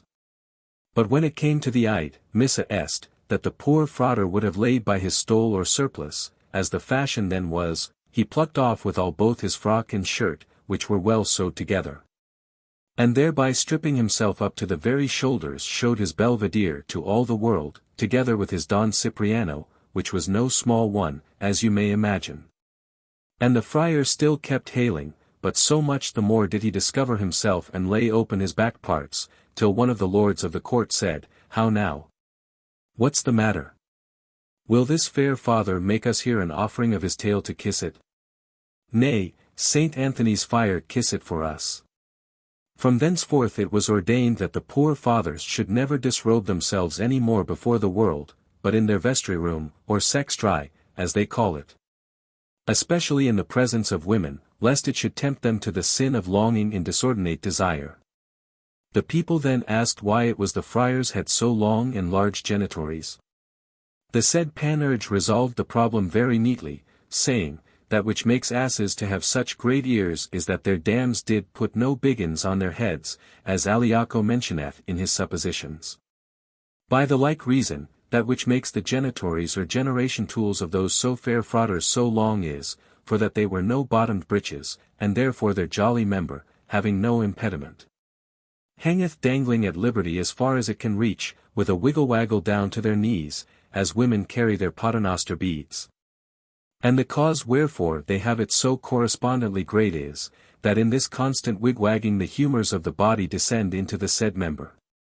For, according to the legists, agitation and continual motion is cause of attraction. He had another pocket full of itching powder, called stone alum, whereof he would cast some into the backs of those women whom he judged to be most beautiful and stately, which did so ticklishly gall them, that some would strip themselves in the open view of the world, and others dance like a cock upon hot embers, or a drumstick on a tabor. Others, again, ran about the streets, and he would run after them. To such as were in the stripping vein he would very civilly come to offer his attendance, and cover them with his cloak, like a courteous and very gracious man. In another he had a little leather bottle full of old oil, wherewith, when he saw any man or woman in a rich new handsome suit, he would grease, smutch, and spoil all the best parts of it under colour and pretence of touching them, saying, "This is good cloth. This is good satin, good taffeties. Madam, God give you all that your noble heart desireth. You have a new suit, pretty sir, and you a new gown, sweet mistress, God give you joy of it, and maintain you in all prosperity." And with this would lay his hand upon their shoulder, at which touch such a villainous spot was left behind, so enormously engraven to perpetuity in the very soul, body, and reputation, that the devil himself could never have taken it away. Then, upon his departing, he would say, "Madam, take heed you do not fall, for there is a filthy great hole before you, whereinto if you put your foot, you will quite spoil yourself." Another he had all full of euphorbium, very finely pulverized. In that powder did he lay a fair handkerchief curiously wrought, which he had stolen from a pretty seamstress of the palace, in taking away a louse from off her bosom which he had put there himself, and when he came into the company of some good ladies, he would trifle them into a discourse of some fine workmanship of bone lace, then immediately put his hand into their bosom, asking them, and this work, is it of Flanders, or of Hainaut? And then drew out his handkerchief, and said, hold, look what work here is, it is of Fatignan or of Fontarabia, and shaking it hard at their nose, made them sneeze for 4 hours without ceasing. In the meanwhile he would fart like a horse, and the women would laugh and say, how now, do you fart, Panurge? No, madam, said he, I do but tune my tail to the plain song of the music which you make with your nose. In another he had a picklock, a pelican, a cramp iron, a crook, and some other iron tools, wherewith there was no door nor coffer which he would not pick open. He had another full of little cups, wherewith he played very artificially, for he had his fingers made to his hand, like those of Minerva or Arachne, and had heretofore cried treacle. And when he changed a teston, cardicu, or any other piece of money, the changer had been more subtle than a fox if Panurge had not at every time made 5 or 6 souls, that is, some 6 or 7 pence, vanish away invisibly, openly, and manifestly. Without making any hurt or lesion, whereof the changer should have felt nothing but the wind. Chapter 2.17. How Panurge gained the pardons, and married the old women, and of the suit in law which he had at Paris. One day I found Panurge very much out of countenance, melancholic, and silent. Which made me suspect that he had no money, whereupon I said unto him, Panurge, you are sick, as I do very well perceive by your physiognomy, and I know the disease. You have a flux in your purse, but take no care. I have yet 7 pence halfpenny that never saw father nor mother, which shall not be wanting, no more than the pox, in your necessity. Whereunto he answered me, well. For money one day I shall have but too much, for I have a philosopher's stone which attracts money out of men's purses as the adamant doth iron. But will you go with me to gain the pardons? Said he.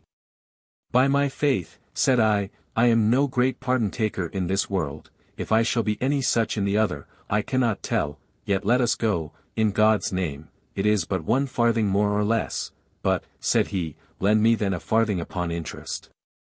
No, said I will give it you freely, and from my heart. Greats vobis dominos, said he. So we went along, beginning at St. Gervas, and I got the pardons at the first box only, for in those matters very little contenteth me. Then did I say my small suffrages and the prayers of St. Bridget, but he gained them all at the boxes, and always gave money to every one of the pardoners. From thence we went to Our Lady's Church, to St. John's, to St. Anthony's, and so to the other churches, where there was a bank, of pardons. For my part, I gained no more of them, but he at all the boxes kissed the relics, and gave at every one. To be brief, when we were returned, he brought me to drink at the Castle Tavern, and there showed me 10 or 12 of his little bags full of money, at which I blessed myself, and made the sign of the cross, saying, Where have you recovered so much money in so little time? Unto which he answered me that he had taken it out of the basins of the pardons. For in giving them the first farthing, said he, I put it in with such sleight of hand and so dexterously that it appeared to be a 3d. Thus with one hand I took 3d, 9 pence, or 6 pence at the least, and with the other as much, and so through all the churches where we have been. Yea but, said I, you damn yourself like a snake, and are withal a thief and sacrilegious person. True, said he, in your opinion, but I am not of that mind. For the pardoners do give me it, when they say unto me in presenting the relics to kiss, centuplum accipes, that is, that for 1 penny I should take 100. For accipes is spoken according to the manner of the Hebrews, who use the future tense instead of the imperative, as you have in the law, diliges dominum, that is, dilige. Even so, when the pardon-bearer says to me, centuplum accipes, his meaning is, centuplum accipi, and so doth Rabbi Chaimi and Rabbi Aben Ezra expound it, and all the Masorets, Edi Ibi Bartholus. Moreover, Pope Sixtus gave me 1,500 francs of yearly pension, which in English money is £150, upon his ecclesiastical revenues and treasure, for having cured him of a cankerous botch. which did so torment him that he thought to have been a cripple by it all his life. Thus I do pay myself at my own hand, for otherwise I get nothing upon the said ecclesiastical treasure. Ho, my friend! Said he, if thou didst know what advantage I made, and how well I feathered my nest, by the Pope's bull of the Crusade, thou wouldst wonder exceedingly. It was worth to me above 6,000 florins, in English coin £600. And what a devil is become of them? Said I, for of that money thou hast not one halfpenny. They returned from whence they came, said he, they did no more but change their master. But I employed at least 3,000 of them, that is, £300 English, in marrying, not young virgins, for they find but too many husbands, but great old sempiternus trots which had not so much as one tooth in their heads. And that out of the consideration I had that these good old women had very well spent the time of their youth in playing at the close-buttock game to all comers, serving the foremost first, till no man would have any more dealing with them. And, by G, I will have their skin coat shaken once yet before they die.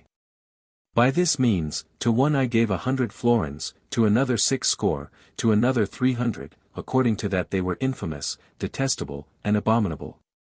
For, by how much the more horrible and execrable they were, so much the more must I needs have given them, otherwise the devil would not have jummed them. Presently I went to some great and fat wood porter, or such like, and did myself make the match.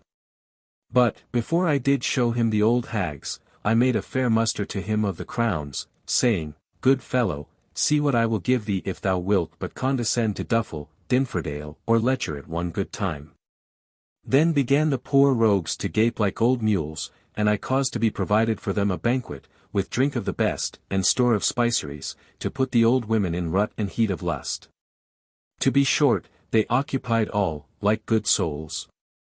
Only, to those that were horribly ugly and ill-favoured, I caused their head to be put within a bag, to hide their face. Besides all this, I have lost a great deal in suits of law. And what lawsuits couldst thou have? Said I. Thou hast neither house nor lands. My friend, said he, the gentlewomen of this city had found out, by the instigation of the devil of hell, a manner of high-mounted bands and neckerchiefs for women, which did so closely cover their bosoms that men could no more put their hands under. For they had put the slit behind, and those neckcloths were wholly shut before, whereat the poor sad contemplative lovers were much discontented. Upon a fair Tuesday I presented a petition to the court, making myself a party against the said gentlewomen, and showing the great interest that I pretended therein. Protesting that by the same reason I would cause the codpiece of my breeches to be sewed behind, if the court would not take order for it. In sum, the gentlewomen put in their defences, showing the grounds they went upon, and constituted their attorney for the prosecuting of the cause. But I pursued them so vigorously, that by a sentence of the court it was decreed those high neckcloths should be no longer worn if they were not a little cleft and open before, but it cost me a good sum of money. I had another very filthy and beastly process against the dung farmer called Master Fifi and his deputies, that they should no more read privily the pipe, puncheon, nor court of sentences, but in fair full day, and that in the fodder schools. In face of the Arian, Artician, Sophisters, where I was ordained to pay the charges, by reason of some clause mistaken in the relation of the sergeant. Another time I framed a complaint to the court against the mules of the presidents, councillors, and others, tending to this purpose, that, when in the lower court of the palace they left them to champ on their bridles. Some bibs were made for them, by the councillors' wives, that with their drivelling they might not spoil the pavement. To the end that the pages of the palace what play upon it with their dice, or at the game of cock's body, at their own ease, without spoiling their breeches at the knees. And for this I had a fair decree, but it cost me dear. Now reckon up what expense I was at in little banquets which from day to day I made to the pages of the palace. And to what end? Said I. My friend, said he, thou hast no pastime at all in this world. I have more than the king, and if thou wilt join thyself with me, we will do the devil together. No, no, said I, by Saint Adoras, that will I not, for thou wilt be hanged one time or another. And thou, said he, wilt be interred some time or other. Now which is most honorable, the air or the earth? Ho, gross pecore! Whilst the pages are at their banqueting, I keep their mules, and to someone I cut the stirrup leather of the mounting side till it hang but by a thin strap or thread. That when the great puff guts of the counsellor or some other hath taken his swing to get up, he may fall flat on his side like a pork, and so furnish the spectators with more than 100 francs worth of laughter. But I laugh yet further to think how at his homecoming the master page is to be whipped like green rye, which makes me not to repent what I have bestowed in feasting them. In brief, he had, as I said before, 63 ways to acquire money, but he had 214 to spend it, besides his drinking. Chapter 2.18 How a great scholar of England would have argued against Pantagruel, and was overcome by Panurge.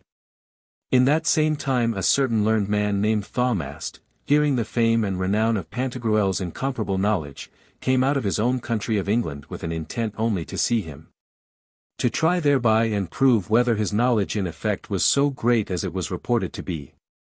In this resolution being arrived at Paris, he went forthwith unto the house of the said Pantagruel, who was lodged in the palace of St. Denis, and was then walking in the garden thereof with Panurge, philosophizing after the fashion of the Peripatetics. At his first entrance he startled, and was almost out of his wits for fear, seeing him so great and so tall. Then did he salute him courteously as the manner is, and said unto him, Very true it is, saith Plato the prince of philosophers, that if the image and knowledge of wisdom were corporeal and visible to the eyes of mortals, it would stir up all the world to admire her. Which we may the rather believe that the very bare report thereof, scattered in the air, if it happen to be received into the ears of men, who, for being studious and lovers of virtuous things are called philosophers, doth not suffer them to sleep nor rest in quiet, but so pricketh them up and sets them on fire to run unto the place where the person is, in whom the said knowledge is said to have built her temple and uttered her oracles. As it was manifestly shown unto us in the Queen of Sheba, who came from the utmost borders of the East and Persian Sea, to see the order of Solomon's house and to hear his wisdom. In Anacharsis, who came out of Scythia, even unto Athens, to see Solon, in Pythagoras, who travelled far to visit the memphitical vaticinators, in Plato, who went a great way off to see the magicians of Egypt and Archytas of Tarentum. In Apollonius Tyaneus, who went as far as unto Mount Caucasus, passed along the Scythians, the Massagetes, the Indians, and sailed over the great river Physon, even to the Brachmans to see Hyrcus. As likewise unto Babylon, Chaldea, Media, Assyria, Parthia, Syria, Phoenicia, Arabia, Palestina, and Alexandria, even unto Ethiopia, to see the gymnosophists. The like example have we of Titus Livius, whom to see and hear diverse studious persons came to Rome from the confines of France and Spain. I dare not reckon myself in the number of those so excellent persons, but well would be called studious, and a lover, not only of learning, but of learned men also. And indeed, having heard the report of your so inestimable knowledge, I have left my country, my friends, my kindred, and my house, and am come thus far, valuing at nothing the length of the way, the tediousness of the sea, nor strangeness of the land, and that only to see you and to confer with you about some passages in philosophy, of geomancy, and of the Kabbalistic art, whereof I am doubtful and cannot satisfy my mind. Which if you can resolve, I yield myself unto you for a slave henceforward, together with all my posterity, for other gift have I none that I can esteem a recompense sufficient for so great a favour. I will reduce them into writing, and tomorrow publish them to all the learned men in the city, that we may dispute publicly before them. But see in what manner I mean that we shall dispute. I will not argue pro et contra, as do the sottish sophisters of this town and other places. Likewise I will not dispute after the manner of the academics by declamation, nor yet by numbers, as Pythagoras was wont to do, and as Picus de la Mirangela did of late at Rome. But I will dispute by signs only without speaking, for the matters are so abstruse, hard, and arduous, that words proceeding from the mouth of man will never be sufficient for unfolding of them to my liking. May it, therefore, please your magnificence to be there. It shall be at the great hall of Navarre at 7 o'clock in the morning. When he had spoken these words, Pantagruel very honourably said unto him, Sir, of the graces that God hath bestowed upon me, I would not deny to communicate unto any man to my power. For whatever comes from him is good, and his pleasure is that it should be increased when we come amongst men worthy and fit to receive this celestial manna of honest literature. In which number, because that in this time, as I do already very plainly perceive, thou holdest the first rank, I give thee notice that at all hours thou shalt find me ready to condescend to every one of thy requests according to my poor ability. Although I ought rather to learn of thee than thou of me. But, as thou hast protested, we will confer of these doubts together, and will seek out the resolution, even unto the bottom of that undrainable well where Heraclitus says the truth lies hidden.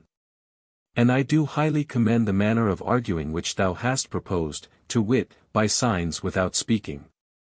For by this means thou and I shall understand one another well enough, and yet shall be free from this clapping of hands which these blockish sophisters make when any of the arguers hath gotten the better of the argument. Now tomorrow I will not fail to meet thee at the place and hour that thou hast appointed, but let me entreat thee that there be not any strife or uproar between us, and that we seek not the honour and applause of men, but the truth only. To which Thaumast answered, The Lord God maintain you in his favour and grace, and, instead of my thankfulness to you, pour down his blessings upon you. For that your highness and magnificent greatness hath not disdained to descend to the grant of the request of my poor baseness. So farewell till tomorrow. Farewell, said Pantagruel. Gentlemen, you that read this present discourse, think not that ever men were more elevated and transported in their thoughts than all this night were both Thaumast and Pantagruel. For the said Thaumast said to the keeper of the house of Cluny, where he was lodged, that in all his life he had never known himself so dry as he was that night. I think, said he, that Pantagruel held me by the throat. Give order, I pray you, that we may have some drink, and see that some fresh water be brought to us, to gargle my palate. On the other side, Pantagruel stretched his wits as high as he could, entering into very deep and serious meditations, and did nothing all that night but dote upon and turn over the book of Beda, De Numeris et Signis. Plotin's book, De Inenarrabilibus, the book of Proclus, De Magia, the book of Artemidorus Perioneirocriticon, of Anaxagoras, Perizemian, Denarius, Periaphaton, the books of Philiston, Hipponax, Perianacphonaton, and a rabble of others, so long, that Panurge said unto him, My lord, leave all these thoughts and go to bed. For I perceive your spirits to be so troubled by a too intensive bending of them, that you may easily fall into some quotidian fever with this so excessive thinking and plotting. But, having first drunk 25 or 30 good draughts, retire yourself and sleep your fill, for in the morning I will argue against and answer my master the Englishman, and if I drive him not ad metum non loci, then call me knave. Yea but, said he, my friend Panurge, he is marvellously learned, how wilt thou be able to answer him? Very well, answered Panurge, I pray you talk no more of it, but let me alone. Is any man so learned as the devils are? No, indeed, said Pantagruel, without God's especial grace. Yet for all that, said Panurge, I have argued against them, gravelled and blanked them in disputation, and laid them so squat upon their tails that I have made them look like monkeys. Therefore be assured that tomorrow I will make this vainglorious Englishman to skite vinegar before all the world. So Panurge spent the night with tippling amongst the pages, and played away all the points of his breeches at Prima Secundus and at Peck Point, in French called La Vergette. Yet, when the condescended on time was come, he failed not to conduct his master Pantagruel to the appointed place, unto which, believe me, there was neither great nor small in Paris but came, thinking with themselves that this devilish Pantagruel, who had overthrown and vanquished in dispute all these doting freshwater sophisters, would now get full payment and be tickled to some purpose. For this Englishman is a terrible bustler and horrible coil-keeper. We will see who will be conqueror, for he never met with his match before. Thus all being assembled, Thaumast stayed for them, and then, when Pantagruel and Panurge came into the hall, all the schoolboys, professors of arts, senior sophisters, and bachelors began to clap their hands, as their scurvy custom is. But Pantagruel cried out with a loud voice, as if it had been the sound of a double cannon, saying, Peace, with a devil to you, peace. By G, you rogues, if you trouble me here, I will cut off the heads of every one of you. At which words they remained all daunted and astonished like so many ducks, and durst not do so much as cough, although they had swallowed 15 pounds of feathers. Withal they grew so dry with this only voice, that they laid out their tongues a full half-foot beyond their mouths, as if Pantagruel had salted all their throats. Then began Panurge to speak, saying to the Englishman, Sir, are you come hither to dispute contentiously in those propositions you have set down, or, otherwise, but to learn and know the truth? To which answered Thaumast, Sir, no other thing brought me hither but the great desire I had to learn and to know that of which I have doubted all my life long. And have neither found book nor man able to content me in the resolution of those doubts which I have proposed. And, as for disputing contentiously, I will not do it, for it is too base a thing, and therefore leave it to those sottish sophisters who in their disputes do not search for the truth, but for contradiction only and debate. Then said Panurge, If I, who am but a mean and inconsiderable disciple of my master my lord Pantagruel, content and satisfy you in all and everything, it were a thing below my said master wherewith to trouble him. Therefore is it fitter that he be chairman, and sit as a judge and moderator of our discourse and purpose, and give you satisfaction in many things wherein perhaps I shall be wanting to your expectation. Truly, said Thaumast, it is very well said. Begin then. Now you must note that Panurge had set at the end of his long codpiece a pretty tuft of red silk, as also of white, green, and blue, and within it had put a fair orange. Chapter 2.19 How Panurge put to a nonplus the Englishman that argued by signs. Everybody then taking heed, and hearkening with great silence, the Englishman lift up on high into the air his two hands severally, clenching in all the tops of his fingers together, after the manner which, a Lushanese, they call the hen's arse. And struck the one hand on the other by the nails 4 several times. Then he, opening them, struck the one with the flat of the other till it yielded a clashing noise, and that only once. Again, in joining them as before, he struck twice, and afterwards 4 times in opening them.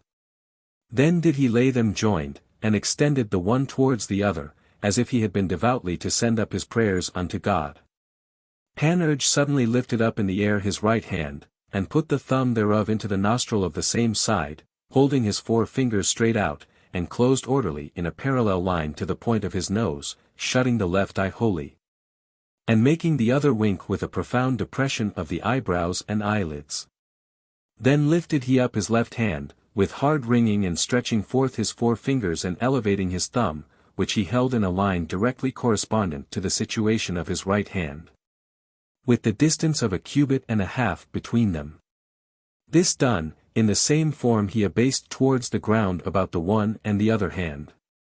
Lastly, he held them in the midst, as aiming right at the Englishman's nose. And if Mercury, said the Englishman. There Panurge interrupted him, and said, You have spoken, mask. Then made the Englishman this sign. His left hand all open he lifted up into the air, then instantly shut into his fist the 4 fingers thereof, and his thumb extended at length he placed upon the gristle of his nose. Presently after, he lifted up his right hand all open abased and bent it downwards, putting the thumb thereof in the very place where the little finger of the left hand did close in the fist. And the 4 right hand fingers he softly moved in the air. Then contrarily he did with the right hand what he had done with the left, and with the left what he had done with the right. Panurge, being not a whit amazed at this, drew out into the air his trismegist codpiece with the left hand, and with his right drew forth a truncheon of a white ox rib, and 2 pieces of wood of a like form, one of black ebony and the other of incarnation Brazil, and put them betwixt the fingers of that hand in good symmetry. Then, knocking them together, made such a noise as the lepers of Brittany used to do with their clappering clickets, yet better resounding and far more harmonious, and with his tongue contracted in his mouth did very merrily warble it, always looking fixedly upon the Englishman. The divines, physicians, and chirurgeons that were there thought that by this sign he would have inferred that the Englishman was a leper. The counsellors, lawyers, and decretalists conceived that by doing this he would have concluded some kind of mortal felicity to consist in leprosy, as the Lord maintained heretofore. The Englishman for all this was nothing daunted, but holding up his 2 hands in the air, kept them in such form that he closed the 3 master fingers in his fist, and passing his thumbs through his indical or foremost and middle fingers. His auriculary or little fingers remained extended and stretched out, and so presented he them to Panurge. Then joined he them so that the right thumb touched the left, and the left little finger touched the right. Hurried Panurge, without speaking one word, lift up his hands and made this sign.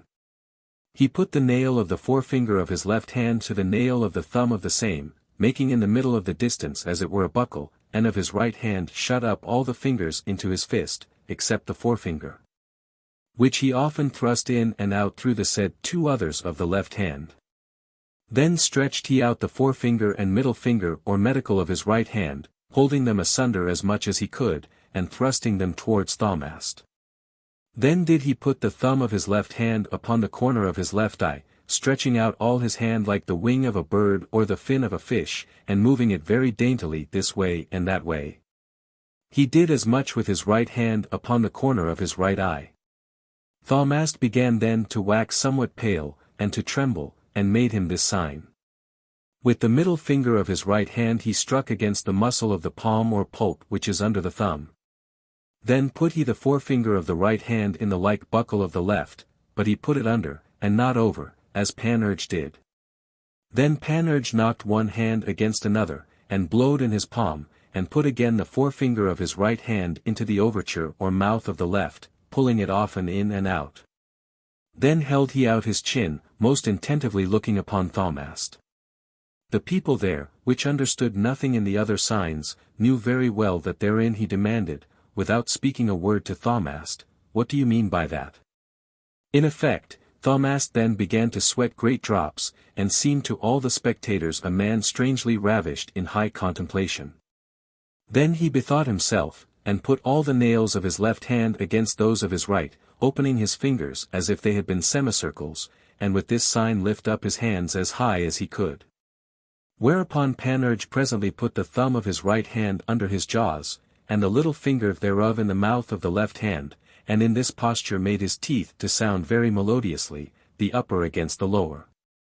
With this Thamast, with great toil and vexation of spirit, rose up, but in rising let a great baker's fart, for the bran came after, and pissing withal very strong vinegar, stunk like all the devils in hell. The company began to stop their noses. For he had conskidded himself with mere anguish and perplexity. Then lifted he up his right hand, clenching it in such sort that he brought the ends of all his fingers to meet together, and his left hand he laid flat upon his breast. Whereat Panurge drew out his long codpiece with his tuff, and stretched it forth a cubit and a half, holding it in the air with his right hand, and with his left took out his orange, and, casting it up into the air 7 times. At the 8th he hid it in the fist of his right hand, holding it steadily up on high, and then began to shake his fair codpiece, showing it to Thamast. After that, Thamast began to puff up his 2 cheeks like a player on a bagpipe, and blew as if he had been to puff up a pig's bladder. Whereupon Panurge put one finger of his left hand in his nockandrel, by some called St. Patrick's hole, and with his mouth sucked in the air, in such a manner as when one eats oysters in the shell, or when we sup up our broth. This done, he opened his mouth somewhat, and struck his right hand flat upon it, making therewith a great and a deep sound, as if it came from the superficies of the midriff through the tracheartery or pipe of the lungs. And this he did for 16 times. But Thamast did always keep blowing like a goose. Then Panurge put the forefinger of his right hand into his mouth, pressing it very hard to the muscles thereof. Then he drew it out, and withal made a great noise, as when little boys shoot pellets out of the pot cannons made of the hollow sticks of the branch of an alder tree, and he did it 9 times. Then Thamast cried out, "Ha, my masters, a great secret." With this he put in his hand up to the elbow, then drew out a dagger that he had, holding it by the point downwards. Whereat Panurge took his long codpiece, and shook it as hard as he could against his thighs. Then put his 2 hands entwined in manner of a comb upon his head, laying out his tongue as far as he was able, and turning his eyes in his head like a goat that is ready to die. Ha, I understand, said Thaumast, but what? Making such a sign that he put the haft of his dagger against his breast, and upon the point thereof the flat of his hand, turning in a little the ends of his fingers. Whereat Panurge held down his head on the left side, and put his middle finger into his right ear, holding up his thumb bolt upright. Then he crossed his 2 arms upon his breast and coughed 5 times, and at the 5th time he struck his right foot against the ground. Then he lifted up his left arm, and closing all his fingers into his fist, held his thumb against his forehead, striking with his right hand 6 times against his breast. But Thaumast, as not content therewith, put the thumb of his left hand upon the top of his nose, shutting the rest of his said hand, whereupon Panurge set his 2 master fingers upon each side of his mouth, drawing it as much as he was able, and widening it so that he showed all his teeth, and with his 2 thumbs plucked down his 2 eyelids very low, making therewith a very ill-favoured countenance, as it seemed to the company. Chapter 2.xx. How Thaumast relateth the virtues and knowledge of Panurge. Then Panurge rose up, and, putting off his cap, did very kindly thank the said Panurge, and with a loud voice said unto all the people that were there, My lords, gentlemen, and others. At this time may I to some good purpose speak that evangelical word, edi ecce plus quam Salomon hic. You have here in your presence an incomparable treasure, that is, my lord Pantagruel, whose great renown hath brought me hither, out of the very heart of England, to confer with him about the insoluble problems, both in magic, alchemy, the cabal, geomancy, astrology, and philosophy, which I had in my mind. But at present I am angry even with fame itself, which I think was envious to him, for that it did not declare the 1,000th part of the worth that indeed is in him. You have seen how his disciple only hath satisfied me, and hath told me more than I asked of him. Besides, he hath opened unto me, and resolved other inestimable doubts, wherein I can assure you he hath to me discovered the very true well, fountain, and abyss of the encyclopedia of learning. Yea, in such a sort that I did not think I should ever have found a man that could have made his skill appear in so much as the first elements of that concerning which we disputed by signs, without speaking either word or half-word. But, in fine, I will reduce into writing that which we have said and concluded, that the world may not take them to be fooleries, and will thereafter cause them to be printed, that everyone may learn as I have done.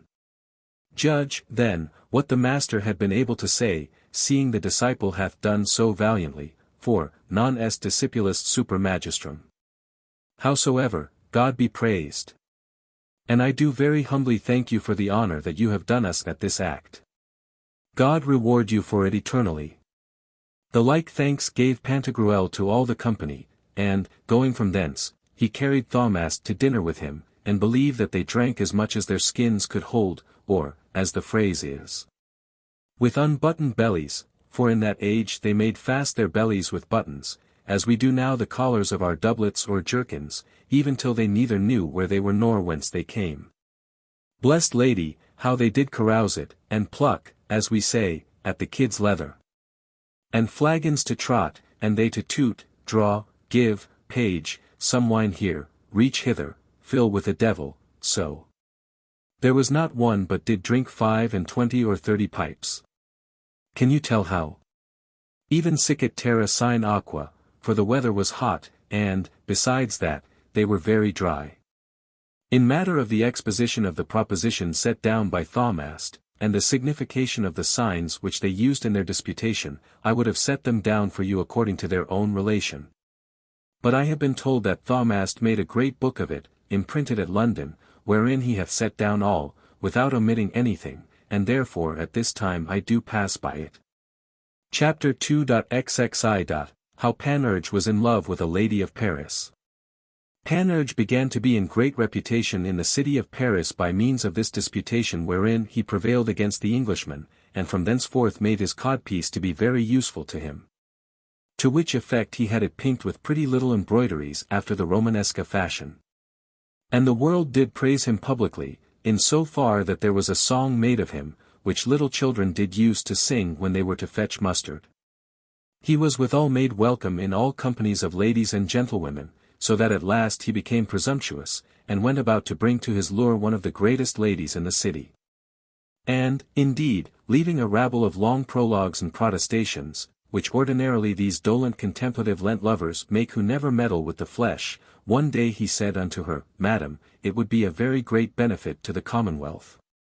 Delightful to you, honorable to your progeny, and necessary for me, that I cover you for the propagating of my race, and believe it, for experience will teach it you. The lady at this word thrust him back above 100 leagues, saying, You mischievous fool, is it for you to talk thus unto me? Whom do you think you have in hand? Begone, never to come in my sight again. For, if one thing were not, I would have your legs and arms cut off. Well, said he, that were all one to me, to want both legs and arms, provided you and I had but one merry bout together at the Brangle-buttock game. For here within is, in showing her his long codpiece, Master John Thursday, who will play you such an antic that you shall feel the sweetness thereof even to the very marrow of your bones. He is a gallant, and doth so well know how to find out all the corners, creeks, and ingrained inmates in your carnal trap, that after him there needs no broom, he'll sweep so well before, and leave nothing to his followers to work upon. Whereunto the lady answered, Go, villain, go. If you speak to me one such word more, I will cry out and make you to be knocked down with blows. Ha, said he, you are not so bad as you say, no, or else I am deceived in your physiognomy. For sooner shall the earth mount up unto the heavens, and the highest heavens descend unto the hells, and all the course of nature be quite perverted, than that in so great beauty and neatness as in you is there should be one drop of gall or malice. They say, indeed, that hardly shall a man ever see a fair woman that is not also stubborn. Yet that is spoke only of those vulgar beauties. But yours is so excellent, so singular, and so heavenly, that I believe nature hath given it you as a paragon and masterpiece of her art, to make us know what she can do when she will employ all her skill and all her power. There is nothing in you but honey, but sugar, but a sweet and celestial manna.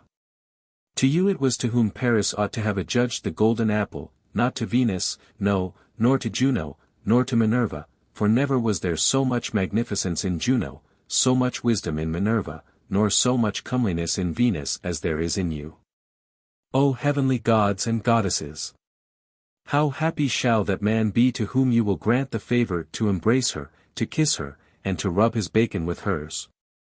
By G, that shall be I know it well. For she loves me already her bellyful, I am sure of it, and so was I predestinated to it by the fairies. And therefore, that we lose no time, put on, thrust out your gammons. And would have embraced her, but she made as if she would put out her head at the window to call her neighbors for help.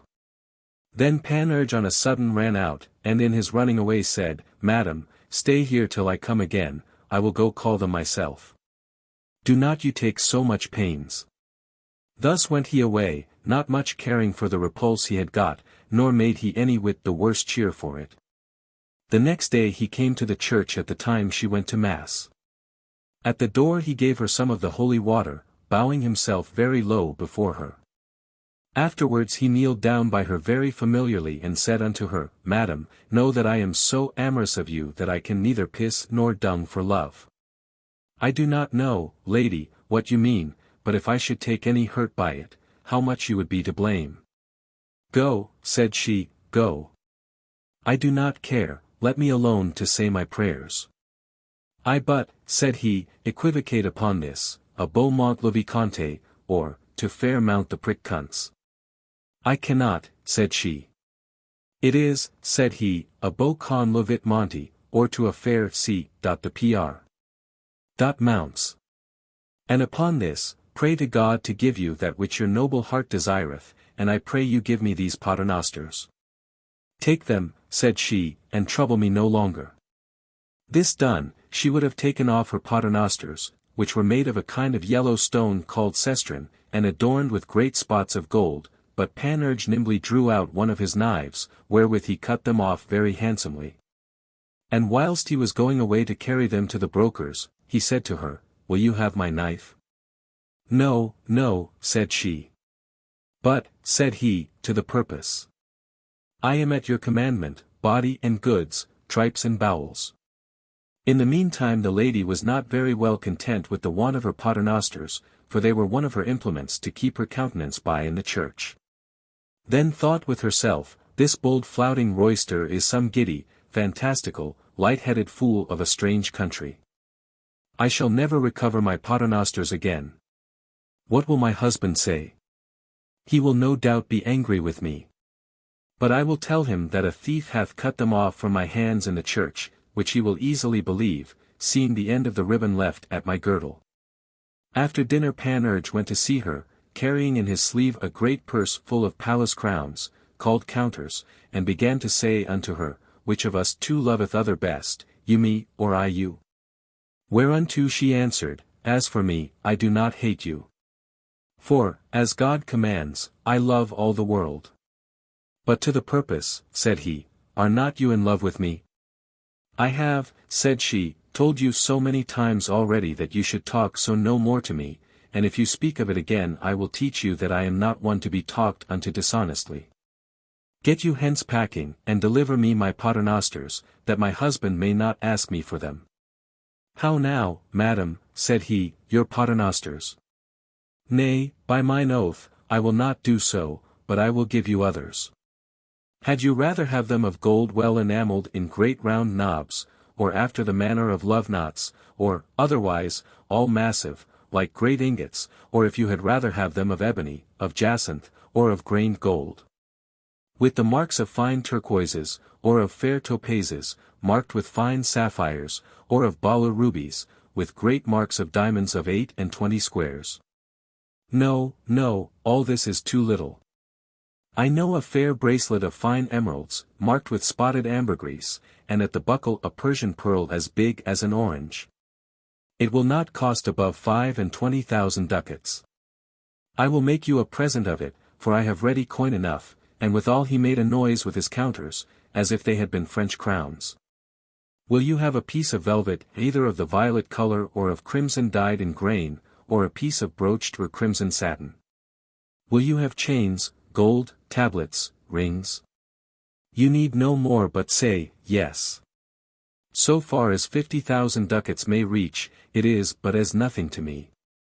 By the virtue of which words he made the water come in her mouth, but she said unto him, No, I thank you, I will have nothing of you.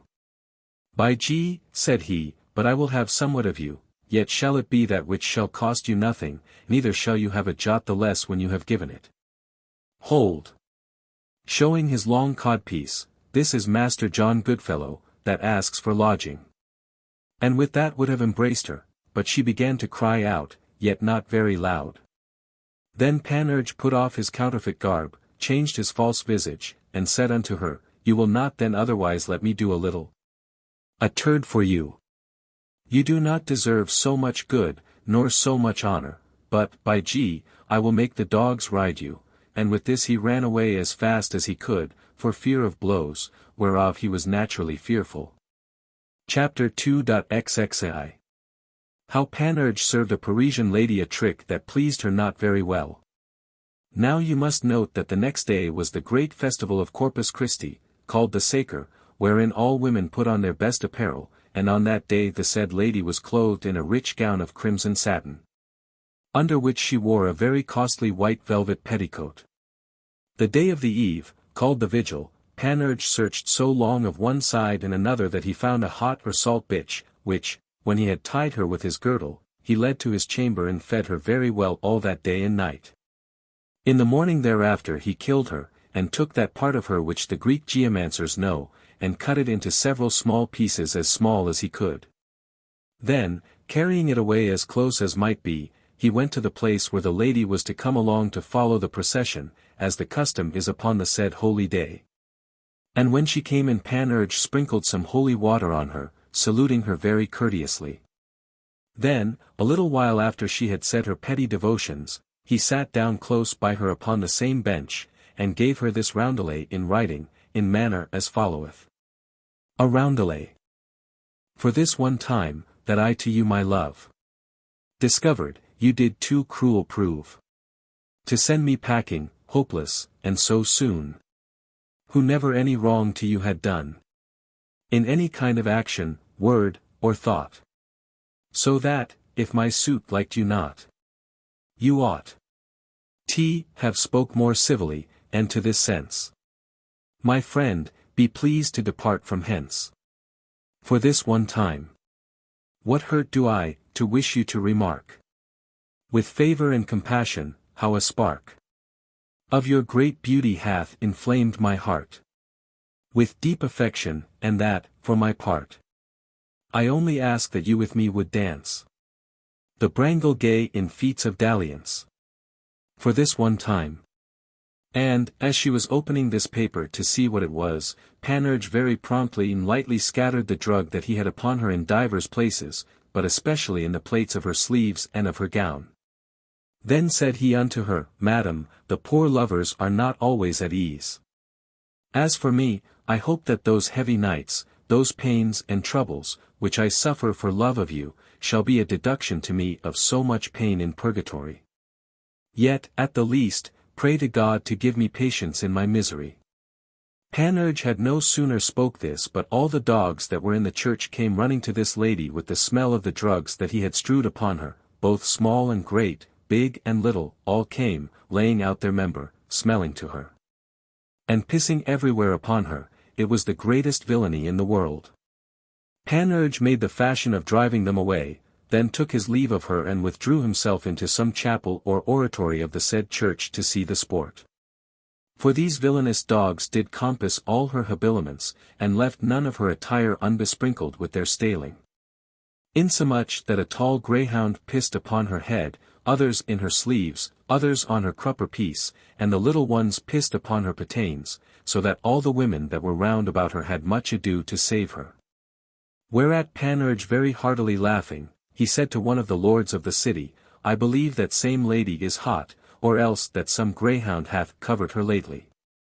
And when he saw that all the dogs were flocking about her, yarring at the retardment of their access to her, and every way keeping such a coil with her as they are wont to do about a proud or salt bitch, he forthwith departed from thence. And went to call Pantagruel, not forgetting in his way alongst the streets through which he went, where he found any dogs to give them a bang with his foot, saying, Will you not go with your fellows to the wedding? Away, hence, avaunt, avaunt, with a devil avaunt. And being come home, he said to Pantagruel, Master, I pray you come and see all the dogs of the country, how they are assembled about a lady, the fairest in the city, and would duffle and line her. Whereunto Pantagruel willingly condescended, and saw the mystery, which he found very pretty and strange. But the best was at the procession, in which were seen above 600,014 dogs about her, which did very much trouble and molest her, and whithersoever she passed, those dogs that came afresh, tracing her footsteps, followed her at the heels, and pissed in the way where her gown had touched. All the world stood gazing at this spectacle, considering the countenance of those dogs, who, leaping up, got about her neck and spoiled all her gorgeous accoutrements, for the which she could find no remedy but to retire unto her house, which was a palace. Thither she went, and the dogs after her. She ran to hide herself, but the chambermaids could not abstain from laughing. When she was entered into the house and had shut the door upon herself, all the dogs came running of half a league round, and did so well bepiss the gate of her house that there they made a stream with their urine wherein a duck might have very well swimmed, and it is the same current that now runs at St. Victor, in which Gobelin dyeth scarlet, for the specifical virtue of these piss dogs, as our master Doribus did heretofore preach publicly. So may God help you, a mill would have ground corn with it. Yet not so much as those of Basical at Toulouse. Chapter 2.xi. How Pantagruel departed from Paris, hearing news that the Dipsodes had invaded the land of the Amorots, and the cause wherefore the leagues are so short in France. A little while after Pantagruel heard news that his father Gargantua had been translated into the land of the fairies by Morgue, as heretofore were Ogier and Arthur, as also, in the original edition it stands, together, and that the report of his translation being spread abroad, the Dipsodes had issued out beyond their borders, with inroads had wasted a great part of Utopia, and at that very time had besieged the great city of the Amorites. Whereupon departing from Paris without bidding any man farewell, for the business required diligence, he came to Rouen. Now Pantagruel in his journey seeing that the leagues of that little territory about Paris called France were very short in regard of those of other countries, demanded the cause and reason of it from Panurge, who told him a story which Merotus of the Lac, Monachus, set down in the Acts of the Kings of Cannar, saying that in old times countries were not distinguished into leagues, miles, furlongs, nor parasangs, until that King Pharamond divided them. Which was done in manner as followeth. The said king chose at Paris 100 fair, gallant, lusty, brisk young men, all resolute and bold adventurers in Cupid's duels, together with 100 comely, pretty, handsome, lovely and well-complexioned wenches of Picardy. All which he caused to be well entertained and highly fed for the space of 8 days. Then having called for them, he delivered to every one of the young men his wench, with store of money to defray their charges, and this injunction besides, to go unto divers places here and there. And wheresoever they should biscot and thrum their wenches, that, they setting a stone there, it should be accounted for a league. Thus went away those brave fellows and sprightly blades most merrily, and because they were fresh and had been at rest, they very often jummed and fanfreluched almost at every field's end. And this is the cause why the leagues about Paris are so short. But when they had gone a great way, and were now as weary as poor devils, all the oil in their lamps being almost spent, they did not chink and duffle so often, but contented themselves, I mean for the men's part, with one scurvy paltry bout in a day, and this is that which makes the leagues in Brittany, Delaines, Germany, and other more remote countries so long. Other men give other reasons for it, but this seems to me of all other the best. To which Pantagruel willingly adhered. Parting from Rouen, they arrived at Honfleur, where they took shipping, Pantagruel, Panurge, Epistemon, Eusthenes, and Carplin. In which place, waiting for a favourable wind, and caulking their ship, he received from a lady of Paris, which he, had formerly kept and entertained a good long time, a letter directed on the outside thus, to the best beloved of the fair women, and least loyal of the valiant men, P. Ntgrl. Chapter 2.ziv. A letter which a messenger brought to Pantagruel from a lady of Paris, together with the exposition of a posy written in a gold ring. When Pantagruel had read the superscription he was much amazed, and therefore demanded of the said messenger the name of her that had sent it. Then opened he the letter, and found nothing written in it, nor otherwise enclosed, but only a gold ring, with a square table diamond. Wondering at this, he called Panurge to him, and showed him the case. Whereupon Panurge told him that the leaf of paper was written upon, but with such cunning and artifice that no man could see the writing at the first sight. Therefore, to find it out, he set it by the fire to see if it was made with sal ammoniac soaked in water. Then put he it into the water, to see if the letter was written with the juice of tithymel. After that he held it up against the candle, to see if it was written with the juice of white onions. Then he rubbed one part of it with oil of nuts, to see if it were not written with the leaf of a fig tree, and another part of it with the milk of a woman giving suck to her eldest daughter, to see if it was written with the blood of red toads or green earth frogs. Afterwards he rubbed one corner with the ashes of a swallow's nest, to see if it were not written with the dew that is found within the herb alcacongy, called the winter cherry.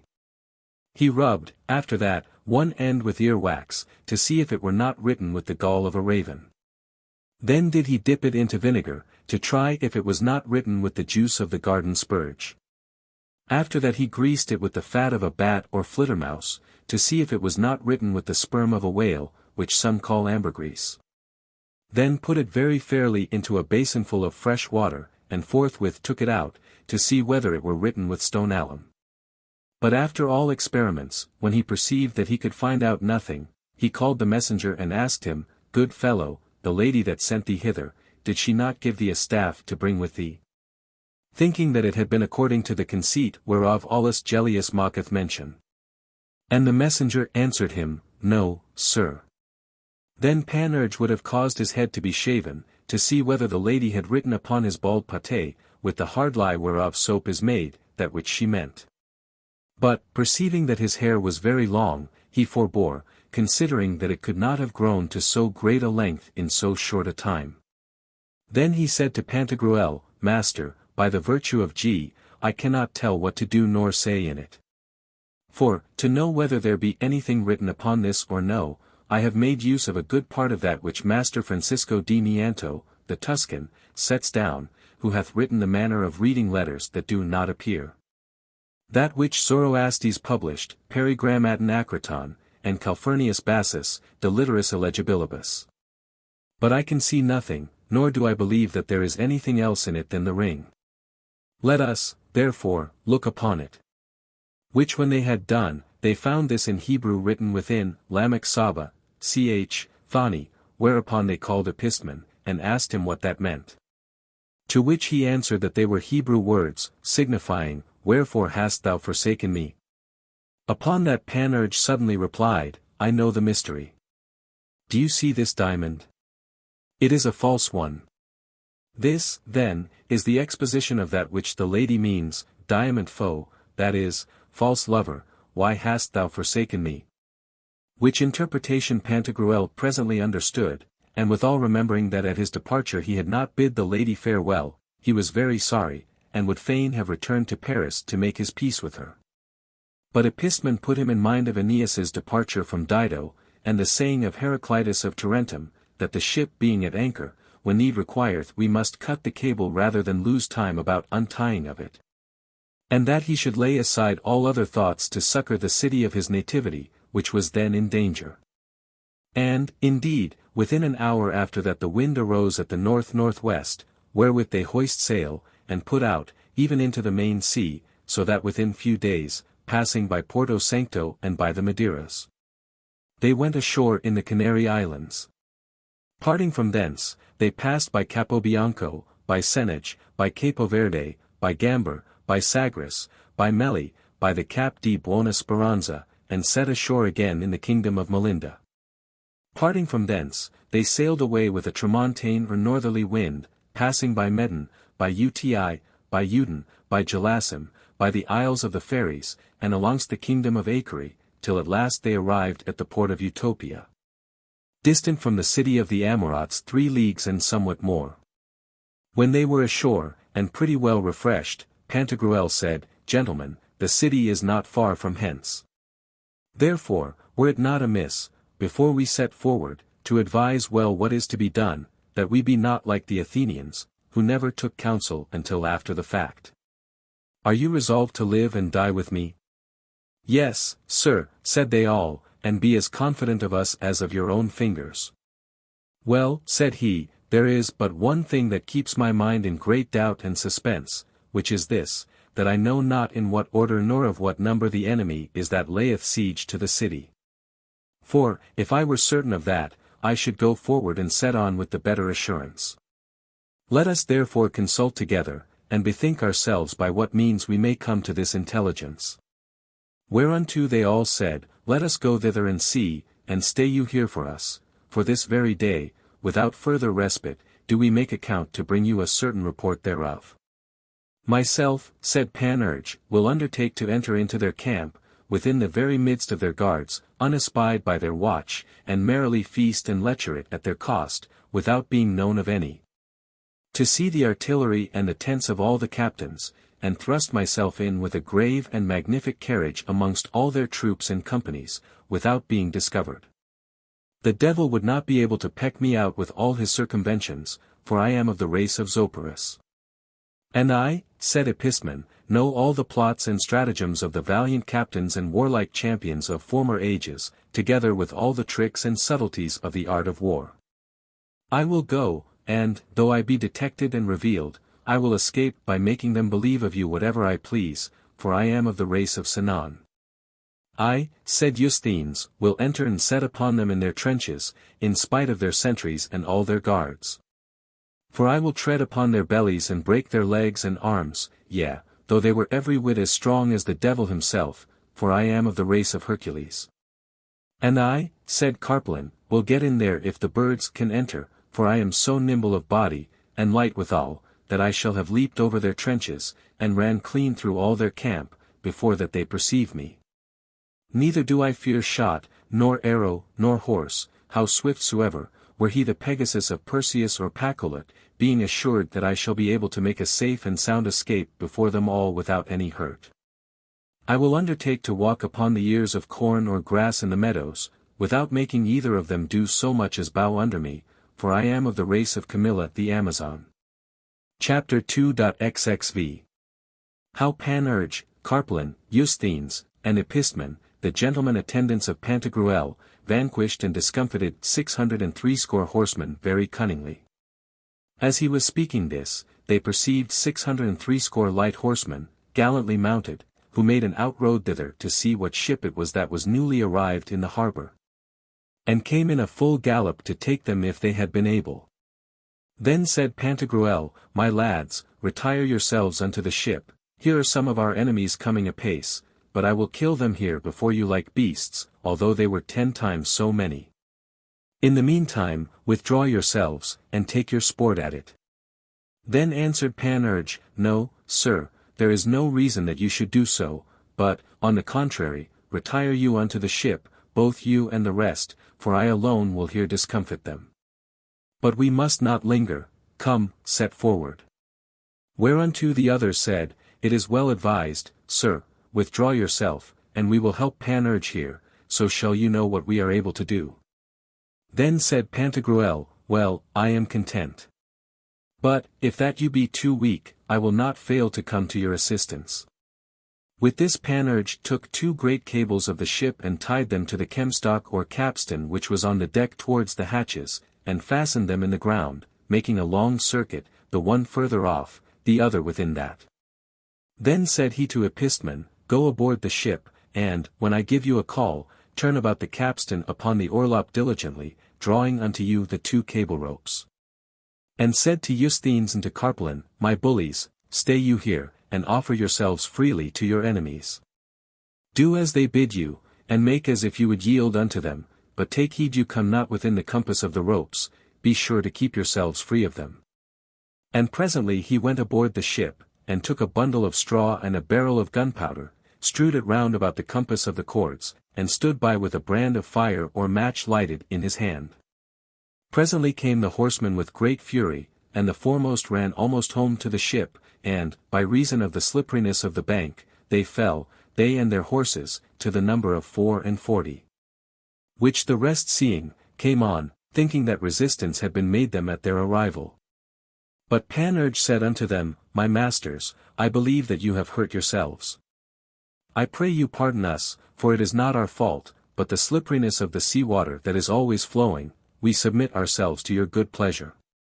So said likewise his 2 other fellows, and Epistemon that was upon the deck. In the meantime Panurge withdrew himself, and seeing that they were all within the compass of the cables, and that his 2 companions were retired, making room for all those horses which came in a crowd, thronging upon the neck of one another to see the ship and such as were in it, cried out on a sudden to Epistemon, Draw, draw. Then began Epistemon to wind about the capstan, by doing whereof the 2 cables so entangled and impestered the legs of the horses, that they were all of them thrown down to the ground easily, together with their riders. But they, seeing that, drew their swords, and would have cut them.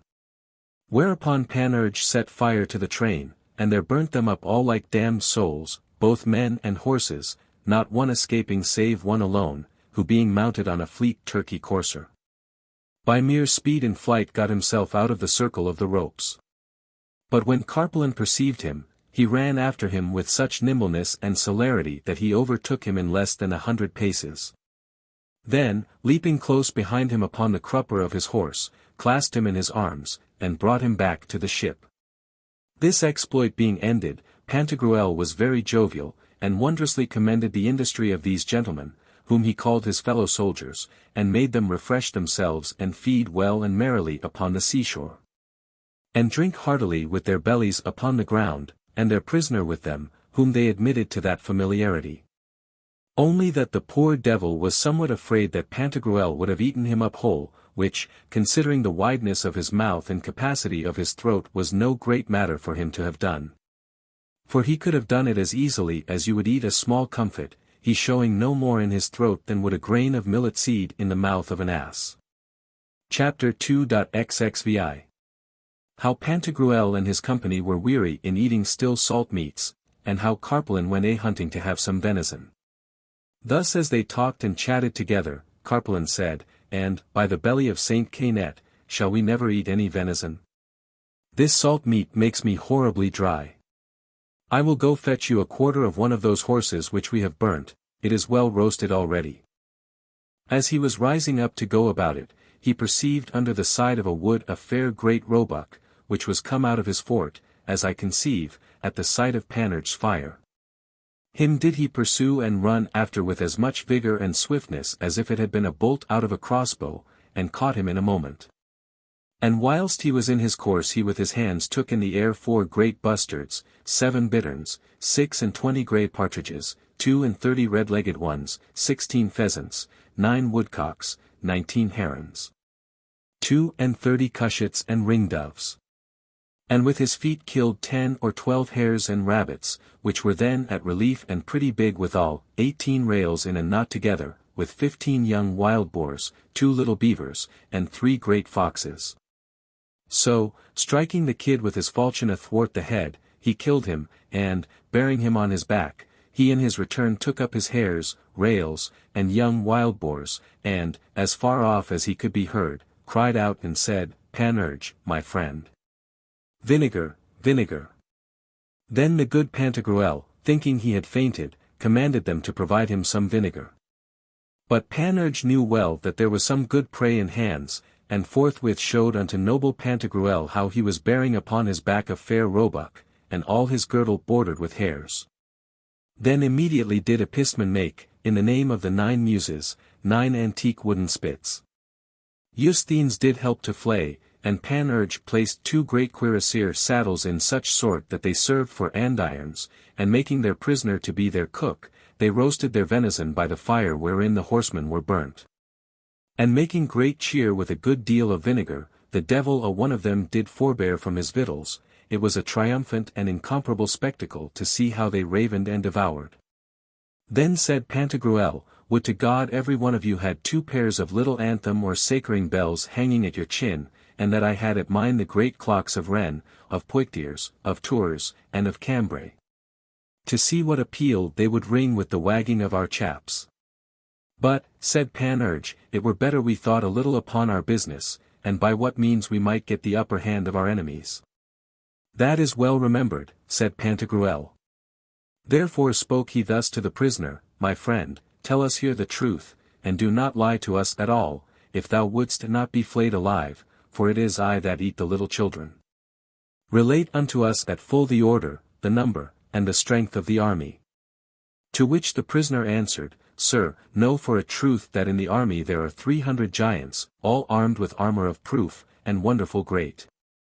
Nevertheless, not fully so great as you, except one that is their head, named Lupguru, who is armed from head to foot with cyclopical anvils. Furthermore, 163,000 foot, all armed with the skins of hobgoblins, strong and valiant men, 11,400 men at arms or cuirassiers. 3,600 double cannons, and arquebusiers without number, fourscore and 14,000 pioneers. 150,000 whores, fair like goddesses, that is for me, said Panurge, whereof some are Amazons, some Lyonnoises, others Parisiennes, Tourangelles, Angevins, Poictevines, Normandes. And High Dutch, there are of them of all countries and all languages. Yea but, said Pantagruel, is the king there? Yes, sir, said the prisoner. He is there in person, and we call him Anarchus, king of the Dipsodes, which is as much to say as thirsty people, for you never saw men more thirsty, nor more willing to drink, and his tent is guarded by the giants. It is enough, said Pantagruel. Come, brave boys, are you resolved to go with me?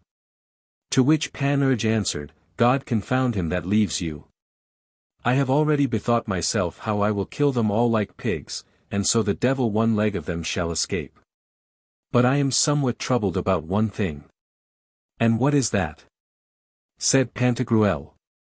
It is, said Panurge, how I shall be able to set forward to the justling and bragmardizing of all the whores that be there this afternoon, in such sort that there escape not one unbumped by me. Breasted and jummed after the ordinary fashion of man and women in the Venetian conflict. Ha, ha, ha, ha, said Pantagruel. And Carpelin said, the devil take these sinkholes, if, by G, I do not bumbaste some one of them. Then said Eusthenes, what? Shall not I have any, whose paces, since we came from Rouen, were never so well winded up as that my needle could mount to 10 or 11 o'clock, till now that I have it hard, stiff, and strong, like 100 devils. Truly, said Panurge, thou shalt have of the fattest, and of those that are most plump and in the best case. How now? Said Epistemon, everyone shall ride, and I must lead the ass. The devil take him that will do so. We will make use of the right of war, capotest capra, capiat. No, no, said Panurge, but tie thine ass to a crook, and ride as the world doth. And the good Pantagruel laughed at all this, and said unto them, you reckon without your host. I am much afraid that, before it be night, I shall see you in such taking that you will have no great stomach to ride, but more like to be rode upon with sound blows of pike and lance. Baste, said Epistemon, enough of that. I will not fail to bring them to you, either to roast or boil, to fry or put in paste. They are not so many in number as were in the army of Xerxes, for he had 30,000 fighting men, if you will believe Herodotus and Trogus Pompeius, and yet Themistocles with a few men overthrew them all. For God's sake, take you no care for that. Cobsmini, said Panurge, my codpiece alone shall suffice to overthrow all the men, and my Saint Sweephole, that dwells within it, shall lay all the women squat upon their backs. Up then, my lads, said Pantagruel, and let us march along. Chapter 2.xxvii. How Pantagruel set up one trophy in memorial of their valor, and Panurge another in remembrance of the hares. How Pantagruel likewise with his farts begot little men, and with his fisks little women, and how Panurge broke a great staff over 2 glasses. Before we depart hence, said Pantagruel, in remembrance of the exploit that you have now performed I will in this place erect a fair trophy.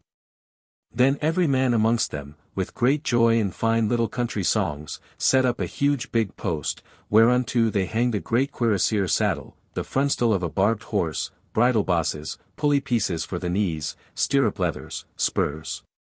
Stirrups, a coat of mail, a corslet tempered with steel, a battle-axe, a strong, short, and sharp horseman's sword, a gauntlet, a horseman's mace, gushet armor for the armpits, leg harness, and a gorget. With all other furniture needful for the decorment of a triumphant arch, in sign of a trophy. And then Pantagruel, for an eternal memorial, wrote this victorial ditton, as followeth. Here was the prowess made apparent of. For brave and valiant champions of proof. Who, without any arms but wit, at once. Like Fabius, or the 2 Scipions. Burnt in a fire 660. Crablice, strong rogues ne'er vanquished before. By this each king may learn, rook, pawn, and knight. That sleight is much more prevalent than might. For victory, as all men see, hangs on the ditty of that committee, where the great God hath his abode. Nor doth he it to strong and great men give, but to his elect, as we must believe.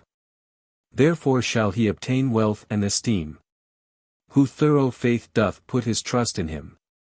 Whilst Pantagruel was writing these foresaid verses, Panurge halved and fixed upon a great stake the horns of a roebuck, together with the skin and the right forefoot thereof, the ears of 3 leverets, the chine of a coney, the jaws of a hare, the wings of 2 bustards, the feet of 4 queeced doves, a bottle or borracho full of vinegar, a horn wherein to put salt, a wooden spit, a larding stick, a scurvy kettle full of holes, a dripping pan to make sauce in, an earthen salt cellar, and a goblet of Beauvais.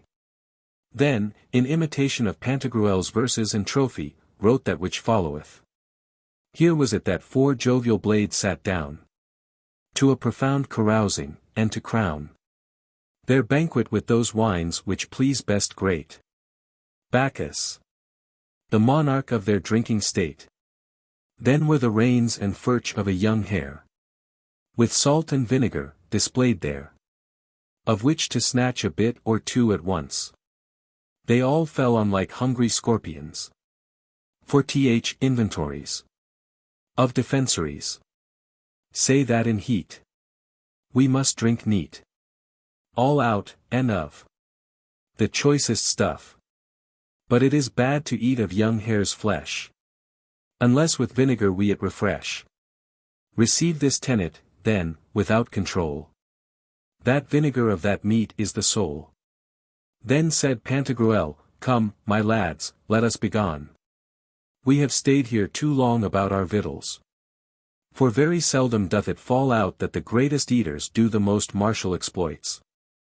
There is no shadow like that of flying colors, no smoke like that of horses, no clattering like that of armor. At this Epistemon began to smile, and said, There is no shadow like that of the kitchen, no smoke like that of pasties, and no clattering like that of goblets. Unto which answered Panurge, There is no shadow like that of curtains, no smoke like that of women's breasts, and no clattering like that of ballocks. Then forthwith rising up he gave a fart, a leap, and a whistle, and most joyfully cried out aloud, Ever live Pantagruel. When Pantagruel saw that, he would have done as much. But with the fart that he let the earth trembled 9 leagues about, wherewith and with the corrupted air he begot above 53,000 little men, ill-favoured dwarfs, and with one fisk that he let he made as many little women. Crouching down, as you shall see in divers places, which never grow but like cows' tails, downwards, or, like the Limousin radishes, round. How now? Said Panurge, are your farts so fertile and fruitful? By G, here be brave farted men and fisked women, let them be married together, they will beget fine hornets and doorflies. So did Pantagruel, and called them pygmies. Those he sent to live in an island thereby, where since that time they are increased mightily. But the cranes make war with them continually, against which they do most courageously defend themselves. For these little ends of men and dandiprats, whom in Scotland they call whip-handles and knots of a tar-barrel, are commonly very testy and choleric, the physical reason whereof is, because their heart is near their spleen. At this same time Panurge took 2 drinking glasses that were there, both of one bigness, and filled them with water up to the brim, and set one of them upon one stool and the other upon another, placing them about 1 foot from one another. Then he took the staff of a javelin, about 5 foot and a half long, and put it upon the 2 glasses, so that the 2 ends of the staff did come just to the brims of the glasses. This done, he took a great stake or billet of wood, and said to Pantagruel and to the rest, My masters, behold how easily we shall have the victory over our enemies. For just as I shall break this staff here upon these glasses, without either breaking or crazing of them, nay, which is more, without spilling 1 drop of the water that is within them.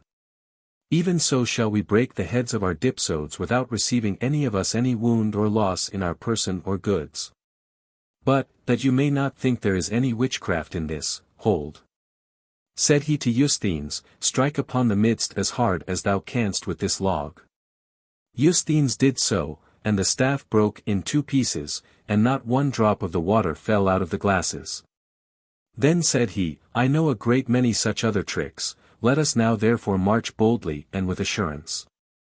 Chapter 2:18 How Pantagruel got the victory very strangely over the dipsodes and the giants. After all this talk, Pantagruel took the prisoner to him and sent him away, saying, Go thou unto thy king in his camp, and tell him tidings of what thou hast seen, and let him resolve to feast me tomorrow about noon. For, as soon as my galleys shall come, which will be tomorrow at furthest, I will prove unto him by 1,800,000 fighting men and 7,000 giants, all of them greater than I am, that he hath done foolishly and against reason thus to invade my country. Wherein Pantagruel feigned that he had an army at sea. But the prisoner answered that he would yield himself to be his slave, and that he was content never to return to his own people, but rather with Pantagruel to fight against them, and for God's sake besought him that he might be permitted so to do.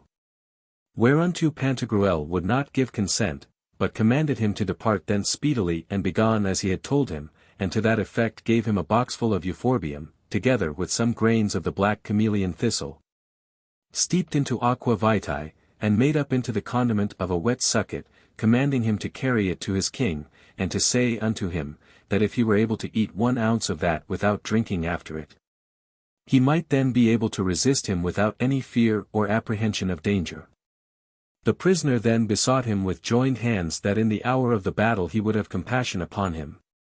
Whereat Pantagruel said unto him, After that thou hast delivered all unto the king, put thy whole confidence in God, and he will not forsake thee. Because, although for my part one be mighty, as thou mayst see, and have an infinite number of men in arms, I do nevertheless trust neither in my force nor in mine industry, but all my confidence is in God my protector, who doth never forsake those that in him do put their trust and confidence.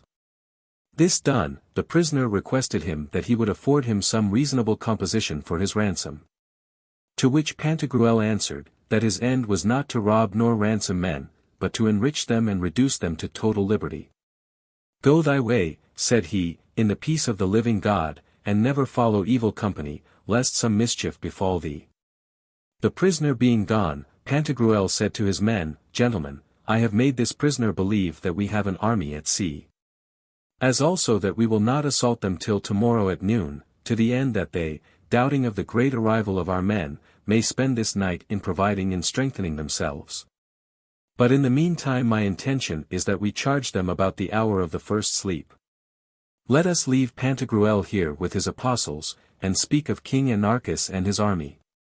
When the prisoner was come he went unto the king and told him how there was a great giant come, called Pantagruel, who had overthrown and made to be cruelly roasted all the 650 horsemen.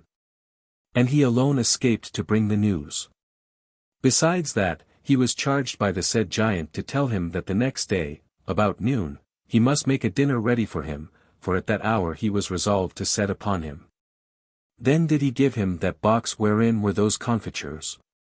But as soon as he had swallowed down 1 spoonful of them, he was taken with such a heat in the throat, together with an ulceration in the flap of the top of the windpipe, that his tongue peeled with it in such sort that, for all they could do unto him, he found no ease at all but by drinking only without cessation.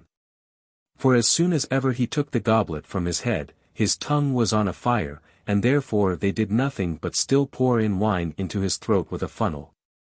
Which when his captains, bashaws, and guard of his body did see, they tasted of the same drugs to try whether they were so thirst-procuring and alterative or no. But it so befell them as it had done their king, and they plied the flagon so well that the noise ran throughout all the camp, how the prisoner was returned, that the next day they were to have an assault. That the king and his captains did already prepare themselves for it, together with his guards, and that with carousing lustily and quaffing as hard as they could. Every man, therefore, in the army began to tipple, ply the pot, swill and guzzle it as fast as they could. In sum, they drunk so much, and so long, that they fell asleep like pigs, all out of order throughout the whole camp. Let us now return to the good Pantagruel, and relate how he carried himself in this business. Departing from the place of the trophies, he took the mast of their ship in his hand like a pilgrim's staff, and put within the top of it 230 puncheons of white wine of Anjou, the rest was of Rouen.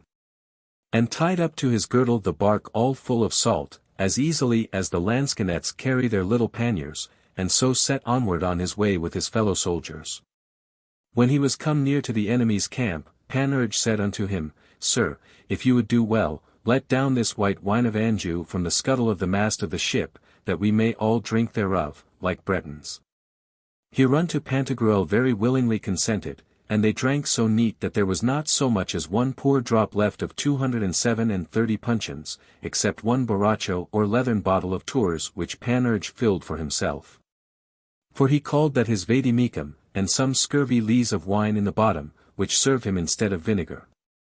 After they had whittled and curried the can pretty handsomely, Panurge gave Pantagruel to eat some devilish drugs compounded of lithotripton, which is a stone-dissolving ingredient, nephrocatharticon, that purgeth the reins, the marmalade of quinces, called codiniac, a confection of cantharides, which are green flies breeding on the tops of olive trees, and other kinds of diuretic or piss-procuring simples. This done, Pantagruel said to Carpalin, "Go into the city, scrambling like a cat against the wall, as you can well do, and tell them that now presently they come out and charge their enemies as rudely as they can, and having said so, come down. Taking a lighted torch with you, wherewith you shall set on fire all the tents and pavilions in the camp. Then cry as loud as you are able with your great voice, and then come away from thence." "Yea but," said Carpalin, "were it not good to cloy all their ordnance?" "No, no," said Pantagruel, "only blow up all their powder." Carpalin, obeying him, departed suddenly and did as he was appointed by Pantagruel, and all the combatants came forth that were in the city, and when he had set fire in the tents and pavilions, he passed so lightly through them. And so highly and profoundly did they snort and sleep, that they never perceived him. He came to the place where their artillery was, and set their munition on fire. But here was the danger. The fire was so sudden that poor Carpalin had almost been burnt. And had it not been for his wonderful agility he had been fried like a roasting pig. But he departed away so speedily that a bolt or arrow out of a crossbow could not have had a swifter motion. When he was clear of their trenches, he shouted aloud, and cried out so dreadfully, and with such amazement to the hearers, that it seemed all the devils of hell had been let loose. At which noise the enemies awaked, but can you tell how? Even no less astonished than are monks at the ringing of the first peal to matins, which in Lucenoise is called rub-ballock. In the meantime Pantagruel began to sow the salt that he had in his bark, and because they slept with an open gaping mouth, he filled all their throats with it, so that those poor wretches were by it made to cough like foxes. Ha, Pantagruel, how thou addest greater heat to the firebrand that is in us. Suddenly Pantagruel had will to piss, by means of the drugs which Panurge had given him, and pissed amidst the camp so well and so copiously that he drowned them all, and there was a particular deluge 10 leagues round about. Of such considerable depth that the history saith, if his father's great mare had been there, and pissed likewise, it would undoubtedly have been a more enormous deluge than that of Deucalion. For she did never piss, but she made a river greater than is either the Rhone or the Danube. Which those that were come out of the city seeing, said, They are all cruelly slain, see how the blood runs along. But they were deceived in thinking Pantagruel's urine had been the blood of their enemies, for they could not see but by the light of the fire of the pavilions and some small light of the moon. The enemies, after that they were awaked, seeing on one side the fire in the camp, and on the other the inundation of the urinal deluge, could not tell what to say nor what to think. Some said that it was the end of the world and the final judgment, which ought to be by fire. Others again thought that the sea gods, Neptune, Proteus, Triton, and the rest of them, did persecute them, for that indeed they found it to be like sea water and salt. Oh, who were able now condignly to relate how Pantagruel did demean himself against the 300 giants. O my Muse, my Calliope, my Thalia, inspire me at this time, restore unto me my spirits, for this is the logical bridge of asses. Here is the pitfall, here is the difficulty, to have ability enough to express the horrible battle that was fought. Ah, would to God that I had now a bottle of the best wine that ever those drank who shall read this so veridical history. Chapter 2.6. How Pantagruel discomfited the 300 giants armed with freestone, and Lupguru their captain. The giants, seeing all their camp drowned, carried away their king Anarchus upon their backs as well as they could out of the fort, as Aeneas did to his father Anchises, in the time of the conflagration of Troy. When Panurge perceived them, he said to Pantagruel, Sir, yonder are the giants coming forth against you, lay on them with your mast gallantly, like an old fencer, for now is the time that you must show yourself a brave man and an honest. And for our part we will not fail you. I myself will kill to you a good many boldly enough, for why, David killed Goliath very easily, and then this great lecher, Eusthenes, who is stronger than 4 oxen, will not spare himself. Be of good courage, therefore, and valiant, charge amongst them with point and edge, and by all manner of means. Well, said Pantagruel, of courage I have more than for 50 francs, but let us be wise, for Hercules first never undertook against 2. That is well cacked, well scummered, said Panurge. Do you compare yourself with Hercules? You have, by G, more strength in your teeth, and more scent in your bum, than ever Hercules had in all his body and soul. So much is a man worth as he esteems himself. Whilst they spake those words, behold, Loupgarou was come with all his giants, who, seeing Pantagruel in a manner alone, was carried away with temerity and presumption, for hopes that he had to kill the good man. Whereupon he said to his companions the giants, You wenchers of the Low Country, by Mahum, if any of you undertake to fight against these men here, I will put you cruelly to death. It is my will that you let me fight single. In the meantime you shall have good sport to look upon us. Then all the other giants retired with their king to the place where the flagons stood, and Panurge and his comrades with them, who counterfeited those that have had the pox, for he wreathed about his mouth, shrunk up his fingers. And with a harsh and hoarse voice said unto them, I forsake Odi, fellow soldiers, if I would have it to be believed that we make any war at all. Give us somewhat to eat with you whilst our masters fight against one another. To this the king and giants jointly condescended, and accordingly made them to banquet with them. In the meantime Panurge told them the follies of Turpin, the examples of Saint Nicholas, and the tale of a tub. Loupgarou then set forward towards Pantagruel, with a mace all of steel, and that of the best sort, weighing 9,700 quintals and 2 quarterons, at the end whereof were 13 pointed diamonds. The least whereof was as big as the greatest bell of Our Lady's Church at Paris, there might want perhaps the thickness of a nail, or at most, that I may not lie, of the back of those knives which they call cutlugs or ear cutters. But for a little off or on, more or less, it is no matter, and it was enchanted in such sort that it could never break, but, contrarily, all that it did touch did break immediately. Thus, then, as he approached with great fierceness and pride of heart, Pantagruel, casting up his eyes to heaven, recommended himself to God with all his soul, making such a vow as followeth. O thou Lord God, who hast always been my protector and my Saviour! Thou sayest the distress wherein I am at this time.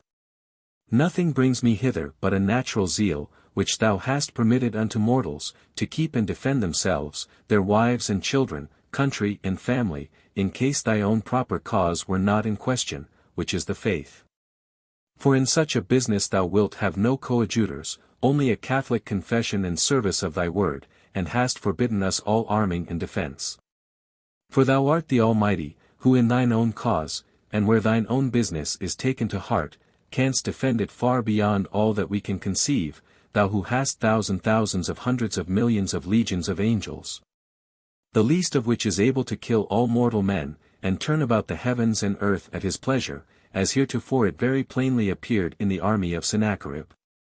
If it may please thee, therefore, at this time to assist me, as my whole trust and confidence is in thee alone, I vow unto thee, that in all countries whatsoever wherein I shall have any power or authority, whether in this of Utopia or elsewhere, I will cause thy holy gospel to be purely, simply, and entirely preached, so that the abuses of a rabble of hypocrites and false prophets, who by human constitutions and depraved inventions have empoisoned all the world, shall be quite exterminated from about me. This vow was no sooner made, but there was heard a voice from heaven saying, Hoc face vinces, that is to say, do this, and thou shalt overcome. Then Pantagruel, seeing that Loupgarou with his mouth wide open was drawing near to him, went against him boldly, and cried out as loud as he was able, Thou deest, villain, thou deest. Purposing by his horrible cry to make him afraid, according to the discipline of the Lacedaemonians. Withal, he immediately cast at him out of his bark, which he wore at his girdle, 18 cags and 4 bushels of salt, wherewith he filled both his mouth, throat, nose, and eyes. At this Loupgarou was so highly incensed that, most fiercely setting upon him, he thought even then with a blow of his mace to have beat out his brains. But Pantagruel was very nimble, and had always a quick foot and a quick eye, and therefore with his left foot did he step back 1 pace, yet not so nimbly but that the blow, falling upon the bark, broke it in 4,406 pieces, and threw all the rest of the salt about the ground. Pantagruel, seeing that, most gallantly displayed the vigor of his arms, and, according to the art of the axe, gave him with the great end of his mast a home thrust a little above the breast. Then, bringing along the blow to the left side, with a slash struck him between the neck and shoulders. After that, advancing his right foot, he gave him a push upon the cullions with the upper end of his said mast, wherewith breaking the scuttle on the top thereof, he spilt 3 or 4 puncheons of wine that were left therein. Upon that Lupguru thought that he had pierced his bladder, and that the wine that came forth had been his urine. Pantagruel, being not content with this, would have doubled it by a side blow. But Lupguru, lifting up his mace, advanced 1 step upon him, and with all his force would have dashed it upon Pantagruel, wherein, to speak the truth, he so spritefully carried himself, that, if God had not succoured the good Pantagruel, he had been cloven from the top of his head to the bottom of his milt. But the blow glanced to the right side by the brisk nimbleness of Pantagruel, and his mace sank into the ground above 13 foot, through a huge rock, out of which the fire did issue greater than 9,006 tons.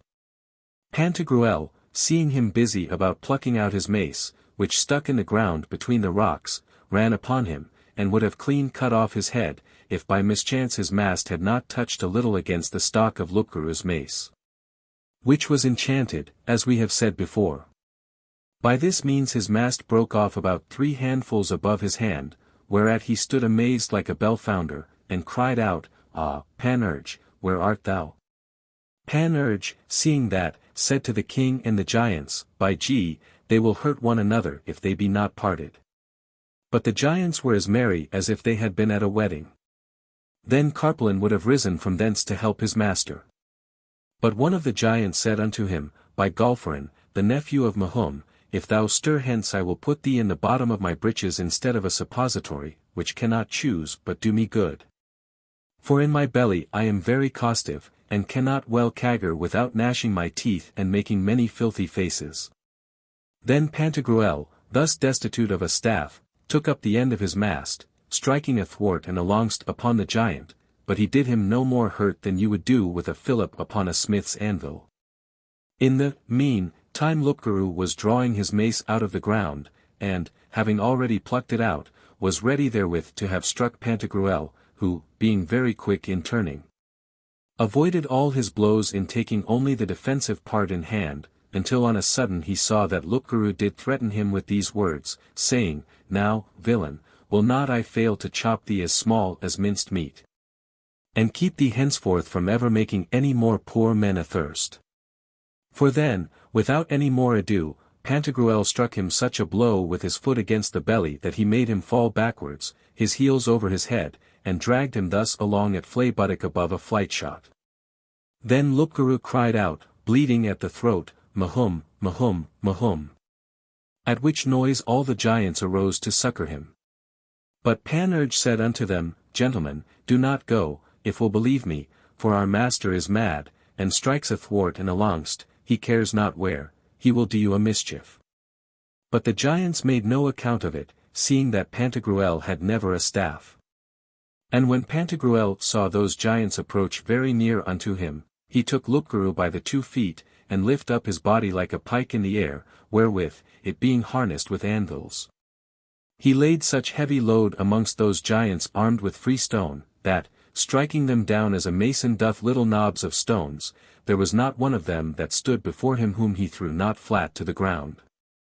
And by the breaking of this stony armor there was made such a horrible rumble as put me in mind of the fall of the butter tower of St. Stephen's at Bourges when it melted before the sun. Panurge, with Carpalin and Eusthenes, did cut in the meantime the throats of those that were struck down, in such sort that there escaped not one. Pantagruel to any man's sight was like a mower, who with his scythe, which was Lupguru, cut down the meadow grass, to wit, the giants. But with this fencing of Pantagruel's Lupguru lost his head, which happened when Pantagruel struck down one whose name was Reflandwheel, or Pudding Plunderer, who was armed cap a pie with grisen stones. One chip whereof splintering abroad cut off Episman's neck clean and fair. For otherwise the most part of them were but lightly armed with a kind of sandy brittle stone, and the rest with slates. At last, when he saw that they were all dead, he threw the body of Lupguru as hard as he could against the city, where falling like a frog upon his belly in the great piazza thereof, he with the said fall killed a singed he-cat, a wet she-cat, a farting duck, and a bridled goose. Chapter 2:XXX. How Epistemon, who had his head cut off, was finally healed by Panurge, and of the news which he brought from the devils, and of the damned people in hell. This gigantal victory being ended, Pantagruel withdrew himself to the place of the flagons, and called for Panurge and the rest, who came unto him safe and sound, except Eusthenes, whom one of the giants had scratched a little in the face whilst he was about the cutting of his throat, and Epistemon, who appeared not at all. Whereat Pantagruel was so aggrieved that he would have killed himself. But Panurge said unto him, Nay, sir, stay a while, and we will search for him amongst the dead, and find out the truth of all. Thus as they went seeking after him, they found him stark dead, with his head between his arms all bloody. Then Eusthenes cried out, Ah, cruel death! Hast thou taken from me the perfectest amongst men? At which words Pantagruel rose up with the greatest grief that ever any man did see, and said to Panurge, Ah, my friend! The prophecy of your 2 glasses and the javelin staff was a great deal too deceitful. But Panurge answered, My dear bullies all, weep not one drop more, for, he being yet all hot, I will make him as sound as ever he was. In saying this, he took the head and held it warm foragainst his codpiece, that the wind might not enter into it. Eusthenes and Carpalin carried the body to the place where they had banqueted, not out of any hope that ever he would recover, but that Pantagruel might see it. Nevertheless Panurge gave him very good comfort, saying, If I do not heal him, I will be content to lose my head, which is a fool's wager. Leave off, therefore, crying, and help me. Then cleansed he his neck very well with pure white wine, and, after that, took his head, and into it synapized some powder of diamyrtus, which he always carried about him in one of his bags. Afterwards he anointed it with I know not what ointment, and set it on very just, vein against vein, sinew against sinew, and spondyle against spondyle, that he might not be wrynecked, for such people he mortally hated. This done, he gave it round about some 15 or 16 stitches with a needle that it might not fall off again, then, on all sides and everywhere, he put a little ointment on it, which he called resuscitative. Suddenly Epistemon began to breathe, then opened his eyes, yawned, sneezed, and afterwards let a great household fart. Whereupon Panurge said, Now, certainly, he is healed, and therefore gave him to drink a large full glass of strong white wine, with a sugared toast. In this fashion was Epistemon finally healed, only that he was somewhat hoarse for above 3 weeks together, and had a dry cough of which he could not be rid but by the force of continual drinking. And now he began to speak, and said that he had seen the devil, had spoken with Lucifer familiarly, and had been very merry in hell and in the Elysian fields, affirming very seriously before them all that the devils were boon companions and merry fellows. But, in respect of the damned, he said he was very sorry that Panurge had so soon called him back into this world again, for, said he, I took wonderful delight to see them. How so? Said Pantagruel. Because they do not use them there, said Epistemon, so badly as you think they do. Their estate and condition of living is but only changed after a very strange manner. For I saw Alexander the Great there amending and patching on clouts upon old breeches and stockings, whereby he got but a very poor living. Xerxes was a crier of mustard. Romulus, a salter and patcher of pattens. Numa, a nailsmith. Tarquin, a porter. Piso, a clownish swain. Sylla, a ferryman. Cyrus, a cowherd. Themistocles, a glassmaker. Epaminondas, a maker of mirrors or looking-glasses.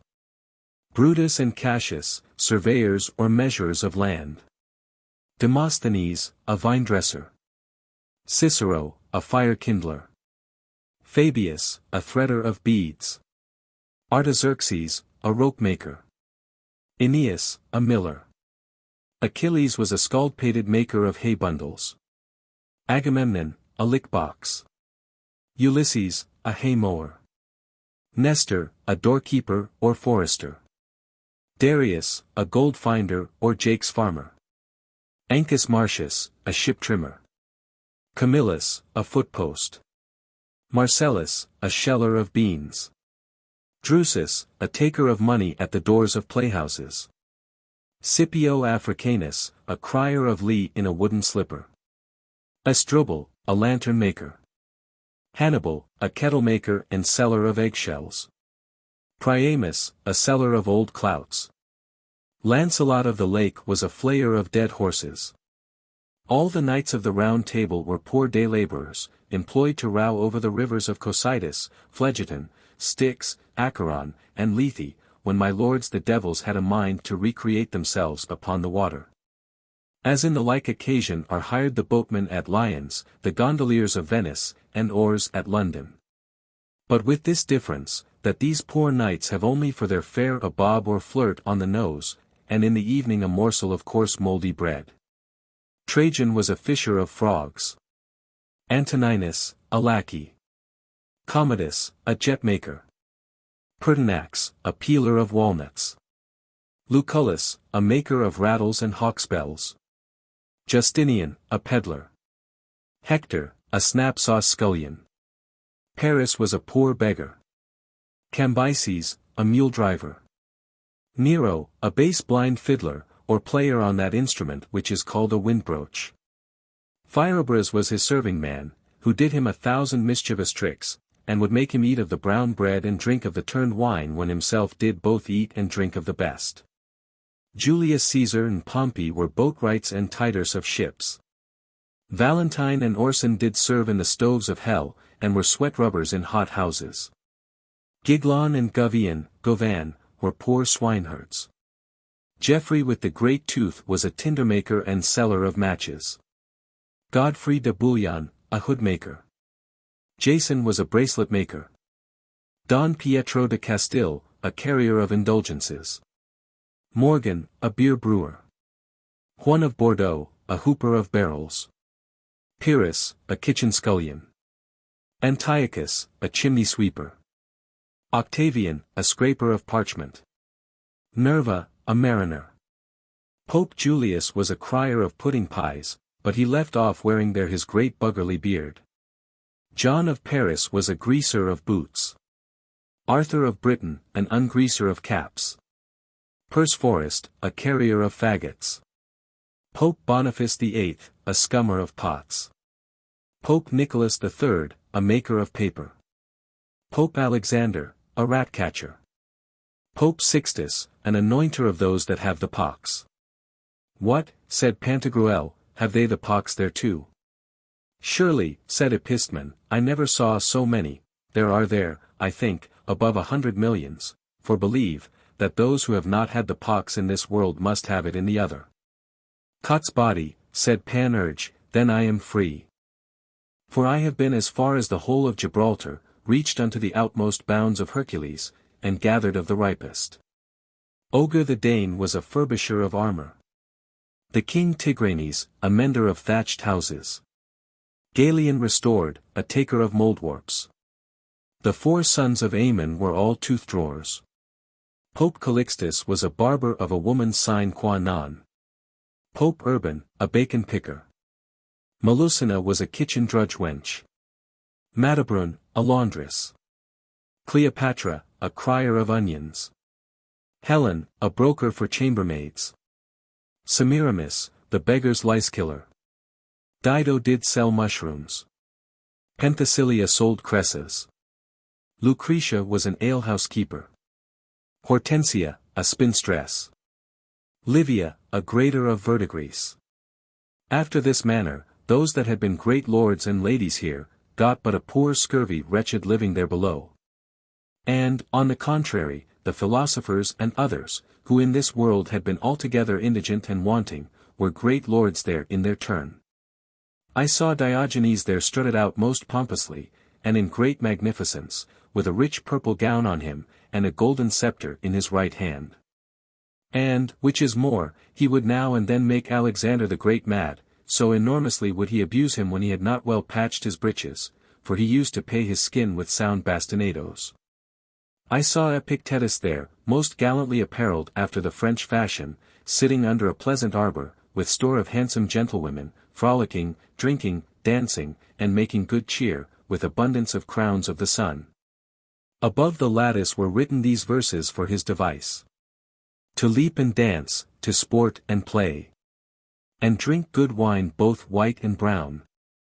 Or nothing else do all the day. But tell bags full of many a crown. When he saw me, he invited me to drink with him very courteously, and I being willing to be entreated, we tippled and Chopin together most theologically.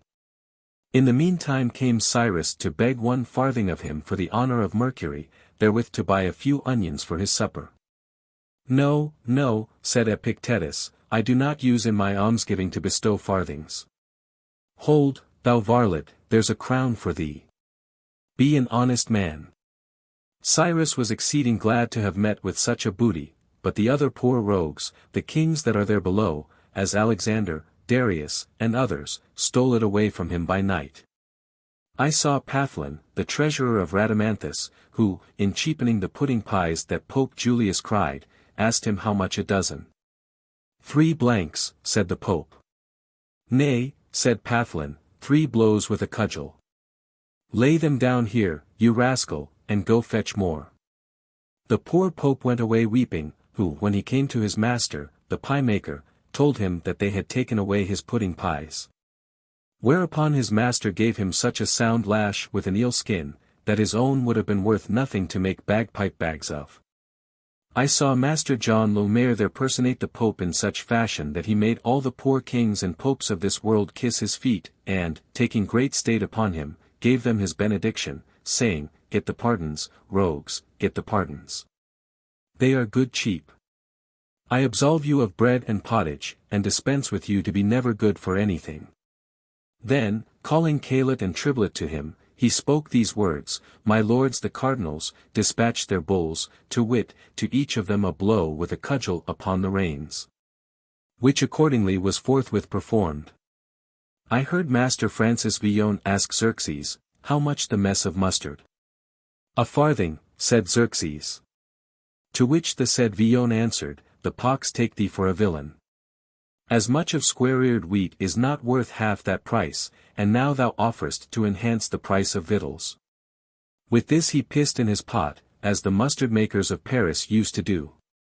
I saw the trained bowman of the bathing tub, known by the name of the Frank Archer de Baignelet, who, being one of the trustees of the Inquisition, when he saw Perceforest making water against a wall in which was painted the fire of St.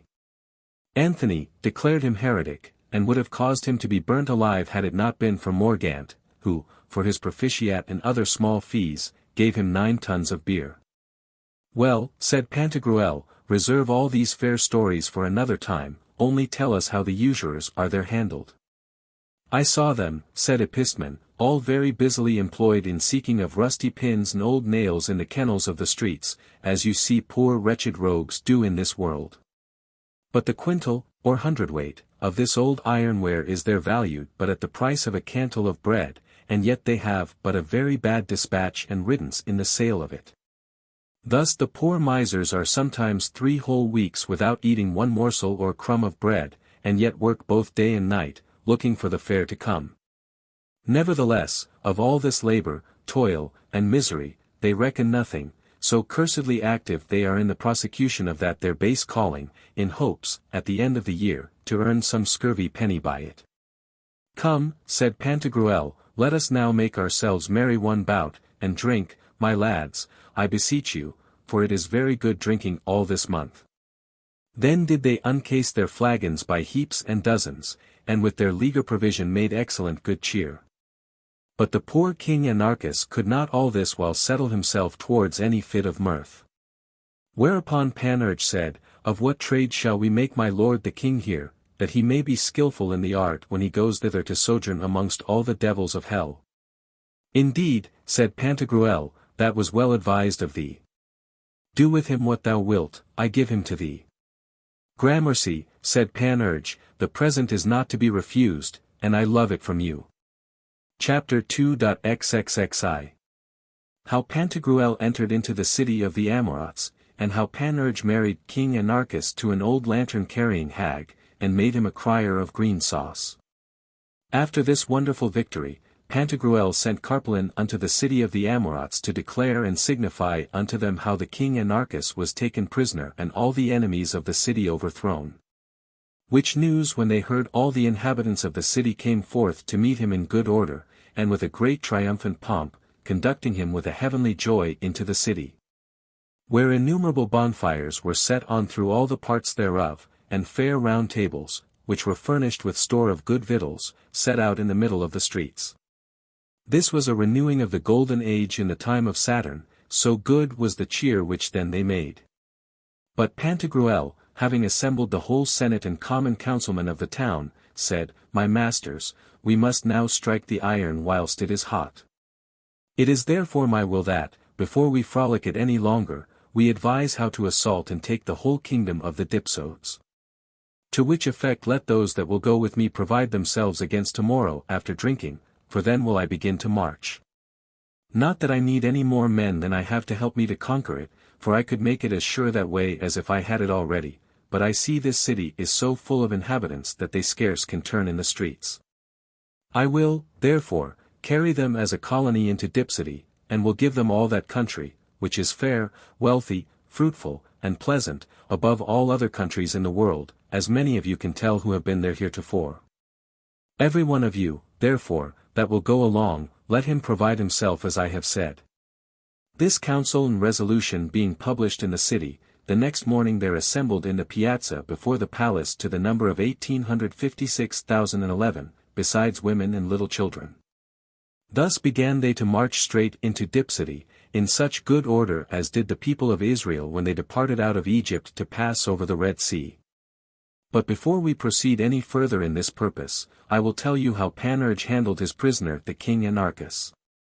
For, having remembered that which Epistemon had related, how the kings and rich men in this world were used in the Elysian fields, and how they got their living there by base and ignoble trades, he, therefore, one day apparelled his king in a pretty little canvas doublet, all jagged and pinked like the tippet of a light horseman's cap, together with a pair of large mariner's breeches, and stockings without shoes, for, said he, they would but spoil his sight, and a little peach-colored bonnet with a great capon's feather in it, I lie, for I think he had two, and a very handsome girdle of a sky color and green, in French called purse et vert. Saying that such a livery did become him well, for that he had always been perverse, and in this plight bringing him before Pantagruel, said unto him, Do you know this royster? No, indeed, said Pantagruel. It is, said Panurge, my lord the king of the 3 batches, or threadbare sovereign. I intend to make him an honest man. These devilish kings which we have here are but as so many calves. They know nothing and are good for nothing but to do 1,000 mischiefs to their poor subjects, and to trouble all the world with war for their unjust and detestable pleasure. I will put him to a trade, and make him a crier of green sauce. Go to, begin and cry, Do you lack any green sauce? And the poor devil cried.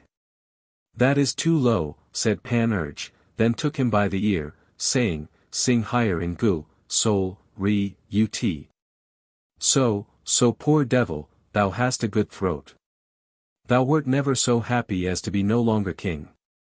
And Pantagruel made himself merry with all this, for I dare boldly say that he was the best little gaffer that was to be seen between this and the end of a staff. Thus was Anarchus made a good crier of green sauce. 2 days thereafter Panurge married him with an old lantern-carrying hag, and he himself made the wedding with fine sheep's heads, brave haslets with mustard, gallant saligots with garlic, of which he sent 5 horse loads unto Pantagruel. Which he ate up all, he found them so appetizing. And for their drink they had a kind of small well-watered wine, and some sorbapple cider. And, to make them dance, he hired a blind man that made music to them with a windbroach. After dinner he led them to the palace and showed them to Pantagruel, and said, pointing to the married woman, You need not fear that she will crack. Why? Said Pantagruel. Because, said Panurge, she is well slit and broke up already. What do you mean by that? Said Pantagruel. Do not you see, said Panurge, that the chestnuts which are roasted in the fire, if they be whole they crack as if they were mad, and, to keep them from cracking, they make an incision in them and slit them? So this new bride is in her lower parts well slit before, and therefore will not crack behind. Pantagruel gave them a little lodge near the lower street and a mortar of stone wherein to bray and pound their sauce, and in this manner did they do their little business. He being as pretty a crier of green sauce as ever was seen in the country of Utopia. But I have been told since that his wife doth beat him like plaister, and the poor sot dare not defend himself, he is so simple. Chapter 2.xxxii. How Pantagruel with his tongue covered a whole army, and what the author saw in his mouth. Thus, as Pantagruel with all his army had entered into the country of the Dipsodes, everyone was glad of it, and incontinently rendered themselves unto him, bringing him out of their own good wills the keys of all the cities where he went. The Almorads only excepted, who, being resolved to hold out against him, made answer to his heralds that they would not yield but upon very honourable and good conditions. What? Said Pantagruel, do they ask any better terms than the hand at the pot and the glass in their fist? Come, let us go sack them, and put them all to the sword. Then did they put themselves in good order, as being fully determined to give an assault, but by the way, passing through a large field, they were overtaken with a great shower of rain, whereat they began to shiver and tremble, to crowd, press, and thrust close to one another. When Pantagruel saw that, he made their captains tell them that it was nothing, and that he saw well above the clouds that it would be nothing but a little dew, but, howsoever, that they should put themselves in order, and he would cover them. Then did they put themselves in a close order, and stood as near to each other as they could, and Pantagruel drew out his tongue only halfway and covered them all, as a hen doth her chickens. In the meantime, I, who relate to you these so veritable stories, hid myself under a burdock leaf, which was not much less in largeness than the arch of the bridge of Monterable, but when I saw them thus covered, I went towards them to shelter myself likewise. Which I could not do, for that they were so, as the saying is, at the yard's end there is no cloth left. Then, as well as I could, I got upon it, and went along full 2 leagues upon his tongue, and so long marched that at last I came into his mouth. But, O gods and goddesses! What did I see there? Jupiter confound me with his trisulc lightning if I lie. I walked there as they do in Sofia, at Constantinople, and saw there great rocks, like the mountains in Denmark. I believe that those were his teeth. I saw also fair meadows, large forests, great and strong cities not a jot less than lions or poictiers.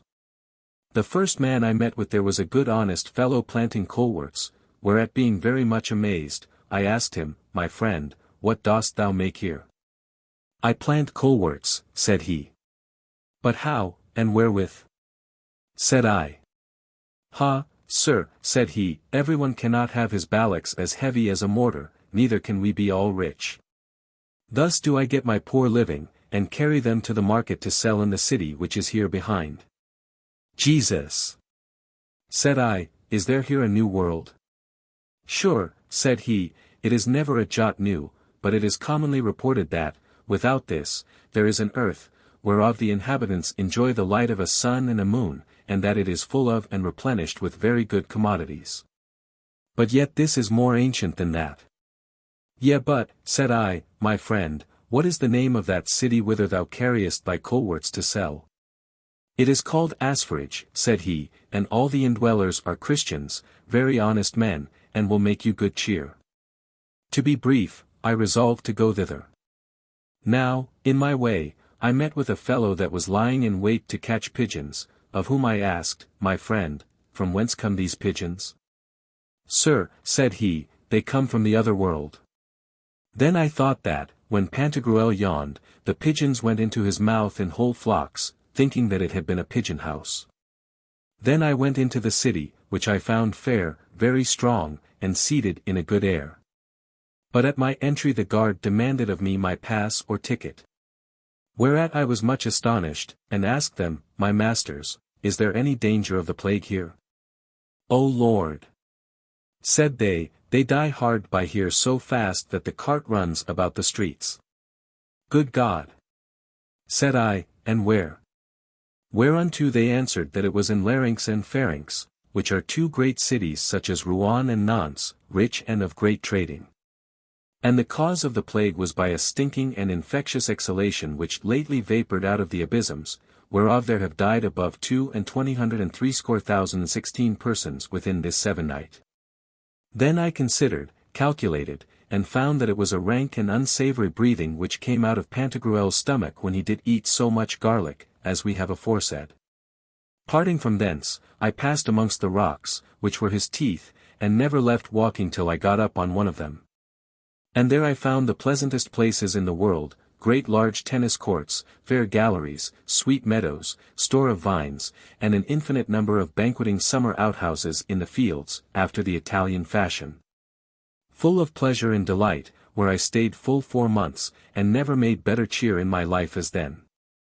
After that I went down by the hinder teeth to come to the chaps. But in the way I was robbed by thieves in a great forest that is in the territory towards the ears. Then, after a little further travelling, I fell upon a pretty petty village, truly I have forgot the name of it, where I was yet merrier than ever, and got some certain money to live by. Can you tell how? By sleeping. For there they hire men by the day to sleep, and they get by it 6 pence a day, but they that can snort hard get at least 9 pence. How I had been robbed in the valley I informed the senators, who told me that, in very truth, the people of that side were bad livers and naturally thievish, whereby I perceived well that, as we have with us the countries Cisalpine and Transalpine. That is, be hither and beyond the mountains, so have they there the countries Sidentine and Tradentine, that is, be hither and beyond the teeth. But it is far better living on this side, and the air is purer. Then I began to think that it is very true which is commonly said, that the one half of the world knoweth not how the other half liveth. Seeing none before myself had ever written of that country, wherein are above 25 kingdoms inhabited, besides deserts, and a great arm of the sea. Concerning which purpose I have composed a great book, entitled, The History of the Throdias, because they dwell in the throat of my master Pantagruel. At last I was willing to return, and, passing by his beard, I cast myself upon his shoulders, and from thence slid down to the ground, and fell before him. As soon as I was perceived by him, he asked me, Whence comest thou, Alcafribas? I answered him, Out of your mouth, my lord. And how long hast thou been there? Said he. Since the time, said I, that you went against the Almorads. That is about 6 months ago, said he. And wherewith didst thou live? What didst thou drink? I answered, My lord, of the same that you did, and of the daintiest morsels that passed through your throat I took toll. Yea but, said he, where didst thou shite? In your throat, my lord, said I, ha, ha. Thou art a merry fellow, said he. We have with the help of God conquered all the land of the Dipsodes, I will give thee the Chastelian, or lairdship of Salmagondan. Gramercy, my lord, said I, you gratify me beyond all that I have deserved of you. Chapter 2.33 How Pantagruel became sick, and the manner how he was recovered. A while after this the good Pantagruel fell sick, and had such an obstruction in his stomach that he could neither eat nor drink. And, because mischief seldom comes alone, a hot piss seized on him, which tormented him more than you would believe. His physicians nevertheless helped him very well, and with store of lenitives and diuretic drugs made him piss away his pain. His urine was so hot that since that time it is not yet cold, and you have of it in divers places of France, according to the course that it took, and they are called the hot baths, as at Cotteritz, at Limas, at Dast, at Ballervie, Ballaruc, at Neric, at Bourbonancy, and elsewhere in Italy, at Montrose, at Apuan, at Sancto Petro de Padua, at St. Helen, at Casa Nuova, at St. Bartholomew, in the county of Boulogne, at the Perret, and 1,000 other places. And I wonder much at a rabble of foolish philosophers and physicians, who spend their time in disputing whence the heat of the said waters cometh, whether it be by reason of borax, or sulphur, or alum, or saltpetre, that is within the mine. For they do nothing but dote, and better were it for them to rub their arse against a thistle than to waste away their time thus in disputing of that whereof they know not the original. For the resolution is easy, neither need we to inquire any further than that the said baths came by a hot piss of the good Pantagruel. Now to tell you after what manner he was cured of his principal disease. I let pass how for a minorative or gentle potion he took 400 weight of colophoniac scammony, 618 cartloads of cassia, and 11,900 weight of rhubarb. Besides other confused jumblings of sundry drugs. You must understand that by the advice of the physicians it was ordained that what did offend his stomach should be taken away. And therefore they made 17 great balls of copper, each whereof was bigger than that which is to be seen on the top of St. Peter's Needle at Rome, and in such sort that they did open in the midst and shut with a spring. Into one of them entered one of his men carrying a lantern and a torch lighted, and so Pantagruel swallowed him down like a little pill. Into 7 others went 7 country fellows, having every one of them a shovel on his neck.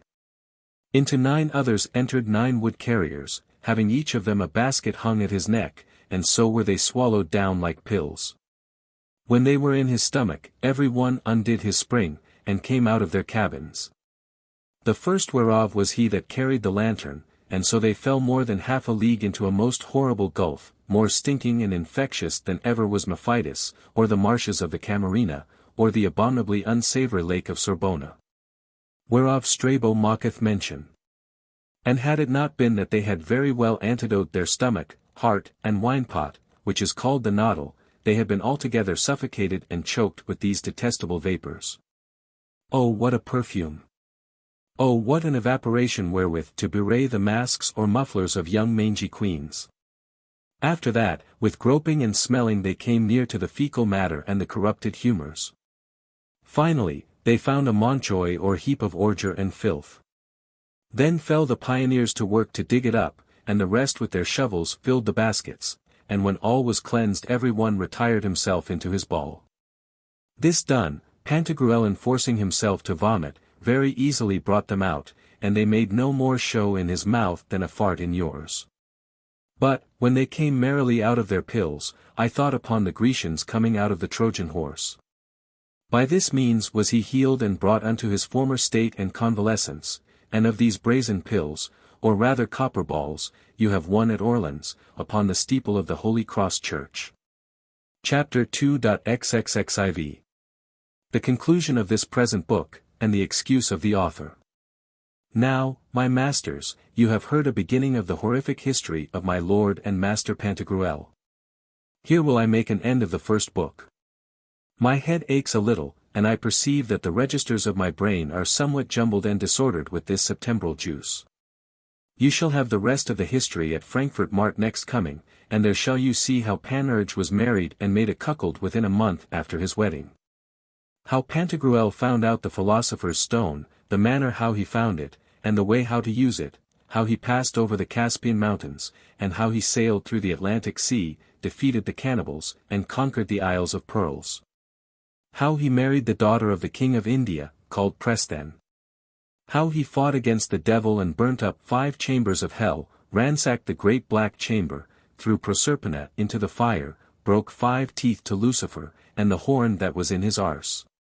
How he visited the regions of the moon to know whether indeed the moon were not entire and whole, or if the women had 3/4 of it in their heads, and 1,000 other little merriments all veritable.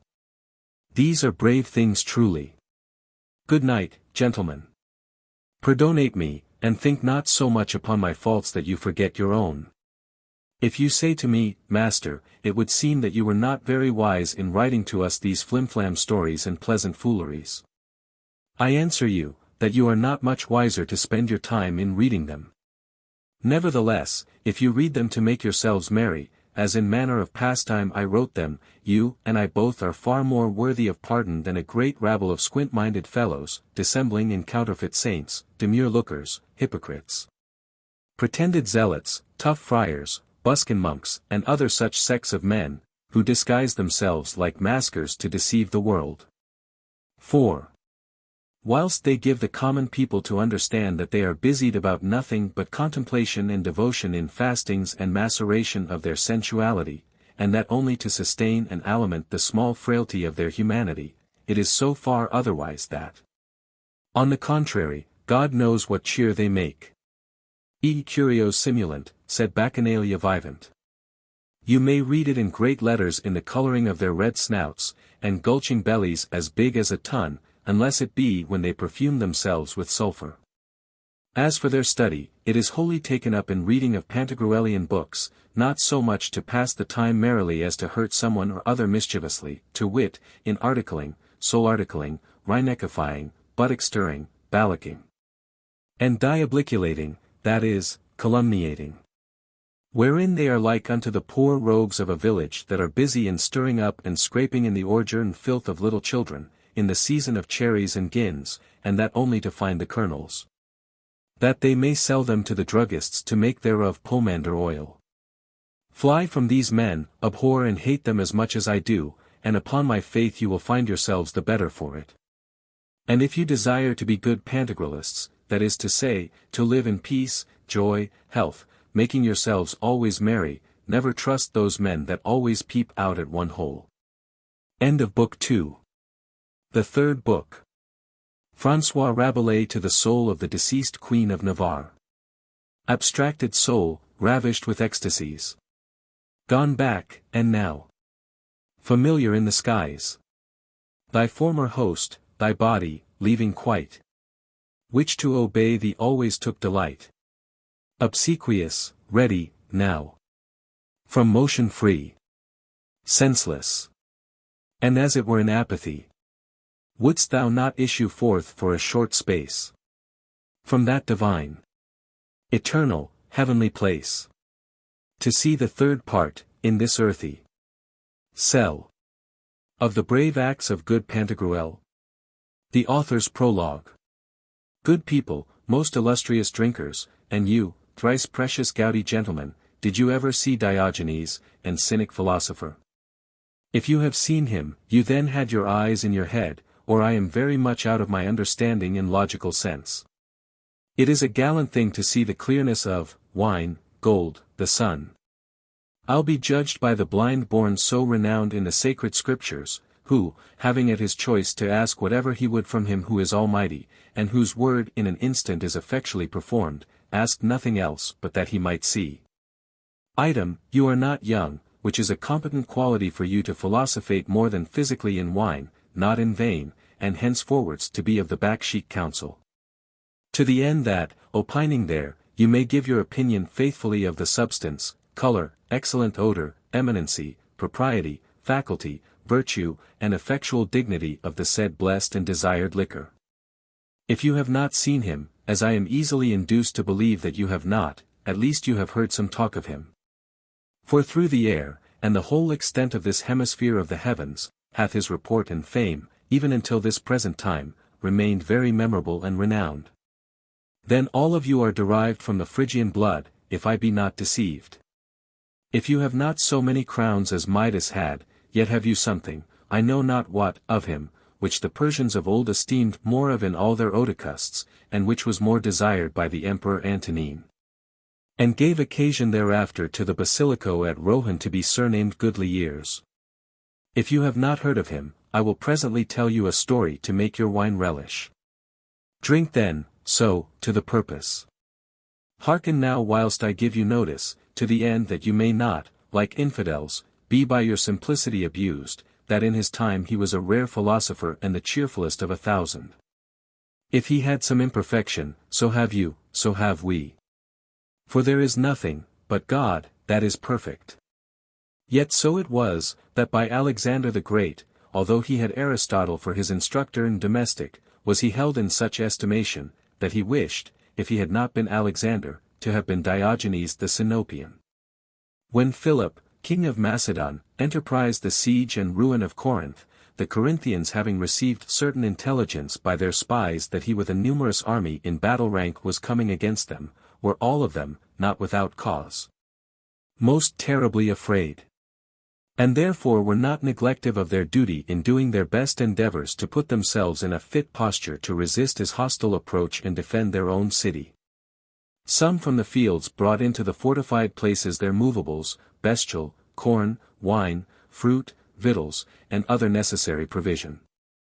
Others did fortify and rampire their walls, set up little fortresses, bastions, squared revel inns, digged trenches, cleansed countermines, fenced themselves with gabions, contrived platforms, emptied casemates, barricaded the false braes, erected the cavaliers, repaired the counterscarps, plastered the curtains, lengthened revel inns, stopped parapets, mortised barbicans, assured the portcullises, fastened the hearse, saracenesques, and cataracts, placed their sentries, and doubled their patrol.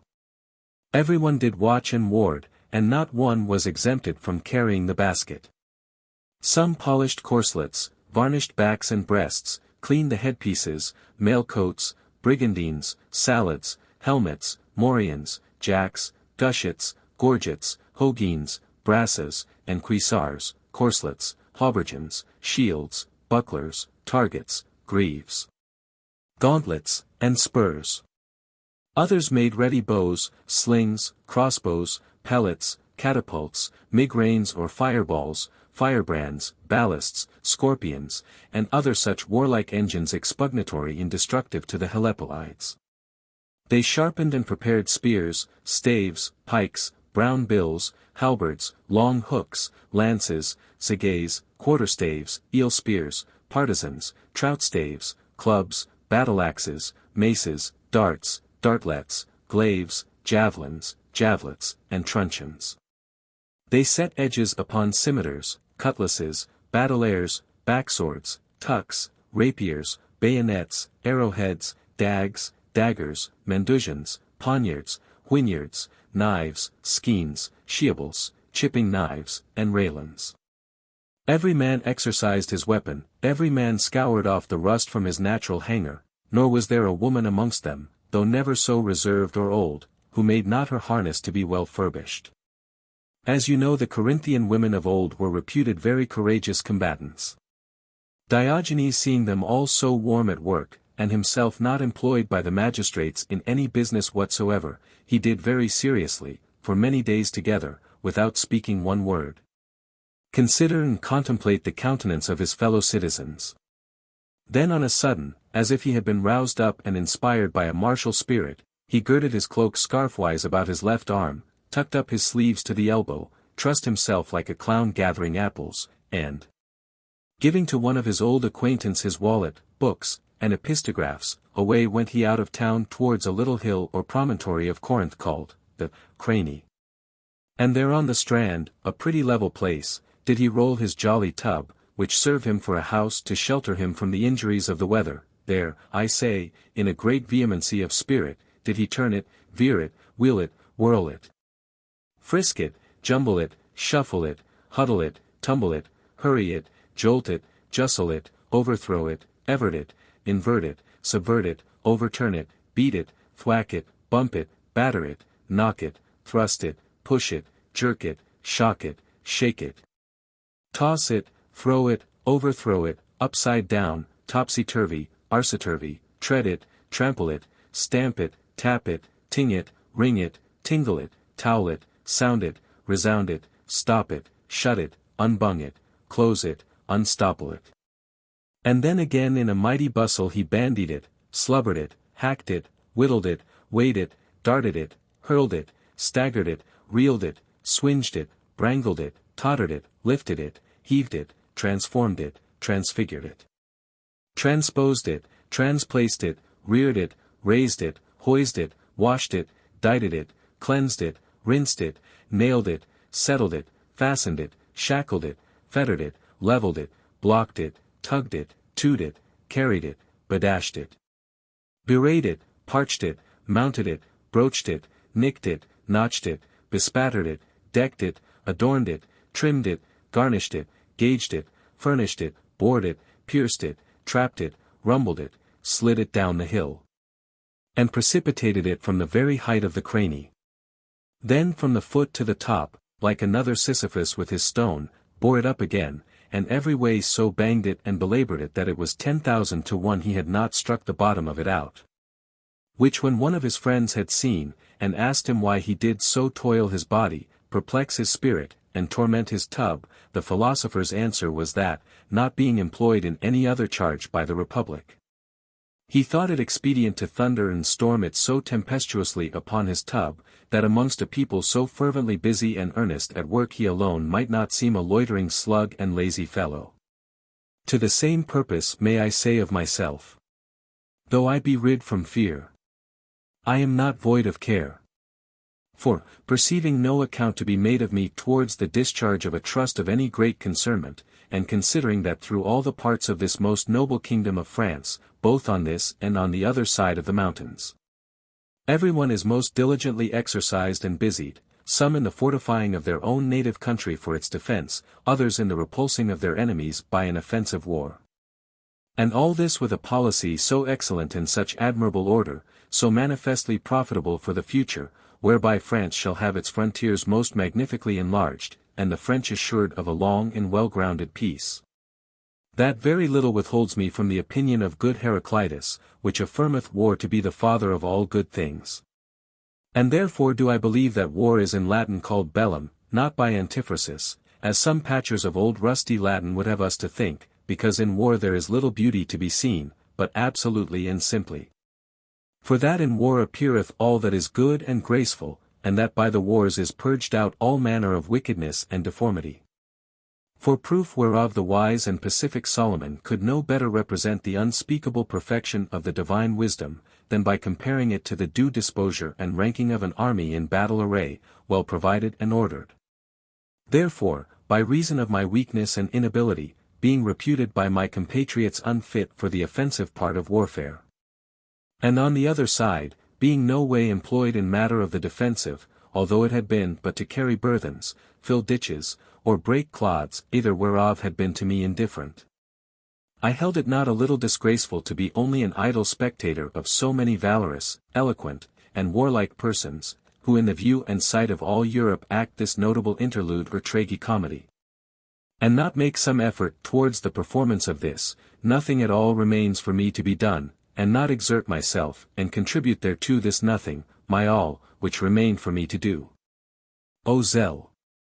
In my opinion, little honor is due to such as are mere lookers-on, liberal of their eyes, and of their crowns, and hide their silver, scratching their head with one finger like grumbling puppies, gaping at the flies like tithe calves, clapping down their ears like Arcadian asses at the melody of musicians, who with their very countenances in the depth of silence express their consent to the prosopopoeia.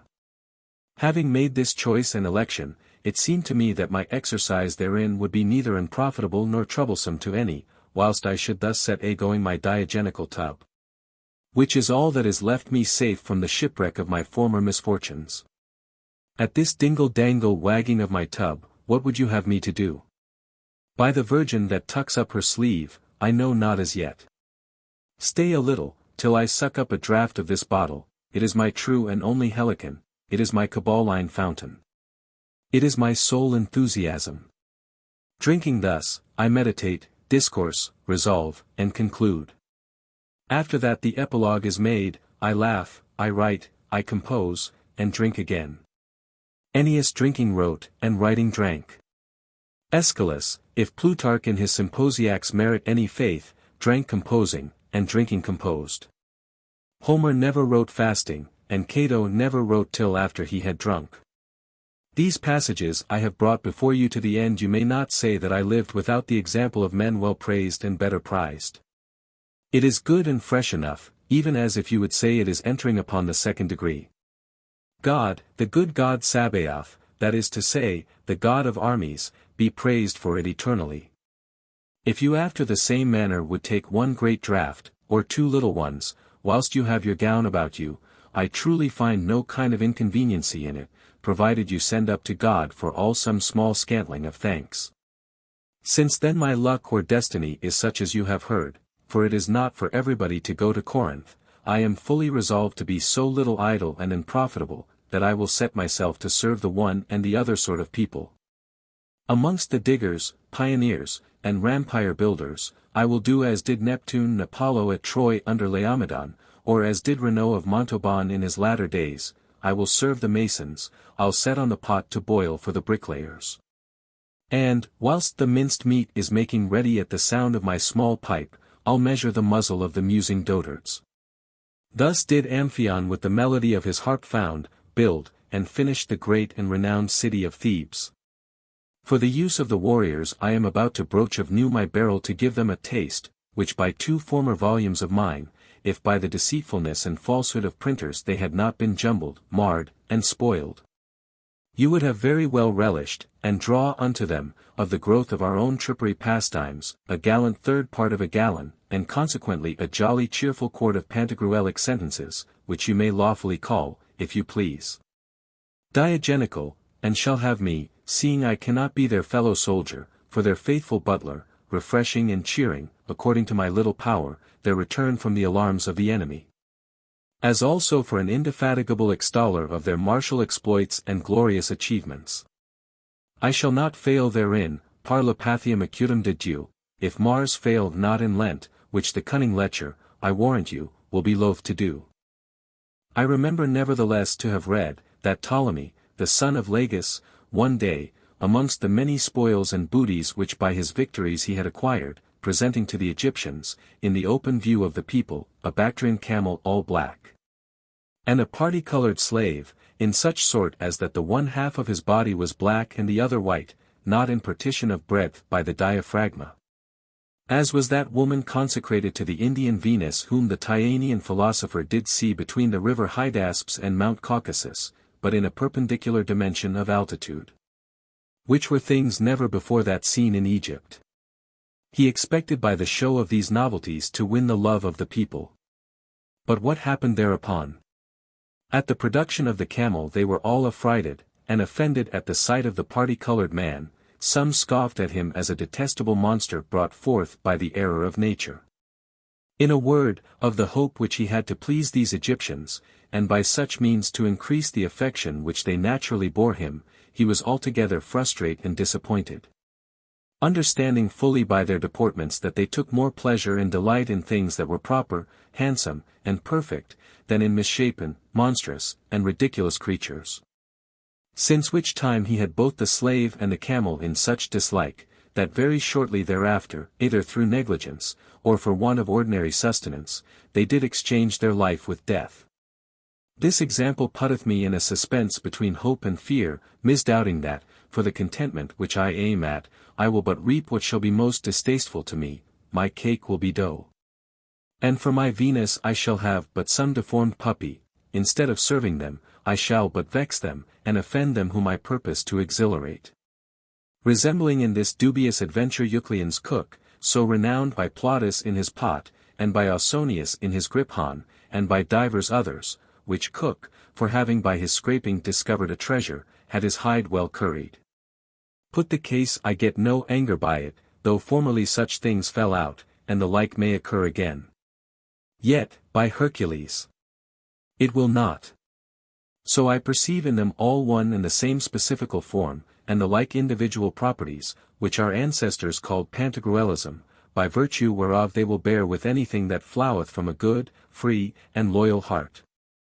I have seen them ordinarily take goodwill in part of payment, and remain satisfied therewith when one was not able to do better. Having dispatched this point, I return to my barrel. Up, my lads, to this wine, spare it not. Drink, boys, and trowel it off at full bowls. If you do not think it good, let it alone. I am not like those officious and importunate sots, who by force, outrage, and violence, constrain an easy good-natured fellow to whiffle, quaff, carouse, and what is worse. All honest tipplers, all honest gouty men, all such as are dry, coming to this little barrel of mine, need not drink thereof if it please them not. But if they have a mind to it, and that the wine prove agreeable to the tastes of their worshipful worships, let them drink, frankly, freely, and boldly, without paying anything, and welcome. This is my decree, my statute and ordinance. And let none fear there shall be any want of wine, as at the marriage of Cana in Galilee, for how much soever you shall draw forth at the faucet, so much shall I tun in at the bung. Thus shall the barrel remain inexhaustible. It hath a lively spring and perpetual current. Such was the beverage contained within the cup of Tantalus, which was figuratively represented amongst the Brachman sages. Such was in Iberia the mountain of salt so highly written of by Cato. Such was the branch of gold consecrated to the subterranean goddess, which Virgil treats of so sublimely. It is a true cornucopia of merriment and raillery. If at any time it seem to you to be emptied to the very lees, yet shall it not for all that be drawn wholly dry. Good hope remains there at the bottom, as in Pandora's bottle, and not despair, as in the puncheon of the Danaids. Remark well what I have said, and what manner of people they be whom I do invite. For, to the end that none be deceived, I, in imitation of Lucilius, who did protest that he wrote only to his own Tarentines and Consentines, have not pierced this vessel for any else but you honest men, who are drinkers of the first edition. And gouty blades of the highest degree. The great Dorophages, bribe-mongers, have on their hands occupation enough, and enough on the hooks for their venison.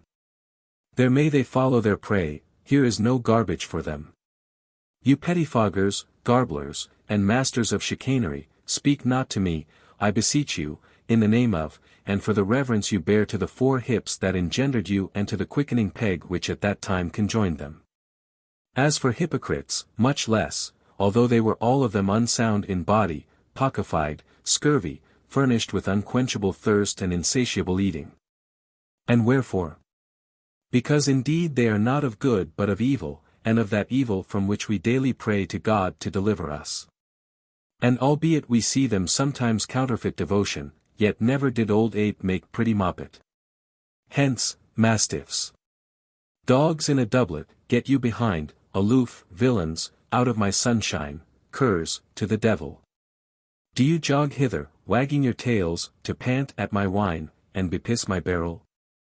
Look, here is the cudgel which Diogenes, in his last will, ordained to be set by him after his death, for beating away, crushing the reins, and breaking the backs of these bustuary hobgoblins and Cerberian hellhounds. Pack you hence, therefore, you hypocrites, to your sheepdogs, get you gone, you dissemblers, to the devil. Hey! What, are you there yet?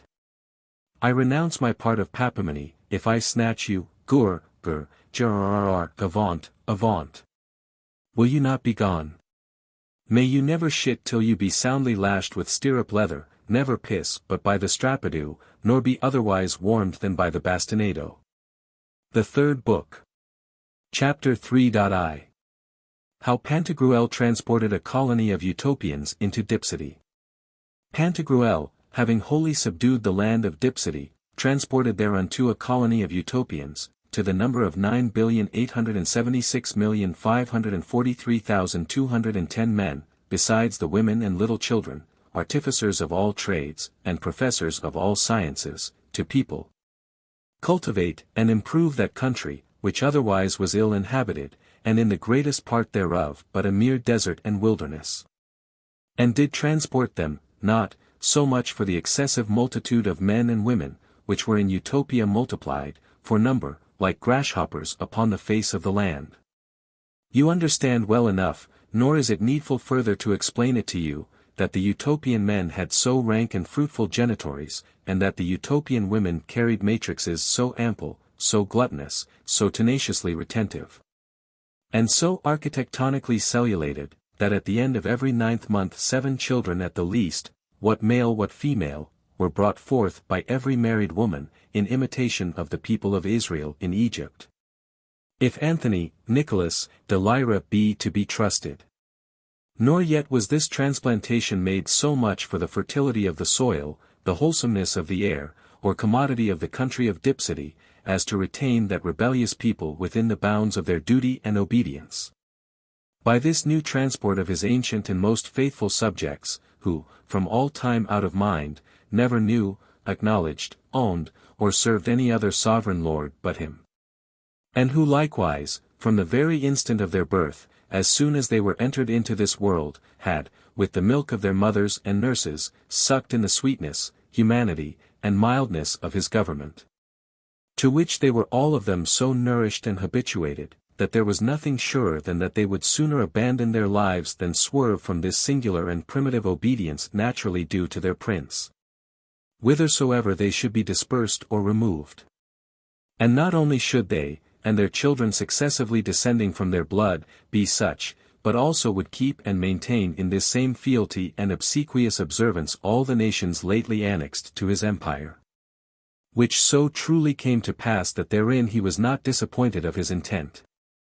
For if the Utopians were before their transplantation thither dutiful and faithful subjects, the Dipsodes, after some few days conversing with them, were every whit as, if not more, loyal than they. And that by virtue of I know not what natural fervency incident to all human creatures at the beginning of any labor wherein they take delight, solemnly attesting the heavens and supreme intelligences of their being only sorry that no sooner unto their knowledge had arrived the great renown of the good Pantagruel. Remark therefore here, honest drinkers, that the manner of preserving and retaining countries newly conquered in obedience is not, as hath been the erroneous opinion of some tyrannical spirits to their own detriment and dishonour, to pillage, plunder, force, spoil, trouble, oppress, vex, disquiet, ruin and destroy the people, ruling, governing and keeping them in awe with rods of iron. And, in a word, eating and devouring them, after the fashion that Homer calls an unjust and wicked king, Demoboron, that is to say, a devourer of his people.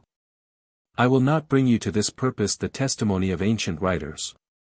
It shall suffice to put you in mind of what your fathers have seen thereof, and yourselves too, if you be not very babes.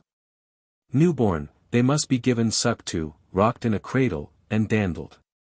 Trees newly planted must be supported, underpropped, strengthened and defended against all tempests, mischiefs, injuries, and calamities.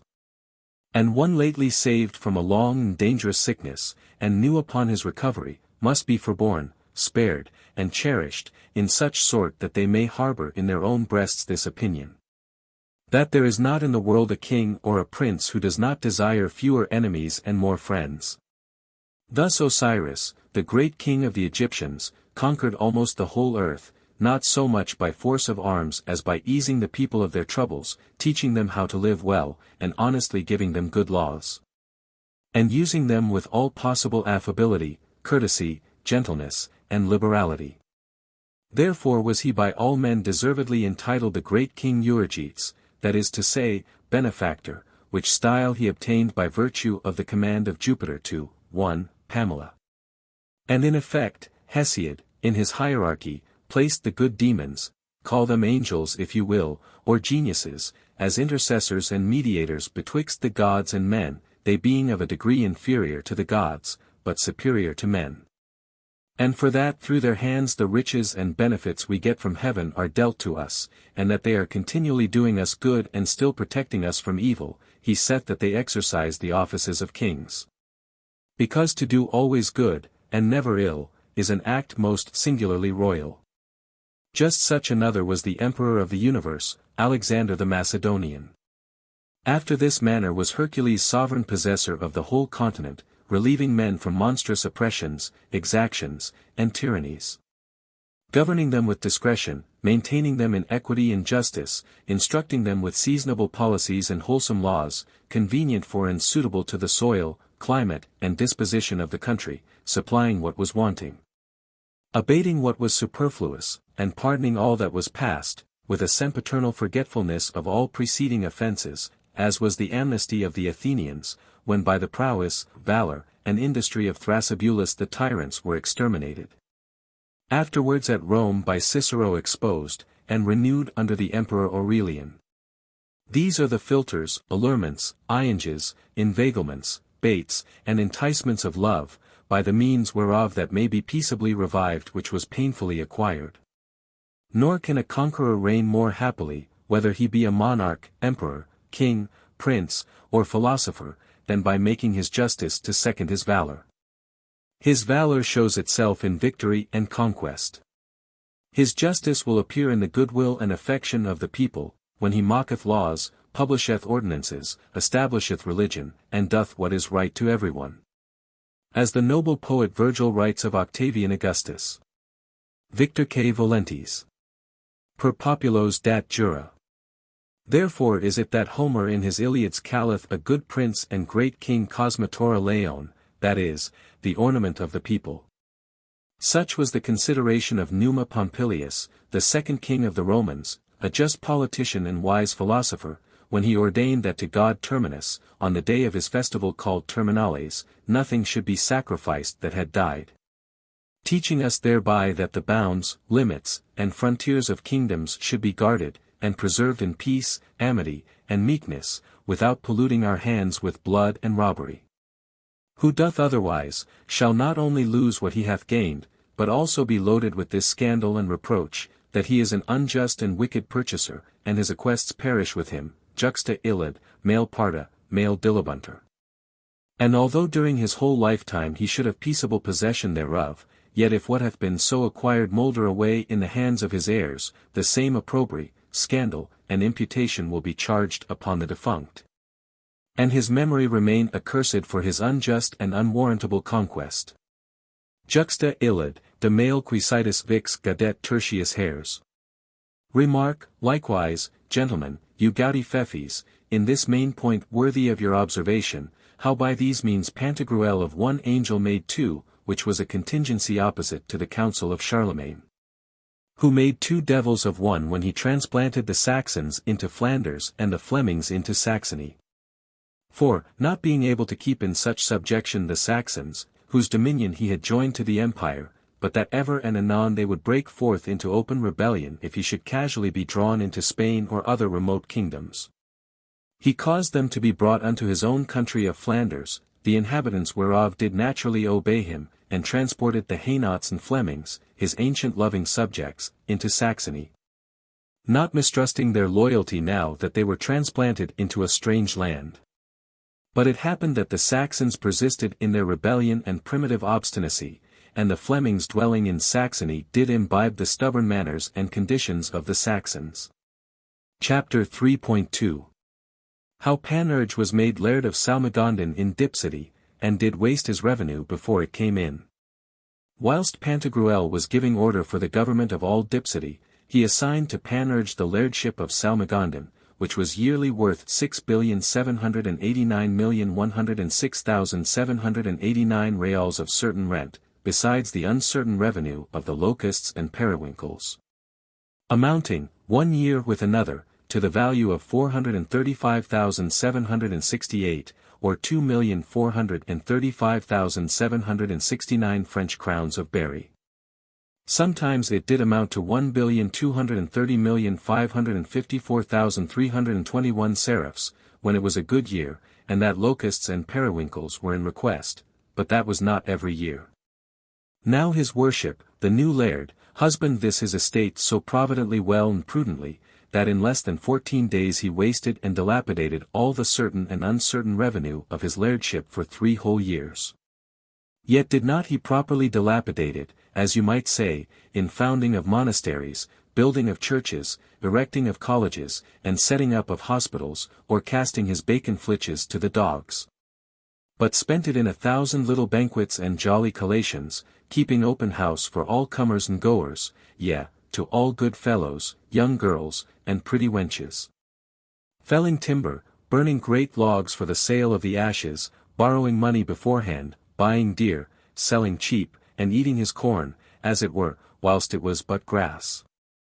Pantagruel, being advertised of this his lavishness, was in good sooth no way offended at the matter, angry nor sorry, for I once told you, and again tell it you, that he was the best, little, great goodman that ever girded a sword to his side. He took all things in good part, and interpreted every action to the best sense. He never vexed nor disquieted himself with the least pretence of dislike to anything, because he knew that he must have most grossly abandoned the divine mansion of reason if he had permitted his mind to be never so little grieved, afflicted, or altered at any occasion whatsoever. For all the goods that the heaven covereth, and that the earth containeth, in all their dimensions of height, depth, breadth, and length, are not of so much worth as that we should for them disturb or disorder our affections, trouble or perplex our senses or spirits. He drew only Panurge aside, and then, making to him a sweet remonstrance and mild admonition, very gently represented before him in strong arguments, that, if he should continue in such an unthrifty course of living, and not become a better messenger, it would prove altogether impossible for him, or at least hugely difficult, at any time to make him rich. Rich? Answered Panurge, have you fixed your thoughts there? Have you undertaken the task to enrich me in this world? Set your mind to live merrily, in the name of God and good folks. Let no other cark nor care be harbored within the sacrosanctified domicile of your celestial brain. May the calmness and tranquillity thereof be never incommodated with, or overshadowed by any frowning clouds of sullen imaginations and displeasing annoyance. For if you live joyful, merry, jocund, and glad, I cannot be but rich enough. Everybody cries up thrift, thrift, and good husbandry. But many speak of Robin Hood that never shot in his bow, and talk of that virtue of messengery who know not what belongs to it. It is by me that they must be advised. From me, therefore, take this advertisement and information, that what is imputed to me for a vice hath been done in imitation of the University and Parliament of Paris. Places in which is to be found the true spring and source of the lively idea of pantheology and all manner of justice. Let him be counted a heretic that doubteth thereof, and doth not firmly believe it. Yet they in one day eat up their bishop, or the revenue of the bishopric, is it not all one, for a whole year, yea, sometimes for 2? This is done on the day he makes his entry, and is installed. Nor is there any place for an excuse, for he cannot avoid it, unless he would be hooted at and stoned for his parsimony. It hath been also esteemed an act flowing from the habit of the 4 cardinal virtues. Of prudence in borrowing money beforehand, for none knows what may fall out. Who is able to tell if the world shall last yet 3 years? But although it should continue longer, is there any man so foolish as to have the confidence to promise himself 3 years? What fool so confident to say that he shall live one other day? Of commutative justice, in buying dear, I say, upon trust, and selling goods cheap, that is, for ready money. What says Cato in his book of husbandry to this purpose? The father of a family, says he, must be a perpetual seller. By which means it is impossible but that at last he shall become rich, if he have of vendible ware enough still ready for sale. Of distributive justice it doth partake, in giving entertainment to good, good, and gentle fellows, whom fortune had shipwrecked, like Ulysses, upon the rock of a hungry stomach without provision of sustenance. And likewise to the good, and young wenches. For, according to the sentence of Hippocrates, youth is impatient of hunger, chiefly if it be vigorous, lively, frolic, brisk, stirring, and bouncing. Which wanton lasses willingly and heartily devote themselves to the pleasure of honest men. And are in so far both Platonic and Ciceronian, that they do acknowledge their being born into this world not to be for themselves alone, but that in their proper persons their acquaintance may claim one share, and their friends another. The virtue of fortitude appears therein by the cutting down and overthrowing of the great trees, like a second Milo making havoc of the dark forest, which did serve only to furnish dens, caves, and shelter to wolves, wild boars, and foxes. And afford receptacles, withdrawing corners, and refuges to robbers, thieves, and murderers, lurking holes and skulking places for cutthroat assassinators, secret obscure shops for coiners of false money, and safe retreats for heretics. Laying them even and level with the plain champaign fields and pleasant heathy ground, at the sound of the hautboys and bagpipes playing reeks with the high and stately timber. And preparing seats and benches for the eve of the dreadful day of judgment. I gave thereby proof of my temperance in eating my corn whilst it was but grass, like a hermit feeding upon salads and roots, that, so affranchising myself from the yoke of sensual appetites to the utter disclaiming of their sovereignty, I might the better reserve somewhat in store for the relief of the lame, blind, crippled, maimed, needy, poor, and wanting wretches. In taking this course I save the expense of the weed grubbers, who gain money, of the reapers in harvest time, who drink lustily, and without water, of gleaners, who will expect their cakes and bannocks, of threshers, who leave no garlic, scallions. leeks, nor onions in our gardens, by the authority of Thestilis in Virgil, and of the millers, who are generally thieves, and of the bakers, who are little better. Is this small saving or frugality? Besides the mischief and damage of the field mice, the decay of barns, and the destruction usually made by weasels and other vermin. Of corn in the blade you may make good green sauce of a light concoction and easy digestion, which recreates the brain and exhilarates the animal spirits, rejoiceth the sight, openeth the appetite, delighteth the taste, comforteth the heart. Tickleth the tongue, cheereth the countenance, striking a fresh and lively colour, strengthening the muscles, tempers the blood, disburdens the midriff, refresheth the liver, disobstructs the spleen, easeth the kidneys, suppleth the reins. Quickens the joints of the back, cleanseth the urine conduits, dilates the spermatic vessels, shortens the cremasters, purgeth the bladder, puffeth up the genitories, correcteth the prepuce, hardens the nut, and rectifies the member. It will make you have a current belly to trot, fart, dung, piss, sneeze, cough, spit, belch, spew, yawn, snuff, blow, breathe, snort, sweat, and set taut your robin, with 1,000 other rare advantages. I understand you very well, says Pantagruel. You would thereby infer that those of a mean spirit and shallow capacity have not the skill to spend much in a short time. You are not the first in whose conceit that heresy hath entered. Nero maintained it, and above all mortals admired most his uncle Caius Caligula, for having in a few days, by a most wonderfully pregnant invention, totally spent all the goods and patrimony which Tiberius had left him. But, instead of observing the sumptuous supper-curbing laws of the Romans, to wit, the Orchia, the Fannia, the Didia, the Licinia, the Cornelia, the Lepidana, the Antia, and of the Corinthians, by the which they were inhibited, under pain of great punishment, not to spend more in 1 year than their annual revenue did amount to, you have offered up the oblation of Protervia, which was with the Romans such a sacrifice as the paschal lamb was amongst the Jews, wherein all that was eatable was to be eaten, and the remainder to be thrown into the fire, without reserving anything for the next day. I may very justly say of you, as Cato did of Albidius, who after that he had by a most extravagant expense wasted all the means and possessions he had to one only house, he fairly set it on fire, that he might the better say, consummatum est. Even just as since his time St. Thomas Aquinas did, when he had eaten up the whole lamprey, although there was no necessity in it. Chapter 3.3. How Panurge praiseth the debtors and borrowers.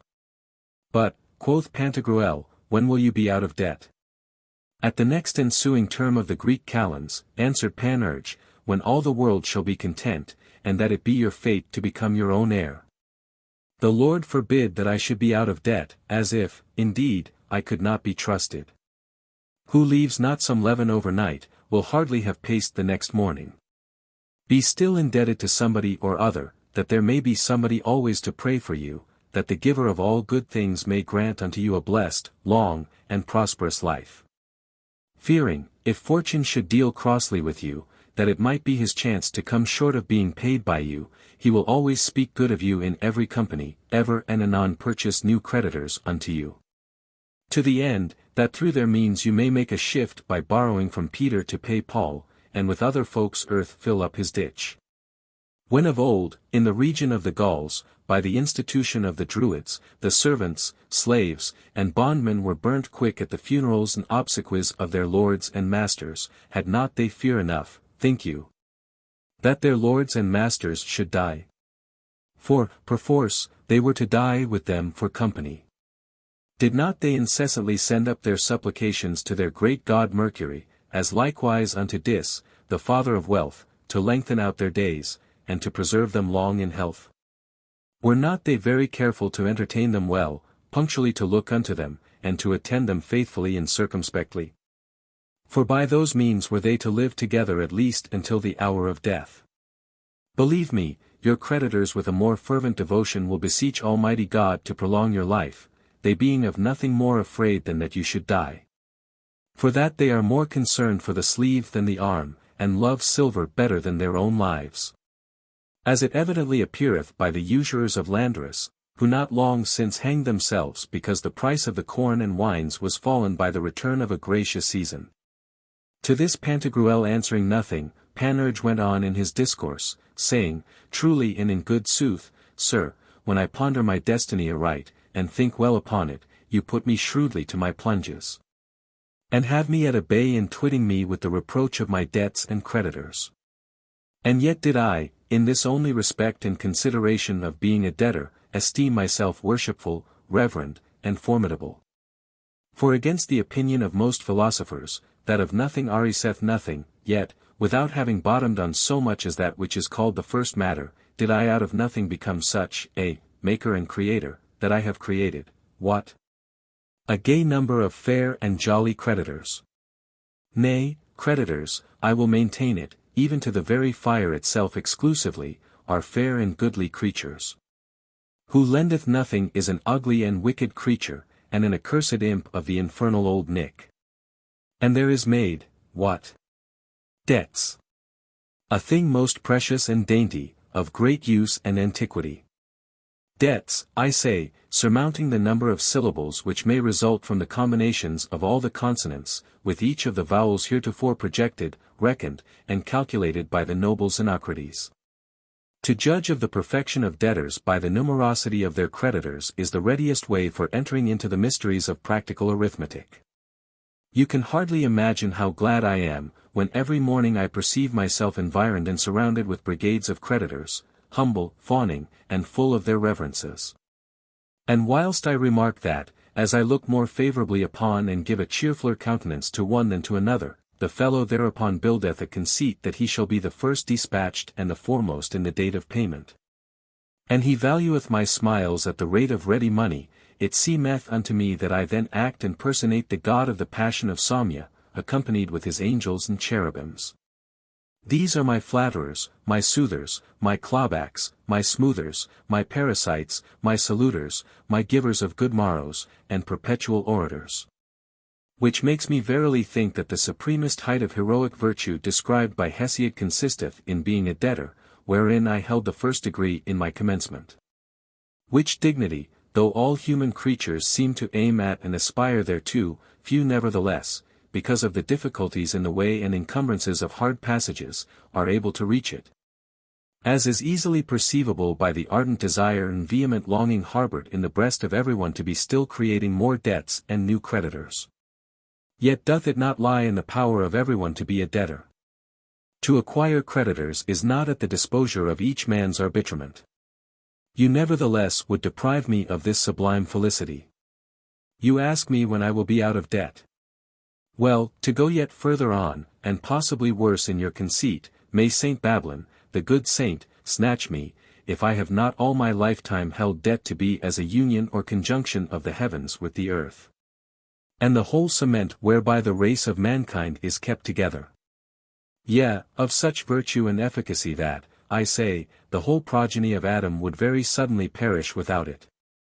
Therefore, perhaps, I do not think amiss, when I repute it to be the great soul of the universe, which, according to the opinion of the academics, vivifieth all manner of things.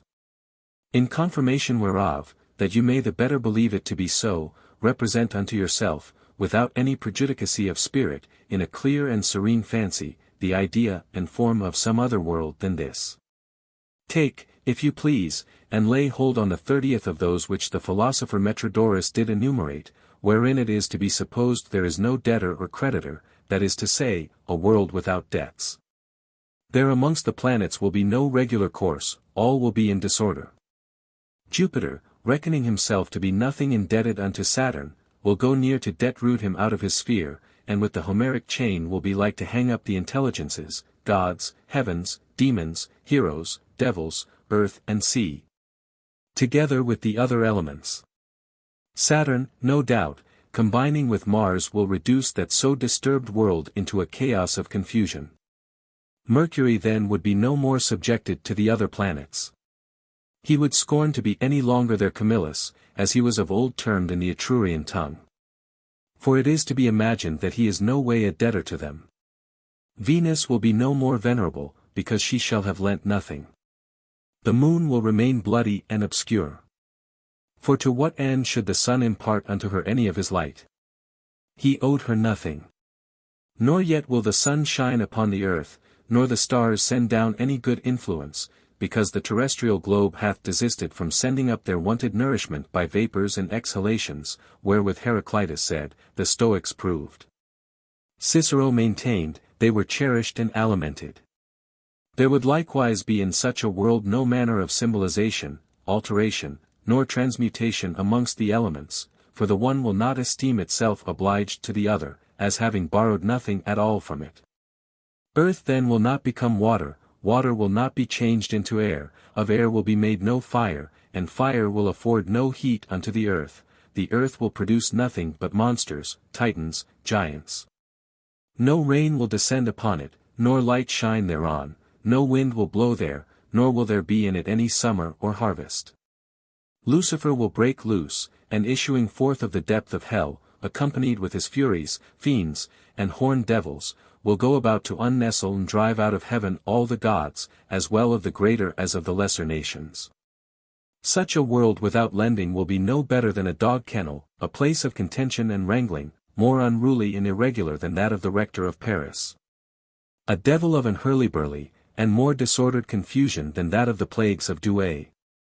Men will not then salute one another. It will be but lost labor to expect aid or succor from any, or to cry fire, water, murder, for none will put to their helping hand. Why? He lent no money, there is nothing due to him. Nobody is concerned in his burning, in his shipwreck, in his ruin, or in his death, and that because he hitherto had lent nothing, and would never thereafter have lent anything. In short, faith, hope, and charity would be quite banished from such a world, for men are born to relieve and assist one another.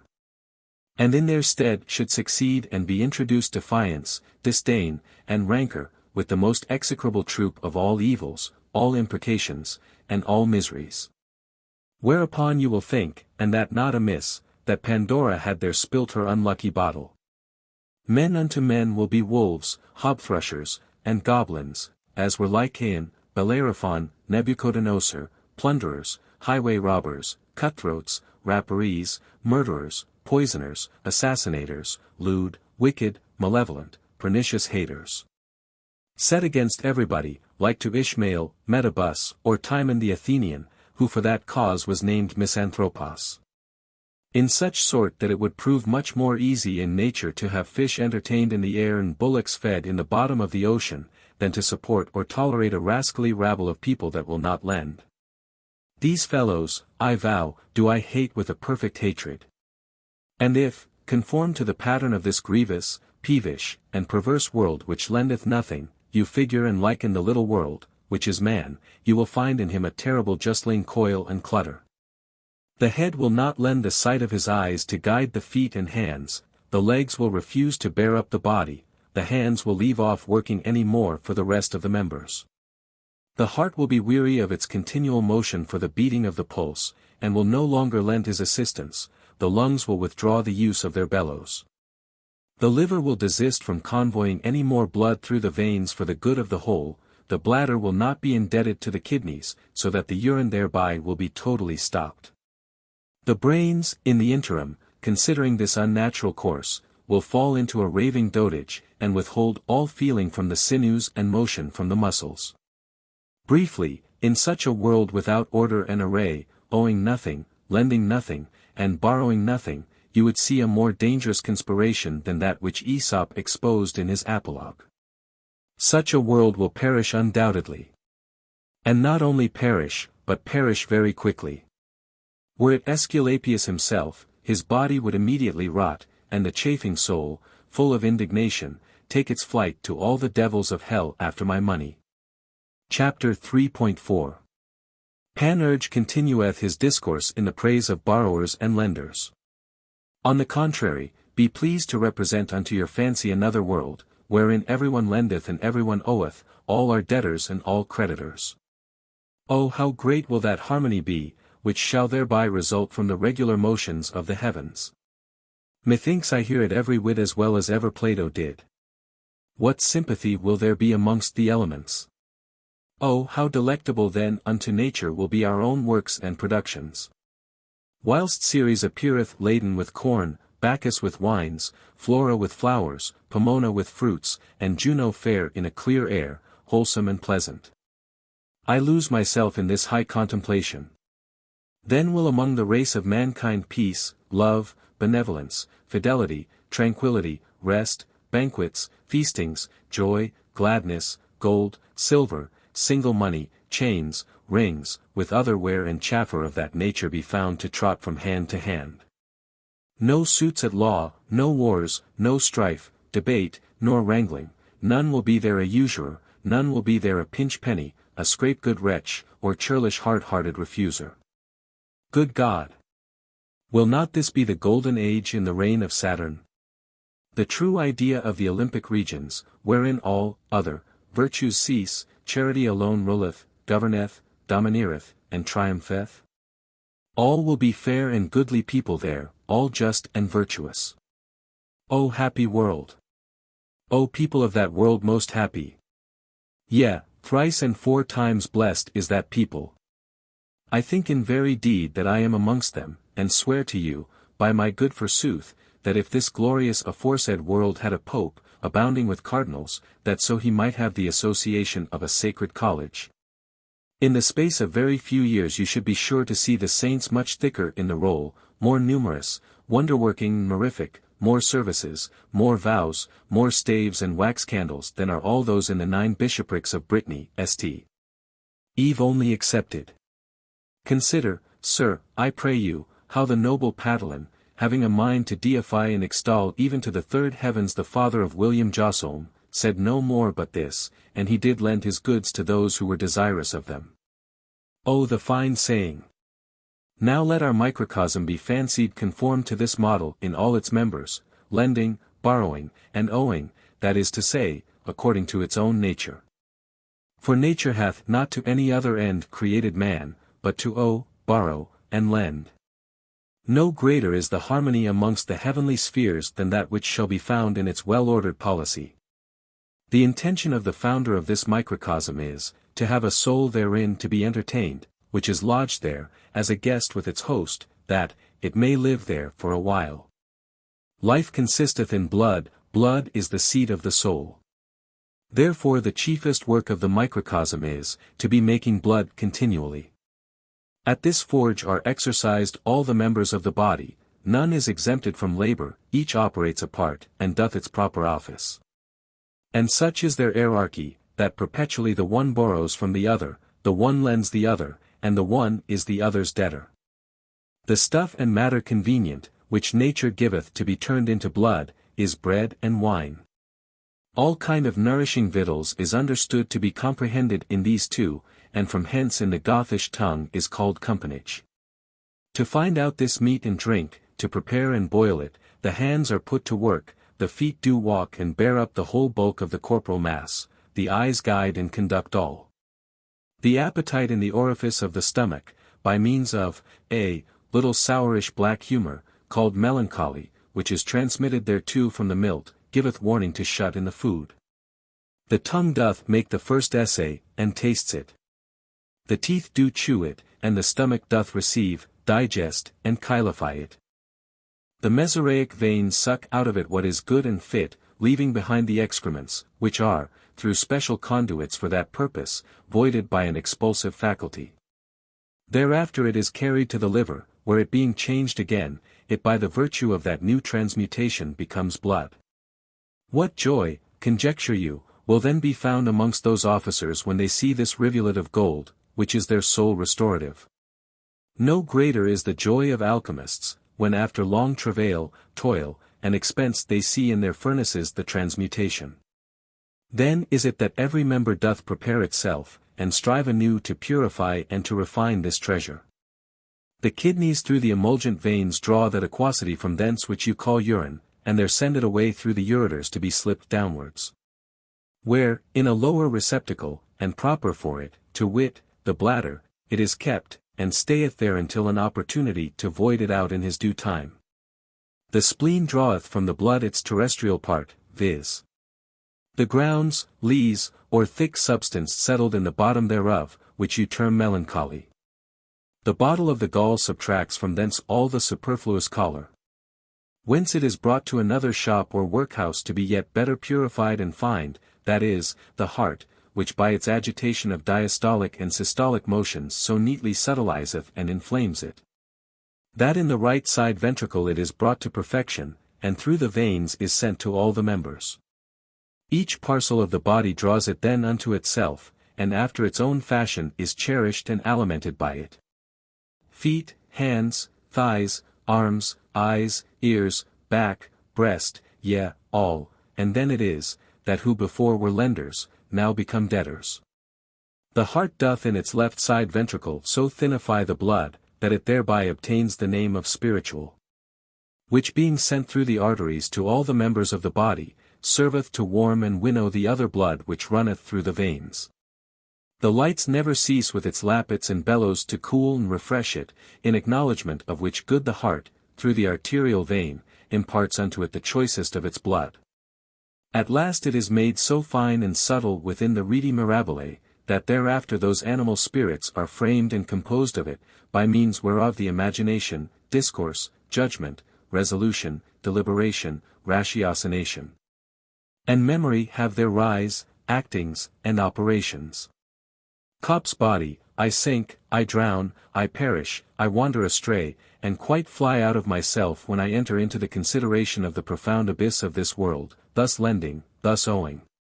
Believe me, it is a divine thing to lend, to owe, an heroic virtue.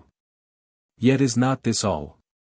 This little world thus lending, owing, and borrowing, is so good and charitable, that no sooner is the above specified alimentation finished, but that it forthwith projecteth, and hath already forecast how it shall lend to those who are not as yet born, and by that lone endeavor what it may to eternize itself, and multiply in images like the pattern, that is, children. To this end every member doth of the choicest and most precious of its nourishment pare and cut off a portion, then instantly dispatcheth it downwards to that place where nature hath prepared for it very fit vessels and receptacles, through which descending to the genitories by long embages, circuits, and flexuosities, it receiveth a competent form, and rooms apt enough both in man and woman for the future conservation and perpetuating of humankind. All this is done by loans and debts of the one unto the other, and hence have we this word, the debt of marriage. Nature doth reckon pain to the refuser, with a most grievous vexation to his members and an outrageous fury amidst his senses. But, on the other part, to the lender a set reward, accompanied with pleasure, joy, solace, mirth, and merry glee. Chapter 3.v. How Pantagruel altogether abhorreth the debtors and borrowers. I understand you very well, quoth Pantagruel, and take you to be very good at topics, and thoroughly affectioned to your own cause. But preach it up, and patrocinate it, prattle on it, and defend it as much as you will, even from hence to the next Whitsuntide, if you please so to do. Yet in the end you will be astonished to find how you shall have gained no ground at all upon me, nor persuaded me by your fair speeches and smooth talk to enter never so little into the thraldom of debt. You shall owe to none, saith the holy apostle, anything save love, friendship, and a mutual benevolence. You serve me here, I confess, with fine graphides and diadiposes, descriptions and figures, which truly please me very well. But let me tell you, if you will represent unto your fancy an impudent blustering bully and an importunate borrower, entering afresh and newly into a town already advertised of his manners, you shall find that at his ingress the citizens will be more hideously affrighted and amazed, and in a greater terror and fear, dread, and trembling, than if the pest itself should step into it in the very same garb and accoutrement wherein the Tyanean philosopher found it within the city of Ephesus. And I am fully confirmed in the opinion, that the Persians erred not when they said that the second vice was to lie, the first being that of owing money. For, in very truth, debts and lying are ordinarily joined together. I will nevertheless not from hence infer that none must owe anything or lend anything. For who so rich can be that sometimes may not owe, or who can be so poor that sometimes may not lend? Let the occasion, notwithstanding, in that case, as Plato very wisely saith and ordaineth in his laws, be such that none be permitted to draw any water out of his neighbour's well until first they by continual digging and delving into their own proper ground shall have hit upon a kind of potter's earth, which is called ceramite. And there had found no source or drop of water. For that sort of earth, by reason of its substance, which is fat, strong, firm, and close, so retaineth its humidity, that it doth not easily evaporate it by any outward excursion or evaporation. In good sooth, it is a great shame to choose rather to be still borrowing in all places from everyone, than to work and win. Then only in my judgment should one lend, when the diligent, toiling, and industrious person is no longer able by his labour to make any purchase unto himself or otherwise. When by mischance he hath suddenly fallen into an unexpected loss of his goods. Howsoever, let us leave this discourse, and from henceforwards do not hang upon creditors, nor tie yourself to them. I make account for the time past to rid you freely of them, and from their bondage to deliver you. The least I should in this point, quoth Panurge, is to thank you, though it be the most I can do. And if gratitude and thanksgiving be to be estimated and prized by the affection of the benefactor, that is to be done infinitely and sempiternally. For the love which you bear me of your own accord and free grace, without any merit of mine, goeth far beyond the reach of any price or value. It transcends all weight, all number, all measure, it is endless and everlasting. Therefore, should I offer to commensurate and adjust it either to the size and proportion of your own noble and gracious deeds, or yet to the contentment and delight of the obliged receivers, I would come off but very faintly and flaggingly. You have verily done me a great deal of good, and multiplied your favours on me more frequently than was fitting to one of my condition. You have been more bountiful towards me than I have deserved, and your courtesies have by far surpassed the extent of my merits, I must needs confess it. But it is not, as you suppose, in the proposed matter. For there it is not where I itch, it is not there where it fretteth, hurts, or vexeth me, for, henceforth being quit and out of debt, what countenance will I be able to keep? You may imagine that it will become me very ill for the first month, because I have never hitherto been brought up or accustomed to it. I am very much afraid of it. Furthermore, there shall not one hereafter, native of the country of Salmagundi, but he shall level the shot towards my nose. All the back-cracking fellows of the world, in discharging of their postern petarades, use commonly to say, voilà pour les quits, that is, for the quit. My life will be a very short continuance, I do foresee it. I recommend to you the making of my epitaph, for I perceive I will die confected in the very stench of farts. If, at any time to come, by way of restorative to such good women as shall happen to be troubled with the grievous pain of the wind colic, the ordinary medicaments prove nothing effectual. The mummy of all my befarded body will straight be as a present remedy appointed by the physicians. Whereof they, taking any small modicum, it will incontinently for their ease afford them a rattle of bum shot, like a sal of muskets. Therefore would I beseech you to leave me some few centuries of debts. As King Louis XI, exempting from suits in law the Reverend Miles d'Illiers, Bishop of Chartres, was by the said bishop most earnestly solicited to leave him some few for the exercise of his mind. I had rather give them all my revenue of the periwinkles, together with the other incomes of the locusts, albeit I should not thereby have any parcel abetted from off the principal sums which I owe. Let us waive this matter, quoth Pantagruel, I have told it you over again. Chapter 3.vi. Why new married men were privileged from going to the wars. But, in the interim, asked Panurge, by what law was it constituted, ordained, and established, that such as should plant a new vineyard, those that should build a new house, and the new married men, should be exempted and discharged from the duty of warfare for the first year? By the law, answered Pantagruel, of Moses. Why, replied Panurge, the lately married. As for the vine planters, I am now too old to reflect on them. My condition, at this present, induceth me to remain satisfied with the care of vintage, finishing and turning the grapes into wine. Nor are these pretty new builders of dead stones written or pricked down in my book of life. It is all with live stones that I set up and erect the fabrics of my architecture, to wit, men. It was, according to my opinion, quoth Pantagruel, to the end, first, that the fresh married folks should for the first year reap a full and complete fruition of their pleasures in their mutual exercise of the act of love, in such sort, that in waiting more at leisure on the production of posterity and propagating of their progeny, they might the better increase their race and make provision of new heirs. That if, in the years thereafter, the men should, upon their undergoing of some military adventure, happen to be killed, their names and coats of arms might continue with their children in the same families.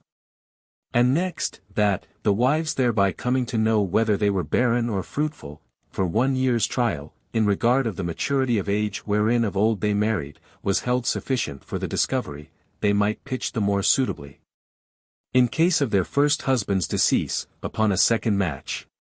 The fertile women to be wedded to those who desire to multiply their issue, and the sterile ones to such other mates, as, misregarding the storing of their own lineage, choose them only for their virtues, learning, genteel behavior, domestic consolation, management of the house, and matrimonial conveniences and comforts, and such like. The preachers of Varenus, saith Panurge, detest and abhor the second marriages, as altogether foolish and dishonest. Foolish and dishonest, quoth Pantagruel. A plague take such preachers. Yea but, quoth Panurge, the like mischief also befall the friar Charmer, who, in a full auditory making a sermon at Perioli, and therein abominating the reiteration of marriage and the entering again in the bonds of a nuptial tie, did swear and heartily give himself to the swiftest devil in hell, if he had not rather choose, and would much more willingly undertake the unmaidening or depucelating of 100 virgins, than the simple drudgery of one widow. Truly I find your reason in that point right good and strongly grounded. But what would you think, if the cause why this exemption or immunity was granted had no other foundation but that, during the whole space of the said first year, they so lustily bobbed it with their female consorts, as both reason and equity require they should do, that they had drained and evacuated their spermatic vessels, and were become thereby altogether feeble, weak, emasculated, drooping, and flaggingly pithless. Yea, in such sort that they in the day of battle, like ducks which plunge over head and ears, would sooner hide themselves behind the baggage, than, in the company of valiant fighters and daring military combatants, appear where stern Bellona deals her blows and moves a bustling noise of thwacks and thumps. Nor is it to be thought that, under the standard of Mars, they will so much as once strike a fair stroke, because their most considerable knocks have been already jerked and worded within the curtains of his sweetheart Venus. In confirmation whereof, amongst other relics and monuments of antiquity, we now as yet often see, that in all great houses, after the expiring of some few days, these young married blades are readily sent away to visit their uncles, that in the absence of their wives reposing themselves a little they may recover their decayed strength by the recruit of a fresh supply, the more vigorous to return again and face about to renew the dueling shock and conflict of an amorous dalliance, albeit for the greater part they have neither uncle nor aunt to go to. Just so did the King Crackart, after the battle of the cornets, not cashier us, speaking properly, I mean me and the quail caller, but for our refreshment remanded us to our houses, and he is as yet seeking after his own. My grandfather's godmother was wont to say to me when I was a boy, Paternosters et oraisons sont pour cela, que les rechenent. Fifer en fenaisons. Est plus fort que duca en vienent. Not orisons nor paternoters shall ever disorder my brain. One cadet, to the field as he flutters, is worth 2, when they end the campaign. That which prompteth me to that opinion is, that the vine planters did seldom eat of the grapes, or drink of the wine of their labor, till the first year was wholly elapsed. During all which time also the builders did hardly inhabit their new structured dwelling places, for fear of dying suffocated through want of respiration, as Galen hath most learnedly remarked, in the second book of the difficulty of breathing. Under favour, sir, I have not asked this question without causing reason truly very ratiocinant. Be not offended, I pray you. Chapter 3.7 How Panurge had a flea in his ear, and forbore to wear any longer his magnificent codpiece. Panurge, the day thereafter, caused pierce his right ear after the Jewish fashion, and thereto clasped a little gold ring, of a ferny-like kind of workmanship, in the bezel or collet whereof was set and enchased a flea. And, to the end you may be rid of all doubts, you are to know that the flea was black. Oh, what a brave thing it is, in every case and circumstance of a matter, to be thoroughly well informed. The sum of the expense hereof, being cast up, brought in, and laid down upon his council-board carpet, was found to amount to no more quarterly than the charge of the nuptials of a Hyrcanian tigress, even, as you would say, 600,000 maravedis. At these vast costs and excessive disbursements, as soon as he perceived himself to be out of debt, he fretted much, and afterwards, as tyrants and lawyers used to do, he nourished and fed her with the sweat and blood of his subjects and clients. He then took 4 French ells of a coarse brown russet cloth, and therein appareling himself, as with a long, plain-seamed, and single-stitched gown, left off the wearing of his breeches, and tied a pair of spectacles to his cap. In this equipage did he present himself before Pantagruel. To whom this disguise appeared the more strange, that he did not, as before, see that goodly, fair, and stately codpiece, which was the sole anchor of hope wherein he was wonted to rely. And last refuge he had midst all the waves and boisterous billows which a stormy cloud in a cross fortune would raise up against him. Honest Pantagruel, not understanding the mystery, asked him, by way of interrogatory, what he did intend to personate in that new-fangled prosopopia. I have, answered Panurge, a flea in mine ear, and have a mind to marry. In a good time, quoth Pantagruel, you have told me joyful tidings. Yet would not I hold a red-hot iron in my hand for all the gladness of them. But it is not the fashion of lovers to be accoutred in such dangling vestments, so as to have their shirts flagging down over their knees, without breeches, and with a long robe of a dark brown mingled hue, which is a colour never used in Tolarian garments amongst any persons of honour, quality, or virtue. If some heretical persons and schismatical sectaries have at any time formerly been so arrayed and clothed, though many have imputed such a kind of dress to cosenage, cheat, imposture, and an affectation of tyranny upon credulous minds of the rude multitude, I will nevertheless not blame them for it, nor in that point judge rashly or sinistrously of them. Everyone overflowingly aboundeth in his own sense and fancy. Yea, in things of a foreign consideration, altogether extrinsical and indifferent, which in and of themselves are neither commendable nor bad, because they proceed not from the interior of the thoughts and heart, which is the shop of all good and evil. Of goodness, if it be upright, and that its affections be regulated by the pure and clean spirit of righteousness. And, on the other side, of wickedness, if its inclinations, straying beyond the bounds of equity, be corrupted and depraved by the malice and suggestions of the devil. It is only the novelty and newfangledness thereof which I dislike, together with the contempt of common custom and the fashion which is in use. The colour, answered Panurge, is convenient, for it is conformed to that of my council-board carpet. Therefore will I henceforth hold me with it, and more narrowly and circumspectly than ever hitherto I have done look to my affairs and business. Seeing I am once out of debt, you never yet saw a man more unpleasing than I will be, if God help me not. Lo, here be my spectacles. To see me afar off, you would readily say that it were Friar John Burgess. I believe certainly that in the next ensuing year I shall once more preach the crusade. Bounce, buckram. Do you see this russet? Doubt not but there lurketh under it some hid property and occult virtue known to very few in the world.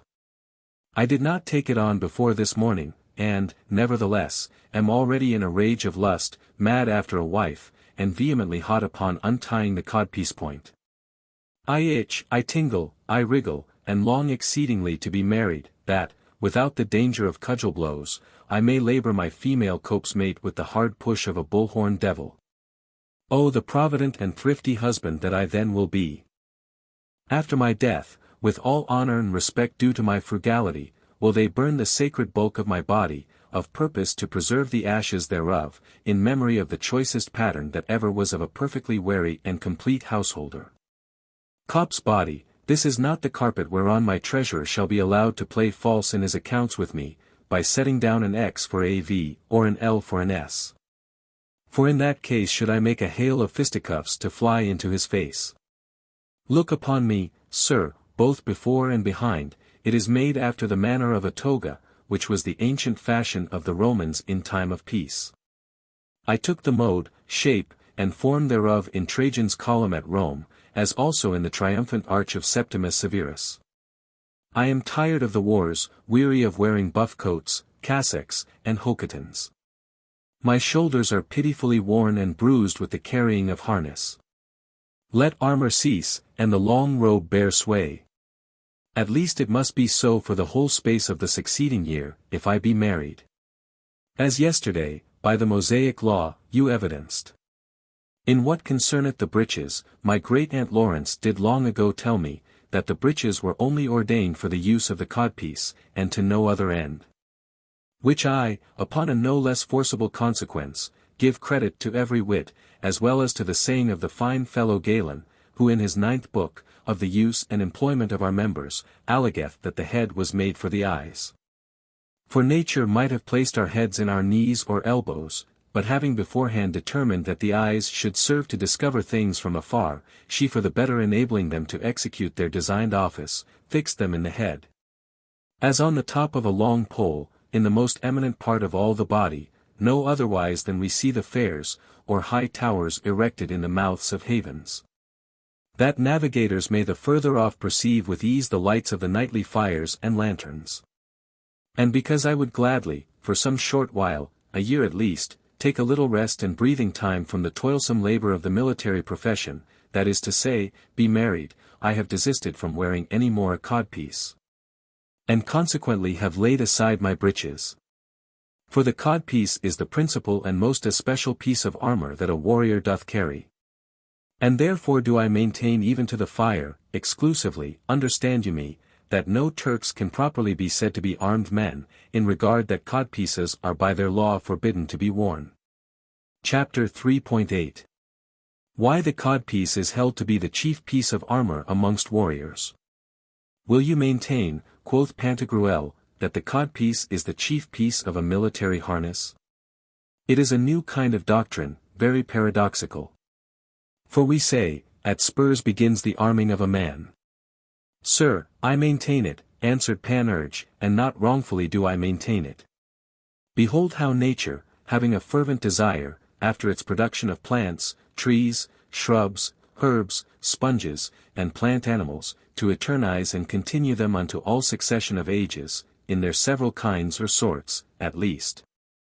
Although the individuals perish, unruinable, and in an everlasting being, hath most curiously armed and fenced their buds, sprouts, shoots, and seeds, wherein the above-mentioned perpetuity consisteth, by strengthening, covering, guarding, and fortifying them with an admirable industry, with husks, cases, scurfs and swaths, hulls, cods, stones, films, cartels, shells, ears, rinds, barks, skins, ridges, and prickles, which serve them instead of strong, fair, and natural codpieces.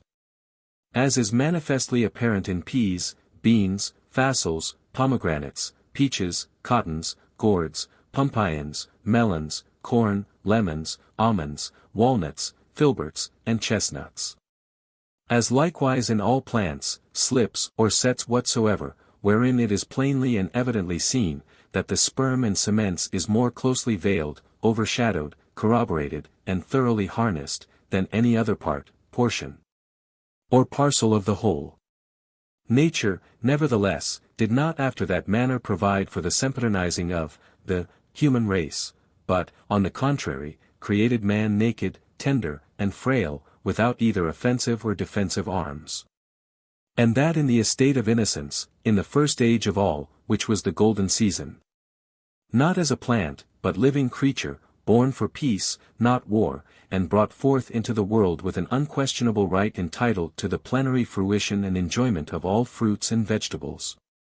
As also to a certain calm and gentle rule and dominion over all kinds of beasts, fowls, fishes, reptiles, and insects. Yet afterwards it happening in the time of the Iron Age, under the reign of Jupiter, when, to the multiplication of mischievous actions, wickedness and malice began to take root and footing within the then perverted hearts of men. That the earth began to bring forth nettles, thistles, thorns, briars, and such other stubborn and rebellious vegetables to the nature of man. Nor scarce was there any animal which by a fatal disposition did not then revolt from him, and tacitly conspire and covenant with one another to serve him no longer, nor, in case of their ability to resist, to do him any manner of obedience. But rather, to the uttermost of their power, to annoy him with all the hurt and harm they could. The man, then, that he might maintain his primitive right and prerogative, and continue his sway and dominion over all, both vegetable and sensitive creatures. And knowing of a truth that he could not be well accommodated as he ought without the servitude and subjection of several animals, bethought himself that of necessity he must needs put on arms, and make provision of harness against wars and violence. By the holy Saint Babingus, cried out Pantagruel, you are become, since the last reign, a great philosopher, I should say.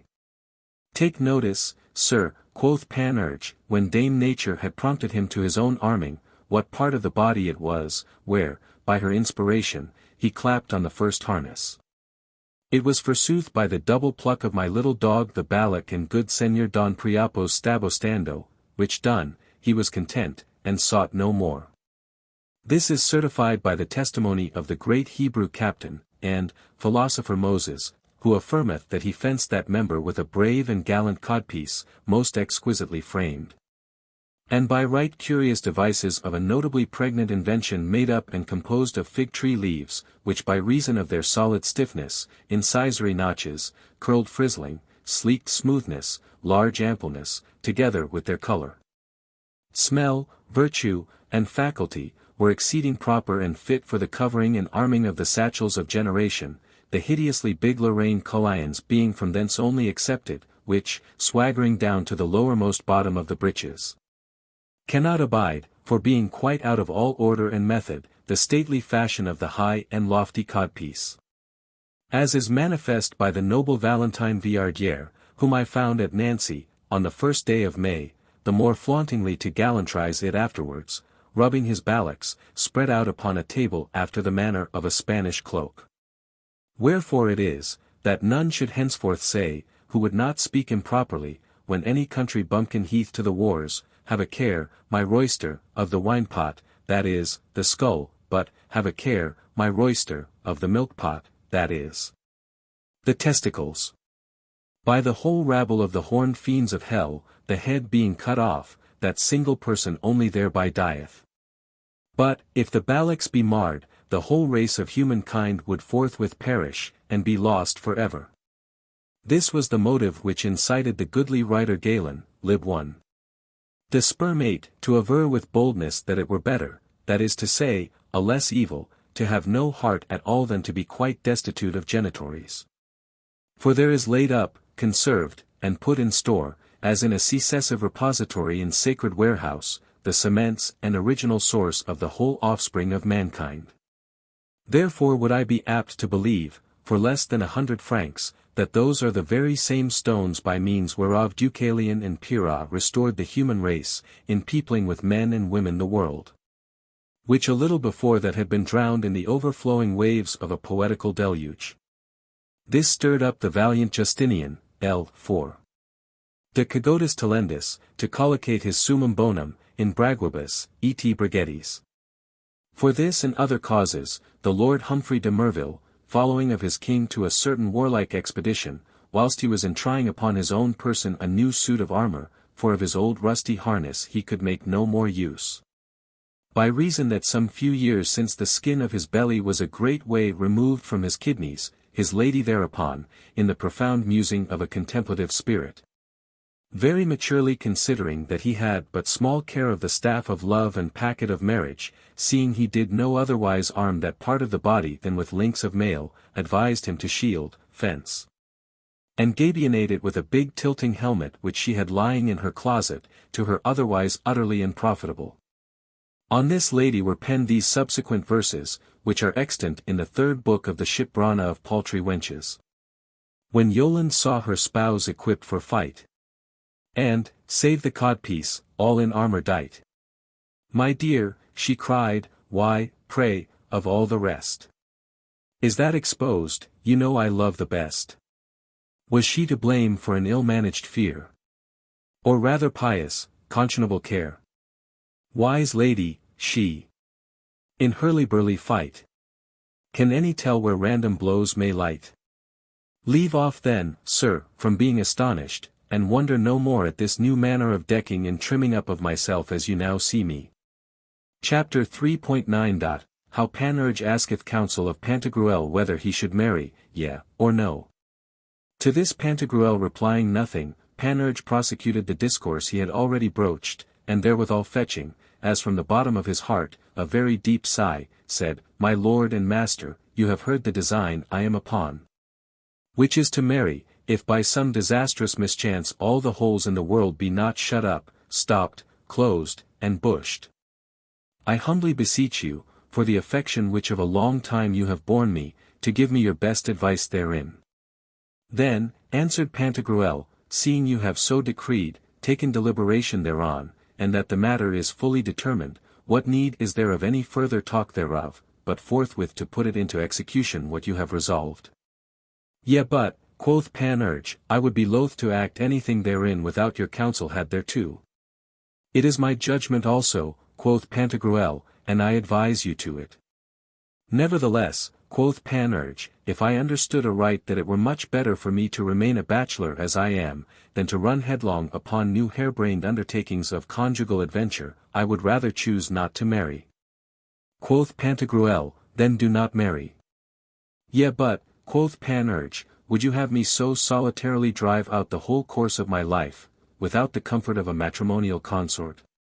You know it is written, vi soli. And a single person is never seen to reap the joy and solace that is found with married folks. Then marry, in the name of God, quoth Pantagruel. But if, quoth Panurge, my wife should make me a cuckold, as it is not unknown unto you, how this hath been a very plentiful year in the production of that kind of cattle, I would fly out, and grow impatient beyond all measure and mean.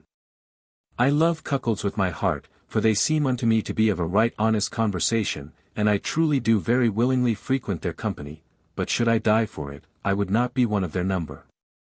That is a point for me of a too sore prickling point. Then do not marry, quoth Pantagruel, for without all controversy this sentence of Seneca is infallibly true, what thou to others shalt have done, others will do the like to thee. Do you, quoth Panurge, aver that without all exception? Yes, truly, quoth Pantagruel, without all exception. Ho, ho, says Panurge, by the wrath of a little devil, his meaning is, either in this world or in the other which is to come. Yet seeing I can no more want a wife than a blind man his staff, for, the funnel must be in agitation, without which manner of occupation I cannot live, were it not a great deal better for me to apply and associate myself to some one honest, lovely, and virtuous woman, than as I do, by a new change of females every day, run a hazard of being bastinadoed, or, which is worse, of the great pox, if not of both together. For never, be it spoken by their husband's leave and favour, had I enjoyment yet of an honest woman. Marry then, in God's name, quoth Pantagruel. But if, quoth Panurge, it were the will of God, and that my destiny did unluckily lead me to marry an honest woman who should beat me, I would be stored with more than 2/3 parts of the patience of Job, if I were not stark mad by it, and quite distracted with such rugged dealings. For it hath been told me that those exceeding honest women have ordinarily very wicked headpieces, therefore is it that their family lacketh not for good vinegar. Yet in that case should it go worse with me, if I did not then in such sort bang her back and breast, so thumpingly bethwack her gillets, to wit, her arms, legs, head, lights, liver, and milt, with her other entrails, and mangle, jag, and slash her coats so after the cross-billet fashion that the greatest devil of hell should wait at the gate for the reception of her damnal soul. I could make a shift for this year to waive such molestation and disquiet, and be content to lay aside that trouble, and not to be engaged in it. Do not marry then, answered Pantagruel. Yea but, quoth Panurge, considering the condition wherein I now am, out of debt and unmarried. Mark what I say, free from all debt, in an ill hour, for, were I deeply on the score, my creditors would be but too careful of my paternity, but being quit, and not married, nobody will be so regardful of me. Or carry towards me a love like that which is said to be in a conjugal affection. And if by some mishap I should fall sick, I would be looked to very waywardly. The wise man saith, where there is no woman, I mean the mother of a family and wife in the union of a lawful wedlock, the crazy and diseased are in danger of being ill-used and of having much brabbling and strife about them. As by clear experience hath been made apparent in the persons of popes, legates, cardinals, bishops, abbots, priors, priests, and monks, but there, assure yourself, you shall not find me. Marry then, in the name of God, answered Pantagruel. But if, quoth Panurge, being ill at ease, and possibly through that distemper made unable to discharge the matrimonial duty that is incumbent to an active husband, my wife, impatient of that drooping sickness and faint fits of a pining languishment, should abandon and prostitute herself to the embraces of another man, and not only then not help and assist me in my extremity and need, but withal flout at and make sport of that my grievous distress and calamity. Or peradventure, which is worse, embezzle my goods and steal from me, as I have seen it oftentimes befall unto the lot of many other men, it were enough to undo me utterly, to fill brimful the cup of my misfortune, and make me play the mad pate reeks of Bedlam. Do not marry then, quoth Pantagruel. Yea but, said Panurge, I shall never by any other means come to have lawful sons and daughters, in whom I may harbour some hope of perpetuating my name and arms. And to whom also I may leave and bequeath my inheritances and purchased goods, of which latter sort you need not doubt but that in some one or other of these mornings I will make a fair and goodly show. That so I may cheer up and make merry when otherwise I should be plunged into a peevish sullen mood of pensive sullenness, as I do perceive daily by the gentle and loving carriage of your kind and gracious father towards you. As all honest folks used to do at their own homes and private dwelling houses. For being free from debt, and yet not married, if casually I should fret and be angry, although the cause of my grief and displeasure were never so just, I am afraid, instead of consolation, that I should meet with nothing else but scoffs, frumps, gibes, and mocks at my disastrous fortune. Marry then, in the name of God, quoth Pantagruel. Chapter 3.x. How Pantagruel representeth unto Panurge the difficulty of giving advice in the matter of marriage. And to that purpose mentioneth somewhat of the Homeric and Virgilian lotteries.